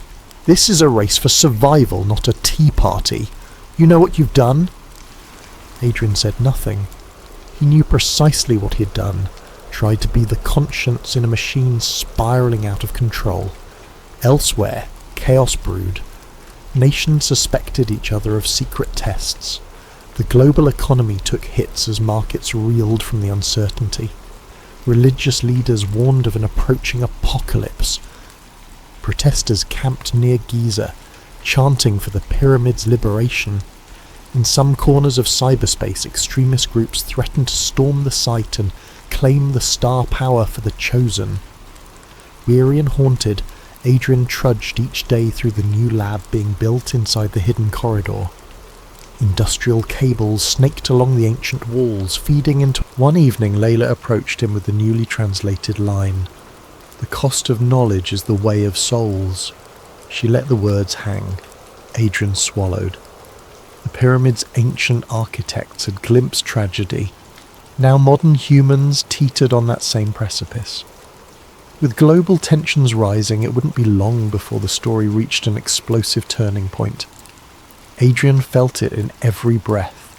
The pyramid's dormant power had reawakened, and unless wisdom tempered ambition, that power might devour the planet. No matter the scale of security or denial, the ancient energy thrummed beneath the sands, unstoppable, beckoning a date with destiny. In the gloom beneath the Great Pyramid, a new crystalline device stood half-assembled, a scaled-up version of Adrian's earlier miniature array. Cables ran from generator trucks outside, forming a labyrinth of modern metal harnessed to primeval stone. General Reed Colton supervised the installation, ignoring the anxious glances from engineers uncertain about bridging ancient and modern systems. Tensions were so thick they could be tasted. For Dr. Adrian Voss, the parallels to the Manhattan Project were impossible to ignore. Like Oppenheimer, he now found himself trapped in the unstoppable momentum of a scientific triumph twisted by militaristic aims, his core hammered with dread. The more they refined the device, the more it tapped into Earth's resonant frequencies. Layla Mansour, near despair, busied herself deciphering glyphs in hopes of gleaning a final failsafe. On the other side of the world, news broadcasts revealed that multiple nations had tested smaller crystalline rigs. Some reported mild EMP bursts, others failed catastrophically. But the appetite for what was being called the next nuclear revolution only grew. Diplomatic talks faltered under suspicion and threats. A race to harness or replicate the pyramid tech overshadowed everything. Traditional nuclear deterrents lost their luster next to the rumoured cosmic level potential of a fully realised pyramid energy core. Amid the swirling global crisis, Layla uncovered a chilling phrase in the newly translated text. When the starfire rises, a devourer of Earth shall emerge. She explained to Adrian that it might reference something akin to a feedback loop feeding on planetary fields, unstoppable once triggered. Maybe the ancient civilization once believed they'd open a channel to the heavens, she mused, but ended up summoning cataclysm. Late one night, Adrian paced the corridor, studying the massive crystals. Could the pyramid system behave like an antenna beaming signals into space? Had the earlier beam alert something out there? He recalled how, at the moment of the initial EMP, a pillar of light shot skyward.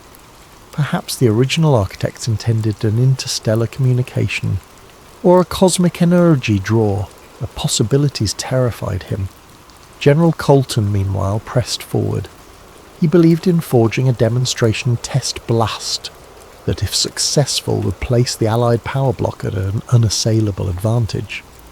No one will dare cross us if we prove the capability, he told Adrian. All we need is a controlled demonstration, maybe in a remote desert. Adrian's protest fell on deaf ears. He insisted any large-scale activation risked meltdown or unstoppable chain reactions, referencing the ancient warnings. But Colton and his entourage remained unconvinced. "You're the genius who discovered this," the general retorted. "I'll ensure it doesn't kill us all." In a desperate bid, Adrian approached the Egyptian Minister of Antiquities, hoping to rally local condemnation. But political muscle had shifted. The minister's hands were tied, overshadowed by the joint operation. Meanwhile, external pressures mounted. Protesters outside the perimeter grew bolder. Some tried scaling fences, only to be pushed back by armed soldiers. Violence simmered. One fateful morning, an urgent meeting was convened in the subterranean lab. 10 or so high-ranking officials, plus a handful of scientists, including Adrian, gathered around a large display. Preliminary data indicated the newly built core was nearing operational readiness. The general, standing at the table's head, declared that a small-scale test would be performed within the week, verifying the weaponizable properties. Once we demonstrate control, we'll deter any rogue nation from igniting a chain reaction, he stated confidently. Adrian found his voice shaking as he tried to reason. General, the historical context suggests the chain reaction can't be easily stopped once initiated at full magnitude. We risk an Earth-wide event. The meltdown scenario is real. The ancients made that clear. Colton gave a dismissive wave. You've said that many times, Doctor, but we're not amateurs. Our engineering is advanced. We'll keep the power threshold below meltdown. Or do you not trust your own safety measures? Adrian stared at the display. The data was incomplete, the potential for miscalculation enormous. Even so, the die was cast. He was witnessing unstoppable inertia. That evening, Layla arrived at Adrian's tent with a final revelation. I found references to a geometric key that can shut the system down, she whispered. Here. She handed him a battered notebook containing her translations. It speaks of a hidden formula, embedded in the pyramid's architecture, which collapses the resonance if you adjust certain structural alignments. Perhaps it's a literal instruction, not a metaphor. Adrian's eyes lit up. A fail-safe, so the ancients did plan for the possibility of an emergency. They must have coded the pyramid's geometry so that if you realign certain keystones, the entire energy cycle halts. Elated but also fearful, they realized implementing such a fix would require direct tampering with crucial structural points. The modern device and the pyramid's original frameworks were now symbiotic. Achieving the realignment might destroy the core. Possibly it would kill anyone inside. Yet, as the test countdown approached, Adrian saw no alternative. The day's final straw came when General Colton asked him to quietly prepare for a low-yield demonstration outside Cairo. If that test succeeded, the next step might be a full demonstration to intimidate the world. Terrifyingly, other factions across the globe might respond with their own demonstrations. That night, a battered sense of resolution formed in Adrian's mind. He confided in Layla, I have to do it. If they throw this switch, we might tip the planet into meltdown. I won't let my life's work end in global ruin. Layla nodded, tears brimming. I'll help. This knowledge, it can't be used like this. The ancients meant to seal it away for a reason. Unknown to them, a smaller group of fervent believers, Group A zealots convinced the pyramid signalled humanity's ascension, caught wind of their plan. Twisting the message, they concluded Adrian sought to sabotage mankind's rightful evolution. They launched a clandestine plot to keep the system active, believing it would open cosmic gateways to salvation. Another unstoppable collision of ideologies was set in motion. On the final day before the test, the subterranean corridor buzzed with tension. Adrian stood near the newly completed core, scanning readouts. The crystals throbbed with faint luminescence, pulsing in sync with Earth's pulses, or so it seemed. Soldiers guarded every entrance, turning away curious eyes. Layla, inconspicuous, hovered near a side chamber, awaiting the moment to spring Adrian's plan. In their pockets lay tools to remove specific keystone rods that anchored the contraption to the pyramid's geometry. If removed at the right spots, the feedback loop should collapse. The risk, the device might discharge violently, or the entire structure might cave, burying them. General Colton strode in, flanked by advisors. We're almost ready for the test, Davos. In 1 hour, the controlled ignition begins. We'll keep output low. The world needs a demonstration of leadership, not an apocalypse. Adrian forced a calm nod. Inside, adrenaline pumped. Layla discreetly gestured the question, now? He imperceptibly shook his head. They had to wait until the system was fully powered, ironically so that neutralizing it would be final and absolute. In the swirling hush, Adrian glimpsed a reflection in the polished granite walls, his own visage, overshadowed by the looming crystals. He recalled that beam of light from the original mishap, and the thought of a dormant signal awakened in space. Could something or someone out there be responding? The notion rattled him. 1 hour ticked closer. Already control panels lit up as the device's resonance climbed. Engineers nervously input commands, verifying coolant lines, surge protectors. Soldiers braced for potential EMP flares. Outside, a dusty wind battered the tents. The entire pyramid seemed to hum. Thus the stage was set. A confluence of forces: Colton's militaristic drive, Believer's fanatic hope, Adrian's moral redemption, Layla's cultural devotion, would converge in a final confrontation. Whatever the outcome, the Great Pyramid would bear silent witness, as it had for countless centuries, to humanity's struggle between knowledge and destruction. The appointed hour arrived beneath a desert sun partially obscured by swirling haze. Inside the pyramid's hidden corridor, spotlights cast harsh shadows on ancient stone. Dr. Adrian Voss hovered by the control station, heart thudding. The new crystal array glowed with an unsettling brilliance. Layla Mansour stood across the chamber, subtly positioning herself near the mechanical couplings that anchored the device to the pyramid's geometry. Soldiers flanked them, all waiting for General Colton's final go-ahead. Outside, the base camp was a cauldron of tension. Protesters and believers gathered at the perimeter fence, chanting, singing, or shouting pleas for peace. Some carried signs urging the pyramid's rebirth. Others brandished warnings of doomsday. Media drones circled overhead, capturing partial glimpses. Meanwhile, global newscasts braced for a rumoured historic demonstration. The world's eyes were on Giza, collectively holding its breath. At exactly 1400 hours, General Colton gave the order. A flick of a switch ignited the newly built core. A low thrumming sound arose, resonating through the stone. Adrian felt it in his bones, like standing near a colossal heartbeat. On a monitor, the frequency wave spiked, approaching the threshold Adrian had repeatedly cautioned about. His mouth dry, Adrian adjusted a dial. "We're approaching Dawn 2. That's near meltdown territory," he warned. But the general stood firm, arms crossed, gaze unwavering. "We'll be cautious," Colton responded, eyes gleaming. "Just a short demonstration to prove our capability." Layla caught Adrian's eye. The subtext was clear. If they waited too long, the risk soared. She discreetly unlatched a small panel near the dais. Hidden behind it was the keystone rod described in the ancient glyphs. Step 1 in the failsafe. Seer's tension coiled in her chest. She'd need to twist it free in perfect timing.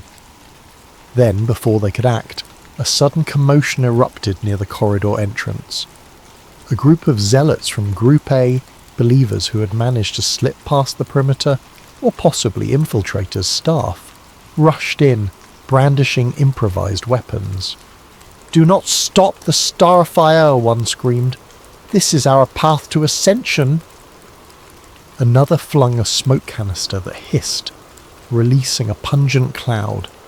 Soldiers reacted with shouted orders, training rifles on the intruders. Chaos exploded, shots rang out, the clang of metal echoed. 2 zealots dashed toward the crystal array as if to guard it. The rest lunged at Adrian and Layla, shouting about protection from the meddler. In the confusion, an accidental bullet ricocheted into a control console. Sparks flew, the reading soared dangerously. The thrumming rose to a shrill pitch. General Colton barked orders for everyone to stand down, but panic reigned. The array's glow intensified, verging on blinding. Crackling arcs of energy danced across the dais. Layla coughed through the smoke, stumbling forward. With trembling hands, she found the keystone rod. She yanked it sideways, feeling a jolt as the mechanism whined in protest.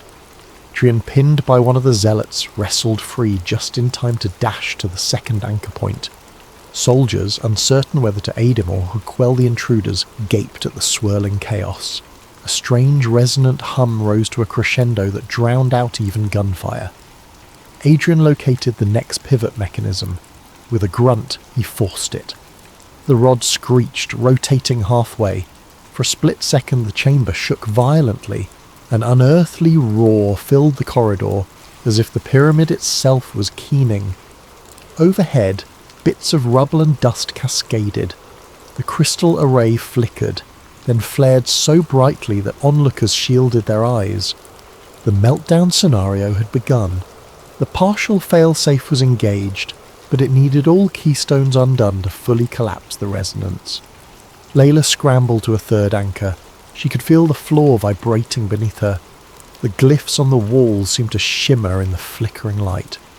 She recalled the line about the devourer of Earth, and realized with horror how literal it might be. If this meltdown advanced, an unstoppable wave of energy could envelop entire regions, possibly the planet. General Colton, battered from the scuffle, staggered upright, shouting, "Stop them from destroying the device!" Even at this dire juncture, he clung to the hope of harnessing the power. Some soldiers obeyed, but confusion ran rampant. One soldier aimed at Layla. Adrian, breathless, lunged to intercept, shouting, "No! If we don't shut it down, we all die!" In that heartbeat of hesitation, Layla wrenched the third rod. A jolt of raw energy coursed through the dais. The device flickered, half stabilizing, half raging. The meltdown teetered on a razor's edge. Adrian realized the final anchor was beneath the dais, near the massive crystals. He locked eyes with Layla across the swirling haze. She nodded, tears streaming. He dove onto the dais, ignoring the arcs of electricity that seared his coat. Beneath, a labyrinth of mechanical braces and crystal conduits glowed white-hot. The heat was immense. One misstep and he'd be incinerated. His mind raced. The plan required realigning or removing a final segment. In the half-blinding glare he found it, an ornate, elongated rod plugged into the largest crystal cluster. With trembling hands, Adrian grasped it. A monstrous wave of energy nearly flung him back. He forced himself to hold on, calling upon a will beyond logic. The rod was jammed. Summoning the last of his strength, he twisted and pulled. A shriek as metal tore. In that instant, a massive pulse surged out, a flash that consumed the corridor. Searing brilliance, then a vacuum of silence. Every occupant felt as if the air had been stripped away. For a moment, time froze. Then came the collapse.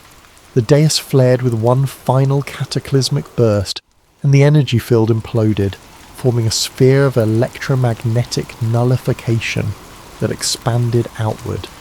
It swallowed the corridor, the base camp, the pyramid's immediate surroundings, leaving behind an eerie hush. Outside, watchers saw the apex of the pyramid glow bright as a miniature sun, then blink out. For miles around, electronics shorted out in unison. A hush fell across Cairo's outskirts. Helicopters whirled out of control but managed emergency landings. The protesters were knocked off their feet by a silent wave. Inside the corridor, fragments of stone rained down. Layla coughed amid dust, searching for Adrian. She found him pinned under debris near the destroyed dais, body still. Soldiers, once hostile, now just dazed survivors, scrambled to pull him free. The crystals lay shattered. Flickers of fading energy danced across the rubble.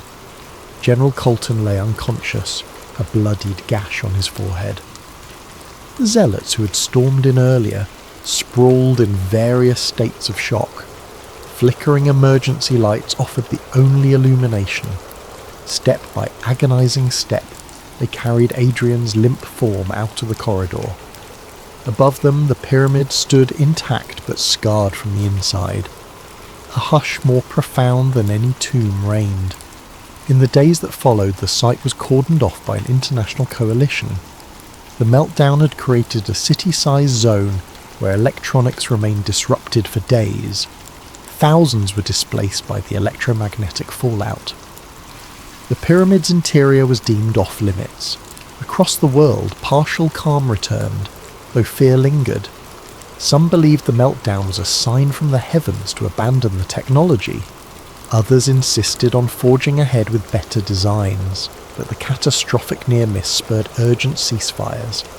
Diplomatic summits were held to ban or heavily regulate further research.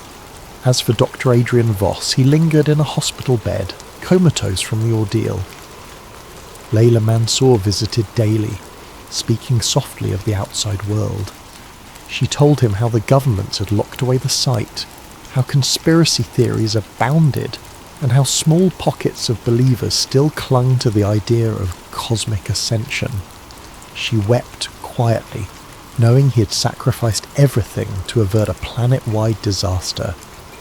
In her pocket she carried a battered notebook with Adrian's final notes and the translations of the fail-safe instructions. Part of her wanted to burn it, destroy the knowledge forever. Another part recognised that knowledge might be needed if the pyramid's hum returned. The story was far from over. An international mandate was issued.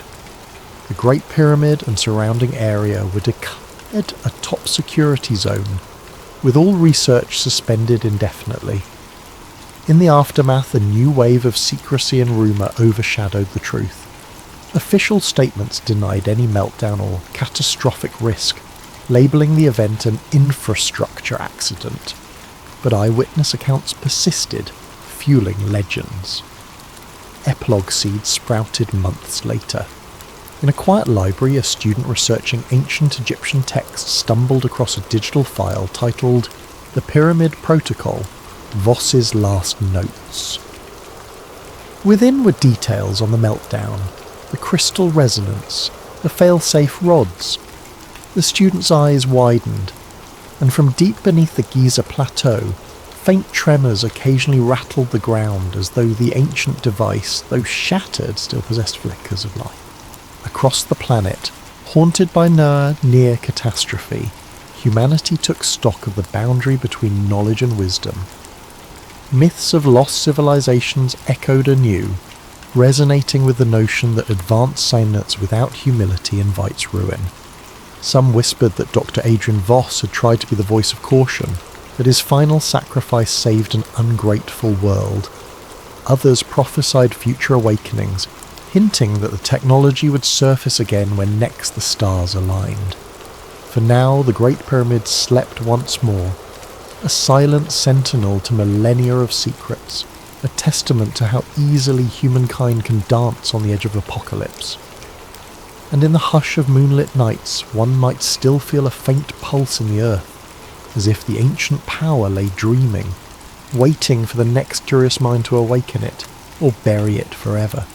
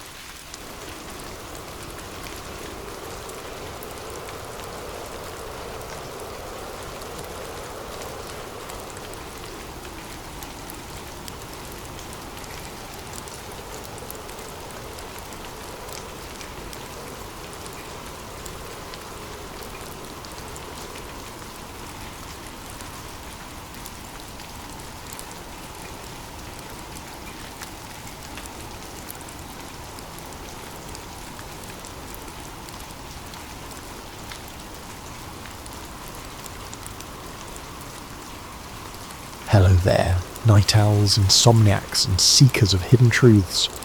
Before we delve into a story of secret tapes, cosmic illusions, and a mystery that spans decades, I'd love to hear where in the world you're tuning in from and what time it is for you as you settle in.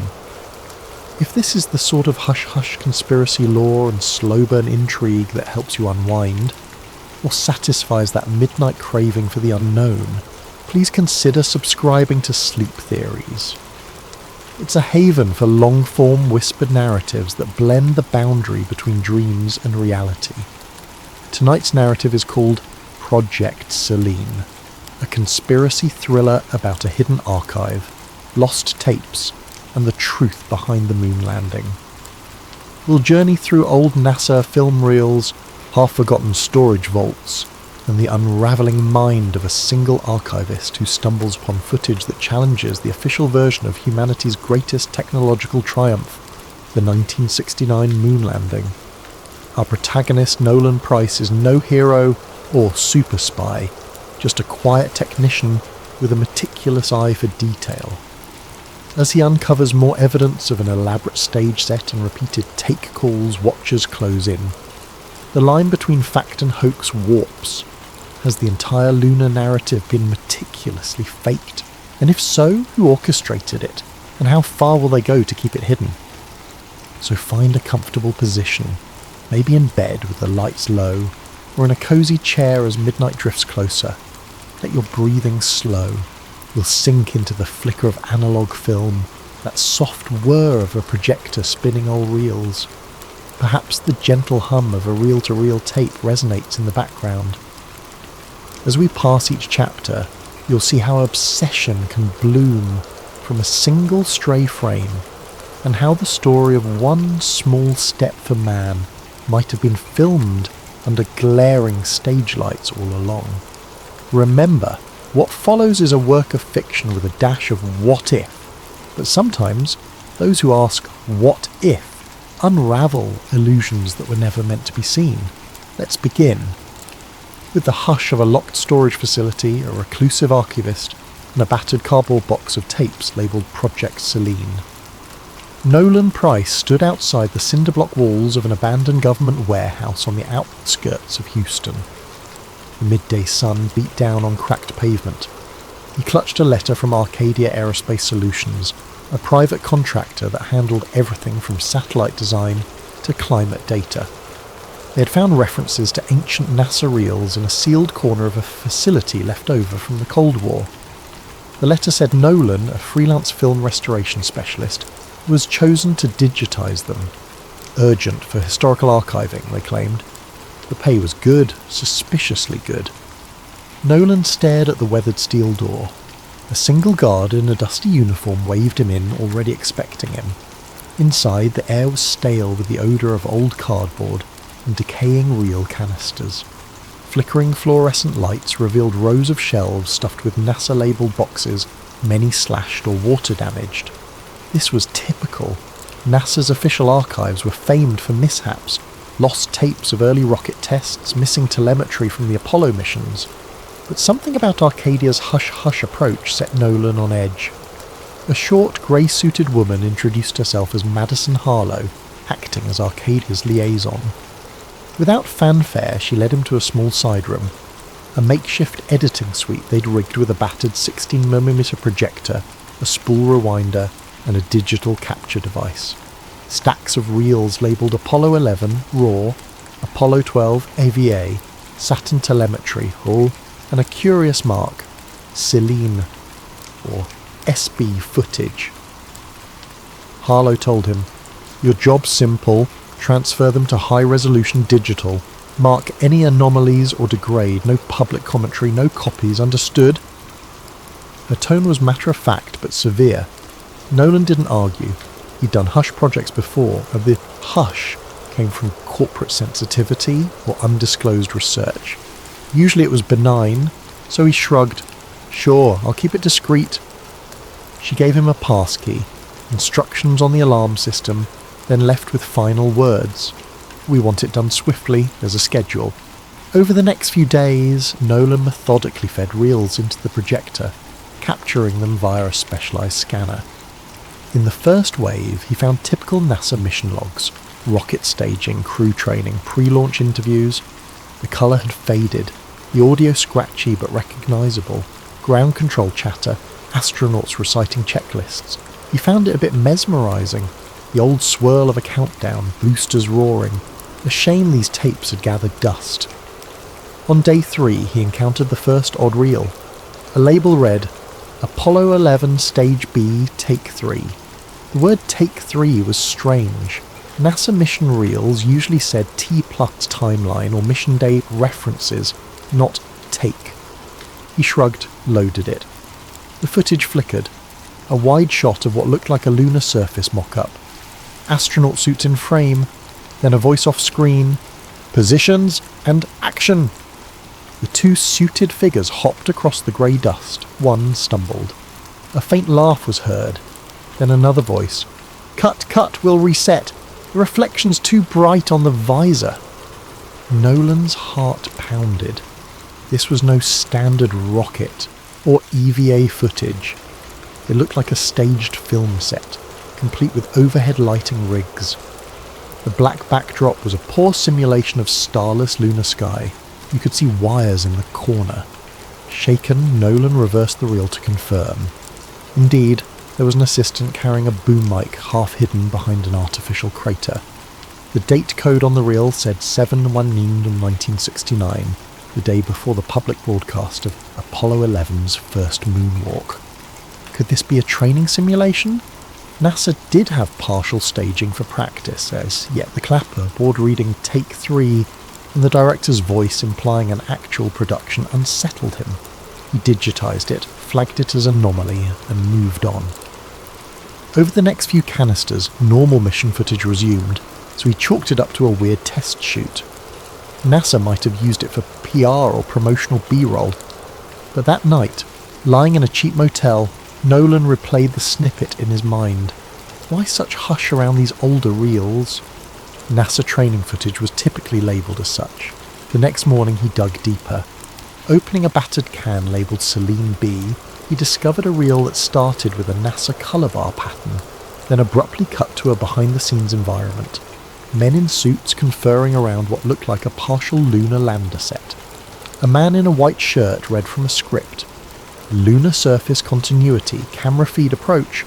We must ensure the horizon line matches the predicted lens angle. Another man wearing thick-rimmed glasses nodded. We fake it right, or we fail. Understood? Nolan's breath quickened. This was no trivial training. The group on tape specifically talked about fooling an audience. They discussed vantage angles to hide stage edges, how the overhead rig should mimic low gravity. One phrase jumped out. Public must see only the broadcast feed from the designated channel. He set the reel aside, heart pounding. This was conspiratorial gold. Actual evidence of a potential staged moon landing scenario. It defied everything taught in history. NASA had always faced accusations by conspiracy buffs about the MiG-9 moon landing being shot in a Hollywood set, referencing anomalies in flagged photos. But mainstream science easily refuted them. Yet these tapes, if real, it was the smoking gun. Then again, it could be a hoax, decades later staged footage. But the film stock was definitely vintage, and that the audio matched 1960s analogue characteristics. With sweaty palms, Nolan rummaged more, finding references to PSH Kubrick liaison. Could this be referencing famed director Stanley Kubrick? The name was never spelled out fully, but Kubrick, the idea was insane. He'd heard rumours Kubrick was asked by NASA to film backup footage for crisis scenarios. The next reel's label read Moon Landing Studio Revu. The conspiracy was intensifying. That evening, a creeping sense of paranoia took hold. He locked the reels in a small closet. The quiet facility seemed ominous, as though someone was always behind the next aisle. Indeed, he glimpsed shadows near the corridor, possibly just the overhead lamp flicker. He decided to finish digitising these suspicious reels quickly, keep copies, then re-evaluate. Returning to the main workstation, he discovered his second shock. The tape labelled Apollo 11 Stage B Take 3 was missing. He'd left it on the spool an hour ago. Now it was gone. He checked the entire room, the desk, the case, nowhere. Another reel was in its place, labelled simply Celine E. Do Not Watch. This was no accident. Someone knew he'd found the suspicious content. They replaced it with a cryptic reel, possibly a warning or a booby trap. Heart-pounding, Nolan placed Celine E. in the projector through Hosty overriding caution. The film began with static, then an image of an empty crater. A whisper reversed. "This is not for you. Turn back." Flickers of random rocket footage, spliced with the face of an older man in a half-lit room, mouthing silent words. Then more static. End. Nolan realised he'd become entangled in something bigger. The label Project Selene likely referred to a top-secret operation controlling the lunar narrative. Could it be real? Or was it an elaborate mind game? He decided to approach Dr. Eliza Trent, a known NASA contractor turned historian, for help verifying authenticity. Because if these tapes were real, the entire moon landing story was a crafted facade, and if that were true, the forces behind it wouldn't let the truth emerge easily. Thus, Nolan closed up for the night, feeling the weight of newly awakened illusions. Tomorrow he'd contact Dr. Trent. For now, though, he had to check the facility's locks, ensure no further reels vanished. A faint static-like voice echoed in his head. "We told them we went to the moon, and they believed." He shivered. If indeed the event that defined modern history was a cinematic hoax, the question loomed: who orchestrated it, and how far would they go to bury the truth? True to his plan, Nolan Price found himself the next morning outside a modest office building in downtown Houston, where Dr. Eliza Trent ran her small consultancy on aerospace history.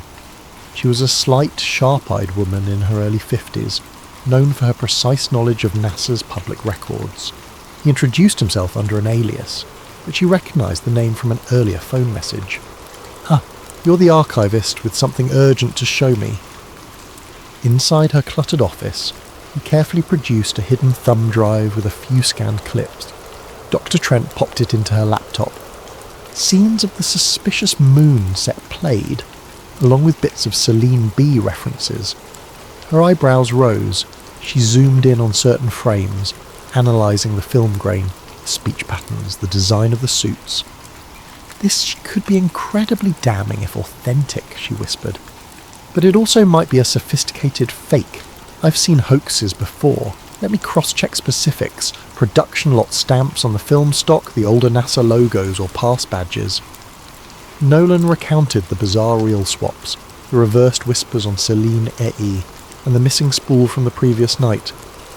Dr. Trent's fare turned grim. "If you're telling the truth, you're in danger. People don't just vanish these reels for fun.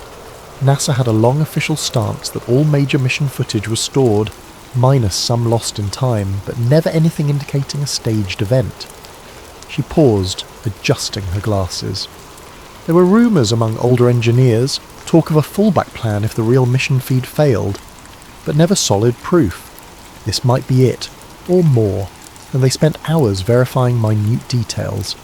A NASA mission patch visible in a corner, background voices referencing angle matches real module altitude. Dr. Trent began to suspect the tapes were genuine. She also recognised one face from an older NASA group photo, a certain black-suited figure who never stepped in front of official cameras, rumoured to be a media liaison. He was hush-hush, rumoured to coordinate with a big Hollywood name, possibly Kubrick. Dr. Trent offered a possible motive. During the Cold War, the pressure to beat the Soviets was immense. If real landings were uncertain, they might have staged footage as a failsafe. But from these tapes, it looks more elaborate. A total simulation? She exhaled. This changes everything. She urged Nolan to gather more evidence, but do it safely. That night they parted ways, planning to regroup once she did further checks in NASA's official archives. Meanwhile, Nolan returned to the old facility. The next morning he discovered the entire building locked, a renovation sign posted by Arcadia. Harlow, the liaison, was nowhere. Security had orders that no one enters, as the project was on hold. Furious, Nolan realised they intended to shut down any further rummaging. He tried to call Harlow's number, disconnected. The job was effectively over. The suspicious reels presumably removed. He retreated to his small apartment, heart pounding. If the conspirators had the tapes again, that left him with only a few digital copies. Enough maybe if the file survived. He backed them up to multiple flash drives, but as he tried emailing Dr. Trent more footage, an error flagged. File blocked, suspicious content. Some large-scale infiltration of his system was in effect. The Watchers were definitely onto him. In the swirl came a break. Rummaging through older unlabelled reels he'd already digitised, he found an odd snippet showing a man in a starkly lit corner, mid-70s style, glancing nervously at the camera. The film was scratched and audio was reversed. By reversing the track, Nolan deciphered fragments. Project Selene, never meant to see. We built illusions for a greater cause. The man coughed, spat out. We lied, or we lost the war. I left a final record in the Saturn archives. Then static. Confused, Nolan tried to see if Saturn archives might reference Saturn V rocket logs, but Dr. Trent had all standard Saturn V data. Possibly it referred to a hidden code or a separate repository. The man in the clip might be the archivist, or Red Hand, the rumoured original whistleblower. If Goa, his message suggested a bigger trove of evidence existed somewhere else, presumably safer than the official NASA channels. Maybe that trove spelled out the entire impetus behind faking, or partially faking, the moon landings. Nolan phoned to Trent again. She was frantic. Her home office had been ransacked, old NASA microfilms stolen, and suspicious men in suits loomed outside her building. She believed Arcadia Aerospace was a front for a deeper Black Ops group. She suggested they meet in a public place with the new reel. Nolan agreed, setting a meet at a busy bus station. However, the next day she never arrived. Her phone went dead. In parallel, an eerie wave of accidents claimed two older NASA retirees who'd been tangentially tied to the lunar era. Stroke, heart attack, but the timing reeked of cover-up. The media said nothing, overshadowed by typical news cycles, but a small corner of online conspiracy forums lit up. Moon archivist missing. Spike in NASA retiree deaths. Project Selene rumour intensifies. One forum user named Apollo Truth posted a cryptic line, "Look to LB7, the final broadcast is hidden." Nolan recognised LB might be Lunar Base 7, some old reference from the tapes. Or maybe LB7 was code for a hidden stage. He rummaged the digitised catalogue, eventually unearthing a label that matched. L. the Devontost footage. Opening it, he found bizarre outtakes, an entire set with rovers, multiple crater backdrops, and a partial script reading, "The audience sees only the final cut." Another snippet showed a NASA official saying, "We can't let them see the starfield difference. We'll keep it black." It confirmed the idea. The official moon footage was heavily edited, possibly reshot. As tension soared, Nolan sensed the Watchers nearing. Strange cars lingered near his apartment. The old building caretaker told him men asked about him, flashing some government ID. Fearing for his life, Nolan packed the digitised reels, stashed them in a battered suitcase, and hopped on a night bus out of town. He had one lead, a mention from Dr. Trent about the domain of the final transmissions, an alleged secret NASA comm station in the desert, which might hold old telemetry backups. If the Watchers stored illusions in reels, maybe the raw signals existed, real or fake, that confirm the staged transmissions. That might be the final piece to prove everything. Exhausted, he slumped in a bus seat, the flicker of highway lights passing. He felt haunted by the question. If they never truly landed men on the moon, what did that imply about decades of scientific progress, cultural memory, even the illusions of human achievement? The scale of deception would be monstrous. Or maybe the real landings happened, but the televised footage was partly staged.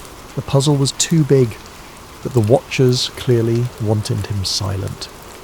He closed his eyes, drifting into half-sleep, hearing static-laced audio. "We told them we were first. The Soviets believed. We soared," voice whispered. Project Selene was the key to winning hearts, no matter the cost. He jolted awake, heart pounding. Could the cost now be his life? Thus, we near the threshold of the final confrontation.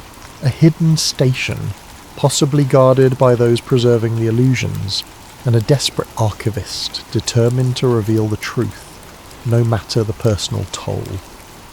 The watchers circle like wolves. Dr. Trent is missing, and the ghostly voice of the archivist from the 1970s beckons him onward to the final spool that might shatter the world's beloved myth.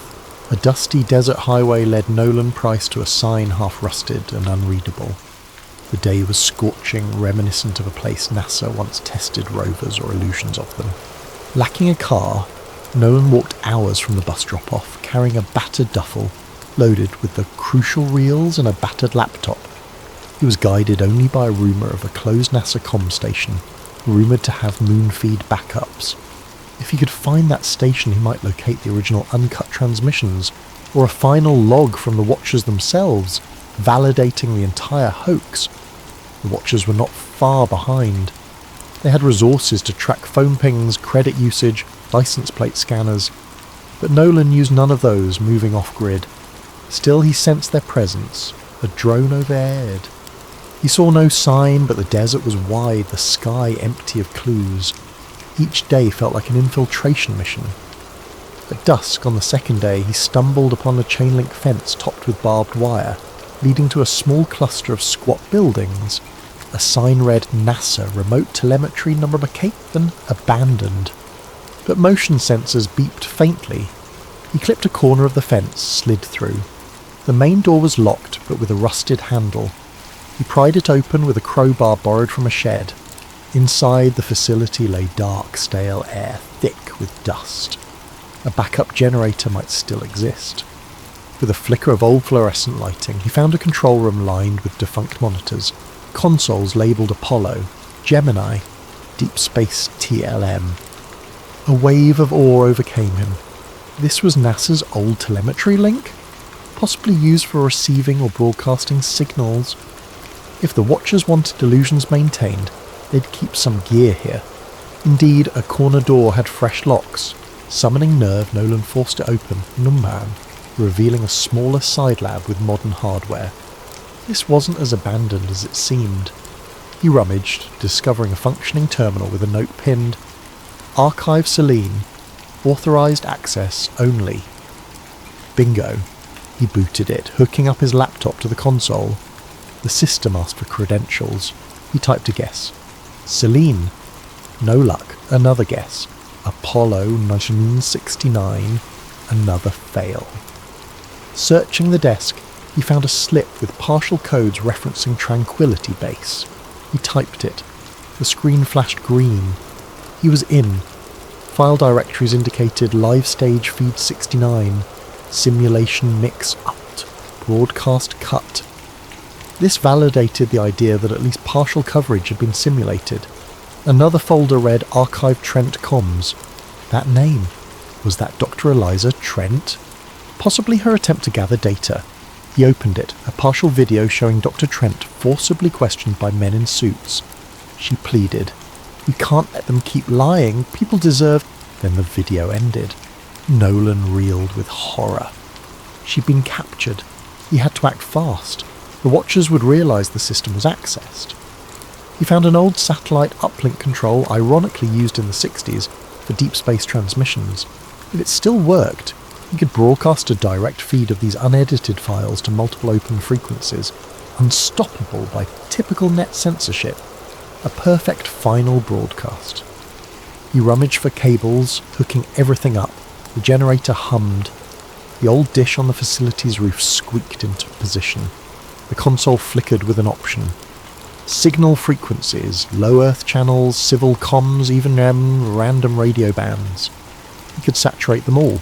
He selected the files, raw footage of the staged moon sets, outtakes with directors, plus newly discovered voice logs referencing, "We never left Earth, we built illusions."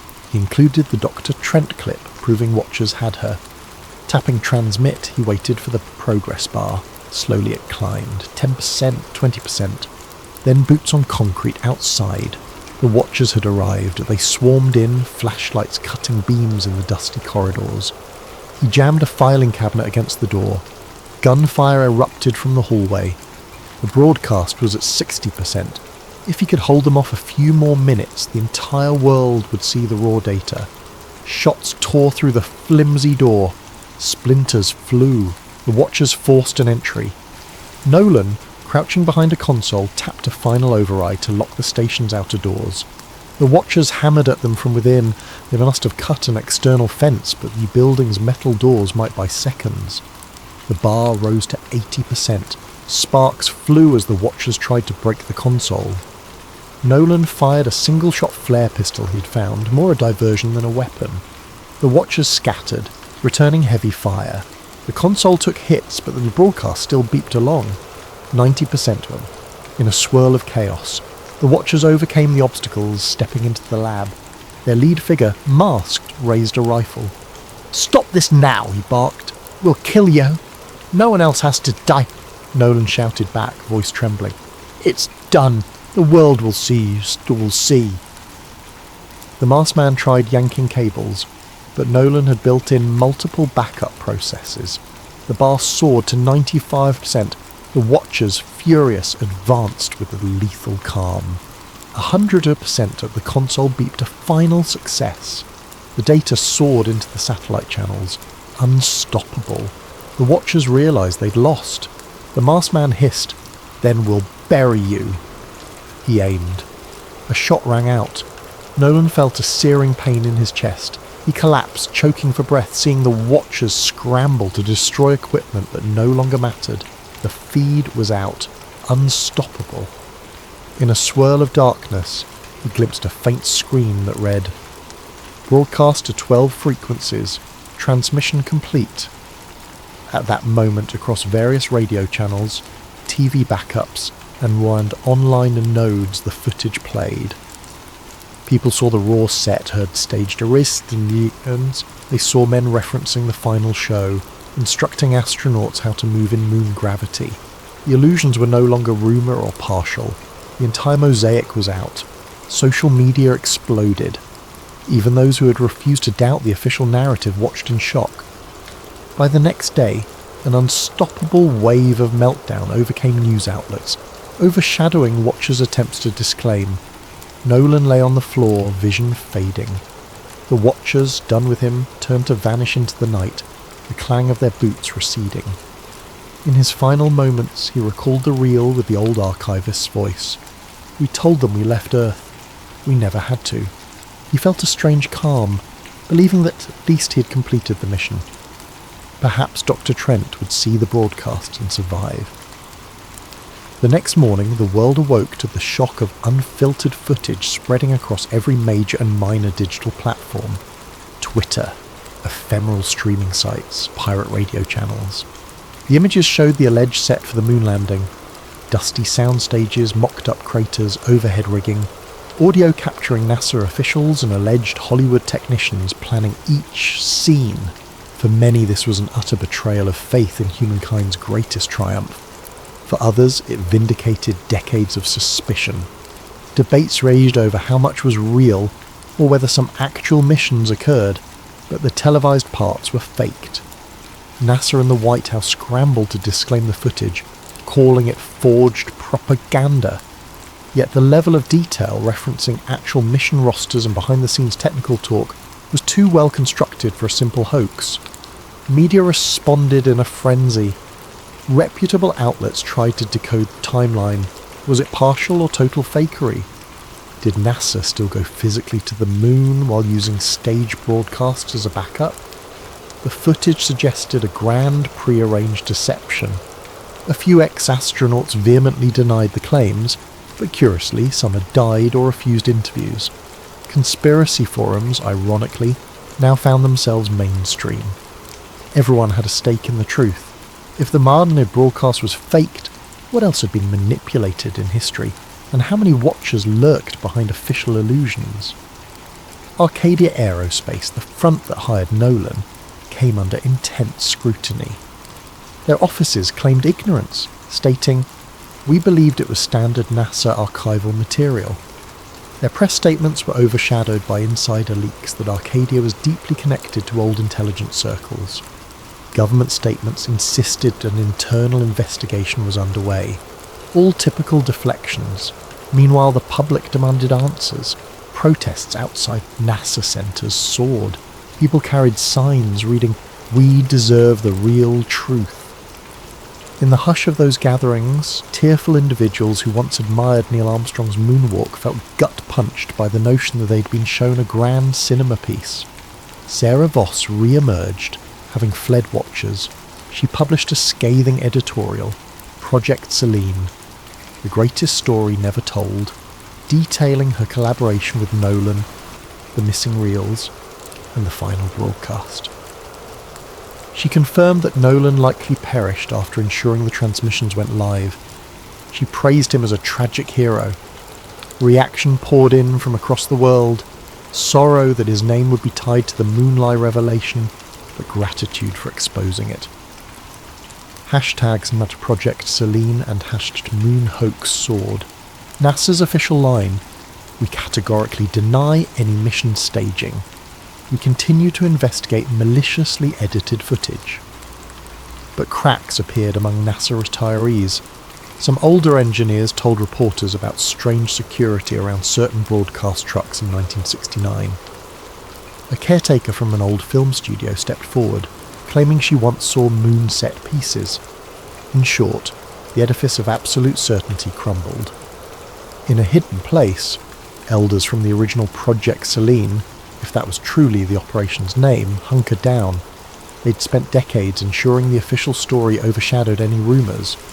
Now, with everything public, the question was whether to attempt a final push to disclaim or vanish. Some watchers apparently vanished from the scene, leaving cryptic footprints. Possibly they'd moved on to new illusions. Possibly they recognised the unstoppable wave.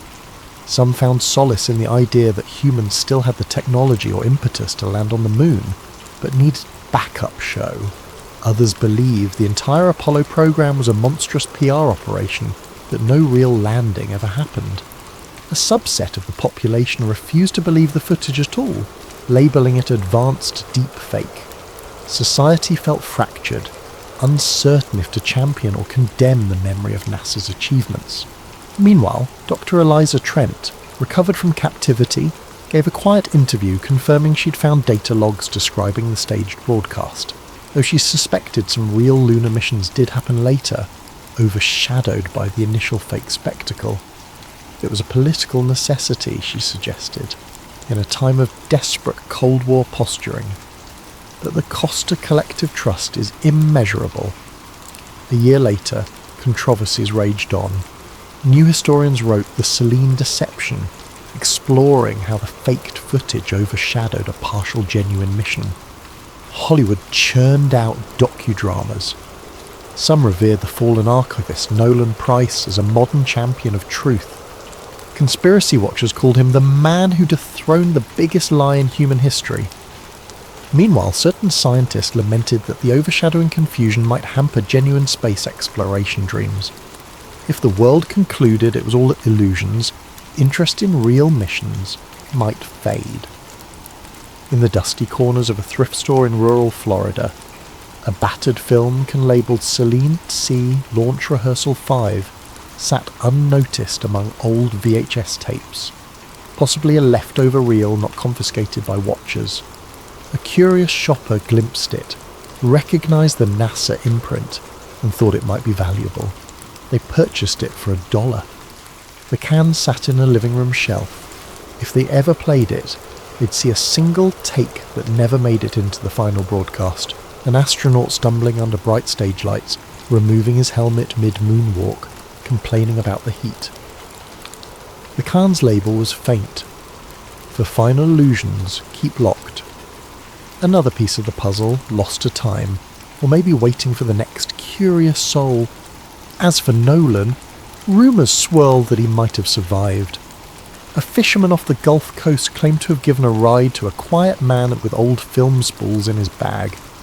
A small-time blogger said she received an unsigned letter thanking her for defending the truth, but no one truly knew. If he lived, it would be as an eternal wanderer, overshadowed by the legacy that Project Selene was no longer hush-hush. Illusions can define an era, forging national unity or stoking pride. But illusions, once unmasked, can unravel decades of trust, leaving a battered society to pick up the pieces. In the hush of each new night, we might look at the moon, that pale disk in the sky, wondering if humans truly touched its surface as claimed, or if the cosmic stage was an elaborate reflection of ambition and fear. The search for the unvarnished truth, ironically, stands as a testament to the restless curiosity within all who gaze upward.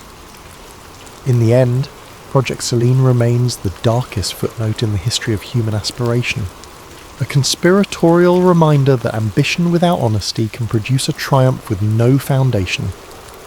And in that final hush, the taped voice from an old NASA spool might echo, "We told them it was a great leap for mankind. In truth, it was a single step into the shadows."